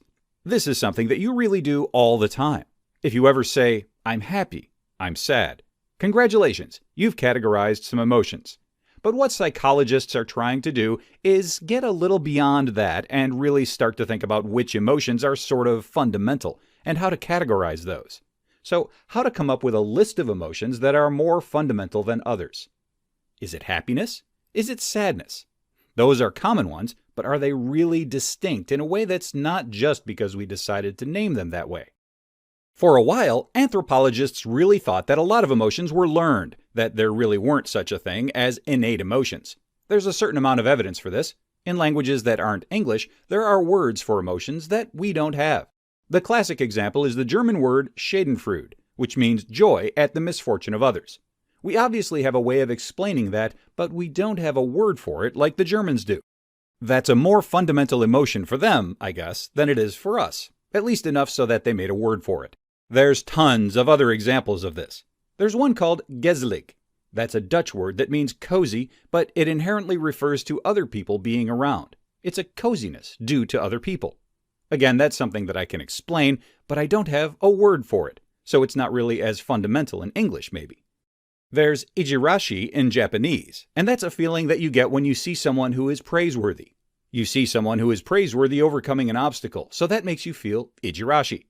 I don't think we really talk about feeling that way in English so much. So these are some examples that anthropologists would point to say that there's really something cultural about emotions. But a lot of psychologists have been doing research to figure out if it's all this, or if there really is some biological component to at least some of these emotions. There's a certain amount of evidence that there is. One of the main scientists involved with this is a guy named Paul Ekman. What he did was he went down to Papua New Guinea and he decided he was going to study a people known as the Four. These are tribes of people who had no contact with people from the outside world before Ekman showed up. This was important because what he was going to do was show them pictures of people expressing emotions, someone frowning, someone smiling, and basically see if they recognized that as the emotion that it was. He found out that there were emotions that they recognized, and he calls these the 6 basic emotions. The ones he identified were anger, disgust, fear, happiness, sadness, and surprise. So if he showed a picture of someone looking sad, they would recognize it. So maybe if he showed them a picture of someone looking contemptuous or looking generally upset, that wouldn't be quite as fundamental as these ones that he identified that the 4 people were able to figure out without having been exposed to our culture. So these 6 ones, he thought, were more basic than maybe some of the other emotions that we have named in our language. He ended up doing a lot of work with figuring out what kind of people basically emotionally experience and how they express things in their face. He ended up doing a lot of work with lie detection, actually, as an extension of this. He famously weighed in on Bill Clinton and said that he was definitely lying about Monica because he was using distancing language. So the emotion side of things was a huge part of his research, but he's really just interested in figuring out how people express what they're doing in their face and in their actions, and in the process of that, he identified these 6 basic emotions. Another scientist who came up with his own theory about emotions and how to name them and categorize them was a guy named Robert Plutchik. He had a different theory about what makes a fundamental emotion. What he thought it was that these are things that would have had to have evolved to increase evolutionary fitness. So for an emotion to be considered basic, for it not to be considered culturally learned, it's going to have to give us some sort of advantage evolutionarily. Anger and fear are on his list as well. That's his classic example, is fear. It inspires the fight or flight response, and that's key for survival. If you don't have it, you'll probably die. He came up with a list using oppositional pairs. So he had anger versus fear, joy versus sadness, trust versus disgust, and surprise versus anticipation. These are the 8 that he thought were fundamental. And what he does is he organizes them into a little wheel. He has these opposites that he identified as being opposite each other, essentially on the wheel. Then he has levels of intensity that go in. Anger intensifies into rage and de-intensifies into frustration and annoyance. The wheel allows him to show how he thinks these emotions blend with each other to form more complicated ones. Joy blended with trust and equals love. Love isn't a fundamental one. It's not one that increases our fitness, but it is a combination of these fundamental ones that he identified. So that's Plutchik's basic theory. He has this wheel, and the ones that are on the wheel, and the ones that he thinks are somehow evolutionarily advantageous. Plutchik and Ekman were two psychologists who came up with these theories about emotion. There's a third part of this that isn't really associated with any particular psychologist, but it's very important. That's looking at emotion processing speeds. What we find out is that different emotions take different pathways through the brain and through the body. Some emotions are processed by the limbic system. This involves the amygdala, involves the hypothalamus, involves the thalamus. These are all parts of the brain. In general, the basic emotions like fear that Ekman and Plutchik were identifying, these tend to go through the limbic system because they're going super fast. You need to process fear right away, or else you're going to get eaten by a lion. That's not going to be good. There's another processing speed that's slower, and that's basically the frontal lobe. This is the part of your brain that is also doing all of your thinking. So as you're thinking about this lesson right now, you're using your frontal lobe. But you're also using your frontal lobe when you're thinking about emotional experiences that aren't quite so fundamental. If you're experiencing resentment, that's not something that's going to go through the limbic system. That's something that has, again, as Plutchik was saying, it has elements of all these things that are really fundamental. But it's something that you have to process cognitively to really identify as resentment. You have to think about all the horrible things that person did to you and build it up inside you as a horrible feeling. But you can see it's not quite the same quality as something like fear or anger that just happens to you. It's something that's definitely involved in cognitive processing. So that's another way to think about how to categorize emotions. Ekman and Plutchik were trying to be biologically based, but this is pretty straightforward. Does it go through this or does it go through this? It's hard to really measure that, but we can theorize. Is it a limbic system kind of emotion, or is it a frontal lobe kind of emotion? That's another way to think about what kind of emotions there are. Ekman and Plutchik were identifying basic emotions based on various criteria. And then you can also think about emotions in terms of processing speed and what part of the brain they're going through. Those are some ways of categorizing emotions.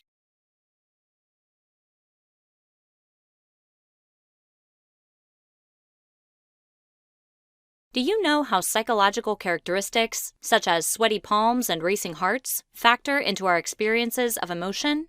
Do emotions cause the symptoms, or vice versa? Believe it or not, psychologists have been wondering about this since the 19th century, and over time, multiple theories have been developed about the role physiological arousal plays in emotion. Here, we'll talk about 3 well-known theories. We'll also note one additional hypothesis about relationships between facial muscles and emotion. In the late 19th century, William James, 1842 to 1910, who's also known as the father of functionalist psychology, formulated one theory. Around the same time, albeit independently of James, a Danish psychologist named Carl Lang, 1834 to 1900, developed a similar one. So today, we refer to this single theory using the names of both men. Associating one theory with 2 names will be a trend common to all 3 theories of emotion. Anyway, this first one is known as the James-Lang theory of emotion. It proposes that physiological arousal precedes the experience of emotion. Let's think about this for a second. For example, according to this theory, we don't blush because we're embarrassed. Rather, we feel embarrassed because we blush. Do you agree with this idea? Certainly, some psychologists have challenged it. In particular, Walter Cannon, 1871 to 1945, and Philip Bard, 1898 to 1977, proposed a different theory. Their Cannon-Bard theory of emotion suggests that we experience emotions at the same time as we experience physiological arousal, or the emotion and the arousal are simultaneous. So, according to this, we blush and feel embarrassed at the same time. Does this make sense to you? Maybe, but it cannot explain every instance. For example, sometimes the same physiological symptoms can be involved with very different emotions. To use the example of a racing heart, sometimes that happens when I'm scared, but sometimes that happens when I'm in love. So, in 1962, 2 more psychologists, Stanley Schachter, 1922 to 97, and Jerome Singer, proposed yet another theory. They believed that when we experience physiological arousal, we cognitively process the context in which we find ourselves before feeling the proper emotion. Their theory is sometimes called the 2-factor theory of emotion.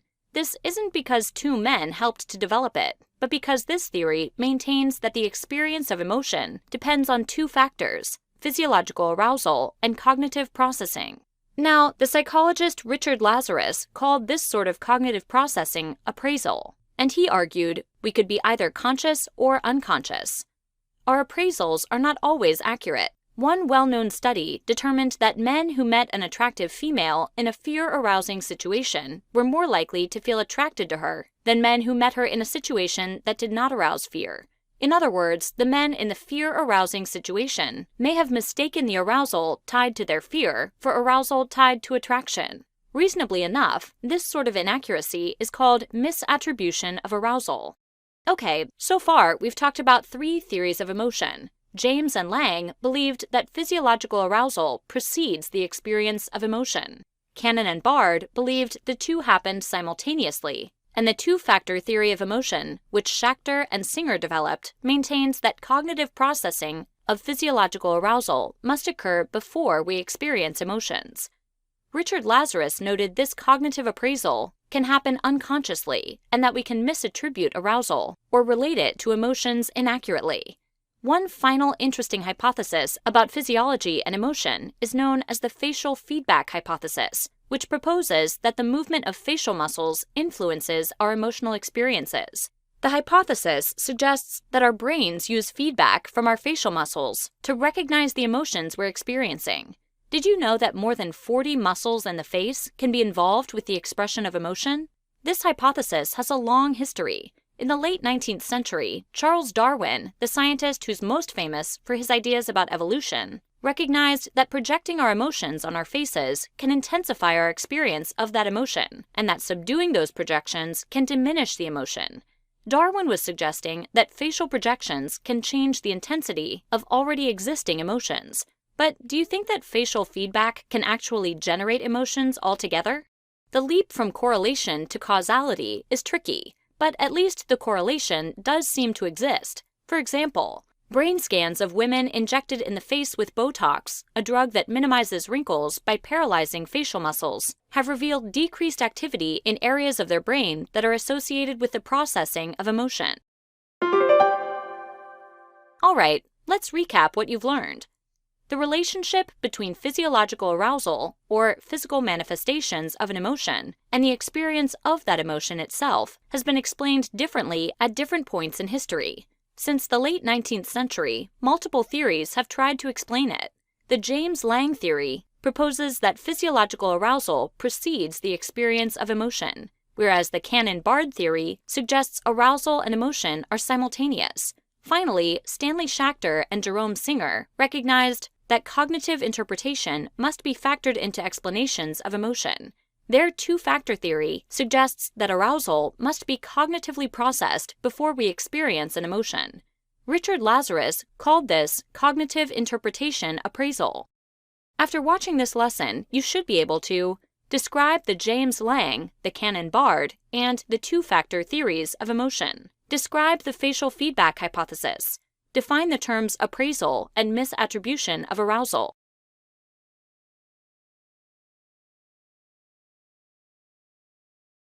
Teddy is frustrated. He feels like his emotions go up and down. One minute he's very happy, but then something happens that makes him angry or frustrated. He's noticed that the way he feels influences the way he acts. Sometimes when he's frustrated, he says and does things to his parents that he's not proud of. Our behavior is what we do and how we act.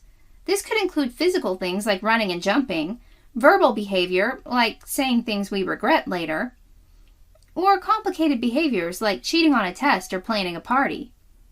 Behaviors are different from thoughts and emotions because they are about what we do in the world.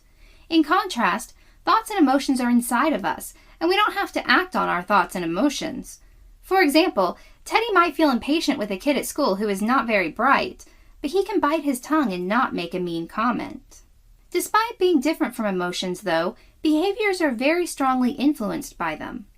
There are many ways that emotions affect behavior. Take Teddy. When he feels frustrated, he sometimes acts on that frustration by saying mean things to his parents. To help Teddy understand the relationship between behavior and emotions, let's look at 2 of the many ways that emotions can influence our behavior. through motivation and aggression.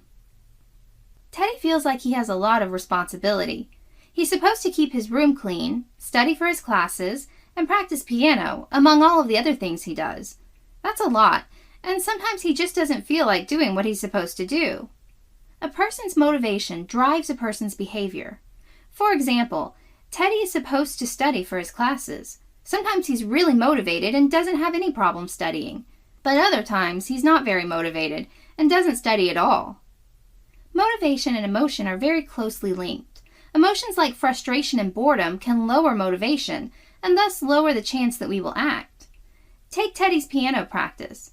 If his teacher is too demanding or the piece he's practicing is too hard, he will feel frustrated and will not feel motivation to practice.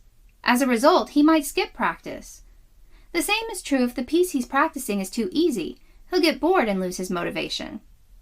On the other hand, interest and enthusiasm are two emotions that can increase motivation, which increases the chance that we will act. For example, if Teddy is supposed to practice a piano piece that he really likes, or he's enthusiastic about playing, he will be more likely to be motivated and therefore more likely to practice his piano. There are many emotions that influence motivation, and as we've seen, motivation itself can change our behavior. In this way, if we can change our emotions, we might be able to change our behavior. For example, if Teddy is feeling frustrated because the song he's supposed to practice is too hard, he might want to take a short break and play something that he knows and loves. That could calm him down and make him feel less frustrated. As a result, his motivation could go up and he could feel better about returning to the hard piece.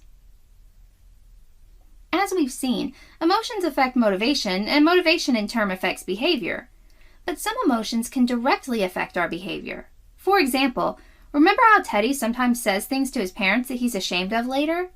This occurs because in the moment, Teddy is feeling an emotion that makes him act aggressively. Aggression is a behavior that is focused on hurting others. This could be mean words, physical violence, or even something like ignoring someone and leaving them out of your social circle. Aggression is one type of behavior that is tightly linked with our emotions. When a person feels frustration, anger, tension, or fear, they are more likely to act aggressively towards others. Let's look at Teddy again. If he's walking down the hallway and is very worried about an upcoming test, and someone accidentally bumps into him, he might act aggressively. Maybe he pushes the student who bumped into him, or maybe he says something rude. Either way, his fear about the test is driving his aggressive behavior. In contrast, imagine that the student bumped into Teddy right after Teddy found out that he got an A on the test. Because he's happy, he is more likely to let it go and shrug it off. If you're like many people, you understand why someone who is angry or frustrated might act aggressively, but you might be confused as to why fear makes people act aggressively. Some psychologists believe that aggression towards others is an evolutionary response to scarce resources. To understand what I mean, think about our caveman ancestors. For them, starvation was a very real possibility, and every time food got scarce, they became scared that they might die. In their case, aggression could help them. After all, being aggressive toward others could mean that they could get more food and survive. According to some evolutionary psychologists, or scientists who study how evolution has shaped the way we act, this link between fear of limited resources and aggression evolved to be a major part of our species. To this day, when we are scared or worried about something, we are likely to be aggressive, which might be because our caveman ancestors found it beneficial to react to fear that way.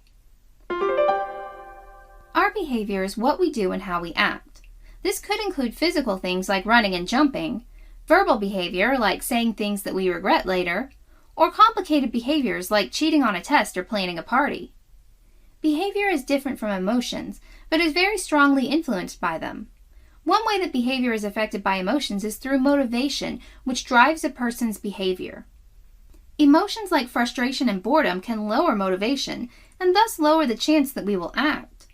On the other hand, interest and enthusiasm are two emotions that can increase motivation, which increases the chance that we will act. Emotions can also affect our behavior directly, as in the case of aggression, or behavior that is focused on hurting others. When a person feels frustration, anger, tension, or fear, they are more likely to act aggressively towards others. Some psychologists believe that aggression towards others is an evolutionary response to the fear of scarce resources.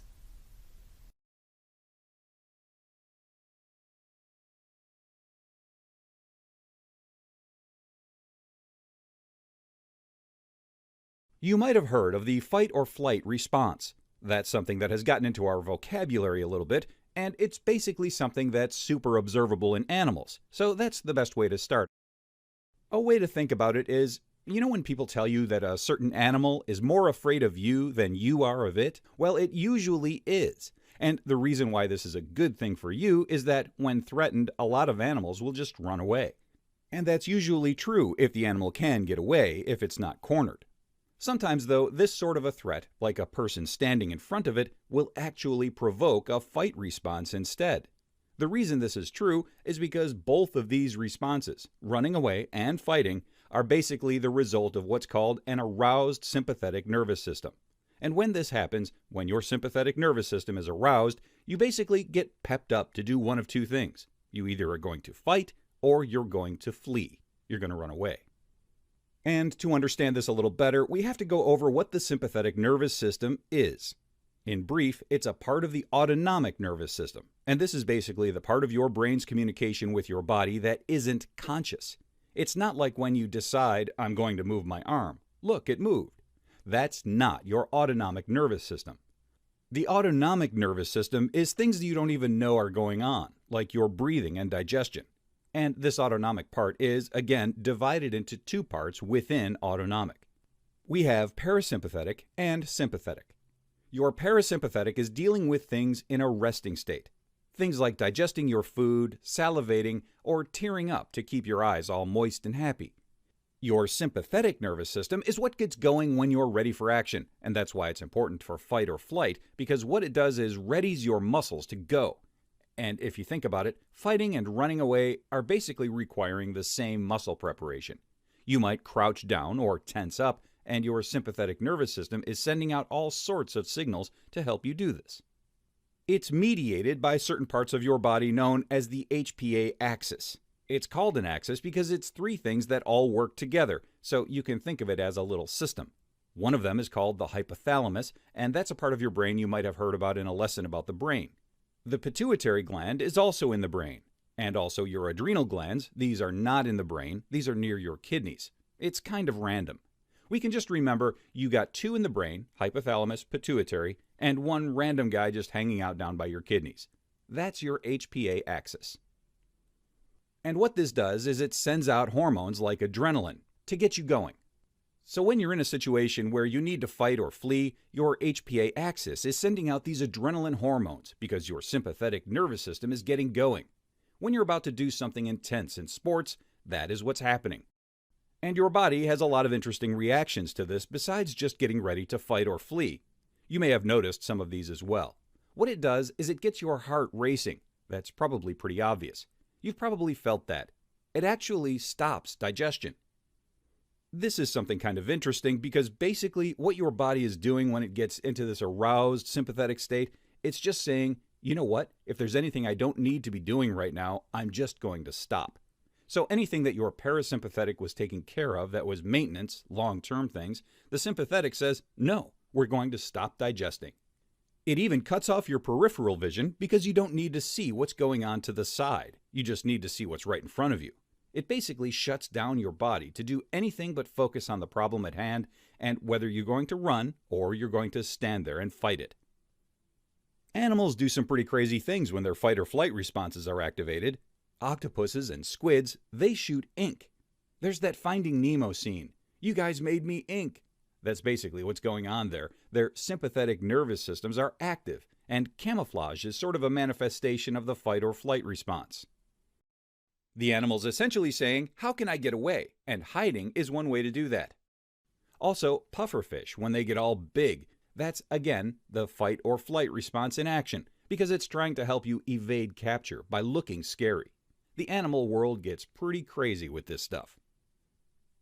People are not so crazy. We don't change colors, we don't shoot ink, we don't get big. Nothing exciting like that happens, but it's the same basic response.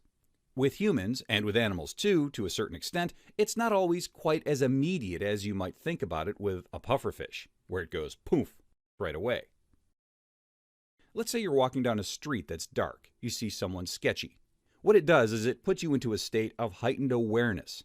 Your sympathetic nervous system is starting to get activated, and you get into this state of heightened awareness so that you watch for signs from other people, from the sketchy person, to figure out how you should react. Your body is readying you for either fighting or fleeing.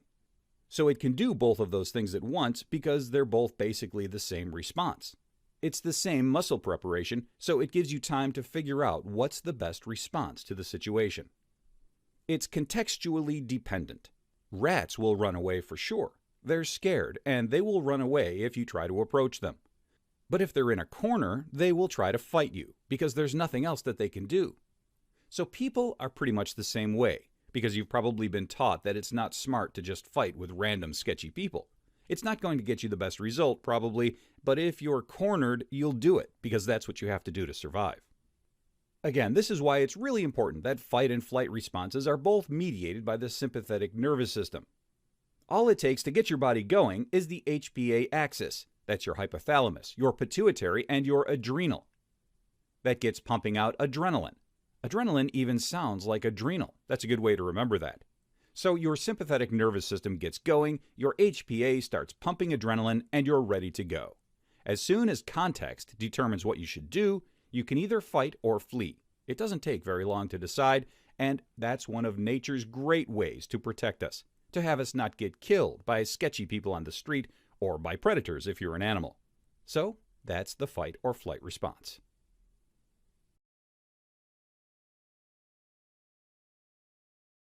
What if I told you that the purpose of you watching this video lesson today is simply to understand a new topic, and that even if you have to watch it more than once or take the quiz multiple times, your effort will help you to master this information for later use?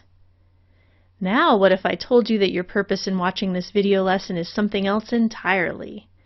Instead, I tell you that the amount of questions you get right in the quiz the very first time will be compared with other students, only a few of whom will succeed, and that the results will be posted on the website. Don't worry, that's not actually going to happen. This lesson looks at how different motivations, such as learning the information in the first example or competing against others in the second, affect our perceptions. We'll look at the impact on learning and problem solving, as well as how we go about making decisions. You'll also consider where emotions fit into the picture. In the mid-2000s, educational psychology researchers Barbie Meyer and Kaplan published a journal article detailing their experiments involving children who were given instructions with two different types of motivation. They found that when a group of sixth graders was told that the purpose of a task was to learn how to do something, even if they made mistakes, they were able to apply the new information to other tasks later on. In short, they got better at the type of problem solving that they were taught how to do. However, when a group of students was told instead that the purpose of the activity was to see which students had greater abilities, the students weren't quite as good at applying their newfound knowledge to the similar task. In short, they didn't improve on their problem solving like in the other scenario.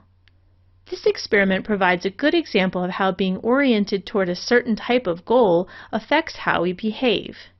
In other words, what motivates us affects how we perceive situations and how we act, and even how well we learn. In the experiment I just described, students were told what the motivation was before they began the task. But a person can also have this motivation as a tendency in their own life, a way they are oriented to the world around them. Those who lean more toward wanting to learn in order to master a topic, even if this means some mistakes along the way, can be described as focused on mastery goals. Those who instead lean toward performing in order to demonstrate that they are capable compared with others can be described as focused more on performance goals. Both types of goals play a role in our lives, but being motivated more by one type might affect how you approach situations, particularly how young people in school settings end up learning. Think about your own tendencies. Do you worry more about appearing to do poorly than actually retaining what you learn? Or do you try and try again if you don't get something the first time? Students with mastery goal orientations are more likely to see failure as part of the process of learning and to see mistakes as inevitable. They often seek out challenges as a result. Those with greater performance goal orientation are more likely to want praise from others and to perform easier tasks that they are more likely to get the first time, rather than have to make mistakes in order to learn. They may even be more likely to want to cheat on a test, since having the answers will ensure the appearance of success. Your own personal tendencies may also be affected by other factors, such as what others around you expect, or what's at stake when you take a particular test, for instance. It's not just young people that are affected by having different motivations. Imagine a woman who goes to her doctor to address a medical condition like a pain in her hip. The doctor prescribes a medication, but mentions that a rare side effect is that she could experience dizziness. If the woman hates the slightest thought of getting dizzy, even more than she hates the pain in her hip, she may be resistant to taking that medication, even if it's important to her health. Let's say that she tells the doctor she will take it, yet she still easily forgets to stay on her medication schedule. She's not motivated to take it because she fears the potential side effect, and this affects her ability to recall when she is supposed to take the medication. Her emotions may also play a role in other ways. She may feel worried about how the doctor will perceive her if she reports that she hasn't been taking the medication like she should.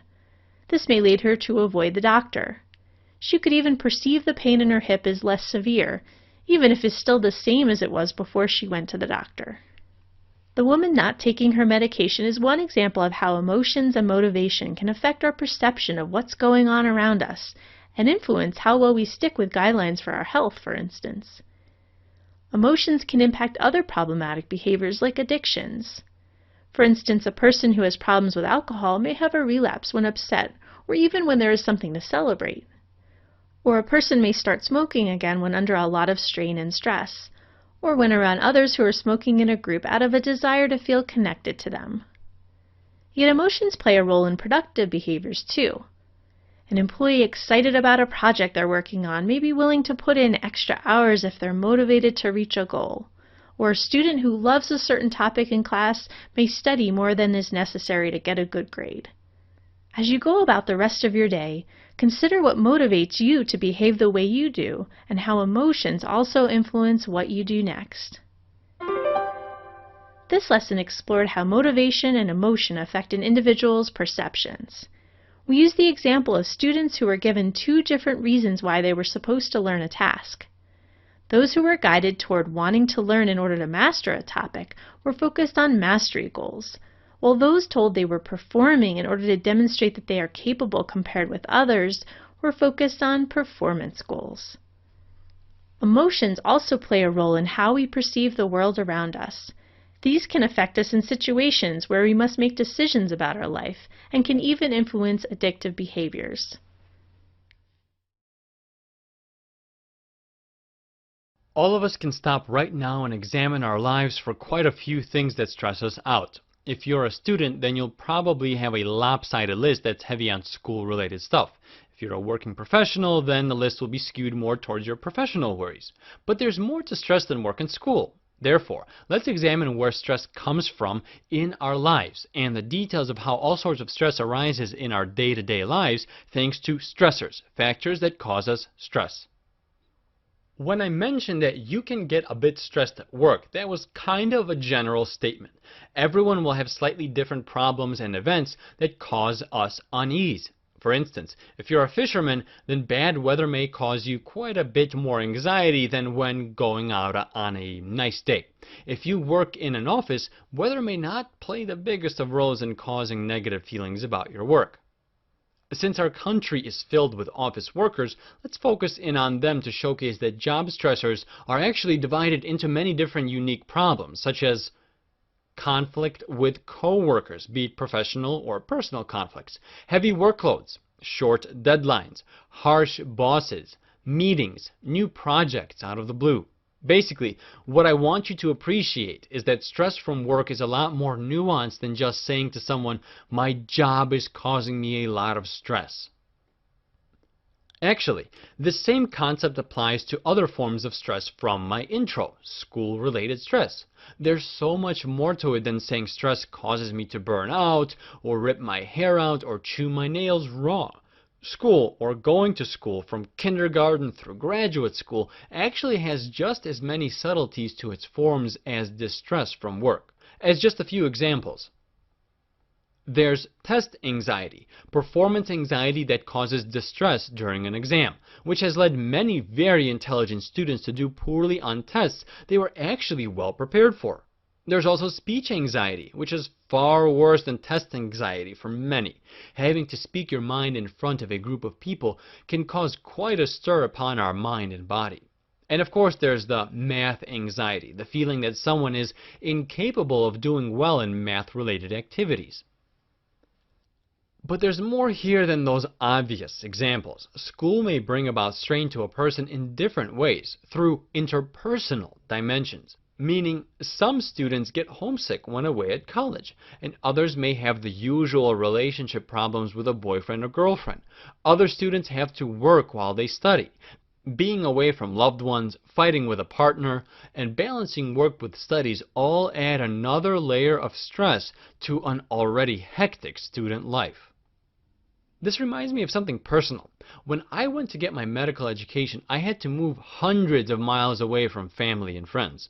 I moved to this apartment building that was next to a shipping center. Every morning, without fail, at about 4:30 a.m., the trucks would start making lots of humongous noise and would rouse me from my sleep, leaving me totally groggy for the rest of the day. Of course, the landlord made no mention of this routine when I was inspecting the premises.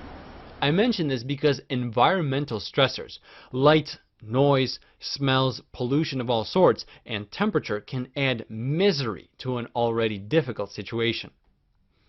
To be a little frank with you, the big reason I had to settle on that apartment was because I had procrastinated on finding a place to live near the medical school I was to attend.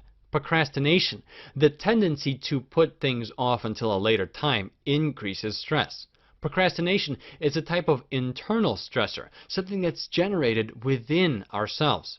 Other examples of internal stressors are perfectionism, the desire to perform or complete things with no room for mistakes. Self-criticism, expecting too much from ourselves in a short space of time. This type of strain you place upon yourself can sometimes be extreme. As another personal example, I had played classical piano competitively for many years. I remember having to perform in front of over 100 people during one particular concert. I got so stressed out at demanding perfection from myself, coupled with performing in front of a crowd, that my stomach hurt so much after the performance I had to curl up in a ball for several hours. So, to avoid the misery any type of stress can bring upon our body, I encourage you to watch the video on coping with stress after this lesson, as well as health risks associated with chronic stress, to learn more about what stress does to your body besides forcing you to curl up like a pill bug.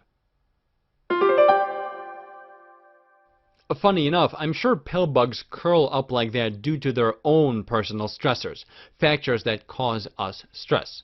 Humans have plenty of these things. We can get stressed at work due to conflicts with coworkers or short deadlines. We may suffer from test anxiety, performance anxiety that causes distress during an exam, or math anxiety, the feeling that someone is incapable of doing well in math-related activities when we attend school. And like pill bugs, we also endure environmental stressors, light, noise, smells, pollution of all sorts, and temperature.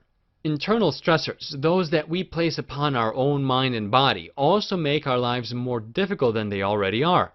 These types of stressors include procrastination, the tendency to put things off until a later time, and perfectionism, the desire to perform or complete things with no room for mistakes.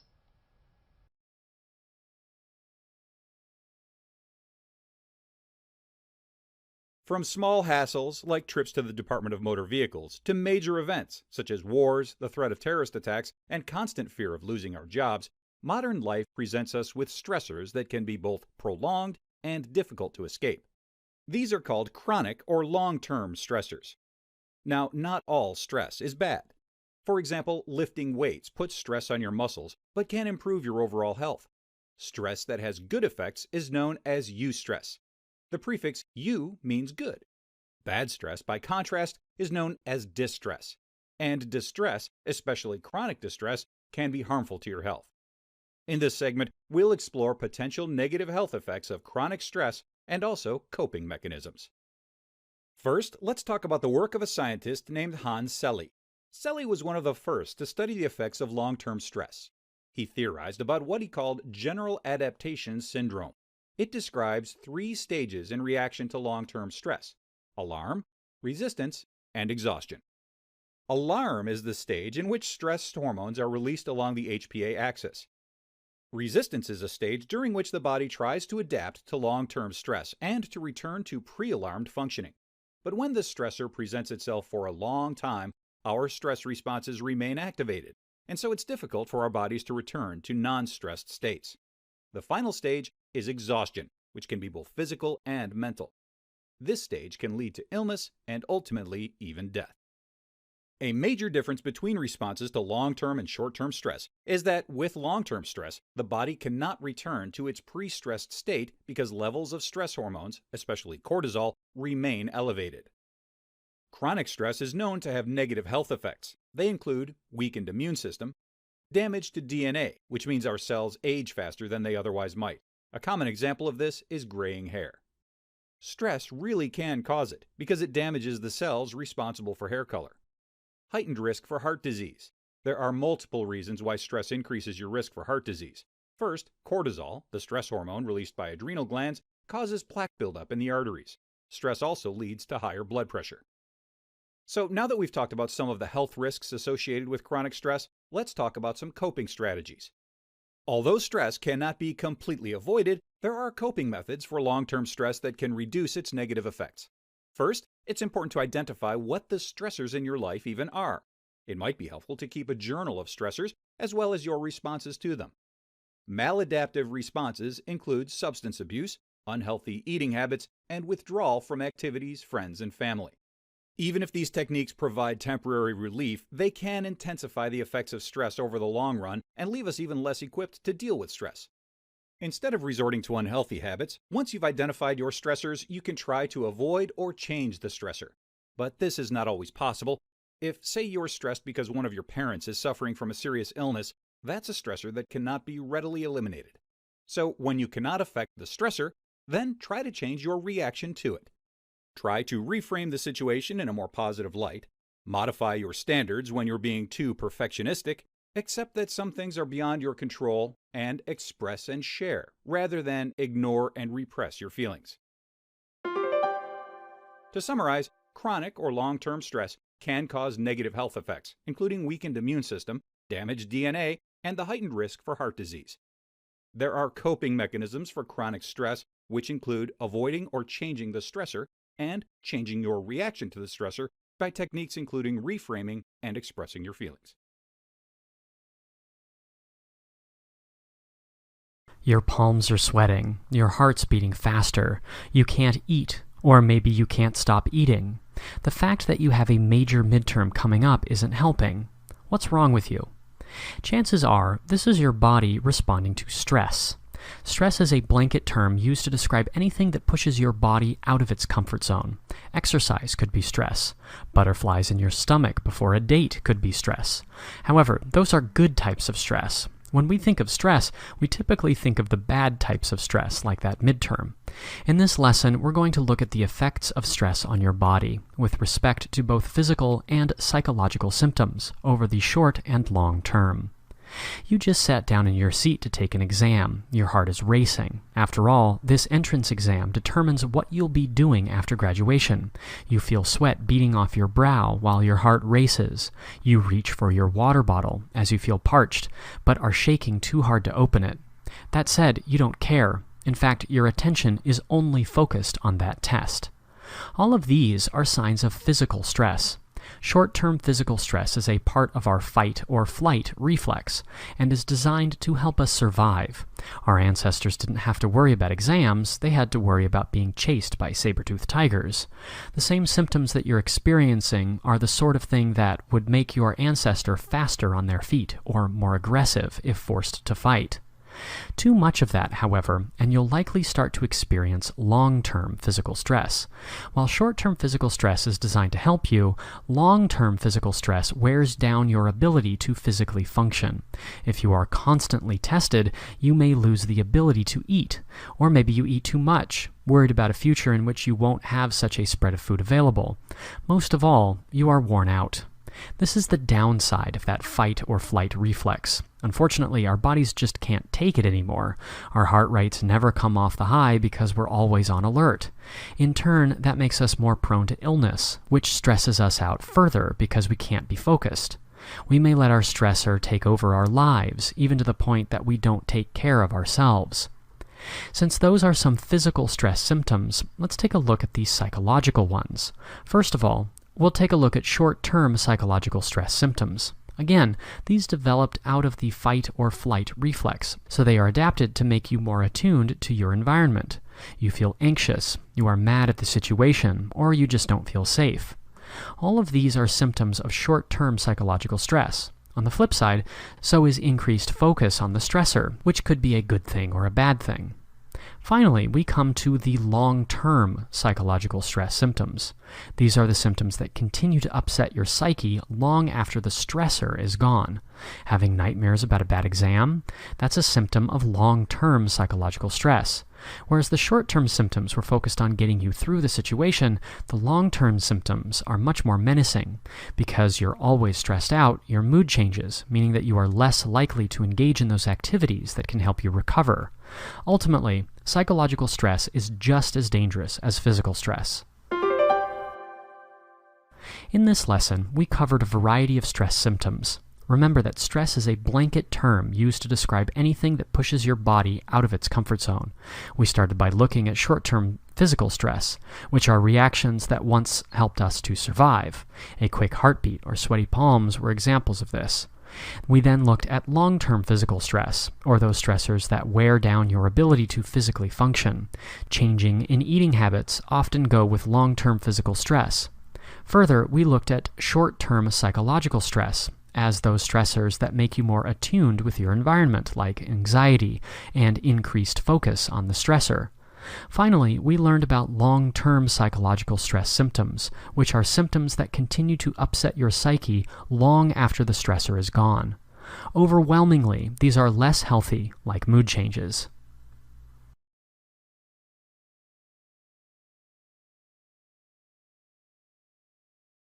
Annie is very driven. She's focused and ambitious and wants to be the best version of herself. She's also very organized and competitive. On the downside, she tends to be impatient and gets angry easily. Barry is nothing like Annie. He's easygoing and laid back. He's creative, and his only ambition is to find more time to hang out at the beach and catch some waves. How can two people be so different? Personality is who you are and what makes you unique. Annie and Barry, for example, have very different personalities. Psychologists have been trying for a very long time to define personality and what the different personality types are. Unfortunately, there's not really a consensus. That is, there are many theories about different personality types. One common personality theory compares type A to type B personalities. Let's take a look at the differences in the two. Remember Annie? She's ambitious and competitive and organized, but also impatient. Annie is a classic type A personality, which is often described as driven, focused, impatient, ambitious, organized, and competitive, among other traits. Annie's name starts with an A, so you can remember that she is the stereotypical type A personality. Type A people tend to be really successful. Take Annie, for example. She's president of her student council and gets all A's in school. Everyone says that she'll be a big-shot doctor or lawyer one day. But type A personalities also experience higher stress levels than their peers. Because of that, they tend to have more stress-related health issues. For example, last year Annie had an ulcer from all the stress of school. In fact, type A personalities were first identified in a study that showed that type A people, like Annie, are more likely to have heart disease related to high levels of stress. So Annie might end up really successful, but she also might end up in the hospital. But let's not forget about Barry. Remember that he's the opposite of Annie. He might be disorganized, and he definitely doesn't get straight A's, but he's laid back and can enjoy games without having to win. Barry is a type B personality, which is often described with traits like easygoing, creative, not ambitious or competitive, and disorganized. Remember Barry's name, which starts with a B, and you can remember that he's a stereotypical type B personality. The bad news for Barry and others like him is that they typically aren't as successful as type A personalities, though there are always exceptions to that rule. But type B people aren't usually trying to be all that successful. They work steadily, but they're not too ambitious. The good news for Barry? Type B personalities tend to have lower stress levels and, as an extension, lower rates of stress-related illness, like ulcers or heart disease. So Barry might never end up as the CEO of a Fortune 500 company, but he's also likely to live a relaxed and healthy life. Remember that type A personalities, like Annie, have been associated with health issues, especially heart disease and heart attacks. The traditional belief was that higher stress levels of type A people made them more sick. But that might not be the case. More recent research has shown that there is one trait of the type A personality that is associated with the health issues like heart disease. That trait is hostility, which is sometimes referred to as the deadly trait. Remember that Annie is impatient and gets angry easily. These are the symptoms of someone who has a lot of hostility. That's a problem. But the good news is that a type A personality without hostility has approximately the same health risks as a type B personality. So if Annie can reduce or eliminate her hostility, she can look forward to a longer, healthier life. Personality is what makes you unique. Type A personality involves being driven, ambitious, competitive, organized, and sometimes hostile. In contrast, people with a type B personality are laid back, creative, unambitious, and disorganized. Type A personalities with the deadly trait of hostility are vulnerable to all sorts of health issues, including heart attacks and heart disease.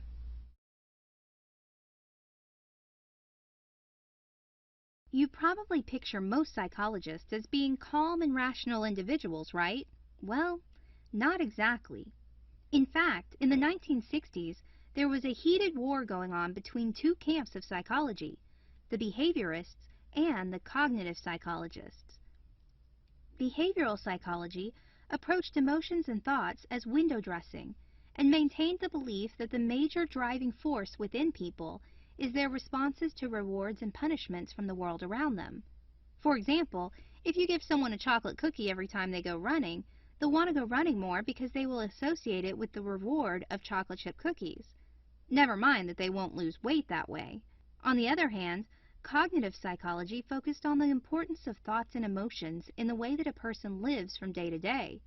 For example, if someone is trying to lose weight, cognitive psychologists believe he needs to change the way he thinks about food and exercise, learning to appreciate healthy foods, and learning to think positively about exercising. In the middle of the 20th century, behaviorists ruled the field of psychology. Thoughts? Feelings? Most psychologists didn't put much stock in those. But Richard Lazarus stood up for thoughts and feelings. He studied people's stress levels and said that events are not good or bad, but the way we think about them is positive or negative, and therefore has an impact on our stress levels. For example, say that you are late to work and the person in line in front of you at the coffee shop is taking forever to order what he wants. The fact that the person is taking that long isn't good or bad by itself, but you believe that it's a negative experience because it's going to make you late to work, which makes you feel stressed out. On the other hand, you could look at that situation and say to yourself, so what if I'm late? This is actually good because it's giving me a few extra minutes this morning to catch my breath before going into the office. You think of it as a positive experience, and therefore you don't feel stressed out. Lazarus's theory is called the appraisal theory of stress, or the transactional theory of stress. You can remember this because the way a person appraises the situation affects how they feel about it. According to this theory, there are two things that a person thinks when they are faced with a situation. These are called the primary appraisal and the secondary appraisal. Okay, let's go back to that coffee shop on a hectic morning. You're standing in line, already a little late to work, and the person in front of you is hemming and hawing about his drink order. He orders one thing and then changes his mind and orders another thing. Then he asks a complicated question about one of the items on the menu. Hearing me talk about it, you might already feel stressed out. But before you felt stressed, according to Lazarus, you first appraised the situation. Your primary appraisal answers the questions, what does this situation mean, and how can it affect me? It is the primary appraisal because it is about the situation itself, not about your feelings. So let's start with the first question. What does this situation mean? If you're standing in line and the person in front of you is taking a long time to order, it means that you will be extra late to work. The next question on your primary appraisal is, how can it affect me? On one hand, you might believe that your boss will yell at you for being late. On the other hand, you might believe that being forced to stand in line for a few more minutes gives you the option of relaxing more before going into the office. There are three possible appraisals that can occur during the primary appraisal. You can see the situation as neutral and not important, positive and challenging you to grow, or negative and stressful. Let's look at another example. Say that you walk into your class on Monday morning and your teacher tells you that there's a surprise quiz that you haven't studied for. What does this situation mean? It might mean that you fail the quiz or that you just barely squeak by with a passing grade. How can it affect you? You might fail out of school, not get into college, and end up homeless. On the other hand, you could learn something valuable about studying, or you could show how smart you are by getting a good grade despite not having studied. Again, notice that even though the situation is the same, your primary appraisal of the situation can be vastly different. Remember that the primary appraisal isn't the end of things, though. There's also a secondary appraisal, which involves your feelings related to the stressor. It's called a secondary appraisal because it deals with the indirect nature of feelings, not because it comes second. In fact, a secondary appraisal can occur simultaneously or even precede primary appraisal of a situation. In other words, you can have your primary appraisal first, your secondary appraisal first, or both at the same time. The secondary appraisal can result in either positive or negative feelings about the situation. Let's go back to that morning that you showed up in class to find that you have a pop quiz. You might feel good about the quiz. After all, there's not a lot to lose since you didn't study. If you fail, no biggie. I'll try my best, you tell yourself. On the other hand, you could feel very negative about the situation. I'm going to fail, you tell yourself. You start to feel stressed out and scared, imagining all the worst-case scenarios. You might have noticed that the secondary appraisal is closely linked with the primary appraisal question, how will this affect me? In fact, the answer to that question might influence the way you feel. If you tell yourself that the quiz will end with you as a homeless person, you're probably going to have a negative secondary appraisal. Let's look at the coffee shop situation again. Imagine that even before you thought about what was going on or how late you were, when you first saw that the person in front of you was taking a long time to order, you felt relieved. Not stressed, not upset, but relieved. In that case, you might decide that the person taking forever to order was a good thing because it gave you a few extra minutes to relax before having to go into the office.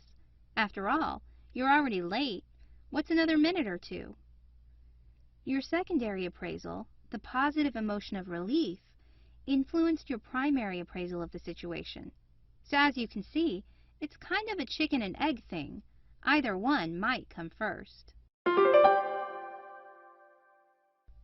During the middle of the 20th century, behavioral psychology, which denied the influence of emotions, was the predominant view, but cognitive psychology, which looked at the importance of thoughts and feelings instead of just rewards and punishments, became more and more popular as the century wore on. Richard Lazarus put forth an appraisal theory of stress, which says that situations are neither good nor bad, but how we think about them causes or doesn't cause stress. There are two steps in appraisal theory. The primary appraisal deals with the situation and how you interpret it, while the secondary appraisal deals with your feelings about the situation. Either one can come first.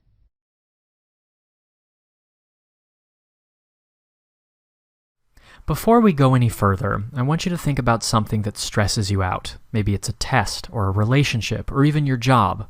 I know, it's disconcerting to have to think about something that causes you discord, but just trust me. Got it? Good. Right now, you're probably wondering why I'd choose to start a lesson with something that stresses you out.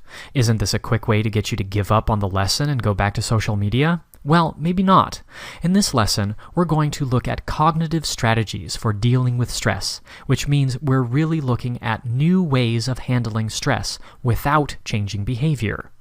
As you can imagine, this may be a bit more difficult than some of the behavior approaches you've used before. However, it is nonetheless a useful way of helping to put stress into perspective. Unless this is your first time finding ways to avoid stress, chances are you've encountered lists on stress reduction techniques in the past. Often these are ideas like exercise, meditation, or talking to your friends. All of those are great ideas, but they are all behavioral in nature. Put another way, they are ways to react to a stressor. You can't very well talk to your friends about the idea of stress, but you can talk to them about something that stresses you out. Likewise, running or dancing may help you build up some sort of immunity to stress, but they are still behaviors that will only see their real effect after you've already stressed out. From here on out, for the next few minutes, we're going to focus on trying to be proactive about stress. Let's think about what stress is. Remember that our ancestors didn't have to deal with social media or jobs. They had to deal with finding food and not being the next meal of a saber-toothed tiger. In that mindset, stress isn't such a bad thing because it refocuses your mind. Sure, being chased by a saber-toothed tiger is stressful, but at least your attention is solely focused on that big cat. So, back to the modern day. Stress exists when there is something that pushes you out of your comfort zone.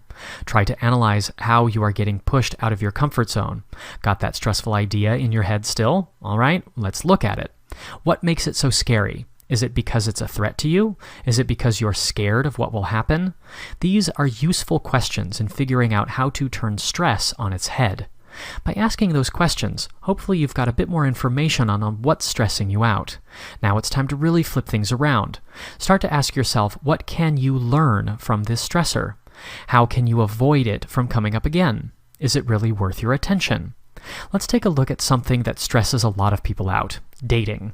For many people, there is considerable pressure to find Mr. or Miss Right, and when you do find someone who strikes your fancy, then you're worried that they won't like you, or that you'll do something silly and embarrass yourself. You can turn that around, however.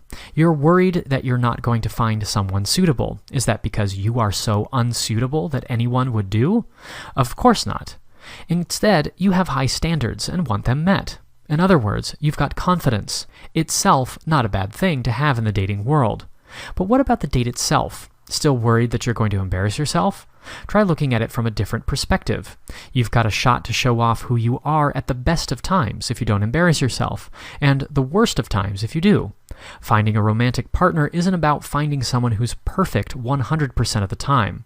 As such, if something happens that isn't quite according to plan, you get the chance to see how the other person handles themselves when you are in need of support. Cognitive strategies for dealing with stress are quite different from those behavioral strategies that you may have learned about in the past. Rather than focusing on responding to the stress, cognitive strategies instead try to find new ways of handling stress without changing behavior. In short, it's all about thinking about stressors differently. Instead of being scared or anxious about them, we try to learn from them. This could be making sure we have the appropriate amount of concern if being chased by an angry big predator, or making sure that we see stressors as an opportunity to learn more about potential partners in the dating world.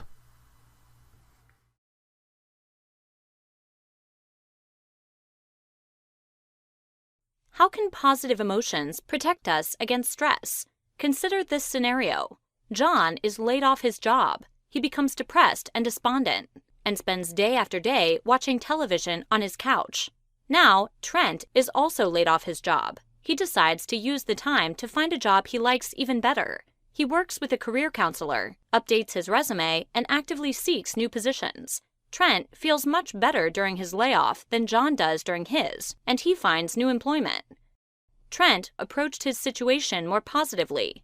In this segment, we'll note 3 concepts associated with positive emotions. They are optimism, self-efficacy, and happiness.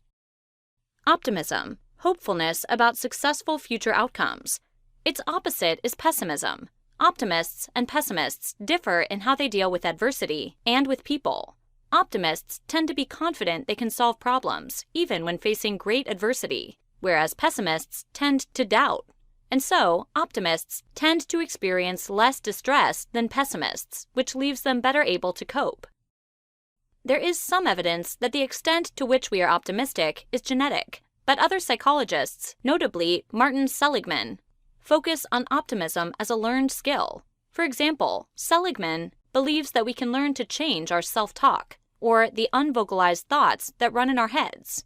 Pessimists tend to have negative self-talk, but these thoughts can be challenged. Optimists also tend to have greater self-efficacy, which is the belief in their own competence to produce desired outcomes. People with higher self-efficacy are more likely to take on new challenges. People with lower self-efficacy, by contrast, are more likely to avoid new challenges, and they are more likely to believe existing problems are more difficult than they actually are. Finally, optimists tend to be happier than pessimists. What is happiness? It's one of those things that we often think we understand intuitively, but then when we actually try to define it, an easy definition eludes us. Positive psychology has identified 3 different layers to the meaning of happiness. First, happiness can mean the experience of pleasure and positive emotions. Second, happiness can mean feeling engaged in and absorbed by a certain activity. And finally, happiness can mean feeling engaged not just in any activity, but rather in a meaningful activity, or in something that's valuable to more than just the person doing it. Studies suggest that how happy we feel is partially genetic. It's also partly dependent on external circumstances, but not nearly as much as one might think. In fact, the experience of happiness is perhaps less than 20% dependent on the situation in which we find ourselves. For example, people who accumulate great wealth aren't necessarily happier than those who don't, and those who struggle with major illness are less happy at first, but soon bounce back to average happiness levels. And while we probably all imagine circumstances in which we think we would be very happy, a psychologist named Dan Gilbert has shown that we really are not so great at predicting the circumstances that will make us happy. One aspect of our circumstances that can really improve our happiness, however, is the strength of our social support network. Studies suggest that people with stronger support networks are happier. Friends and family can strengthen our network. Less obviously, so can psychological therapy, because therapy provides us with support for the problems we're facing. Positive psychology can help us to cope with stress and to improve our overall health. Compared to pessimists, optimists are more hopeful about future outcomes. They also tend to exude a greater degree of self-efficacy and are happier overall. It is surely a crazy world that we're living in. Many of us are tethered to our jobs to the point that we check our email when we're on vacation, myself included. We have family concerns, bills to pay, and 100 other little stresses every day. How can we deal with this? If you're thinking that this lesson is going to be some brand new way of ridding your life of all stress, a blanket term used to describe anything that pushes your body out of its comfort zone, then you're wrong. I don't have any novel way to make your life better. What I do have are a few tried and true methods that help deal with and avoid stress in the first place. Practically every guide on reducing stress you'll find says to exercise. In fact, I guarantee that at least some of you are rolling your eyes. After all, what could be more stressful than going to the gym and realizing that you're not the most fit person in the world? However, none of that matters. To get the stress relief benefits of exercising, you don't even have to leave your house. Do some light yoga, or even dance along to your favorite song. Movement releases endorphins, which make you feel better. Meditation is also a great technique to reduce stress. For those of you who aren't familiar with it, meditation doesn't have to be about trying to find inner knowledge, although that itself is a worthy goal. Instead, think of meditation as organizing your brain. Sit with your eyes closed for a few minutes and just let your mind wander. Anytime you realize your mind has wandered off onto something that stresses you out, tell your brain to let it go and go back to letting your mind wander. It's easier said than done, but can really help you let go of stress. Speaking of letting go of stress, it goes without saying that you should avoid high-stress situations. If your job is giving you a great deal of stress, try to figure out what is causing it and address it. If you're constantly late, leave the house earlier. If you're overwhelmed, find a way to ask for help. The same can also be said about your social life. If you feel that you don't have any me time because you're being pulled in 1,000 different directions by your friends, just say no. You're not rejecting them, you're just saying that you need some time for your own sanity. If they truly care for you, they'll appreciate that you need that time. However, don't completely cut yourself out of the picture. Talk to your friends. Friendship is a two-way street. If you have heard them go on for an hour about how frustrating it is that they can't find a date, they can give you 15 minutes to hear about how you feel like you're losing your mind. This is all the more true if the person you're talking to is your romantic partner. Chances are they see that you're stressed, and if they are worth your time, they'll want to know what's wrong. Finally, don't be afraid to put stress into perspective. That exam is important, but your life isn't over if you fail it. Even if it causes you to fail out of college, which is more than likely not the case, you can always find another avenue in your life. Your job may be causing you more harm than good. If you can't find a suitable way to reduce stress, remember that it is just a job. Try to find a way to laugh about it. If that's not possible, remember that there are other jobs out there. No amount of money is worth your mental and physical health. All right, let's review. Stress, a blanket term used to describe anything that pushes your body out of its comfort zone, is everywhere. However, coping with it is an important way to remain healthy. Two of the most effective ways of coping with it are through exercise and meditation.